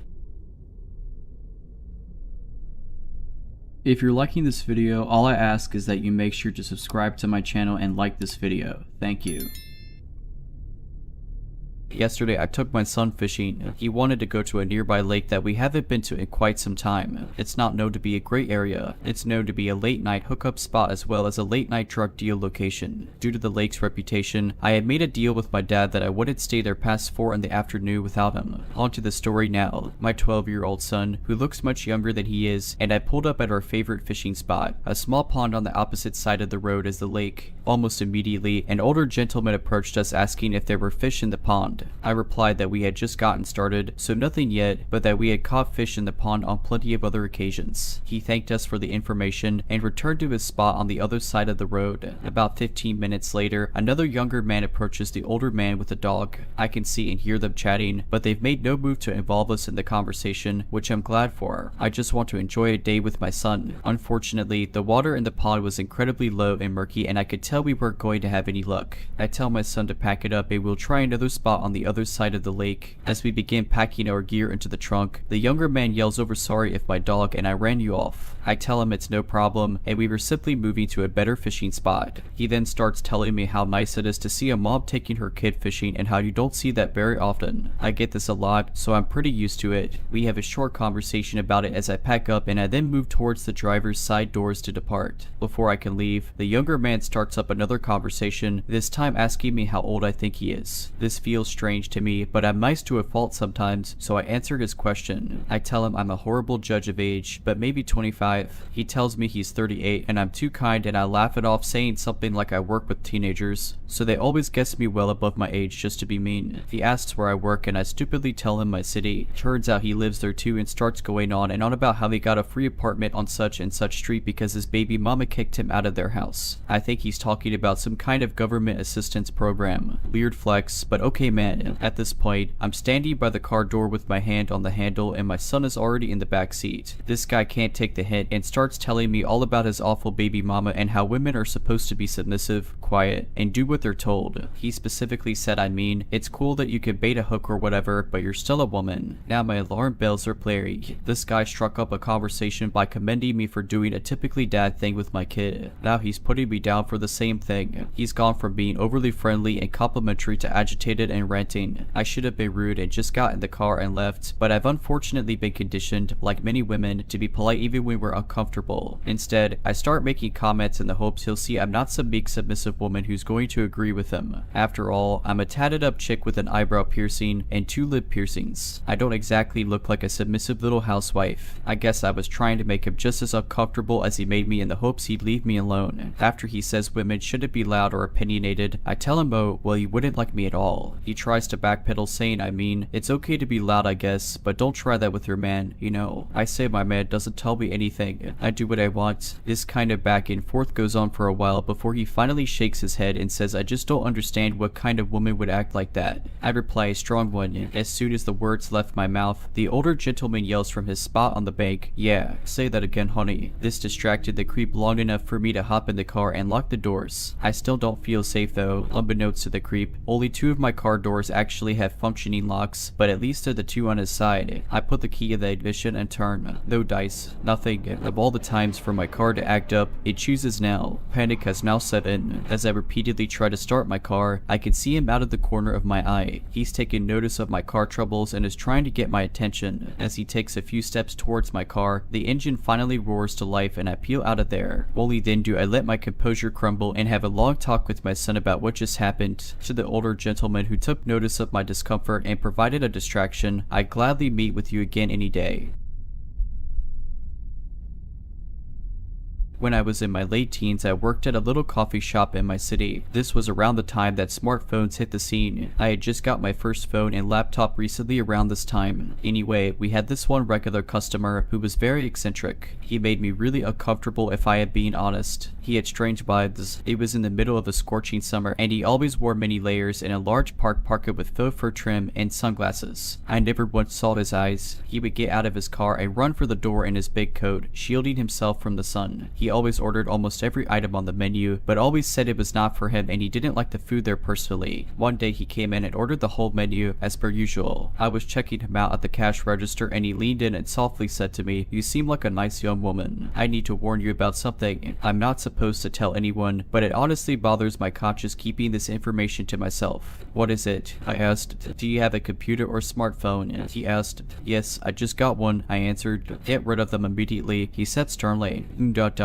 Was that?" I asked. "I have a friend who has certain government ties. Nothing is private. The government will be monitoring everything and it's all permanent." He told me that they are planning to put up concentration type camps in some major United States cities. They will use the info on your cell phones to decide who will go and where they will go. I've gotten rid of everything that can be traced and I'm planning on running away soon. Please be safe," he urged. He left and I kinda just shrugged him off as a crazy person, but it still weighed heavy on my mind a while. I went on to leave that job and got a job as a hostess at a restaurant. A year passed by and I'd pretty much forgot about that whole encounter until one we would cross paths again. I was at the front host stand where I greet and see guests arriving at the restaurant when a limousine pulls up and a man gets out accompanied by two large bodyguards at his side. It was the guy from the coffee shop. This time he was wearing a sleek tuxedo and the same sunglasses. He enters the building and says, "You remember me?" I said I did. He said, "Do you remember what I said?" Again, I told him yes. He proceeds to pass the host stand and he examines every inch of the restaurant as if he was looking for something. He then signals his bodyguards to follow him to the door. Before exiting the building, he says, looking back at me, "Don't forget." He then got back in the limousine and I never saw him again after that. It was the strangest thing ever because he knew he'd find me there. But how did he find me at my new job? Perhaps he asked someone at my old job, but still, why go out of your way to make some flashy appearance like this? I was just thinking of this and wondering whatever became of that man and who he was. I was talking about this with my mom a couple weeks ago. Then I was telling a longtime friend. It's something that has always stuck with me, mostly because I don't know what came of the case. I was never called to testify, still don't know what happened or why I was stalked for months and then almost kidnapped. But now I think I have possibly found one answer. This happened in Texas. I was an 11-year-old girl at the time and we had a family friend's daughter living with us. I also have an older brother. Both of them were in high school, end of the school year, so they had after school things going on. My mom was working for our school transportation. She still works there. My dad also was working in Dallas. I wasn't always by myself, only 2 days a week. Never long either, maybe an hour. We lived in what we call the boondocks, nothing but back roads at that time with few houses in one direction town and the other. We lived out in the country about 2 miles from town. Our driveway was very long, about 1/8 of a mile. One day happens to be a day that I was by myself and remember seeing a red or maroon 4-door car with a man and a woman sitting in it about a mile from my house. On the road we lived on, if you came from the town side, we were the last house with the longest driveway. The bus always came from the other direction, the back road side, so you would pass like a trailer park. Best way to describe it because that's what it reminds me of, but the house aren't like side by side but plenty of houses. You pass that and there are no other houses until you come to mine. The car was sitting in between the trailer park and my house. So I get home from school and I get off the bus and see the car driving up behind the bus. So I kinda take off in a sprint because I didn't feel right about them, just got a feeling. I get about halfway up the driveway. I turn around and the car is sitting at the end of my driveway in the road watching me. So then I take off running to the house and get in and lock the door. I go to a window and look out noticing they're gone. When my mom and the other two get home, I tell them what happened. We make a police report. Almost every day for the first week, even when the other two were with me, we saw the car. They didn't do anything creepy when they were home, but they were still there every day. When I was by myself, they would do the same thing, sit and watch me. Well, I'm assuming they caught onto the routine of after school things. I only saw them after the first week on the days the two wouldn't be with me. Not only myself, but my bus driver noticed the car got closer to my house each day. One day they were so close to my house, I mean like right at the driveway, that the bus driver dropped me off and sat at the end of my driveway until I got close enough to the house to be safe. He did that every time we saw the car. This went on for about 2 months. Well, one night, it was a weekend. To this day, I still like to sit outside to listen to music. So I'm sitting outside listening to my boombox. I hear a car door slam, so I still look around. Again, we lived in the country, so the road and surrounding area is pitch black. Expect the cow pasture to our left had one light like a street light, so he had paid to have it put in. Not sure why, I'm glad he did. Sitting directly in, but at the end of our driveway is a car. I saw it because of the light in the pasture. It hit the headlights on the car just right. I'm not saying it's the same car and people, but given everything that happened, I'm 85% sure it was them. So I go in and tell my mom someone is sitting at the end of the driveway. Her and my dad go outside, and again I hear a car door slam and the car started up and headlights come on. With our long driveway, my parents wouldn't have been able to chase the people down, so of course I couldn't sit outside at night anymore. Fast forward a couple days, maybe a week, no car, so it felt like everything was normal, hoping that was the end of that scary situation. So the bus is dropping me off at home. Our mailbox was across the street, so I went to check it. It was empty. I walked back and I'm in the driveway with my back to the road. I'm still close enough to the main road, and out of nowhere a bee grabbed from behind by a woman. She doesn't have a good enough grip on me, so I'm able to wiggle kind of free, and I punched her in her face. She completely let go of me and I take off running down this forever long driveway. At this time I'm not skinny, I was 185 pounds, so it sucked running up that driveway. But I got home and I hid in my mom's closet until I hear her looking for me. She had this huge walk-in closet that went bathroom to bathroom, so plenty of hiding places. I'm crying and trying to tell her what happened. They call the police. They take a report. That's it. A couple days later my mom tells me that there was almost another kidnapping in town right up the road from my house. It was a man and a woman in a red car. About a week later in the next town over there was almost another kidnapping at the school. A man and a woman in a red car. They were caught. Like I said in the beginning, nothing happened and I was never called to testify, and as far as I know neither did the other two girls. Never heard anything about it again, and I asked my mom when we talked about it a couple weeks ago. She confirmed that nothing came of it. My kids don't leave the house without me now. I don't leave them by themselves. My oldest is 11 and the world is a nasty place. I don't blame anyone. Back then in a small town it's not something you hear about happening. We moved down there to get away from the crime rate in Dallas. After they were caught I was able to have outside time back. It was safe again and I haven't had any other experiences. I trust my oldest, he is a homebody. I can't get him to leave the house to do anything other than leave with me or his dad or school. My middle son loves to be outside, so does my youngest, but I have a fenced in backyard and I live in a community that has older couples. They all watch out for each other. If you're liking this video, all I ask is that you make sure to subscribe to my channel and like this video. Thank you. This happened around 2 years ago. It was during the pandemic at some point, because the mask mandate was still in place at the time. For some context, me and my boyfriend were both 17 at the time. This was the start of our relationship and we didn't live together at this point, so I went to his parents quite frequently to stay over. He lived about a 30-minute drive away, but at the time none of us could drive, so we took the train. I always preferred the train to the bus as it felt safer to me, but this hindered that for a while. It was in November, so it was pretty dark and rainy as it was around 8 at night. We got in the train and sat down kind of adjacent to a man. In those table seats with 4 seats, we were on the one across the aisle from him. Due to COVID restrictions at the time, half of the carriage behind us was closed off, so it was just half of the carriage, but it was pretty quiet apart from a group of like 14-year-olds on the seats in front of us. Anyways, the train starts and everything's fine. However, I did notice that the man was staring just kind of strangely at the younger kids, but I thought I was just being a bit too on edge. After a while, the man started staring at me instead, like really obviously, turned to parallel face us and just stare. I didn't look at him and just kept him in my line of sight while trying to draw my boyfriend's attention to it subtly, as I was starting to get quite anxious. It took a minute of awkwardly trying to point with my eyes before my boyfriend clocked what was happening.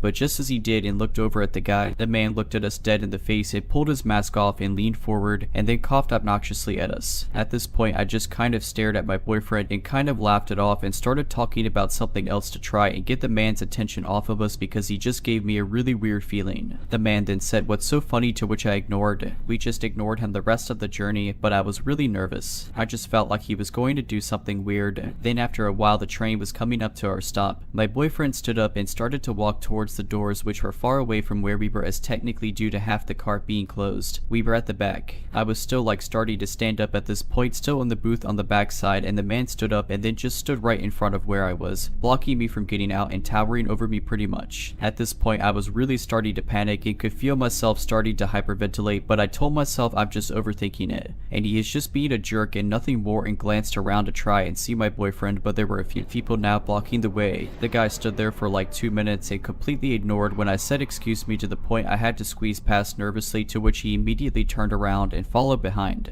I finally caught up to my boyfriend near the first set of doors, the part that's a bit more open with the smaller fold down seats but still on the train carriage. The man still didn't pass us despite us moving right to the edge to let him go ahead. At this point the train had arrived and stopped completely, and my boyfriend went through the first doors to where he was now in the smaller section between carriages waiting on the door to open. Before I could even move to follow him, the man went into the same area and stood right up against my boyfriend, like fully pressing himself against him while he turns his head to just again stare right at me. It was so weird. At this point I was just confused and nervous, so I just leaned forward and grabbed my boyfriend's hand and pulled him towards me back into the main area of the train. The guy, again, just stood there. He didn't get off the train or move to sit back down, so my boyfriend pulled me past it and we got off. Now, I was really panicking at this point, and it had been since he blocked me in. I was visibly shaken up and I considered speaking to the train ticket person who was away at the front of the train outside, but I thought I was being silly, and really he didn't do anything, and my boyfriend was really calm about it, so we just continued home. The way to my boyfriend's is like a 5-minute walk. There are 2 routes when you get off the train, a long way and a short way. The short way is easier but creepier as it goes through an alley with some bushes, so I told my boyfriend to go the long way, which really is like a 2-minute difference,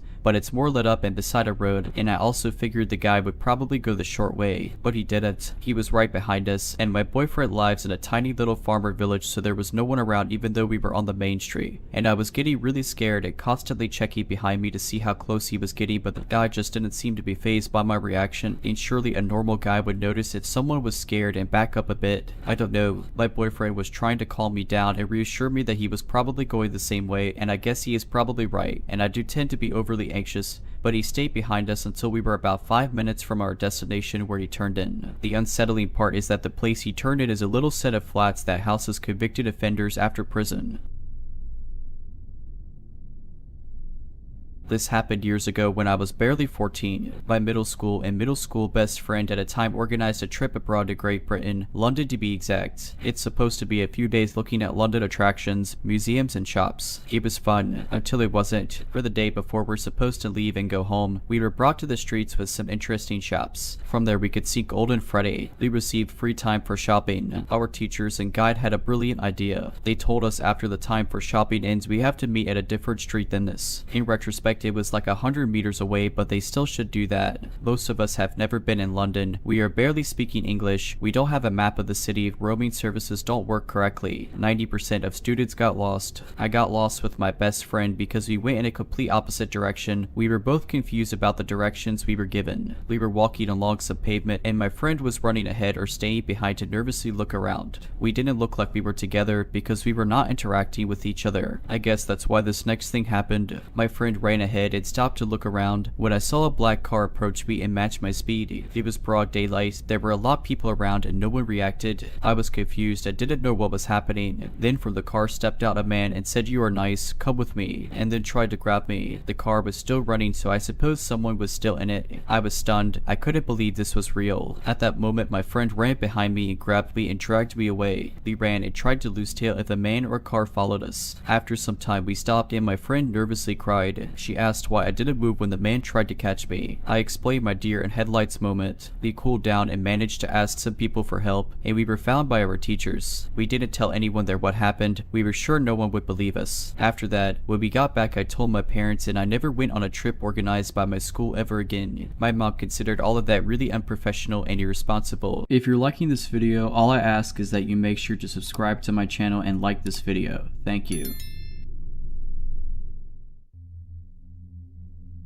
A few years ago, I was renting a house in Northern California. The neighborhood was just outside the suburbs.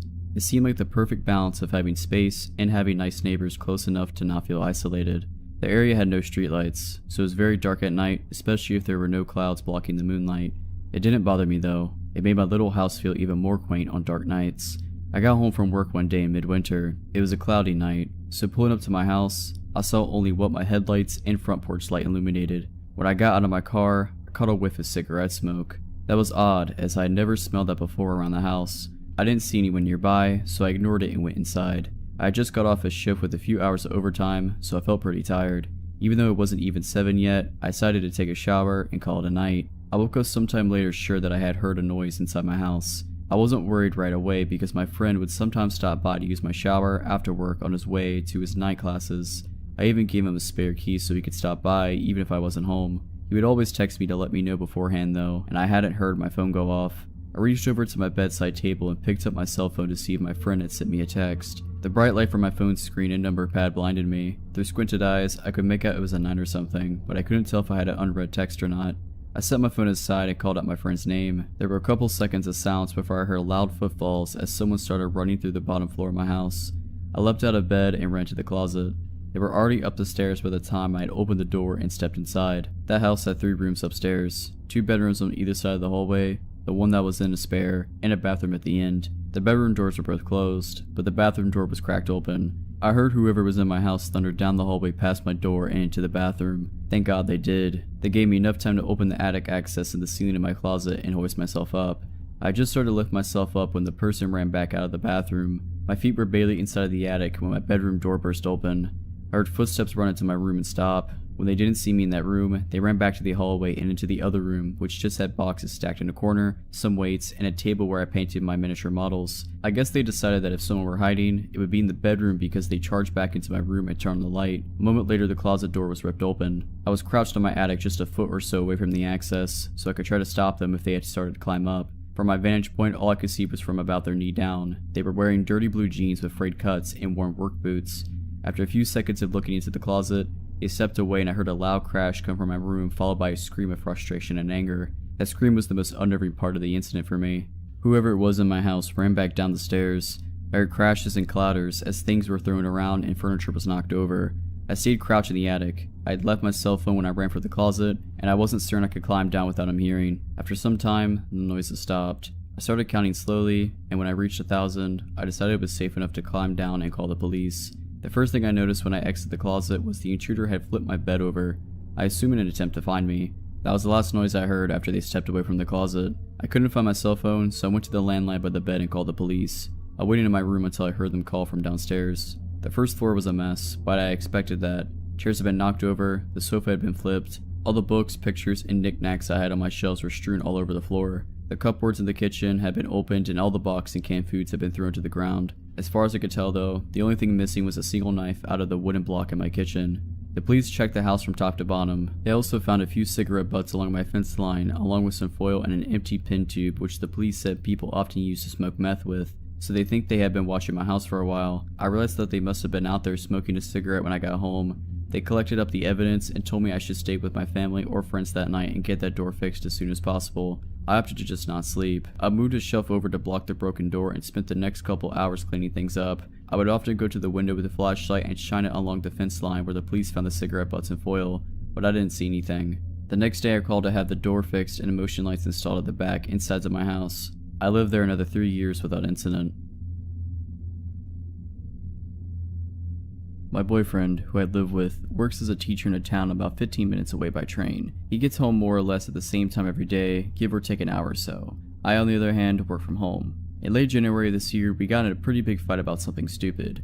I can't remember what it was by now, but it was one of those fights where we didn't speak to each other, text, or call, or anything the whole next day. So this afternoon I was lying in bed getting work done. It was a Tuesday and I'm pretty sure his last class finished at 1 PM on Tuesdays, meaning he'd surely be home at 2:30. But around 1 PM I heard the front door open and shut. I thought, I guess he's home an hour early today. It was normal for him to skip his class every once in a while, so I didn't really think anything of it. In fact, I was mostly mentally preparing for the awkward post-fight, hey how's it going conversation. So I continued to lie in bed and do my work and wait for him to come in and change his clothes. The bedroom door was closed and I had earplugs sort of half in, as I usually do when I'm working. But I could hear the heavy footsteps of him walking around the apartment, as he always does. If we hadn't been mid-fight and I wasn't so preoccupied with the awkwardness of all of it, I might have noticed it was strange how slow the footsteps were or how long he spent walking around the living room. But I was caught up in the dramatics of the fight and didn't think about it. I was just lying there, waiting for him to finally come in. Finally, the bedroom door slowly opened just a few inches. I turned my head towards the door and prepared to give him a sort of awkward, "We've been fighting for 24 hours, huh?" smile. But the door didn't open more than a few inches. I looked and saw that it was a woman's hand with red nail polish on the doorknob. Whoever was there slowly closed the door just as they opened it, without entering the room. I jumped out of bed, ripped out my earplugs, and sort of froze there for a few seconds while thinking rapidly. My first thought, that was not my boyfriend. Then I thought, Could that have been his mom? His sister? The landlady? For some reason, I concluded that surely it was his mom or sister, so I opened the bedroom door and walked into the living room. There wasn't anyone there, but the room smelled heavily of women's perfume.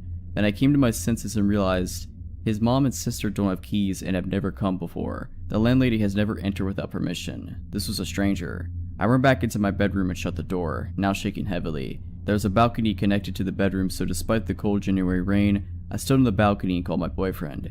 He picked up and I asked him if his mom or sister might have come over unannounced. He told me, "No, don't move, I'm calling the police." The police were there in minutes and searched the whole apartment. Of course, nobody was there by this point. It was weird though. Nothing was missing from the apartment despite us keeping a jar full of money right in the entrance. Nothing was even touched. In fact, it seemed like the intruder came straight in the bedroom, saw my legs on the bed, panicked, and left.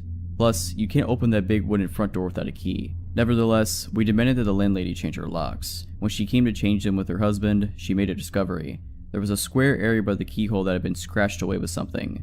The landlady said surely someone used tools to break into the apartment. I never got to meet the person who opened the door that day, and I hope I never do. Okay, this happened in 2016 when I was a 17-year-old first-year college student in film school. I lived alone in my first ever apartment. I never felt unsafe in this apartment for several reasons. There were multiple gates in the residence that needed to be opened through a code only the people who lived there knew, and my door had 3 different locks and it was right next to the university, so most people who lived in the neighborhood were college students. Nothing bad had ever happened in the neighborhood before. I've always been very careful with locking the door when I leave my home. I always check it twice. So this one time, I leave to go to class and lock my door, but for some reason I couldn't get the key out of the lock. It was completely stuck, so I went to get the caretaker of the building to help me, but he wasn't there and I was getting late for class, so I went to class with the key still in the lock. I took off the keychain first so it's not too noticeable. When I got home, the caretaker was back, so he came to help me, and we couldn't get it out for 15 minutes until somehow he did. He told me the lock was damaged, but that I didn't necessarily need to change it if I only locked it once instead of twice. I just said okay and that was the end of it. I really wasn't worried because of how safe I felt in this building. Flash forward to 2 months later, I was taking out the trash one night around 11 p.m.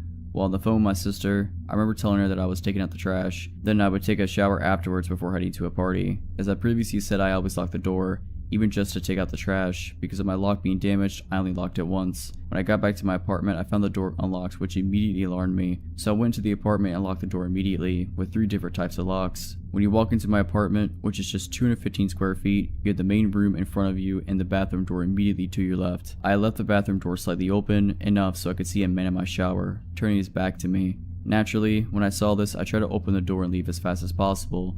Except my main lock was damaged from 2 months earlier and I couldn't open it no matter how hard I tried. In this moment, all I could think of was the fact that I had to leave as fast as possible. I jumped out the window without really thinking. I figured it was the only solution, except I live on the 2nd floor, so I completely smashed my ankles in the landing. I started running in whichever way I could, and when I got a little bit further from the building, I looked back and a man was there, at my window, watching me run away. I thought of 2 possible outcomes. Either the man was going to jump and chase me, except I wouldn't get far with my twisted ankles, or he would get scared at the height and be locked in my apartment. Thankfully, he picked option 2. I went to hide in a bush a little further and called the police, who arrived in just 10 minutes because I lived close to the station. They pushed my door open and the man was there just sitting on my couch, holding a kitchen knife, waiting for me to come back, like he didn't think I would call the police. They arrested the guy and later told me he had already been arrested for attempted kidnapping and attempted murder. They also told me how everything had happened. Like I said, it was a very friendly neighborhood with mostly college students, so he got inside the building by other people holding the door for him. He then heard me telling my sister I was going to take a shower, which was why he was waiting in the bathroom for me.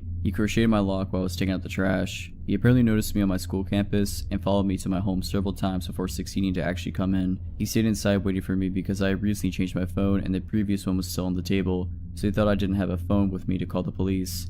I don't live there anymore, but after that, to get into the building, we all needed identification proving we lived there. Building IDs were created and we had to scan them every time, and it was the only way to go inside the building. Nothing really bad happened in the neighborhood after that. It's back to being very peaceful and friendly.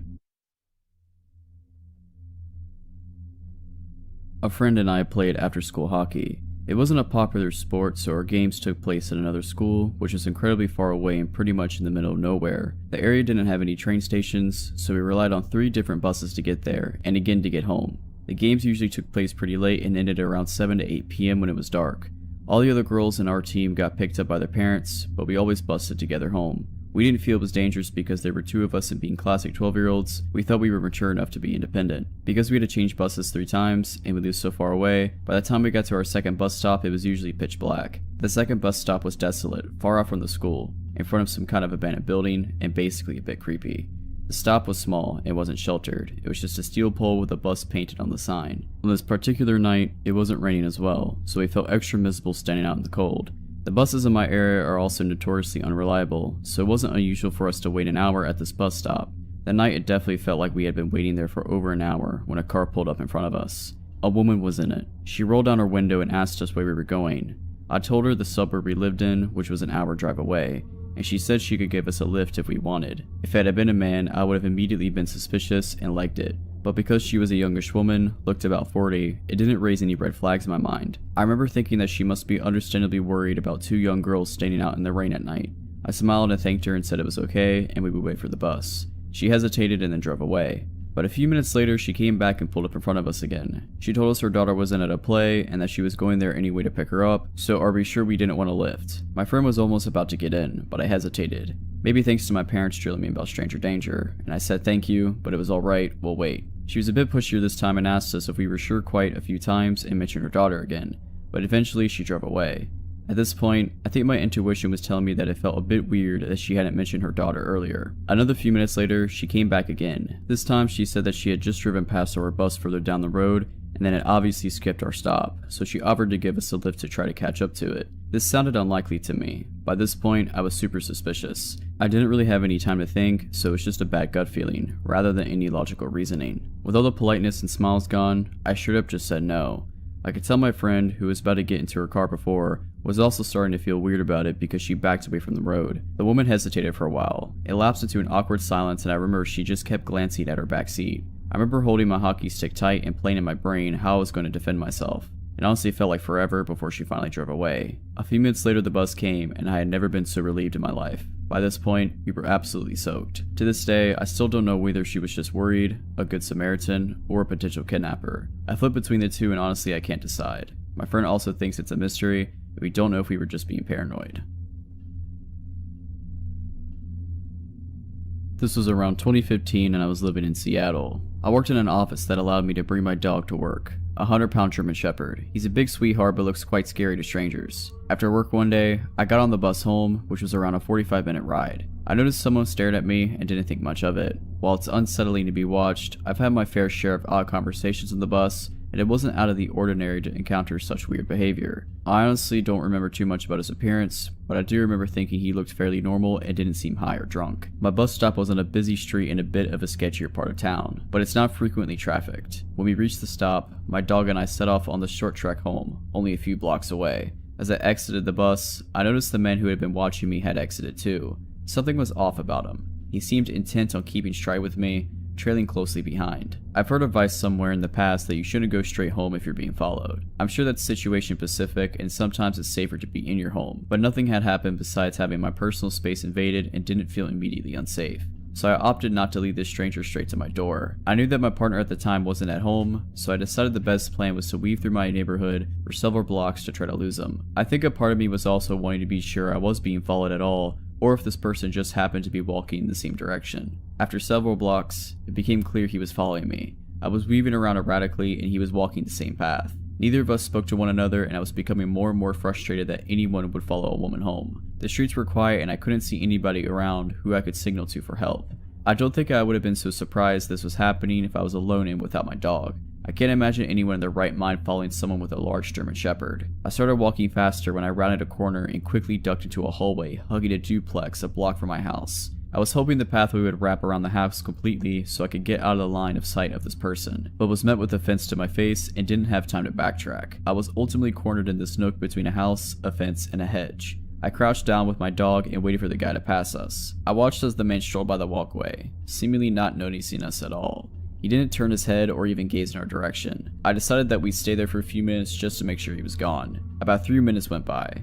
Just as I was thinking it was safe to head home, the man stepped into my line of sight. He didn't make eye contact with me, just as he hadn't the first time he walked by. He was moving calmly and deliberately, and slowly came to a stop as soon as he was right in front of me, just off the curb. He was about 2 yards away, facing me, and not directly looking. with just a sidewalk and a grassy strip between us. I watched him as he started to unload his pockets. He had a number of metal objects he was taking out, placing them in a line. To this day, I'm not sure what they were, but I'm glad I didn't find out. At this point, I called 911 and told them what was happening, that someone was following me and showing erratic behavior. The cops made it there quickly, and as soon as they pulled up, the dispatcher advised me to get out of there. I hightailed it out of my hiding spot and took a non-direct path home since my house was technically in the line of sight of where I was crouched. I don't know what ended up happening with him, but fortunately never saw him again, and I don't know if he had malicious intent. This happened when both me and my friend Jay were 15. I was spending the night at his house, as I often did. It was a normal enough night. We watched movies, played a couple video games, and stayed up way too late. It was about 2 AM I think when we heard a loud banging coming from the front door. Luckily at the time we were in his kitchen at the back of the house, so no one could see us. We were spooked because there couldn't have been anyone at the door at this hour, but we figured it was just some drunk person and they'd go away soon enough. After 30 seconds, there was more banging on the door and yelling that neither of us could understand. It sounded like an adult man, and he sounded angry, so we both were scared. He texted his mom, who we thought was upstairs, but she said that she had just left a bit before without saying anything. She did that often enough. She liked to go to her friends' houses in the middle of the night, so we didn't pay any attention or notice when she left. We didn't know what to do, as we were scared to call the police based off past experiences with cops in our small town being not the best. At this point, we turned off the kitchen light and we were ducked down on the ground. We heard the banging and yelling getting louder, and I decided to see who it was, if it was anyone we knew. I army crawled through the dining room, which was also dark, and peeked through the door to the living room, which is where the front door was. There was also a huge window by the door that you can see right into the dining room though, so I was very careful not to be seen. I couldn't see any details of the man, but he looked to be about 6 feet tall and had gray hair. I crawled back to Jay and we quietly decided what to do. We heard the knocking stop, so we decided to wait a bit before seeing if it was safe. We also decided to go around the table in the dining room in case he tried to come around back, which is where the kitchen was. After around 10 minutes of silence, we rock paper scissors for who had to check if he was there, and of course I lost, so I again army crawled to the dining room door. I saw the man staring through the window, hands cupped up against the glass. I made eye contact with him, and the moment he saw me, and I loudly said, causing my friend to panic and crawl behind me. I saw him pull out his phone, and he told me later he was texting his mom to come home and save us. The man started yelling again, and this time we could make out a bit more of what he said. It was mostly cussing, although I definitely heard the phrase, "I'm gonna kill you," in there a couple times. I quickly looked past the man to see if any of the neighbors seemed to notice him, but no luck. I crawled back out of his sight and again discussed what to do with my friend. We decided to go into the basement for safety, which you could get to by moving the fridge. Confusing house, I know, but it was really old and not meant for modern-sized appliances. We pull out the fridge and get into the basement, feeling mostly safe but still terrified. I start having a panic attack, although I'm trying to hold it together best I can for Jay, who is also on the verge of a panic attack. We hear a gunshot and shattering glass from above us, and I cover my mouth so I don't scream. Jay and I look at each other, terrified. We hear loud footsteps and yelling above us, the man asking where we went. We hear him going upstairs and run around up there for a bit. He eventually comes back down and starts turning over our furniture, I'm assuming to find us. After what felt like hours, but was probably only minutes, Jay's mom pulls into the driveway, which scares the guy as he runs out the back door in the kitchen. Jay and I get out of the basement and run to greet his mom, never happier to see her. She was shocked by the state of the house and hugged us, happy that we were safe and scared by how close we were to being hurt. We were all scared after that. After that night they had better security installed, and we went over safety protocol if anything ever happened again. Luckily it hasn't happened again yet, and I hope it never will. I work at a convenience store. I've had some creepy customers come in before, but this one was a little more disturbing. If it weren't for what had been said and done, I don't think this would have been that bad. I normally work third shift, which is around 4 PM to around 12 AM, and I'm by myself for the last 4 hours of my shift. This man had come in earlier that day and was acting odd, jittery, chewing at his lip constantly, fumbling with his debit card, to the point I did everything for him except putting the pin in. Fast forward to around 10:30 PM. I'm sweeping the floors as I'm supposed to do every night when the man entered. He approached my register and asked him what he needed. "Hey, can I have one of those lighters?" I pick one up and go to scan it, but he tells me that he doesn't have any money. I tell him he can't have it, and he glares at me before leaving. A man was in line behind him, and the entire time I was scanning his things, the lighter guy was staring at me through the window right next to my register. He eventually walks off, and the man jokes about the creepy guy asking for a lighter when the man in line didn't even have his with him. He tells me to be safe, then walks out to the gas station pumps.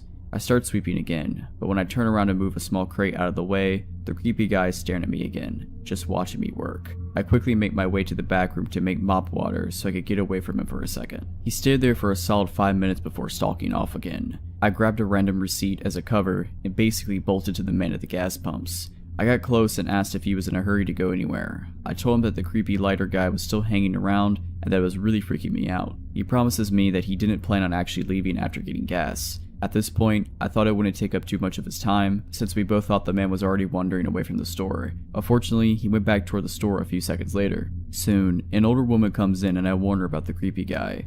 She asked what I was talking about and I subtly nod in his direction. Mind you, still hanging around my window. She looks a little disturbed, leaning in and whispering, "What does he want?" I explained that he wanted a lighter, but he didn't have any money so I didn't give him one. I told her to be careful and she quickly told me to worry more about myself since I was at the store alone. She left, and I saw the creepy guy approach the window again. Thankfully he didn't look in, just hung around it like he was waiting for someone. After a while, a daughter of a family friend comes in with her girlfriend, and we quietly make small talk. Like the last woman, I warned them that the lighter guy was still roaming around and he could be dangerous. Before they get to tell me anything, a woman was talking with the guy from the gas pumps, spotted them while scanning family friend's items, and hurried in and told me to call the cops. Obviously, not familiar with the area I worked in and hearing 3 different people telling me what numbers to call, I was shaking and in near tears. My family friend said she would call while I calmed down. Another girl had run out at this point, and I don't blame her. Family friend's girlfriend told me that lighter guy threatened to throw rocks through the window and hurt/rob me. After about 3 minutes of pacing and trying not to cry, I saw my mom's truck pull in. I bolted to her, telling her what was going on. She calmed down and walked me back to the entrance. As this happened, creepy guy had climbed the hill and crossed the street to Bojangles and sat near the front door. The cops arrived. The man from the pumps gave his statement, I gave mine. And finally family friend gave hers, which included the threats. From what was said, he was about to break into my car. The man that stayed with me stopped him, but that didn't stop the creep from roaming still. After we talked to the cops, they sped to Bojangles and confronted the lighter guy. After arguing, a quick pat down and more arguing, the man was put in the back of the cop car. Lighter guy, I knew you were probably on something, but please, let's not meet ever again. To set this story, I bike 5 miles one day, 5 days a week to my job, and I've been for 8 months. I honestly love it. It forces me to get exercise and it's cheap transportation. I take the main road with a lot of traffic, so I've never felt unsafe. I also only ride on the sidewalk since it's safer. One day, coming home, I was passing by an area with a lot of construction going on. To give you a better visual, I ride on the sidewalk along a busy road. As I'm biking, I see a man in a black pickup truck parked as if he's about to pull out of the area, but he's waiting for a spot to open in traffic. He then sees me and reverses to let me by. I remember thinking, oh great, he's letting me by, and I wouldn't have to ride around behind his car to get to the other side. But as I'm getting closer, he does a stop motion with his hand, and he's wearing a safety vest, so I assume he works there and there might be a problem up ahead, like a pothole, etc., so I stop. He spoke with authority like as if he's an officer stopping me or something and asked if I bike for transport or leisure. I was a little confused since that's a weird question, but I tell him for transport. I bike to my job. He then says, do you bike for leisure? I'm asking because I bought a bike and I'm looking for a riding buddy. I'm not freaking out or anything. I feel a little calm since there are a bunch of cars passing by us, so we're not secluded, but I don't know this man. He's a complete stranger and I was under the impression he worked there and was stopping me for something important. I tell him not really because I'm too tired on my days off and use them to get errands and stuff done. He says, oh I get it. Well there's a bike marathon happening soon if you want to go with me. I'm Shane by the way. What's your name? I tell him my name and say, oh I don't know, I might be busy then. I'm a little awkward in social situations with people I don't know, and this whole interaction was just off, so I don't really know what to say. He changes the subject and starts looking at my bike. He points at it and asks if it's a hybrid. I say yes, and he says, can I see it? And starts getting out of his car. This is where it starts getting weird. He tells me he's seen me riding before and I thought I was cute. He's also looking at my bike and commenting on it and saying stuff like, oh that's nice, it's aluminum, and I'm just feeling weird on the inside. I'm also sitting on my bike ready to get the f out of there. He then asks if I have a boyfriend and I tell him yes I do. He lets out a big groan and says, oh man really? Because if we go biking together it would be kind of a date thing. I tell him yeah sorry and he goes, are you sure? Are you ready to kick him to the curb or what? I just want to get out of here at this point, but he parked his car literally in front of the sidewalk, so it wouldn't be that easy to speed by him. He seemed upset and kept asking if I'm sure I have one and how long we've been together. I said, a couple years. Well, I'm crunched for time and have to go, bye, and sped off. After that I had a mini vacation and was off for 5 days after that, but now I'm back to riding to work again and I haven't seen him since. This probably happened maybe 3 or 4 weeks ago. So creepy older man who tricked me and blocked me on my bike, let's not ever meet again.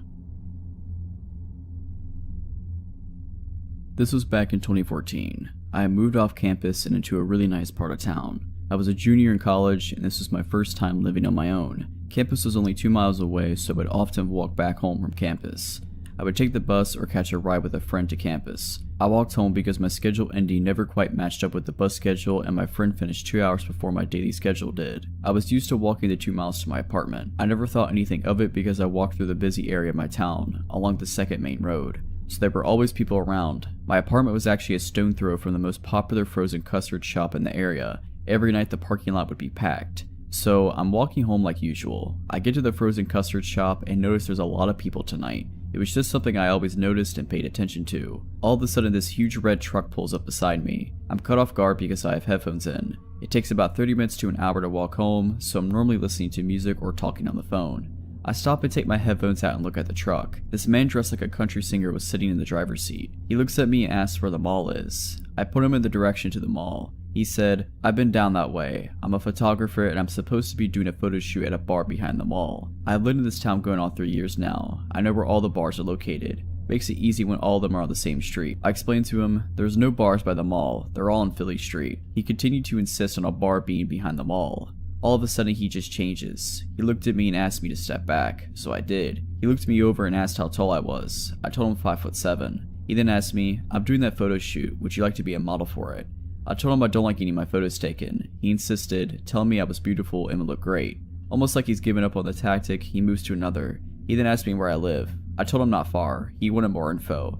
I pointed in the vague vicinity of my apartment, making a point not to actually point at it. This dude then asked me if I wanted a ride. I told him no, it's not far, I'll be fine. He kept insisting I let him give me a ride home. I kept telling him no, stepping farther away from his truck. He then out of nowhere asked me how he could get to the mall. I told him, "Go down this road, at the light turn left. The mall will be on your left." He thanked me and started to drive off. I walked slowly to my apartment. I watched his truck get to the light. Instead of turning left like I said, he went straight. Going straight leads into a small residential area that you need to know this town well to get through. I lived in that town from 2012 to 2017 and still can't figure my way through that area. I made sure that truck was completely out of sight before I hightailed it to my apartment and locked the door. My dog didn't quite understand what was going on. All he really knew was he had to go to the bathroom pretty bad. I tried to distract him for 5 or 10 minutes to make sure the coast was clear. My heart sunk when I did finally take him out. The same red truck was parked near the parking lot behind my apartment building. The truck didn't belong there. I'm one that memorizes all the vehicles that are normal for the area. No one had a red truck like that. I went back in and texted people describing the man and the truck to them in case something happened to me.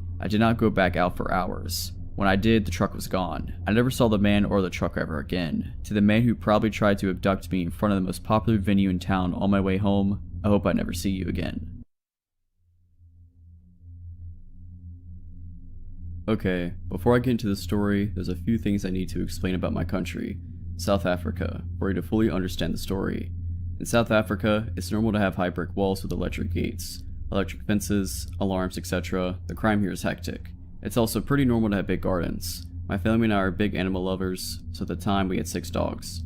2 Shar-Peis, 2 German short hair pointers, and 2 Dachshunds. With that being said, our dogs roam freely in and out of the garden, as it's obviously enclosed. We usually leave the veranda door open during the day for them to do their thing. Another thing about South Africa, it's normal to have a live-in domestic worker, maid, and gardener. Like, the average family usually employs them. It's not only for wealthy people, which seems to be a thing in other countries. For the story, our DW is Ellie, and our gardener is Vince. So, this happened in 2007 when I was just 9 years old.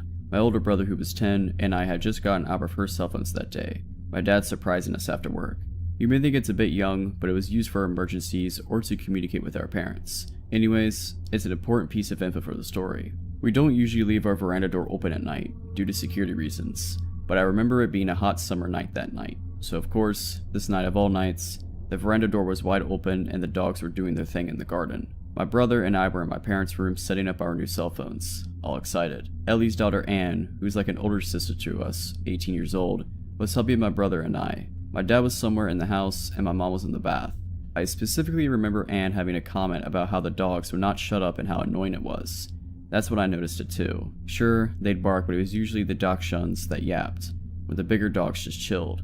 Plus, it would only happen for a few minutes, then they'd get over it. Something was different that night, as even the bigger dogs were barking non-stop. My dad appeared in his room and mentioned to us that he too noticed the dogs' incessant barking He was going to check if everything was okay. No alarm bells went off in my head, and I don't believe my dad thought anything was amiss either, because my brother asked to investigate with them and my dad agreed. I was obviously too engrossed in my new Sony Ericsson. My dad ventured out to our garden with my brother in tow when my dad had noticed the dogs were all grouped, growling and going nuts at a dark corner behind our in-the-ground swimming pool. The best way I can describe it is that our garden beyond our pool hits like a slight decline, so we have a few steps leading down the hill to the bottom end of our garden. We usually have a lamp that lights it up, but my dad had noticed how the lamp seemed to be off, which confused him because he could have sworn it worked the other night. Either way, my dad said he got this gut-wrenching feeling because of this and because of how out of the character the dogs were acting. He called after them. They'd usually come running, but tonight they all just seemed to look at him, then turn back around and continue to go crazy at this dark corner down the steps.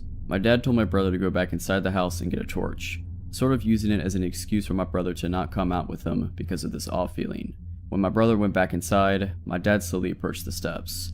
He noticed how the dog seemed to be snapping at whatever it was, hiding just out in the view in the darkness. As he got to the steps, he noticed the lamp was smashed. Confused, he inched the steps, and as he put two and two together, it was too late. My dad, being an ex-vet and an avid hunter, felt something cold against his temple and immediately knew it was a gun. Out of the darkness stepped four of the men in balaclavas, all armed. Shocked, he stood frozen on the steps. The man holding the gun to his head was instantly aggressive and asked him where my brother was. That he saw my dad come out with my brother, but my brother went back into the house. My dad said something came over him, and before he knew what he was saying, he responded with, "He's gone inside to press the panic button." As he said it, he saw how all these guys started to panic. They started speaking in an African language called Zulu. Assuming my dad couldn't understand, it's not common for white people to speak it, but my dad had actually grown up on a farm where he learned it fluently because of the farm workers.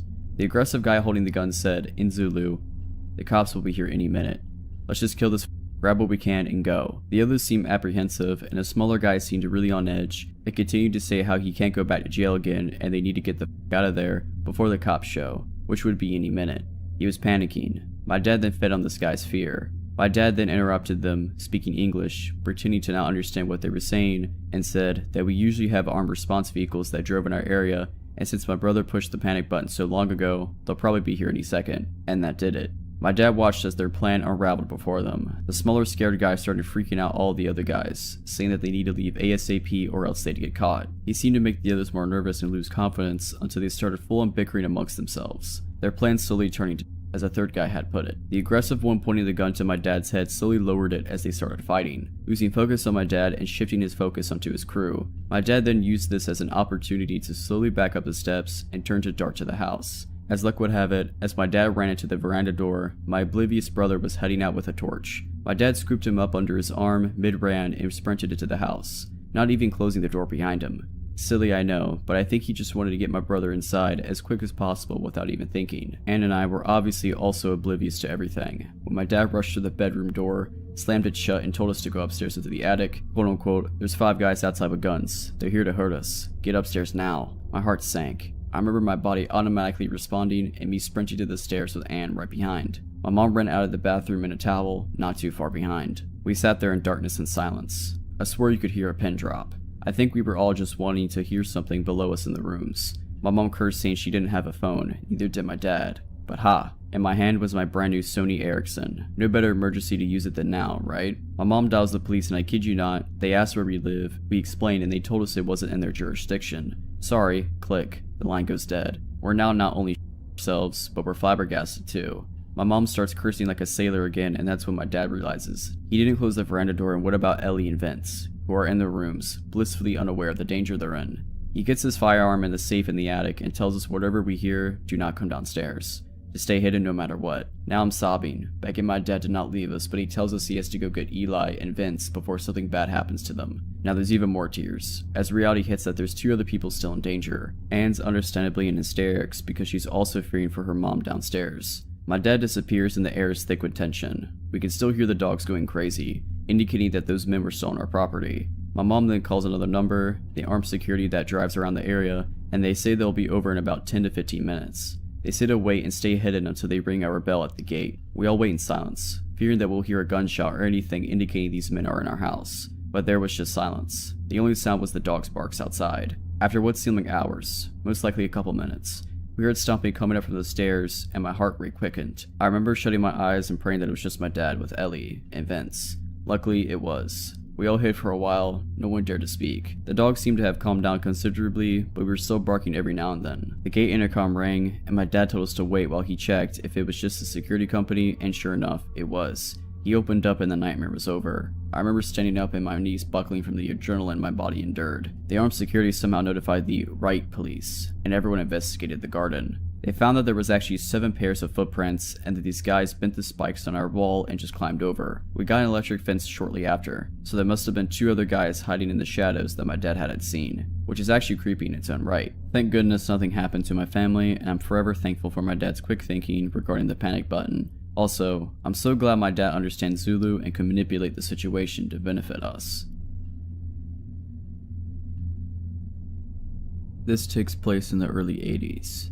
I grew up in the suburbs in a very friendly townhouse complex. We all knew our neighbors. My first friends were the kids that lived in other townhouses. To describe my home, all townhomes are attached. They're also very tall and slender. I had 6 flights of stairs to go from the basement to the bedrooms on the top floor. We had a tiny driveway, and then there was the small roadway. On the other side was a raised flower bed that ran the length of the side of the townhouse wall across the street. The most important thing was a very bright street light in the middle of the planter. It shined ominously right into our front windows at night, and it had enough light to illuminate shapes above the kitchen counter on the 3rd floor kitchen, just the top part of bodies. You didn't need to turn on the kitchen lights at night if you needed to get something. One night I had a sleepover with my friend who lived diagonal to me. Us scouts had stayed up late and went to the kitchen for snacks. I peered out into the street to see an unfamiliar guy walking by on the roadway. There was no sidewalks. I noted to my pal that there was a weirdo walking by because he didn't seem right. He was tall and lanky with long 80s hair. With our familiarity with people in the neighborhood, we didn't recognize him.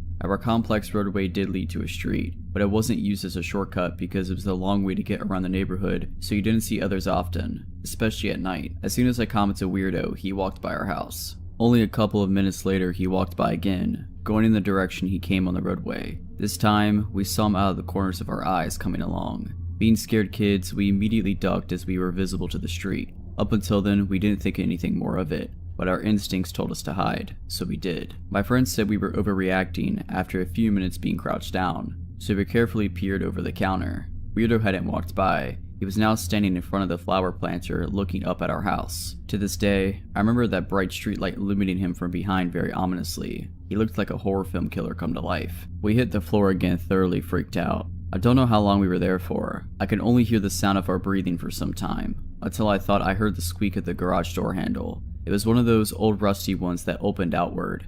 I thought I was dreaming until I heard for the second time that rusty handle squeak. He was trying to get in now. My friend and I were frozen in fear. Luckily, my dad always locked the garage. The squeaking stopped. Even though my friend and I could have run upstairs or shut it to my parents, we were rooted on the spot, thinking if we moved, he'd get us somehow. We thought that was it as it was suddenly quiet. But a few minutes later, I heard the swoosh of the screen door and telltale sound of the front door handle being pressed down. The first screen door was never locked, but thank God the wooden door always was.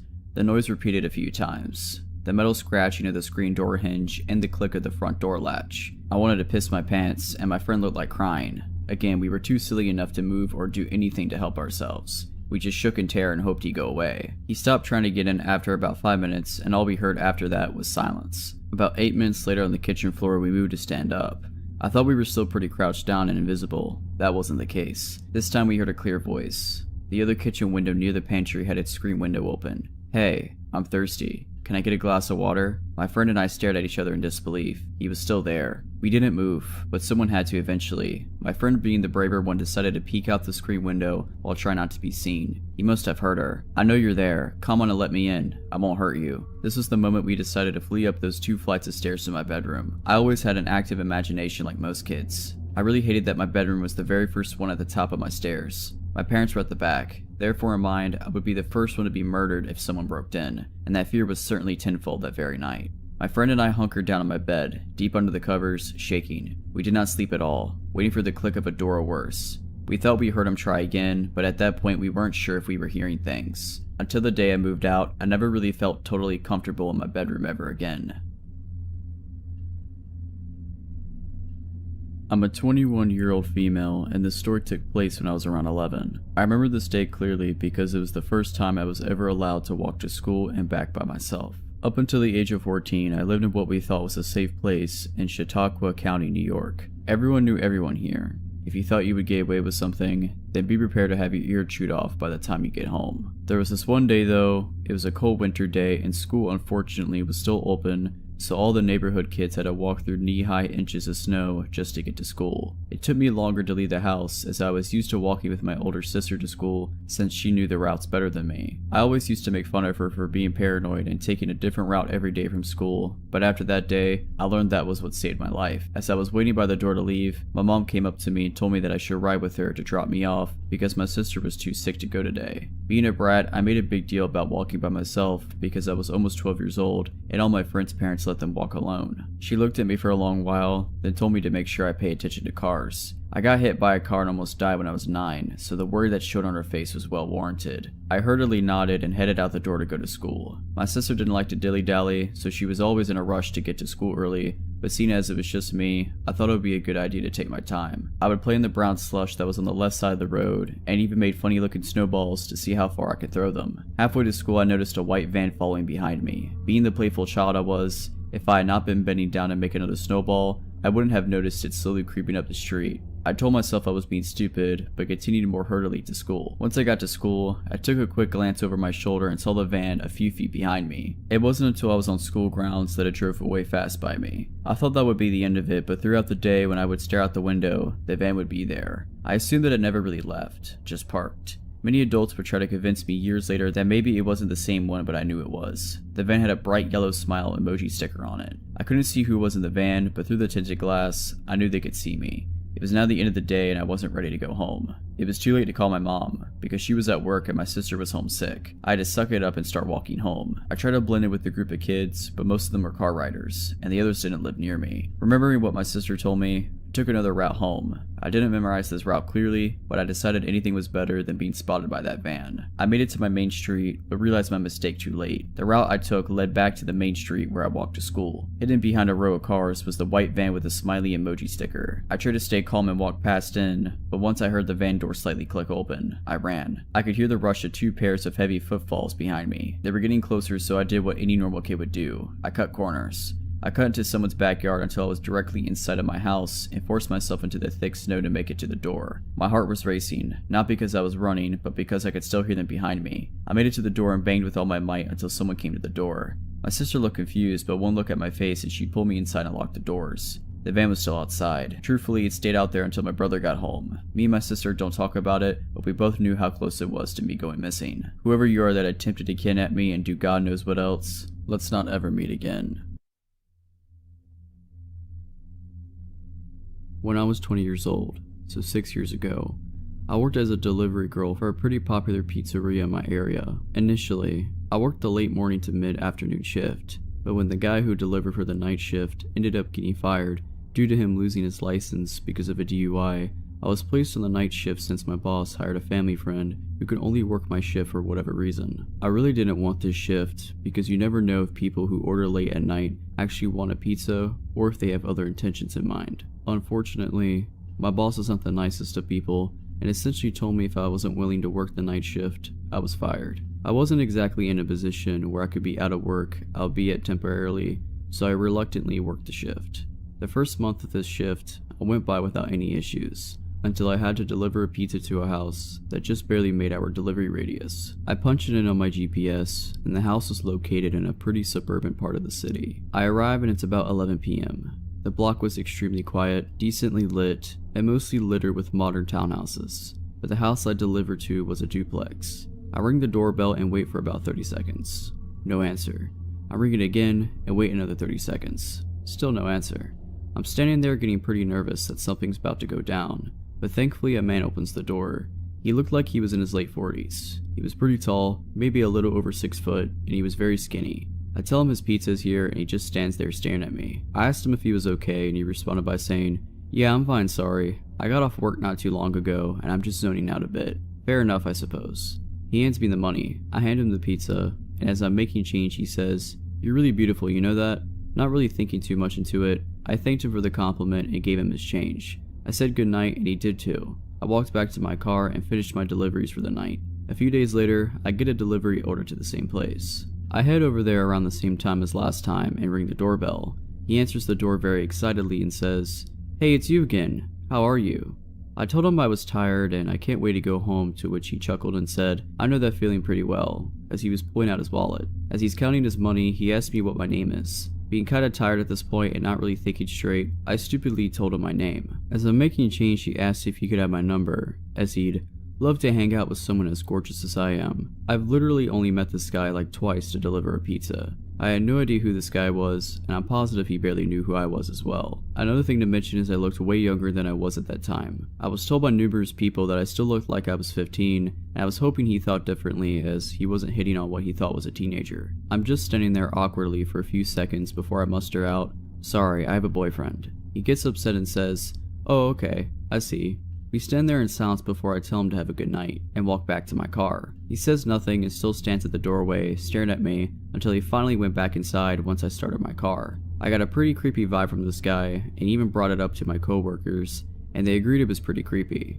Except for my boss, who overheard everything and claimed I was making up stories, and trying to gain sympathy for having to take the shift. A week later, as I'm working the night shift, we get an order from the same guy again, and this is when it finally hits the fan. I arrive at the house at around 10:30 p.m. and keep in mind that from my perspective on the road, it didn't look like a single light in the house was on. I get out of my car and I walk to the front door with the pizza box in my arms. As I'm approaching the door, it quickly swings open to reveal the man, except this time, he was wearing a suit and I jumped back. He laughs and said, sorry if I scared you. I saw you out on the window and I figured if I just opened the door now, so you wouldn't have to ring the bell. I was getting scared because, as I mentioned before, there were no lights on in the house, so he was sitting in the dark this whole time. And if so, why? I nervously laugh and say, it's okay. He asked me if I liked his suit, which I said yes. He then asked me, would you like to go on a date with me tonight? I once again tell him I have a boyfriend, to which he chuckles, gets close to me and says, there's no way a girl your age is in a serious relationship. You should really go on a date with me. He grabs the pizza box from me and throws it to the side and grabs me by my arms hard. I'm officially sweating bullets at this point and now trying to cry from the fear that was overwhelming me. I start pleading with him, dude please, I just want to go home. I don't want to go on a date tonight. He just stares at me with the most sinister look I've ever seen on someone's face and says, I don't care, get inside now, we're gonna have a good time. He starts trying to pull me to the house, and I'm trying to resist as hard as I can. After a bit of struggling, he lets go of one of my arms and starts grabbing something out of his pocket, which I presumed was a knife. I did something to this day that I'm still thankful worked as he was doing that. I used my free arm to punch him as hard as I could in the stomach. This stuns me for a few seconds, and as he loosened his grip on me, allowed me to break free. I quickly run to my car, and as I get in, he runs at me and tries pulling me out of the car, holding the knife in the other arm and just starts yelling. I grab a half-empty soda bottle I had in the cup holder and throw it, and luckily it hits his head and he lets me go. I slam on the door, and then all of a sudden he jumps right on the hood of my car and starts scratching and banging on my windshield with his knife.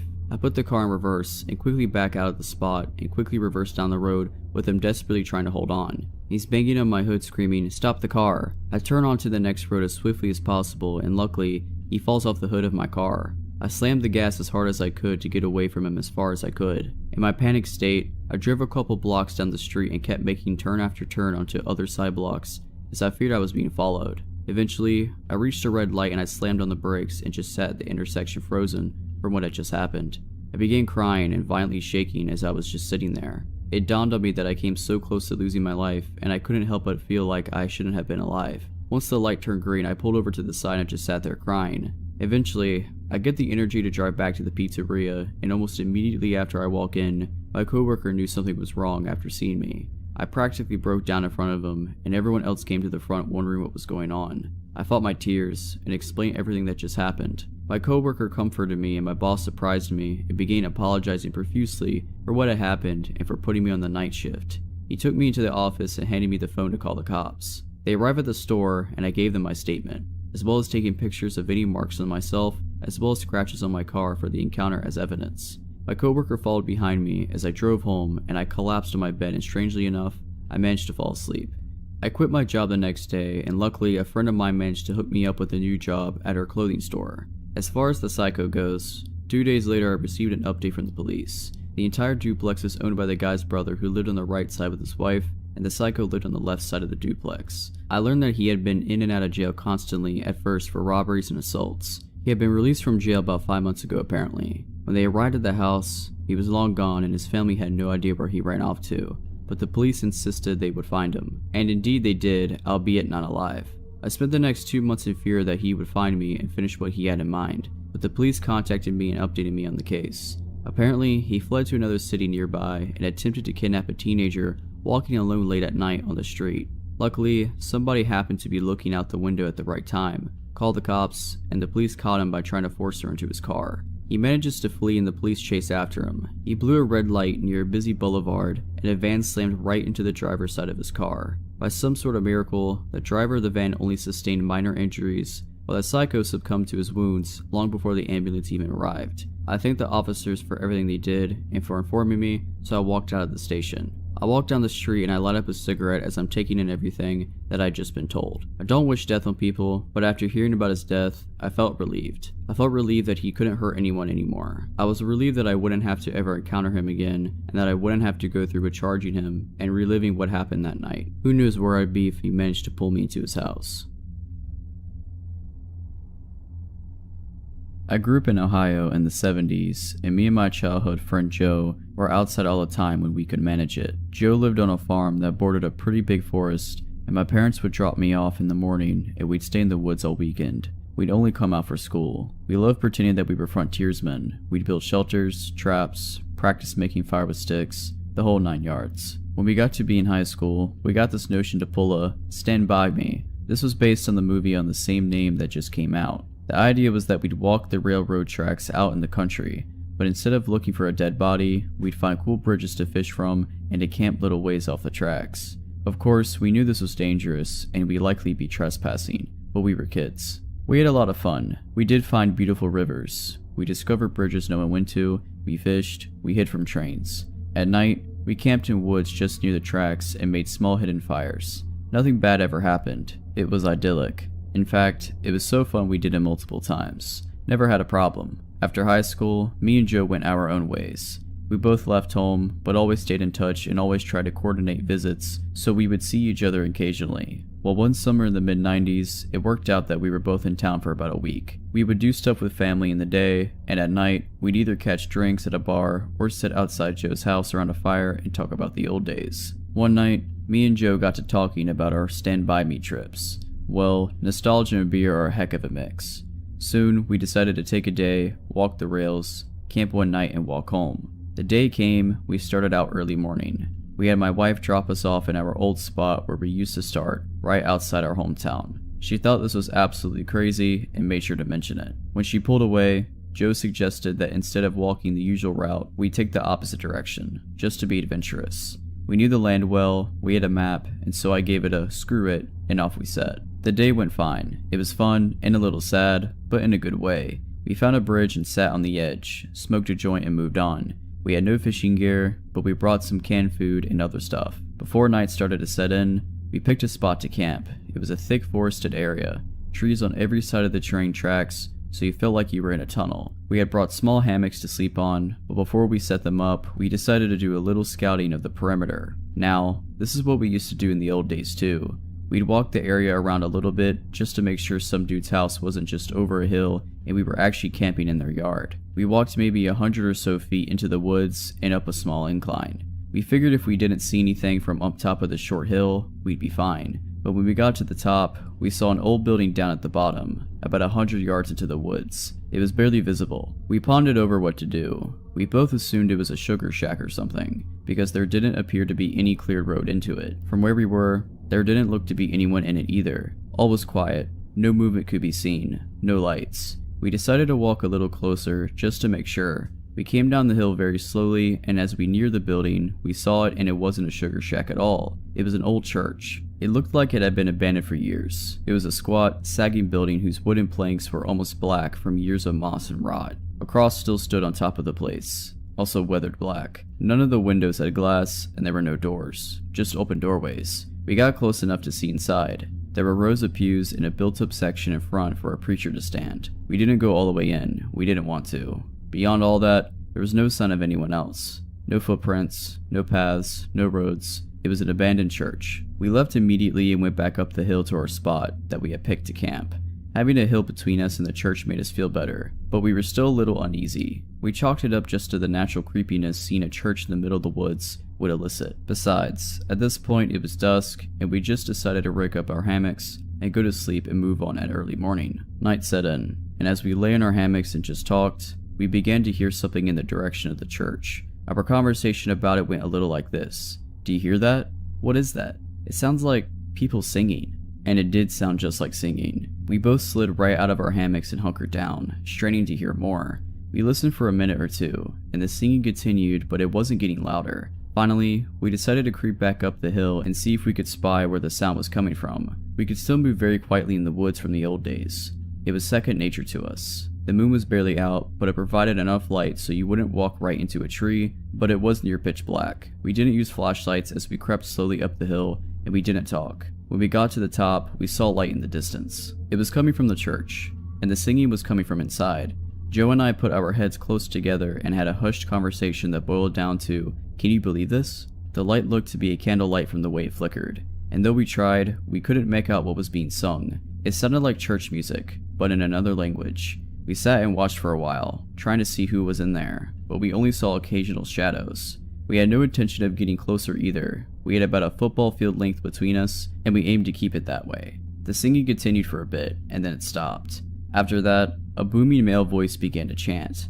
I was already freaked out, but this voice thoroughly scared the crap out of me. It sounded like some Old Testament preacher you see in movies, but again, it was like he was speaking in a different language, because we couldn't understand a single word. Eventually, it got to where the single male voice would say something, and then a bunch of voices would answer in song. This lasted for a while, and then they all broke into this long, sustained wail that just kept getting louder. It got so loud and so disturbing that I covered my ears. Then it stopped. At this point, I was just getting ready to say, "Let's get the heck out of here," when Joe put a hand on my shoulder and hissed, "They're coming out." We were far enough away that we couldn't really make them out very well, but what we could see was a line of figures walk out the open doorway, all holding hands in single file. We could see some of them had flashlights. They began to sing again, and the light from the flashlights began to move toward us and the hill. We booked it back down to our campsite, grabbed our stuff, and ran to the tracks. Once there, we ran down the tracks in the direction we had come from. After a few minutes, we stopped and looked back. We saw lights coming down the hill, and they were moving erratically like whoever was holding them was shaking them. We continued to run in spurts and walk as fast as we could. We eventually stopped seeing the lights and came to a road. By our map, we knew a small town that was about 15 minutes down it, and we walked there, got to a 24-hour gas station, and called my wife to come get us. My wife and other friends all just thought it was kids messing around, but I heard those voices and they sure as hell didn't sound like any kids to me. Not sure who those people were, but it was definitely the most creepiest thing that happened to me out in the woods. So, this happened about 5 years ago while I was 9 months pregnant. I was Christmas shopping at the mall with my then 7 and 15-year-old daughters one Saturday night in a very safe city with very low crime rate. There was an Applebee's connected to the mall, and we ended our shopping pretty late, and the mall stores were starting to close, so I took my kids to the connected Applebee's for a late dinner. We finished up eating at about 10 p.m. to leave out the Applebee's entrance into the practically deserted parking lot with shopping bags in tow. As we got to the car, I was in the middle of maneuvering the shopping bags in my arms to find my keys, when a 50-ish-year-old looking guy starts walking up from somewhere in the parking lot with shaggy gray and white hair and a faded flannel shirt and old jeans. I noticed him briskly approaching when he was about 40 feet away, and he said, "Give me all your money now." My blood ran cold, and I stared at him owlishly and shakingly said, "What?" He then said he was just kidding and came up and stood right next to my daughters, who were standing on the other side of the car, waiting for me to unlock the door to let them in. He then starts making small talk with me and my girls. He's asking things like if they were being good girls for Santa, how old they were, if we got all of our Christmas shopping done, what kind of things did we get, etc. He didn't seem drunk, high, slow, or anything at all.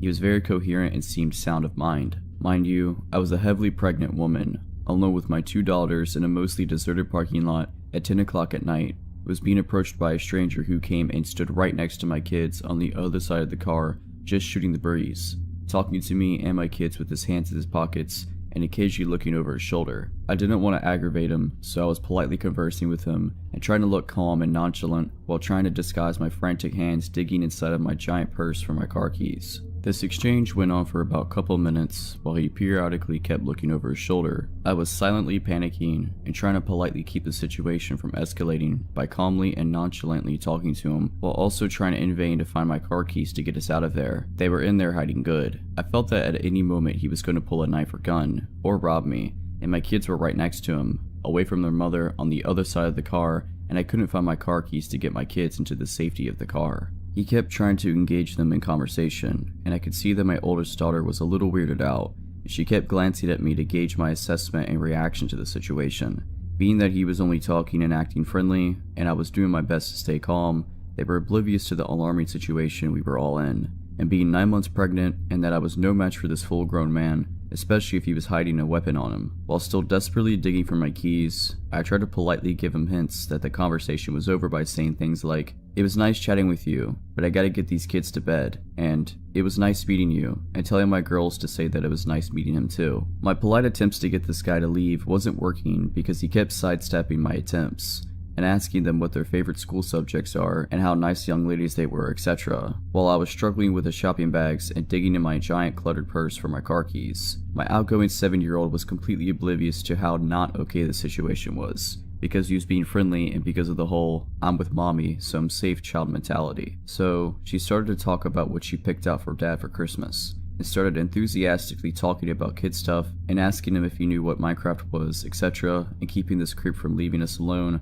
but keeping him engaged in conversation. They didn't realize that I was becoming desperate to get them out of there. Then I suddenly felt this sinking feeling of dread when I realized that I may have lost my car keys in the mall, and that we were stuck outside with this strange man who kept looking over his shoulders and was showing no signs of walking away, and I was thinking that he was waiting for the perfect moment to pounce. All he had to do was grab one of my girls and threaten their life, knowing it would make me do whatever he wanted as long as he wouldn't hurt them. I started to feel my adrenaline start to spike, and my heart and stomach started doing flip-flops, and I felt like at any moment something was about to go down, as the gravity of realizing that there were no other people or witnesses around, and that they were totally alone with him at that moment, the odds were stacked against us and that he has his chance. He all of a sudden was all like, "Okay, it was nice talking to you, see you later," and walked off in the same direction as which he came. It wasn't until then I found my car keys and locked the car and told my kids to get in fast, and I got in too, and locked the doors and started the car and drove out of there. My 15-year-old lightheartedly and jokingly said, "Okay, that was weird," and laughed. I was overwhelmed with relief, and then I was confused over what just happened. I thought to myself, why the heck would a guy of seemingly sound mind think it was totally acceptable to go out of his way just to approach a woman and her kids in a deserted parking lot late at night just to chit-chat? But being that nothing bad happened, I brushed it off and joked about it too. When we got home, my husband greeted us and asked us how shopping went, and I said it went well, and my 15-year-old told him what happened in the parking lot and how weird it was and was kinda joking about it. I started joking too, saying how I was mentally having a panic attack while trying to look calm, and I started making fun of myself by telling my husband how I was attempting to inconspicuously rummage through my purse to find my car keys. My husband went completely white, and I acknowledged his horrified look of alarm, and I assured him that, albeit creepy, the guy was talking and eventually left on his own. Now, my father-in-law is a retired sheriff deputy, and my husband went through police academy training after graduating high school. He decided to go to business school instead of becoming a cop, and being that the knowledge he gained from that, plus growing up with a cop for my dad, I found out why my husband looked absolutely horrified when I told him about the details. What my husband told me completely rattled me to the bone. My husband told me that he was 100% sure the reason why that guy was hanging around us and chit-chatting was because he was waiting for me to unlock my car. And the reason why he was standing next to our kids was because once I unlocked the car and the kids started to get inside, he was most likely going to force himself into the car with the kids and hold a knife or gun to them to gain leverage on me to force me to cooperate, knowing that I wouldn't abandon my kids, which would force me to get into the car with them and then do whatever he wanted me to do, which most likely would be to drive to a remote location to do whatever knows what. And being that he wasn't wearing a mask, suggests that his intentions were to also leave no witnesses to identify him. I then remembered that he was positioned by the backseat passenger door where my 7-year-old was, standing by waiting to get in. My husband then told me that the most likely reason why the guy ended up leaving was because it took so long for me to find my keys, and the longer it took, the more anxious and spooked it made him. And that whole time, me trying to search for my car keys in my purse saved me from potentially being abducted. If you're liking this video, all I ask is that you make sure to subscribe to my channel and like this video. Thank you. I recently discovered this sub and immediately thought of this experience that happened to me 2 summers ago while I was cat sitting and house sitting for an older couple I met in a French class I was taking. This couple lived near a busy corner with a bookshop, coffee shop, a grocery store, and a movie theater in a nice neighborhood of a big city. For all these reasons and more, I was pretty excited to house sit there. My own apartment, where I lived with my boyfriend and my own cat, was about a 10-minute drive to 40-minute walk further up the street in a quiet, residential area with nothing much around it. Now, my own cat is vocal and super social. Because of this, we try never to leave him alone at night because he will literally cry for us all night. We're always slightly paranoid that he's going to get us evicted due to noise complaints from neighbors. We lived on the top floor and you could literally hear him crying from the bottom floor and outside if the door to the building is open. So my boyfriend and I decided that he should stay at the apartment with our cat while I was house sitting. My boyfriend drops me off at the house and I settle in with my luggage, look around the surprisingly large 3-story house, and then decide to walk over to the grocery store to pick up some food for the next few days. As I'm walking home with my bag of groceries, I notice this man, extremely tall and gaunt, with a head full of long, shaggy hair, walking parallel across the street watching me. I'm only about 2 houses away from the place where I'm staying, so I sit down on the edge of the wall as though I'm taking a break and call my mom, trying to keep an eye on him surreptitiously from the corner of my eye.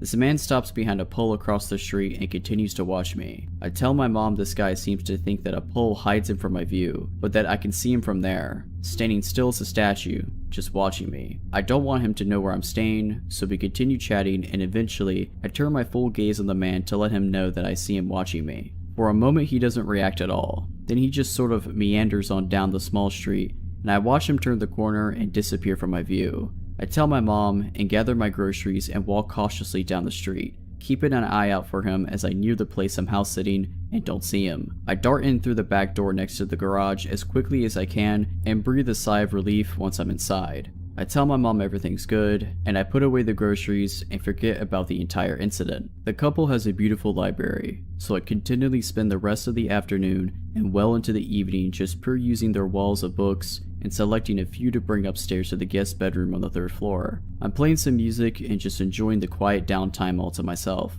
I finally get sleepy, text my boyfriend goodnight, and fall asleep. I wake up shortly thereafter after a terrifyingly realistic dream that this gaunt man has walked into the room, trailing his fingertips along my body. The room is dark, all the window blinds shut, and my body goes completely still. Half positive that it wasn't a dream and that he had somehow broken in, it was waiting in the shadow. I quietly reach underneath my pillowcase for my phone. I always keep my phone tucked under my pillow, and it's not there. My panic rises, and my mind overreacts. He's here and he's playing a game with me. He took my phone. He's somewhere in the house. I desperately begin to pat around my bed as quietly as possible, searching beneath the other pillow for my phone. Not there. I think, surely he'll hear me if I get out of my bed to look. But I suddenly remember that I left my laptop next to me on the bed and I open it, quickly sending text after text to my boyfriend through iMessage until he wakes up. I tell him I can't find my phone, had a bad dream, and I'm super anxious. With him awake and responding, I get the courage to flip on the lamp and get out of bed. I search around the floor, thinking my phone must have fallen while I was sleeping. Nope, not on the floor. Finally, as I search the bed frantically, I find it atop the covers on the other side of the bed. Weird, but I suppose I must have knocked it across the bed or something. I don't sleep well the rest of the night, hearing noises from across the 3 floors of the creaky stairs and house, thinking anyone could break in through the patio door across from my room. All they'd have to do is get to the balcony and wake up the next morning exhausted. The next day, I'm sitting in the living room at their piano practicing. I'm an opera singer, and I was mostly excited about this house sitting because I'd get the chance to sing without worrying about apartment neighbors complaining, with the blinds open. There are some kids riding their bikes, neighbors with dogs, the usual.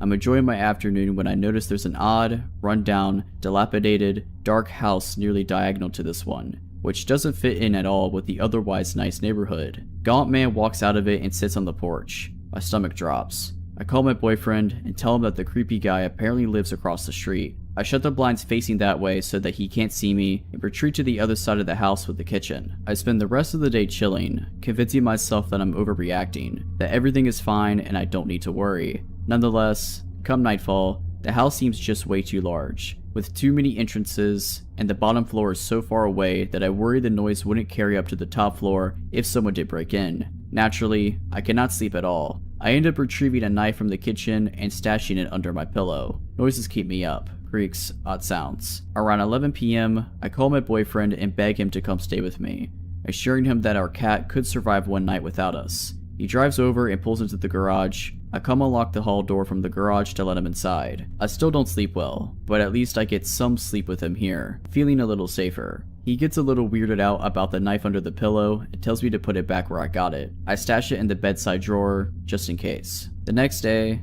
I pull it together and tell him he doesn't need to stay. I'm clearly overreacting. Then comes nightfall, and the plethora of odd noises. I decide I can't stay in the guest room at the top floor anymore because I feel like I can't hear anything. I go down to the second floor and try to sleep on the couch in their media room. George of the Jungle's on TV, and I try to fall asleep while watching that. Instead, I get more and more paranoid that I won't be able to hear anything over the movie and end up switching the movie off. I try to fall asleep again. Now I'm sure that I can hear noises from both above and below me. Not the cat who, every night, hid in a tote bag in their bedroom on the second floor and never made a sound except to hiss at me when we crossed each other's paths. I get no sleep, patrolling the entire house all night, finally falling asleep as the night sky tinged gray with dawn. The next day was my birthday, and his little sister was flying up from across the country to spend a week with us. He couldn't stay the night with me anymore because she was still quite young and needed adult supervision, and I insisted that she stay at our place rather than have them come to the house I was at.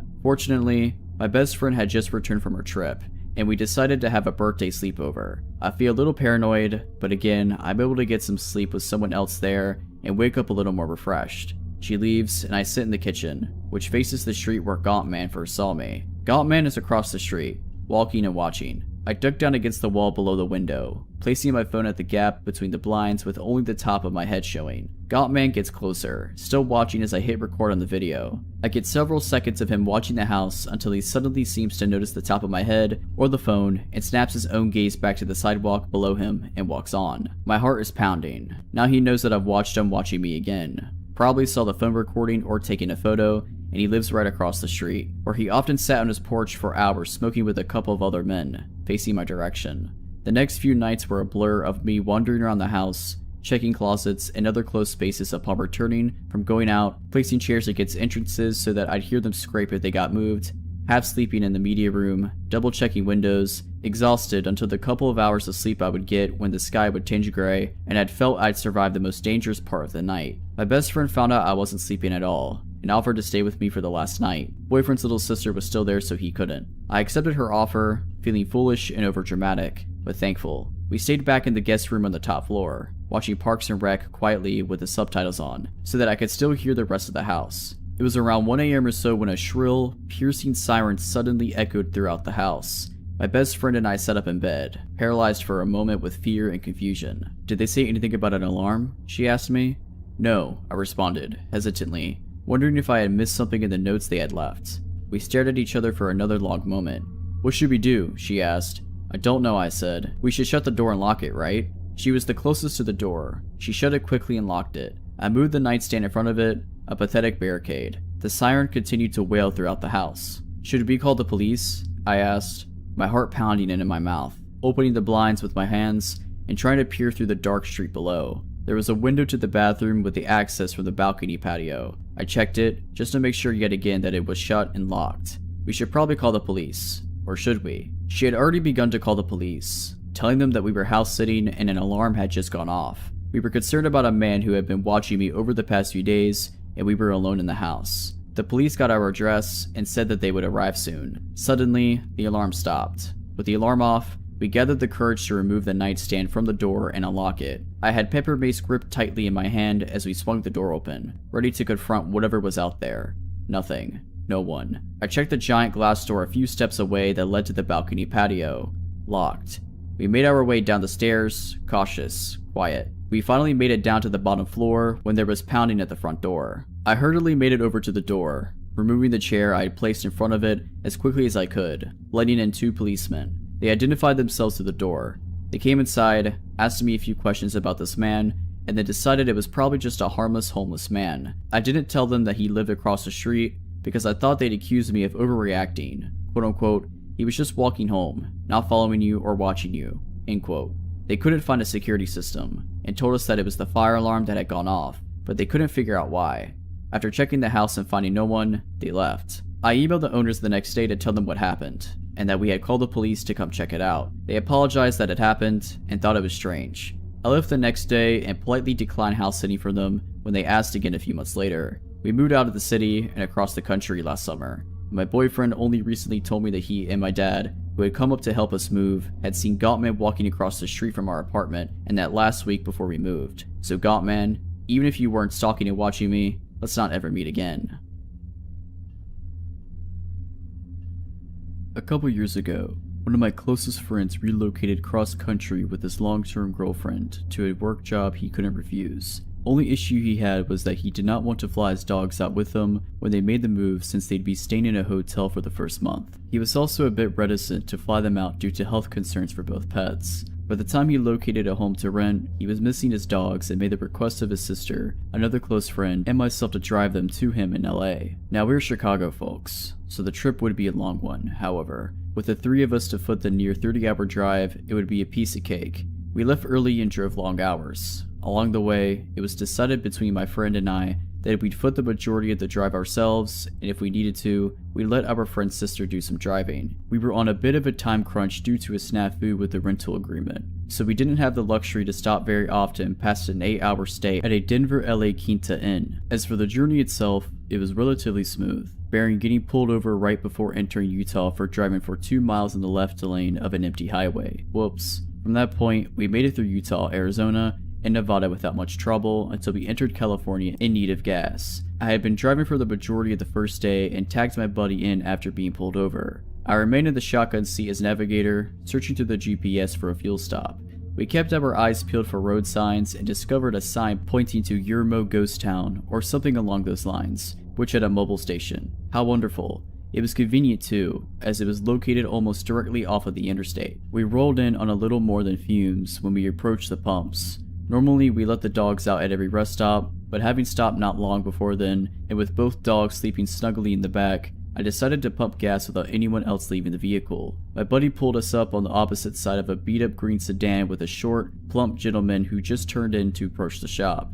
I noticed a few other hoopties at the pumps, all unoccupied, and there were a couple of other cars parked up near the station, most likely belonging to the employees, so nothing seemed out of the ordinary until I swiped my credit card. The pump rejected my first swipe attempt, which I chalked up to a misread. I swiped again and the pump reads out, "Please see attendant." I was annoyed, but we needed gas. I tapped on the window and told my buddy what I was doing and asked if anyone needed anything. After taking their orders for Gatorade and Marlboro Reds, I walked up to the store and made a mental note of how strange this gas station was. Kinda quiet, especially for one right off the interstate, but that's no matter. As I walked in though, more weirdness. First thing I noticed is that there are some boxes of chips just left on the floor, like someone was stocking shelves and just quit. As I veered to my right, I noticed that immediately there is no one milling about in this place. With the 6 cars beside my own out there, I felt like I would see someone. Things got even weirder when I realized that there was no one behind the counter, no customers or workers, and then it dawned on me. What had happened to the gentleman who was at the pump adjacent to mine? Surely they can't all be in the bathroom. This is where I began to feel this gnawing sensation in my stomach. Something isn't right. I have always been a person who felt like I could trust my instincts, and those instincts were screaming at me just to get out of there. I want to run, but I hold back. I would look suspicious booking it out of a gas station that was empty and decide to just play it cool. Natural. Don't let your body language let on to how badly you're freaking out in your head. I was probably inside of this gas station for only a couple minutes when I left, but I stopped just before exiting to listen for something. Anything. A flushing toilet would have been a good sound, but nothing. As I exit the shop and see my car, I begin to feel dread. It's like that moment in a movie where the hero is about to make it to the end of their trial, but the celebratory fanfare disappears, and in that silence, something comes and strikes them down. I am about 25 yards from the car when I see this gentleman come out from around the side of the shop opposite of me. This is not the same man as I saw while pumping gas. He was larger and had a peculiar look on his face. The best way I could describe it, it was like Nick Cage's smile from Face Off before the titular act had occurred.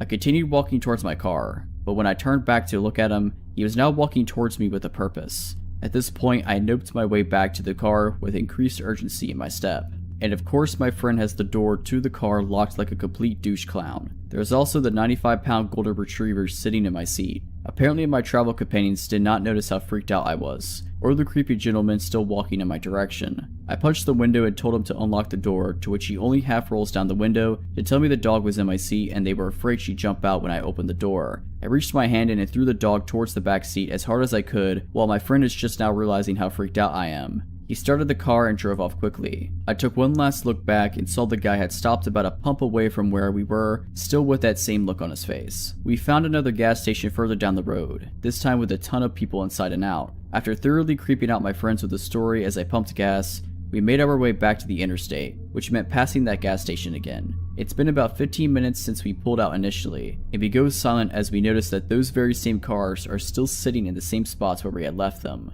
After thoroughly freaking out for a few miles, I received a phone call from my credit card company about a $100 charge at a mobile station. The lady on the phone was really helpful in fixing the situation for me and was as entirely creeped out by the situation as we were. In the end, we made it to LA and had a great vacation, but it still bothers me as to what was going on at this little gas station off the highway and what was that Smiling Man story. So, crazy Smiling Man and whoever else was lying in wait at the Yermo Ghost Town exit mobile station, let's not meet.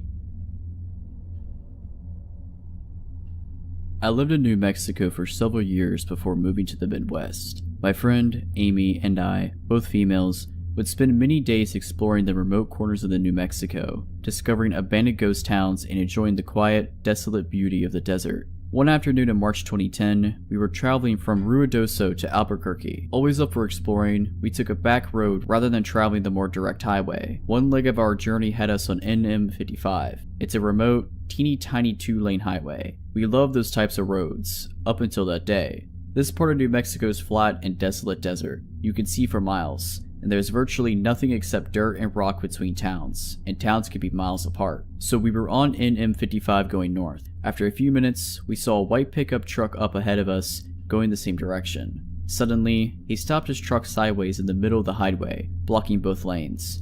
We were about a mile away from him, and as we got closer, we began to get uneasy. We could see no reason for him to do this. We were the only other vehicle out there, and we began wondering if we should turn around rather than come up to him and have to stop. We were about a half a mile away from him when he pulled over to the opposite side of the highway, but his truck was still pointed the direction we were going. We tried to relax a little. Surely, this guy was a rancher or something. Maybe he was checking something on his land. As we passed him, we noticed a few things. 1. There was only one person in the truck, a middle-aged guy who never took his eyes off us, and 2. He was talking into a walkie-talkie. A few seconds after we passed him, he pulled back onto the highway and started following us. But he never got too close. He would get to within a few car lengths and then drop back a little and then speed back up again to within a few car lengths. We were getting nervous. We realized how alone we really were. We had seen no other traffic on that road, and we hadn't told anyone about our great idea to take this detour. We checked our cell phones and neither one had signal. Typical for remote New Mexico, but scary given our present situation. Amy was driving and speeding up while I frantically checked the map, hoping to find a road that would have more traffic. There was no other road. We had to travel this one to get to the next town, Mountain Air. Turning around to go back the other way didn't seem like a good option. After a few minutes, we saw another pickup truck coming towards us. He was going very, very slowly, maybe 20 miles per hour, if that. This pickup was old and beat up, whereas the one that was behind us was newer. Amy had us up to 75 miles per hour, which wasn't typical for us on these 55 mile per hour highways, and we blew by the old pickup. As we passed it, we saw that it was another middle-aged guy, and he was talking into a walkie-talkie. After the white pickup passed him, he pulled a U-turn and pulled in behind it. As we watched all of this, we could see the white pickup truck guy talking into his walkie-talkie. No doubt these two knew each other. We were being deliberately followed, and for the first and only time in my life, I felt hunted. They stayed right behind us. We watched for obstacles in the road. We truly thought old beat-up pickup guy had set up a trap in the road and our vehicle would be disabled somehow. We talked about driving into the fields. We were in an SUV, but this was obviously their territory, and we were afraid of what would happen if we went off-road and got cornered. So, we stayed on the highway. By now, white pickup truck guy was right on top of us. We could see him talking into the walkie-talkie, and he stayed right on our bumper. And old, beat-up pickup truck guy was right on top of him. The three of us sped down the highway. The white pickup inched closer. His maneuvering and edging closer made it apparent that he was trying to bump us. I watched helplessly as he got to within inches of our back bumper.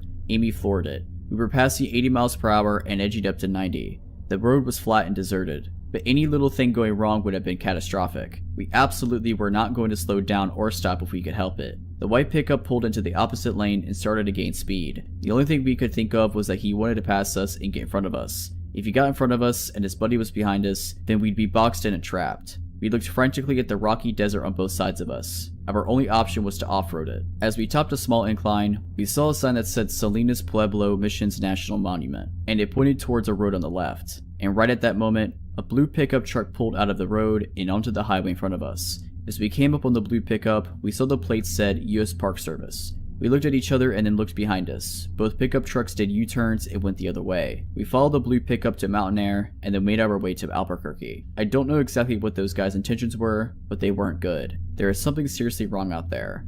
I notified the state police and they said they would keep an eye on things. So, let's not ever meet, or have anyone else ever meet, these guys. This story occurred roughly 14 years ago, when I was 12 years old and living in east side of an Australian rainforest. When I say rainforest, our house was on a 40-acre property surrounded by bush. The house itself was owned by a Swiss man named Hans. Occasionally, he would come down with his tractor and slash the long grass surrounding our house so we could access slightly more of the property in the summer. We lived about a 40-minute drive from the small town center. This meant that if we needed groceries, medical attention, or to contact our parents, say while we were at school, it would be a 40-minute drive before anything could be done. The house sat on a side of a large mountain, roughly 3/4 of the way up, so naturally, most of the land we called home was strewn with valleys, nooks, and hideaways. We had trails we could walk, and they led to a stream and a small waterfall. It was a truly beautiful place, but considerably scary to me and my small siblings, one brother and one sister slightly younger than me. We knew our neighbors on both sides of the property, but because of the location of our house was pretty remote, our nearest neighbors were roughly a 10-minute drive away. One was a lovely old lady who used to wave to us when we got off the school bus before we made the trek to our house every day. I think our parents asked for her to keep an eye on us. The other was a middle-aged man and his family. He was a real jerk who excavated around the bottom border where our properties met and continuously interrupted the stream and waterfall's clear flowing water supply. Lots of strange and creepy stuff happens when you're living in the middle of nowhere, but one in particular involved a guy I certainly don't want to meet again. Being pretty removed from people, it was extremely rare that we ever got visitors we didn't know were coming. When people we didn't recognize turned up, it was usually because they were lost and needed directions. One day though, a man in a car came roaring down our driveway. I remember running inside to tell my dad someone weird was here. He immediately walked outside to see who this unwanted guest was. My dad goes outside to see what all the commotion is about, while my mom keeps us inside, being protective. The man has a large red furred dog in the back of his car that looks like a German Shepherd cross. It snarled at my dad, but immediately cowered when this stranger told it to shut up. Our own dog named Millie was snarling and going ballistic whilst being chained up to the house. "Hi, my name is John." The way the man spoke was like he was a salesman, a really slick and smooth guy who on the outside seemed friendly, but with the overtone of wanting something. My dad immediately responded with, "So what are you doing out here then, John?" The man was taken aback, obviously not used to dealing with someone as hostile as my dad. They then talked for a while and I could hear my dad talking with a sense of confusion about whatever this man had to say. I did however overhear my dad say, "What are you thinking? Just call the cops." I found out later that the lovely old lady next to us had died. Apparently John was on the other side of her property and went to visit and found her dead. He also asked my dad if they should move the body to make it easier for police to investigate. This is obviously why my dad was telling the man to call the police immediately. Anyway, later that night the police showed up to take a statement from my dad and John, who was hanging around our house until the police arrived. I remember my dad pulling an officer aside and explaining that John wanted to move the body when he first arrived. The police left without any more questions as it looked like she had died from natural causes. John was still at our house. I found him to be a very unsettling person. The way he smiled, the dark of his eyes. He was unfamiliar, but acting like he was one of us. I remember it was a school night and I was trying to watch TV and he was playing songs on his guitar with my mom and my dad at the table. I was angry because he was ruining my shows and I told my mom I wanted him to go and I thought he was weird. She smiled and told me she felt the same and told me I should go to bed. The next day things seemed normal. Went to school, came home. Not seeing the familiar friendly face of the old woman stung a bit on my way past her house. It felt strange and I hoped that she knew her family loved her before she passed. I was a bit sad on the walk home, until halfway down the driveway, I noticed John's car again and parked out the front of our house. I walked closer and was greeted by his dog, Rusty. He walked outside with my dad and I heard him call Rusty to his car as he was leaving. Apparently he was borrowing tools from my dad. He left and waved goodbye like he was someone that I was going to miss. Again, that sense of overfamiliarity made me feel uncomfortable. I didn't know this man. I didn't like this man, and I was hoping he would never come down to our driveway again. My dad then pulled me aside and asked me what I thought of John. I labeled him a weirdo, and told my dad I was hoping he wouldn't come back. For the second night in a row, when John returned Dad's tools, he was sitting in our house playing guitar and annoying everyone. My mom and my dad were visibly unimpressed by the situation. I heard my mom and dad argue about him hanging around until eventually my dad told him he needed to leave, as it was time for us to go to bed. He insisted it was early and tried to make an excuse to stay. I found that very odd. I was polite enough to know when someone didn't want me around, so why didn't this man? Or if he did know, why wouldn't he leave? After ushering him out, my mom and my dad had a big talk in their room, and my dad told us all that he didn't like John and that he was going to ask him not to come over anymore, and if we saw John again, immediately to tell him. The next day was a Saturday, so we were going to blow up our cheap inflatable pool and go for a swim as it was getting pretty warm. Around 11 a.m., the sound of a car thundering down the driveway alerts me and I go outside. I run back inside to tell my dad that John is back. Just like the first time I ever laid eyes on John, my dad goes outside and we stay inside with my mom, watching and listening through a screen door. John, again with his weird, overfamiliar smile and dark eyes, greets my dad and is met with, "Look, I don't know who you are, but I don't want you coming around here anymore. You scare my kids and my wife and I don't want you to come back. You understand?" I didn't hear John's reply from his tone, but it sounded like he was confused and tried to reason with my dad. My dad wasn't having it and told him to go or he would call the cops. As he was leaving, my dad said, "Don't come back or you'll be sorry." This is where things truly get weird. As my dad lays this subtle threat on the man, his face completely changes one of rage. He glares at us in the house, sticks up his finger and speeds out of the driveway shouting profanities and churning up gravel, spraying it towards our house. My dad came back and told us we wouldn't be seeing John anymore, and if we did, we were going to call the police.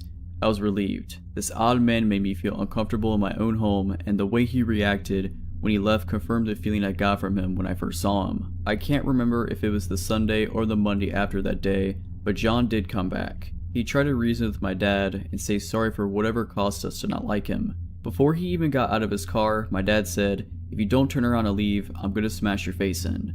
He did just that. My dad then called the police to inform them of what happened. Apparently they were going to go and talk to John. I didn't hear any more of what happened to that conversation.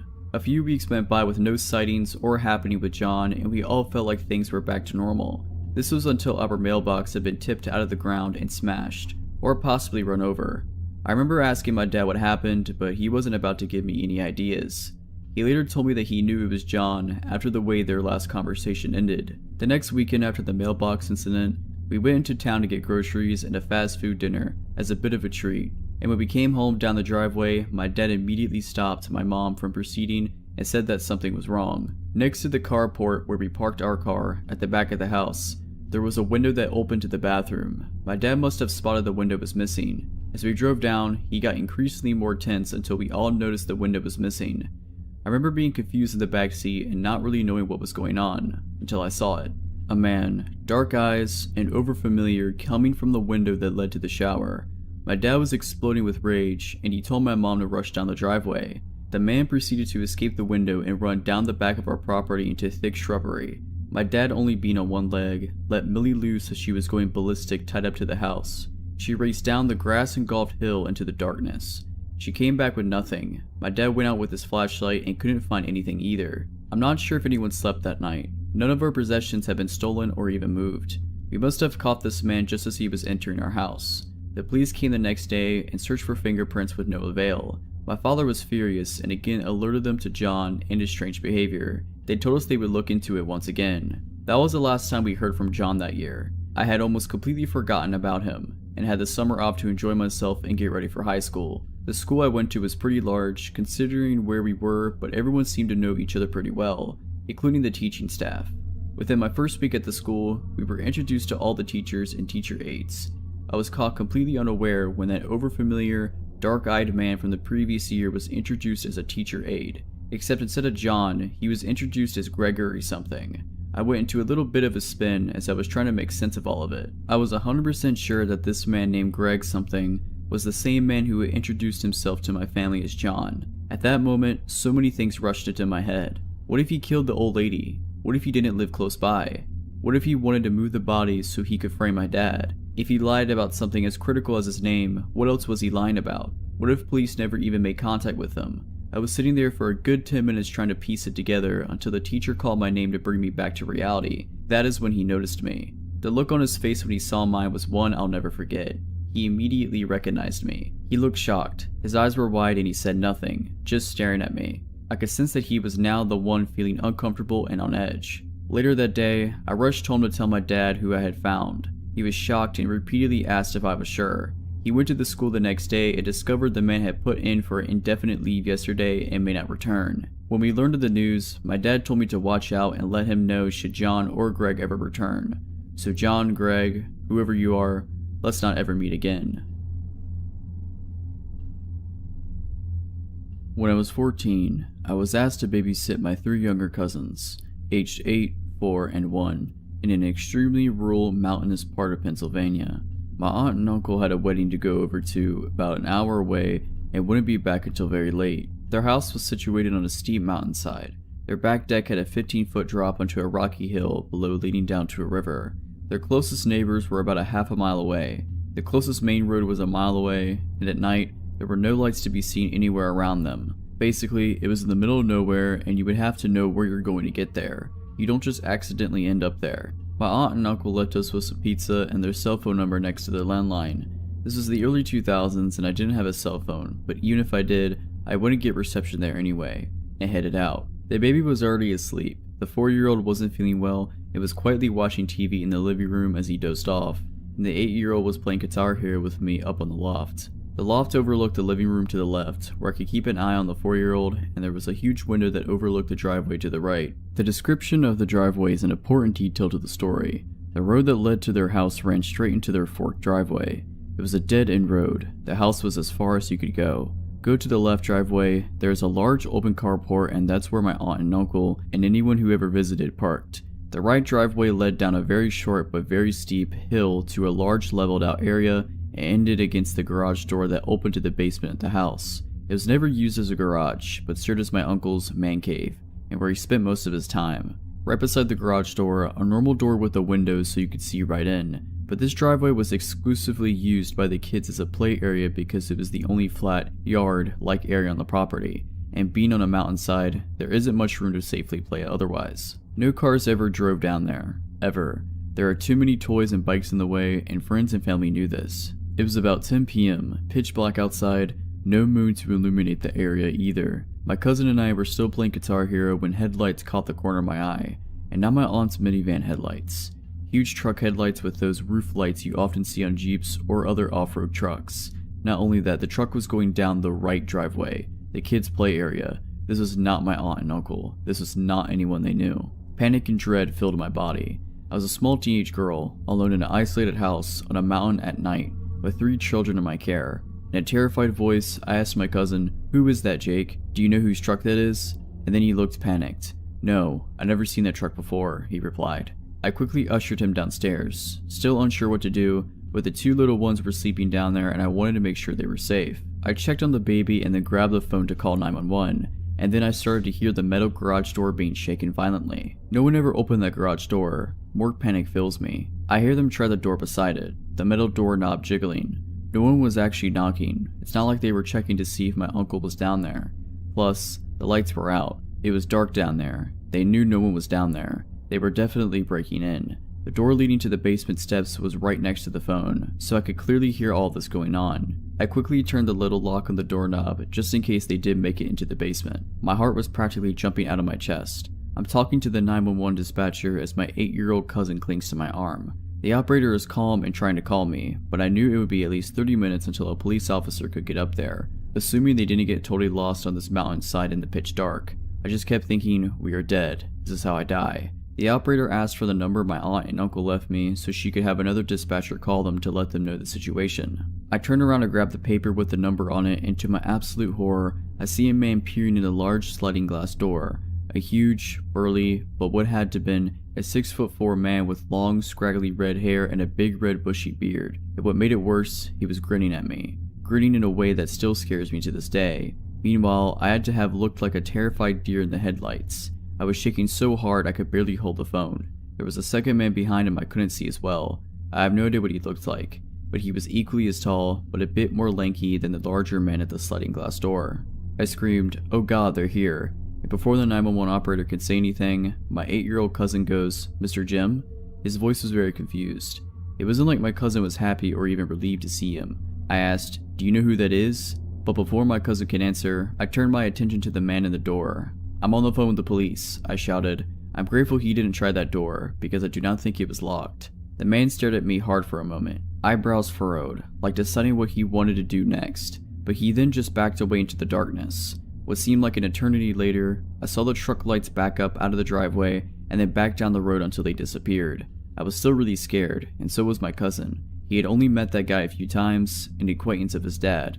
It wasn't like it was a close family friend, and obviously, because again, he went down the wrong driveway. Visitors never go down that way. The 911 operator asked for a description of the man, then told me they'd gotten in touch with my aunt and uncle and they were on their way home. She stayed on the phone with me until the police officer showed up a bit later to make sure that the men were gone, and they stayed with us until my aunt and uncle got home so they could ask them some questions. My uncle was furious, not at me for calling them home early, but at this Mr. Jim guy. My aunt was mad at my uncle and told him to tell Jim to never come back. I didn't know at the time, but my uncle had a drug problem. I don't know what Mr. Jim or his accomplice were doing, or what they would have done if I wasn't on the phone with the police, but that grin was not a friendly one. It was sinister. And again, he also had to have known my uncle was not there, because the basement was dark. He would have seen through the windowed basement door. He had also tried lifting the garage door, something not even my uncle did. He intended to break into the basement, that much is clear to me. There's no other explanation. I never did babysit for them again,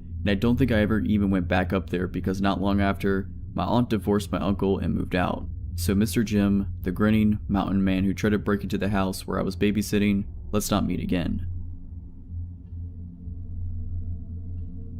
A few years back, my girlfriend and I, having hiked several other parts of the Appalachian Trail, decided we wanted to give the southern portion of Virginia's trail a shot. It is about 166 miles long. It runs through George Washington and Jefferson National Forest from Roanoke County to Pearisburg in Giles County. This is definitely one of the more remote and less traveled parts of the trail, which is exactly what we were looking for. We gathered our gear and made our way to the start of the Virginia Creeper Trail to begin our journey. We had planned our journey to end at Damascus and figured that by the time we got there, we would be more than ready to get home to our own beds. It was early October and the changing of the leaves and colors were amazing. The air was crisp and cool, perfect hiking weather with beautiful scenery. The majority of the trip was pretty uneventful, just your typical hike, but our last couple of nights is where things got weird.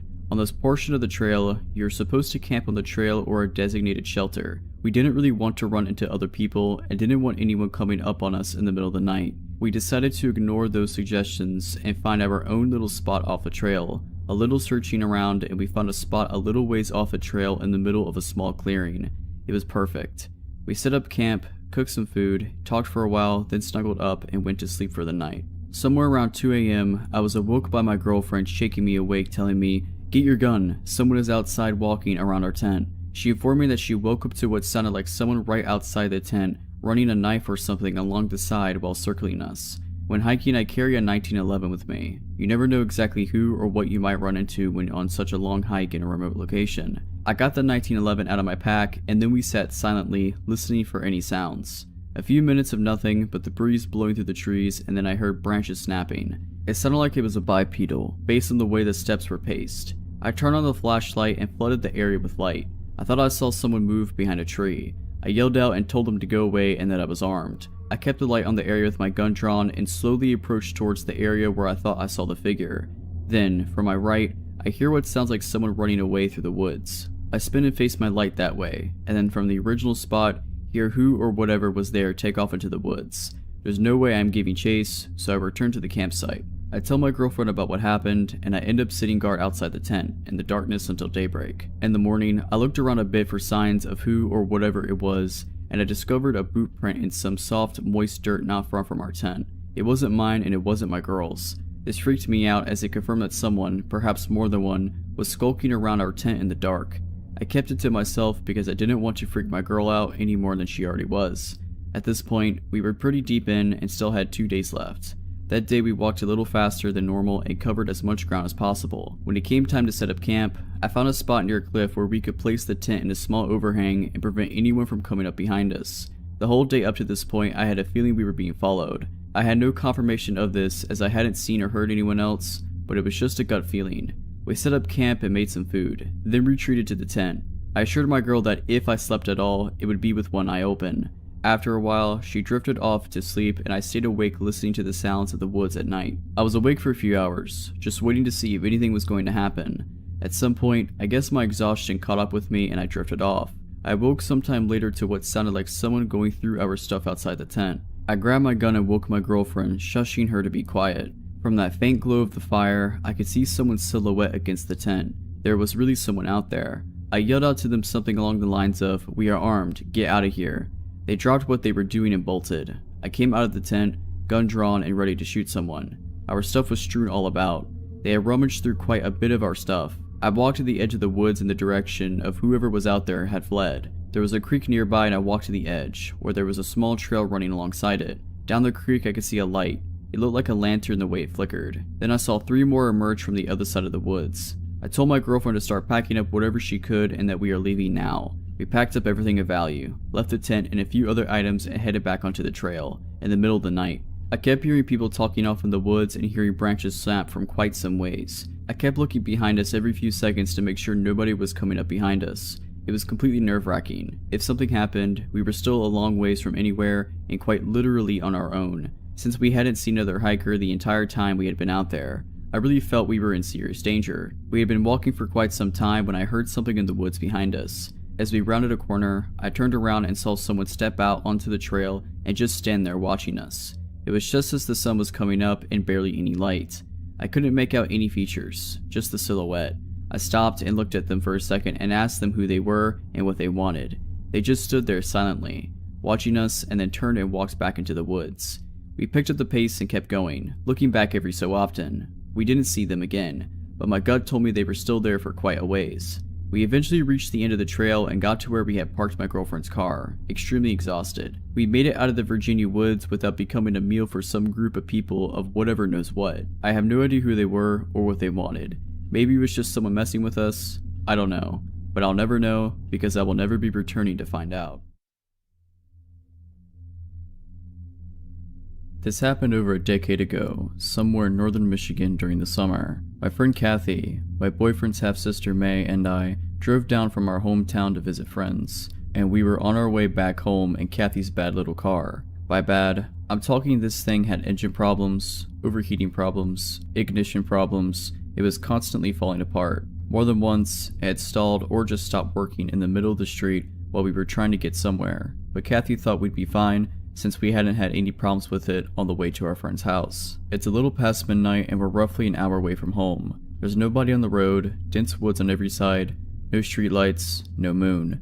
I can barely see past the windshield because I have a form of albinism, which leaves me legally blind in my left eye and with really awful vision in my right eye. My depth perception is terrible, and I can't see more than a few feet ahead of me at most, but usually I can make out lights and other cars when they pass, and sometimes street signs and people when they are close enough. We drove down this narrow, hilly road, and on the descent down a hill, the car makes a strange sound. Kathy starts braking, and we get to the bottom of the hill. The car quits working. Kathy swears and turns on the hazard lights.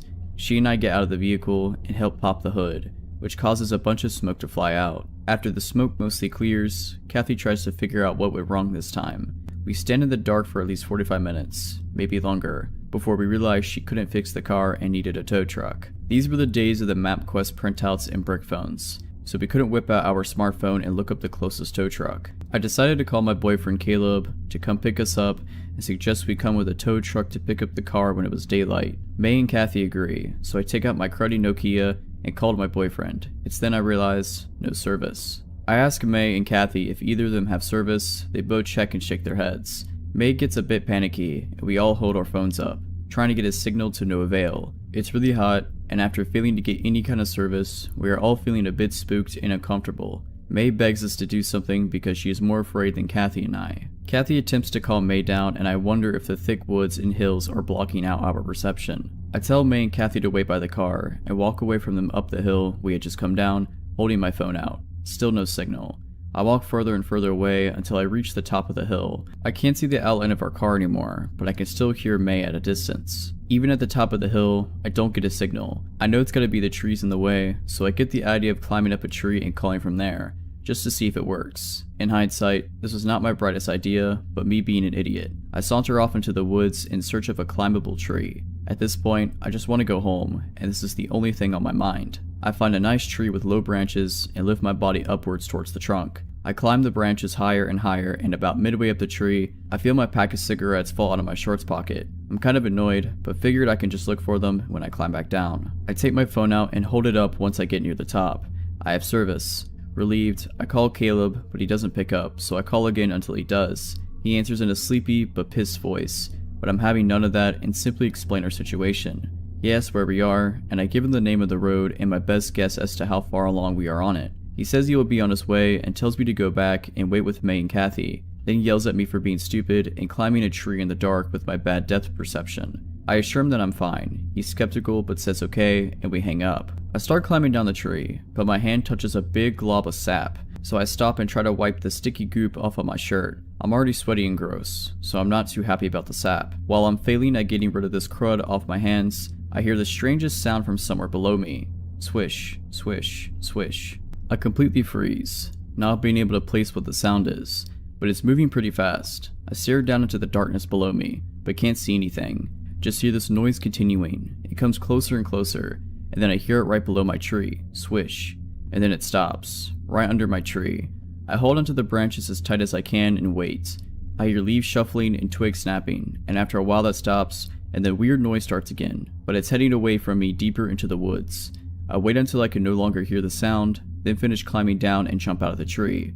It's completely silent now, besides the sounds of the woods, so I grope around on the ground for my cigarettes. I don't find them, so I make my way out of the woods and back towards the road. I jog down the hill, and when I reach the bottom, I notice May and Kathy are not standing outside the car anymore, and the hazard lights are off. I walk over to the car and May rolls down the window a little bit and whispers in a panicked voice, "Elizabeth, where were you?" I point back over my shoulder towards the hill and started to explain that I called her brother, but Kathy yelled, "What are you doing? Get back in the car." I give them a weird look, but Maya unlocks and opens the door and I crawl into the back seat with her, slamming it behind me. Kathy slams the locks and double checks them while May rolls up the window and makes sure the rest are rolled up. One of the windows has never closed all the way, but there's less than a finger space, so it's not too big of a deal, but May's freaking out about it and Kathy has lost her cool as well. I am still confused and ask what the heck is going on. Maya tells me that a bit after I went up the hill, some weird person came out of the woods and ran really funny up the hill in the direction I went. They got freaked out and turned the lights off and got in the car. They thought he had got me. I am honestly scared at this point, because if I hadn't stopped to wipe sap off my hands, I most likely would have got out of the tree at the time I heard the weird noise. I just knew it was that person. I tell them my story, and everybody in the car is super scared, but are relieved that Caleb is on his way. We only have to play the waiting game now. We sit on the road for what seems like forever. The dread we were feeling made time seem like it was going slower than normal. Kathy and May are looking out the windows, surveying the area, and I'm just sitting there hoping Caleb will hurry up and come rescue us. Suddenly, I hear May whine, "What is that?" and she starts crying. Kathy snaps her head to where May is looking and stifles a gasp. I look where they are facing, I see nothing but the dark. But then I hear it through the small opening in the window. Swish, swish, swish. May ducks down, as though doing that will make her invisible, and Kathy hides her head behind the steering wheel. I follow their lead and sort of hunch down in my seat, but the noise comes straight up to the window. I can almost make out the silhouette of a tall, skinny man, and then he presses his face against May's window, and I finally see him. Nobody screams. You'd think we would, but it didn't happen. We all just stared at each other. He looks in at us for a while until Kathy switches her brights on, hoping it would scare him off, but it did nothing. The dude just walked to the front of the car and stood in front of the headlights.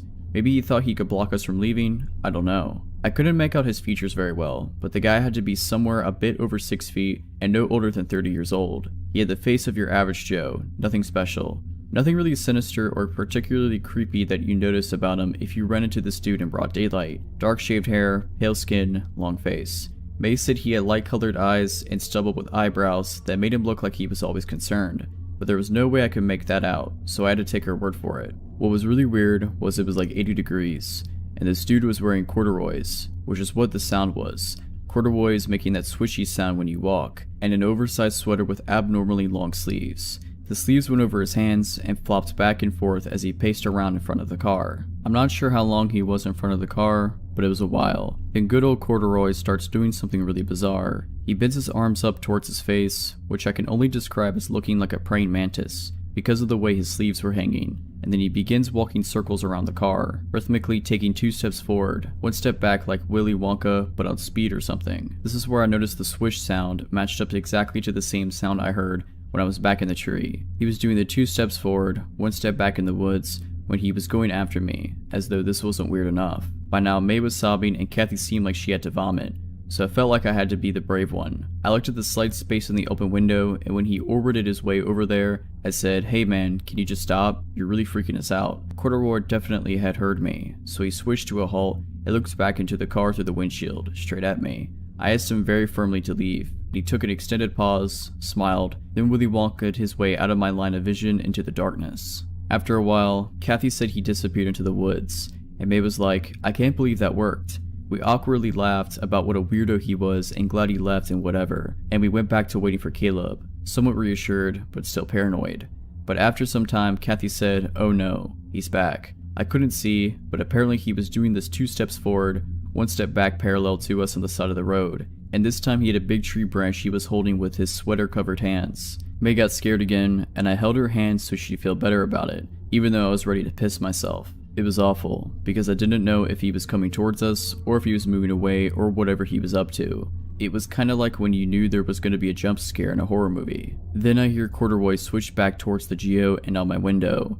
He smacks it with the tree branch. May and I panic, and I scoot as close to her as possible. They see the dude back up into the woods, then come running back and slamming the branch back into my window, like he's jousting with no horse. Thankfully, the window didn't break, but it got terrifying hearing swish, swish, swish, clunk after a while, and he did this repetitively. Kathy perks up in her seat and starts pointing at the road ahead. I see headlights.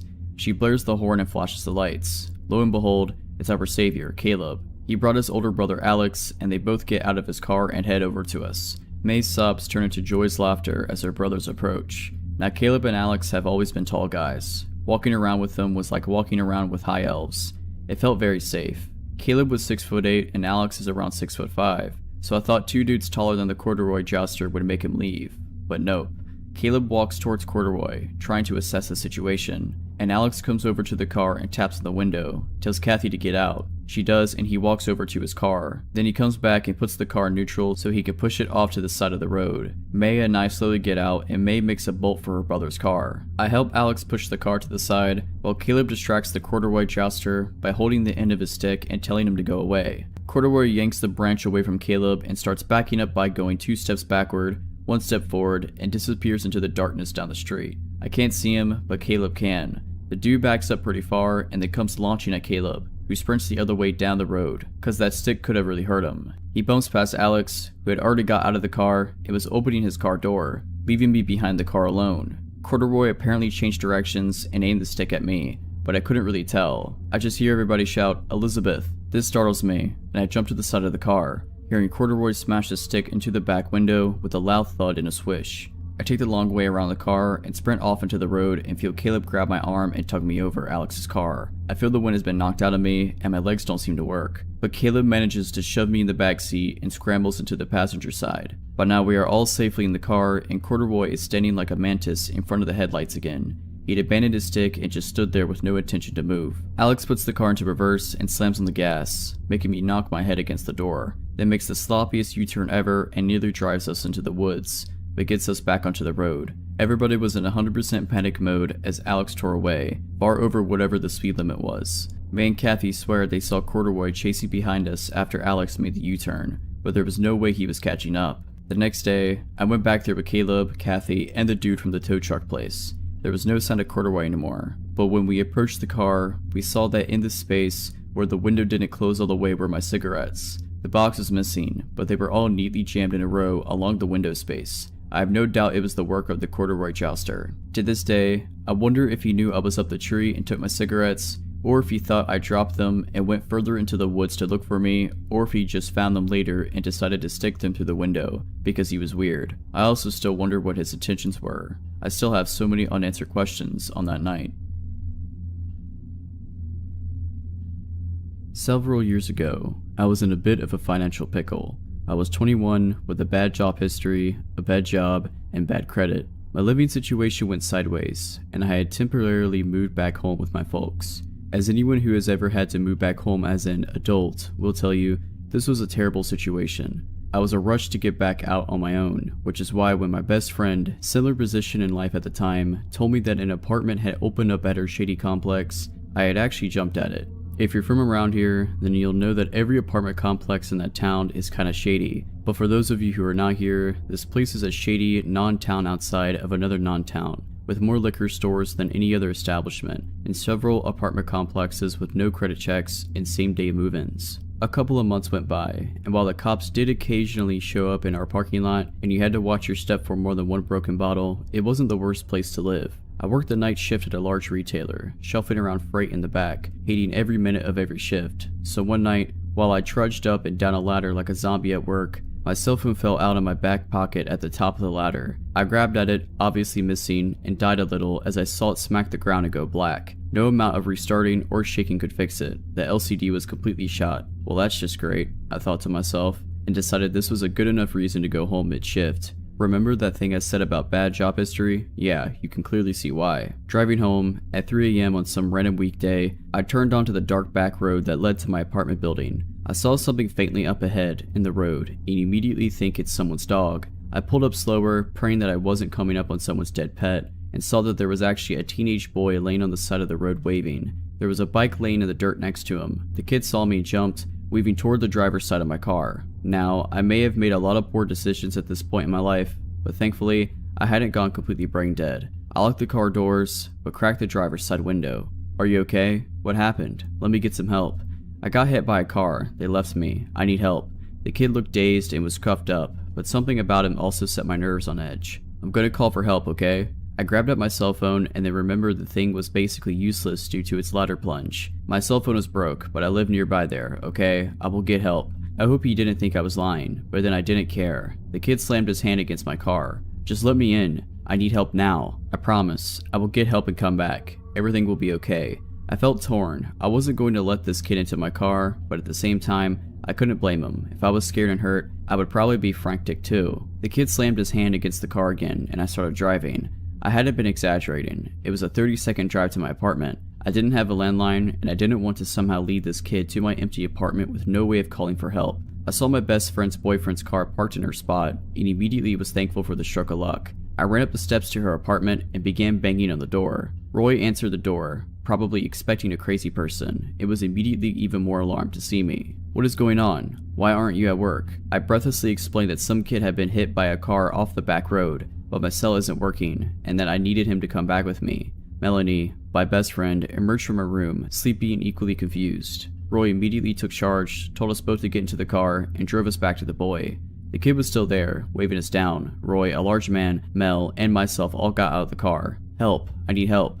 I'm here to help. My friends saw you and came and got me, okay? Calm down. I got jumped by this gang, man. They beat me up and stole my backpack and rode off. The kid said frantically.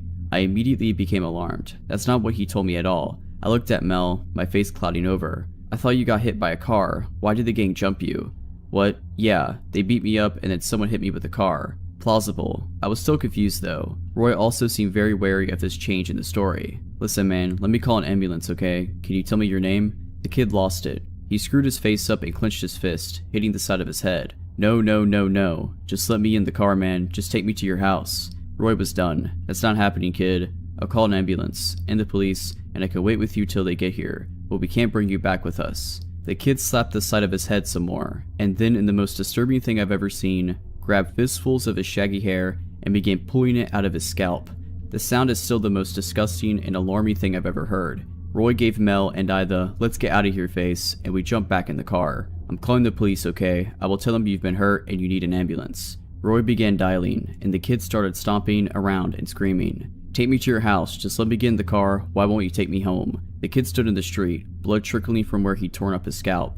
Roy got back in the driver's seat and spoke with the cops as the kid raged outside. He then came to the window, staring so intently at us that I felt like my skin had shriveled up and fallen off. He began kicking the tires, and Roy, clearly over it, drove off. The kid grabbed me frantically at the back of the car. Roy drove past our turn around Peters Creek twice to avoid leading the kid to the apartment complex, and then back down our road. The kid was gone. The bike, the kid, just gone. No idea where he took off to. Clumps of his hair were still on the road. We never saw the kid again. We searched the papers and internet to see if he'd been picked up or if any other strange things had taken place that night, but nothing else ever showed up. What confuses me still about all of it is why he would demand to come back with all three of us. One person could obviously be easily overtaken, but what were his plans for all three of us?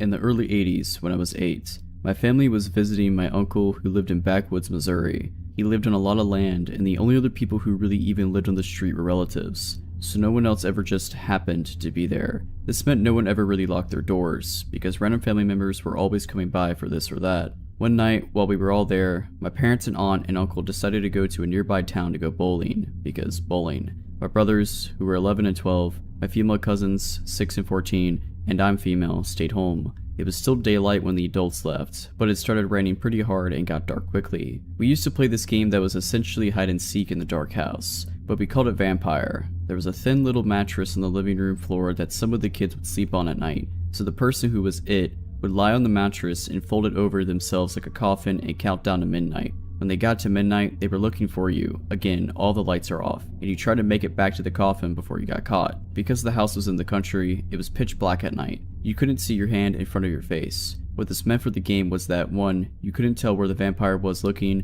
so you just had to make a break for it, and 2, if you were extremely lazy, and I'm sure by now you can guess which one of us met those standards, you could hide in the living room with the coffin and get to base quickly. Ben, my 11-year-old brother, was it and was doing the normal countdown. I was hiding maybe 6 feet from him. As he's counting, there was a flash of lightning. I don't know if I was already looking at the living room window or if the lightning made me look, but with the backlight of the lightning, I see a man with his face against the window. He had his hands on each side of his face as if he's trying to peer in and looks exactly like the stereotypical creepster. Heavy set, scraggly beard, etc. I could feel every hair on my body standing on end. Immediately, I began trying to convince myself that I didn't see what I saw, but then Ben sternly whispered, "If anyone is hiding in here, stay still." I sort of croaked out a, "I'm here," right as there was another flash of lightning. Creepster was still there, but was no longer trying to look in the window. Instead, he was now looking toward the front door. Ben and I immediately knew what was coming next. From where he was standing, Creepster was probably only 5 feet from the front door. Ben was the same distance, but there was a couch between him and the door. Ben leapt over the couch and locked the door right as Creepster started trying the handle. At this point, I guess Ben decided that it was best to let the Creepster know that people were home and that we knew he was there, because he flipped on the porch light and then started turning on the lights in the house. This is going to sound weird, but I was too terrified to panic. Having said that, I was relying completely on Ben to know and tell me what to do. He told me to go lock the other doors and was yelling for everyone else to come out and to lock all the windows. Honestly, the next few minutes are hazy in my mind. I remember everything up until this point extremely clearly. Then I remember the end very clearly, but I'm less clear about the middle. I know that I locked the side door and then the sliding glass door in the back of the house. When we talked about it over the years, some people remember us seeing him out the back door as well. I don't think I remember that. What I clearly recall is locking the sliding glass door and standing there frozen and hearing Ben in a very calm but firm voice say, "Close the curtain, listen to me, okay? Close the curtain." So I did. Ben can't remember that part, and I just remember my fear in Ben's voice, so I'm not sure if I saw the creepster in the backyard or not. We tried to call the police, but my aunt and uncle had a stupid party line and it wouldn't work, either from the storm or from a neighbor leaving it off the hook or whatever. For the second, they are the only people I've ever known with a party line, so this wasn't normal to me either. But for those of you who don't know what that is, in really rural areas, multiple people on the street would actually share a phone line. Would have different rings for different households, but you could pick up on the phone and listen to your neighbor's conversation. We also tried to summon help on my uncle's CB radio, but couldn't reach anyone. My uncle was a hunter, so he had a gun rack full of rifles in his room, but my older cousin was on an out-of-town hunting trip and took them with him. All we could find was a BB gun that looked like a real rifle. I vividly remember Ben putting me on phone duty and Scott, my older brother, on CB duty, while he stood watch at the little square window on the front door with a BB gun. Maybe 30 minutes later, Ben said, "He's back. He's coming up the driveway." The rest of us froze in fear, but Ben opened the front door and stepped out on the porch, pointed the gun and said, "Get out of here right now." Then we hear our cousin Kyle, who lived on the road a bit, say, "You know that's a BB gun, right?" Even though Kyle was only 15, I remember that we felt like we had been saved when he showed up. Kyle seemed really skeptical of our story, like we were playing a trick on him, even though we had no idea that he was coming, but he stayed with us until our parents came home. Honestly, I don't remember if we even told our parents what happened when they got home. There was definitely no police involvement though. We just went on with our trip, but we never played Vampire again without some mention of that night. Alright, but that's it. I hope you enjoyed this video. If you did, make sure to subscribe to my channel, like this video, and comment something down below. But as always, Have a nice day.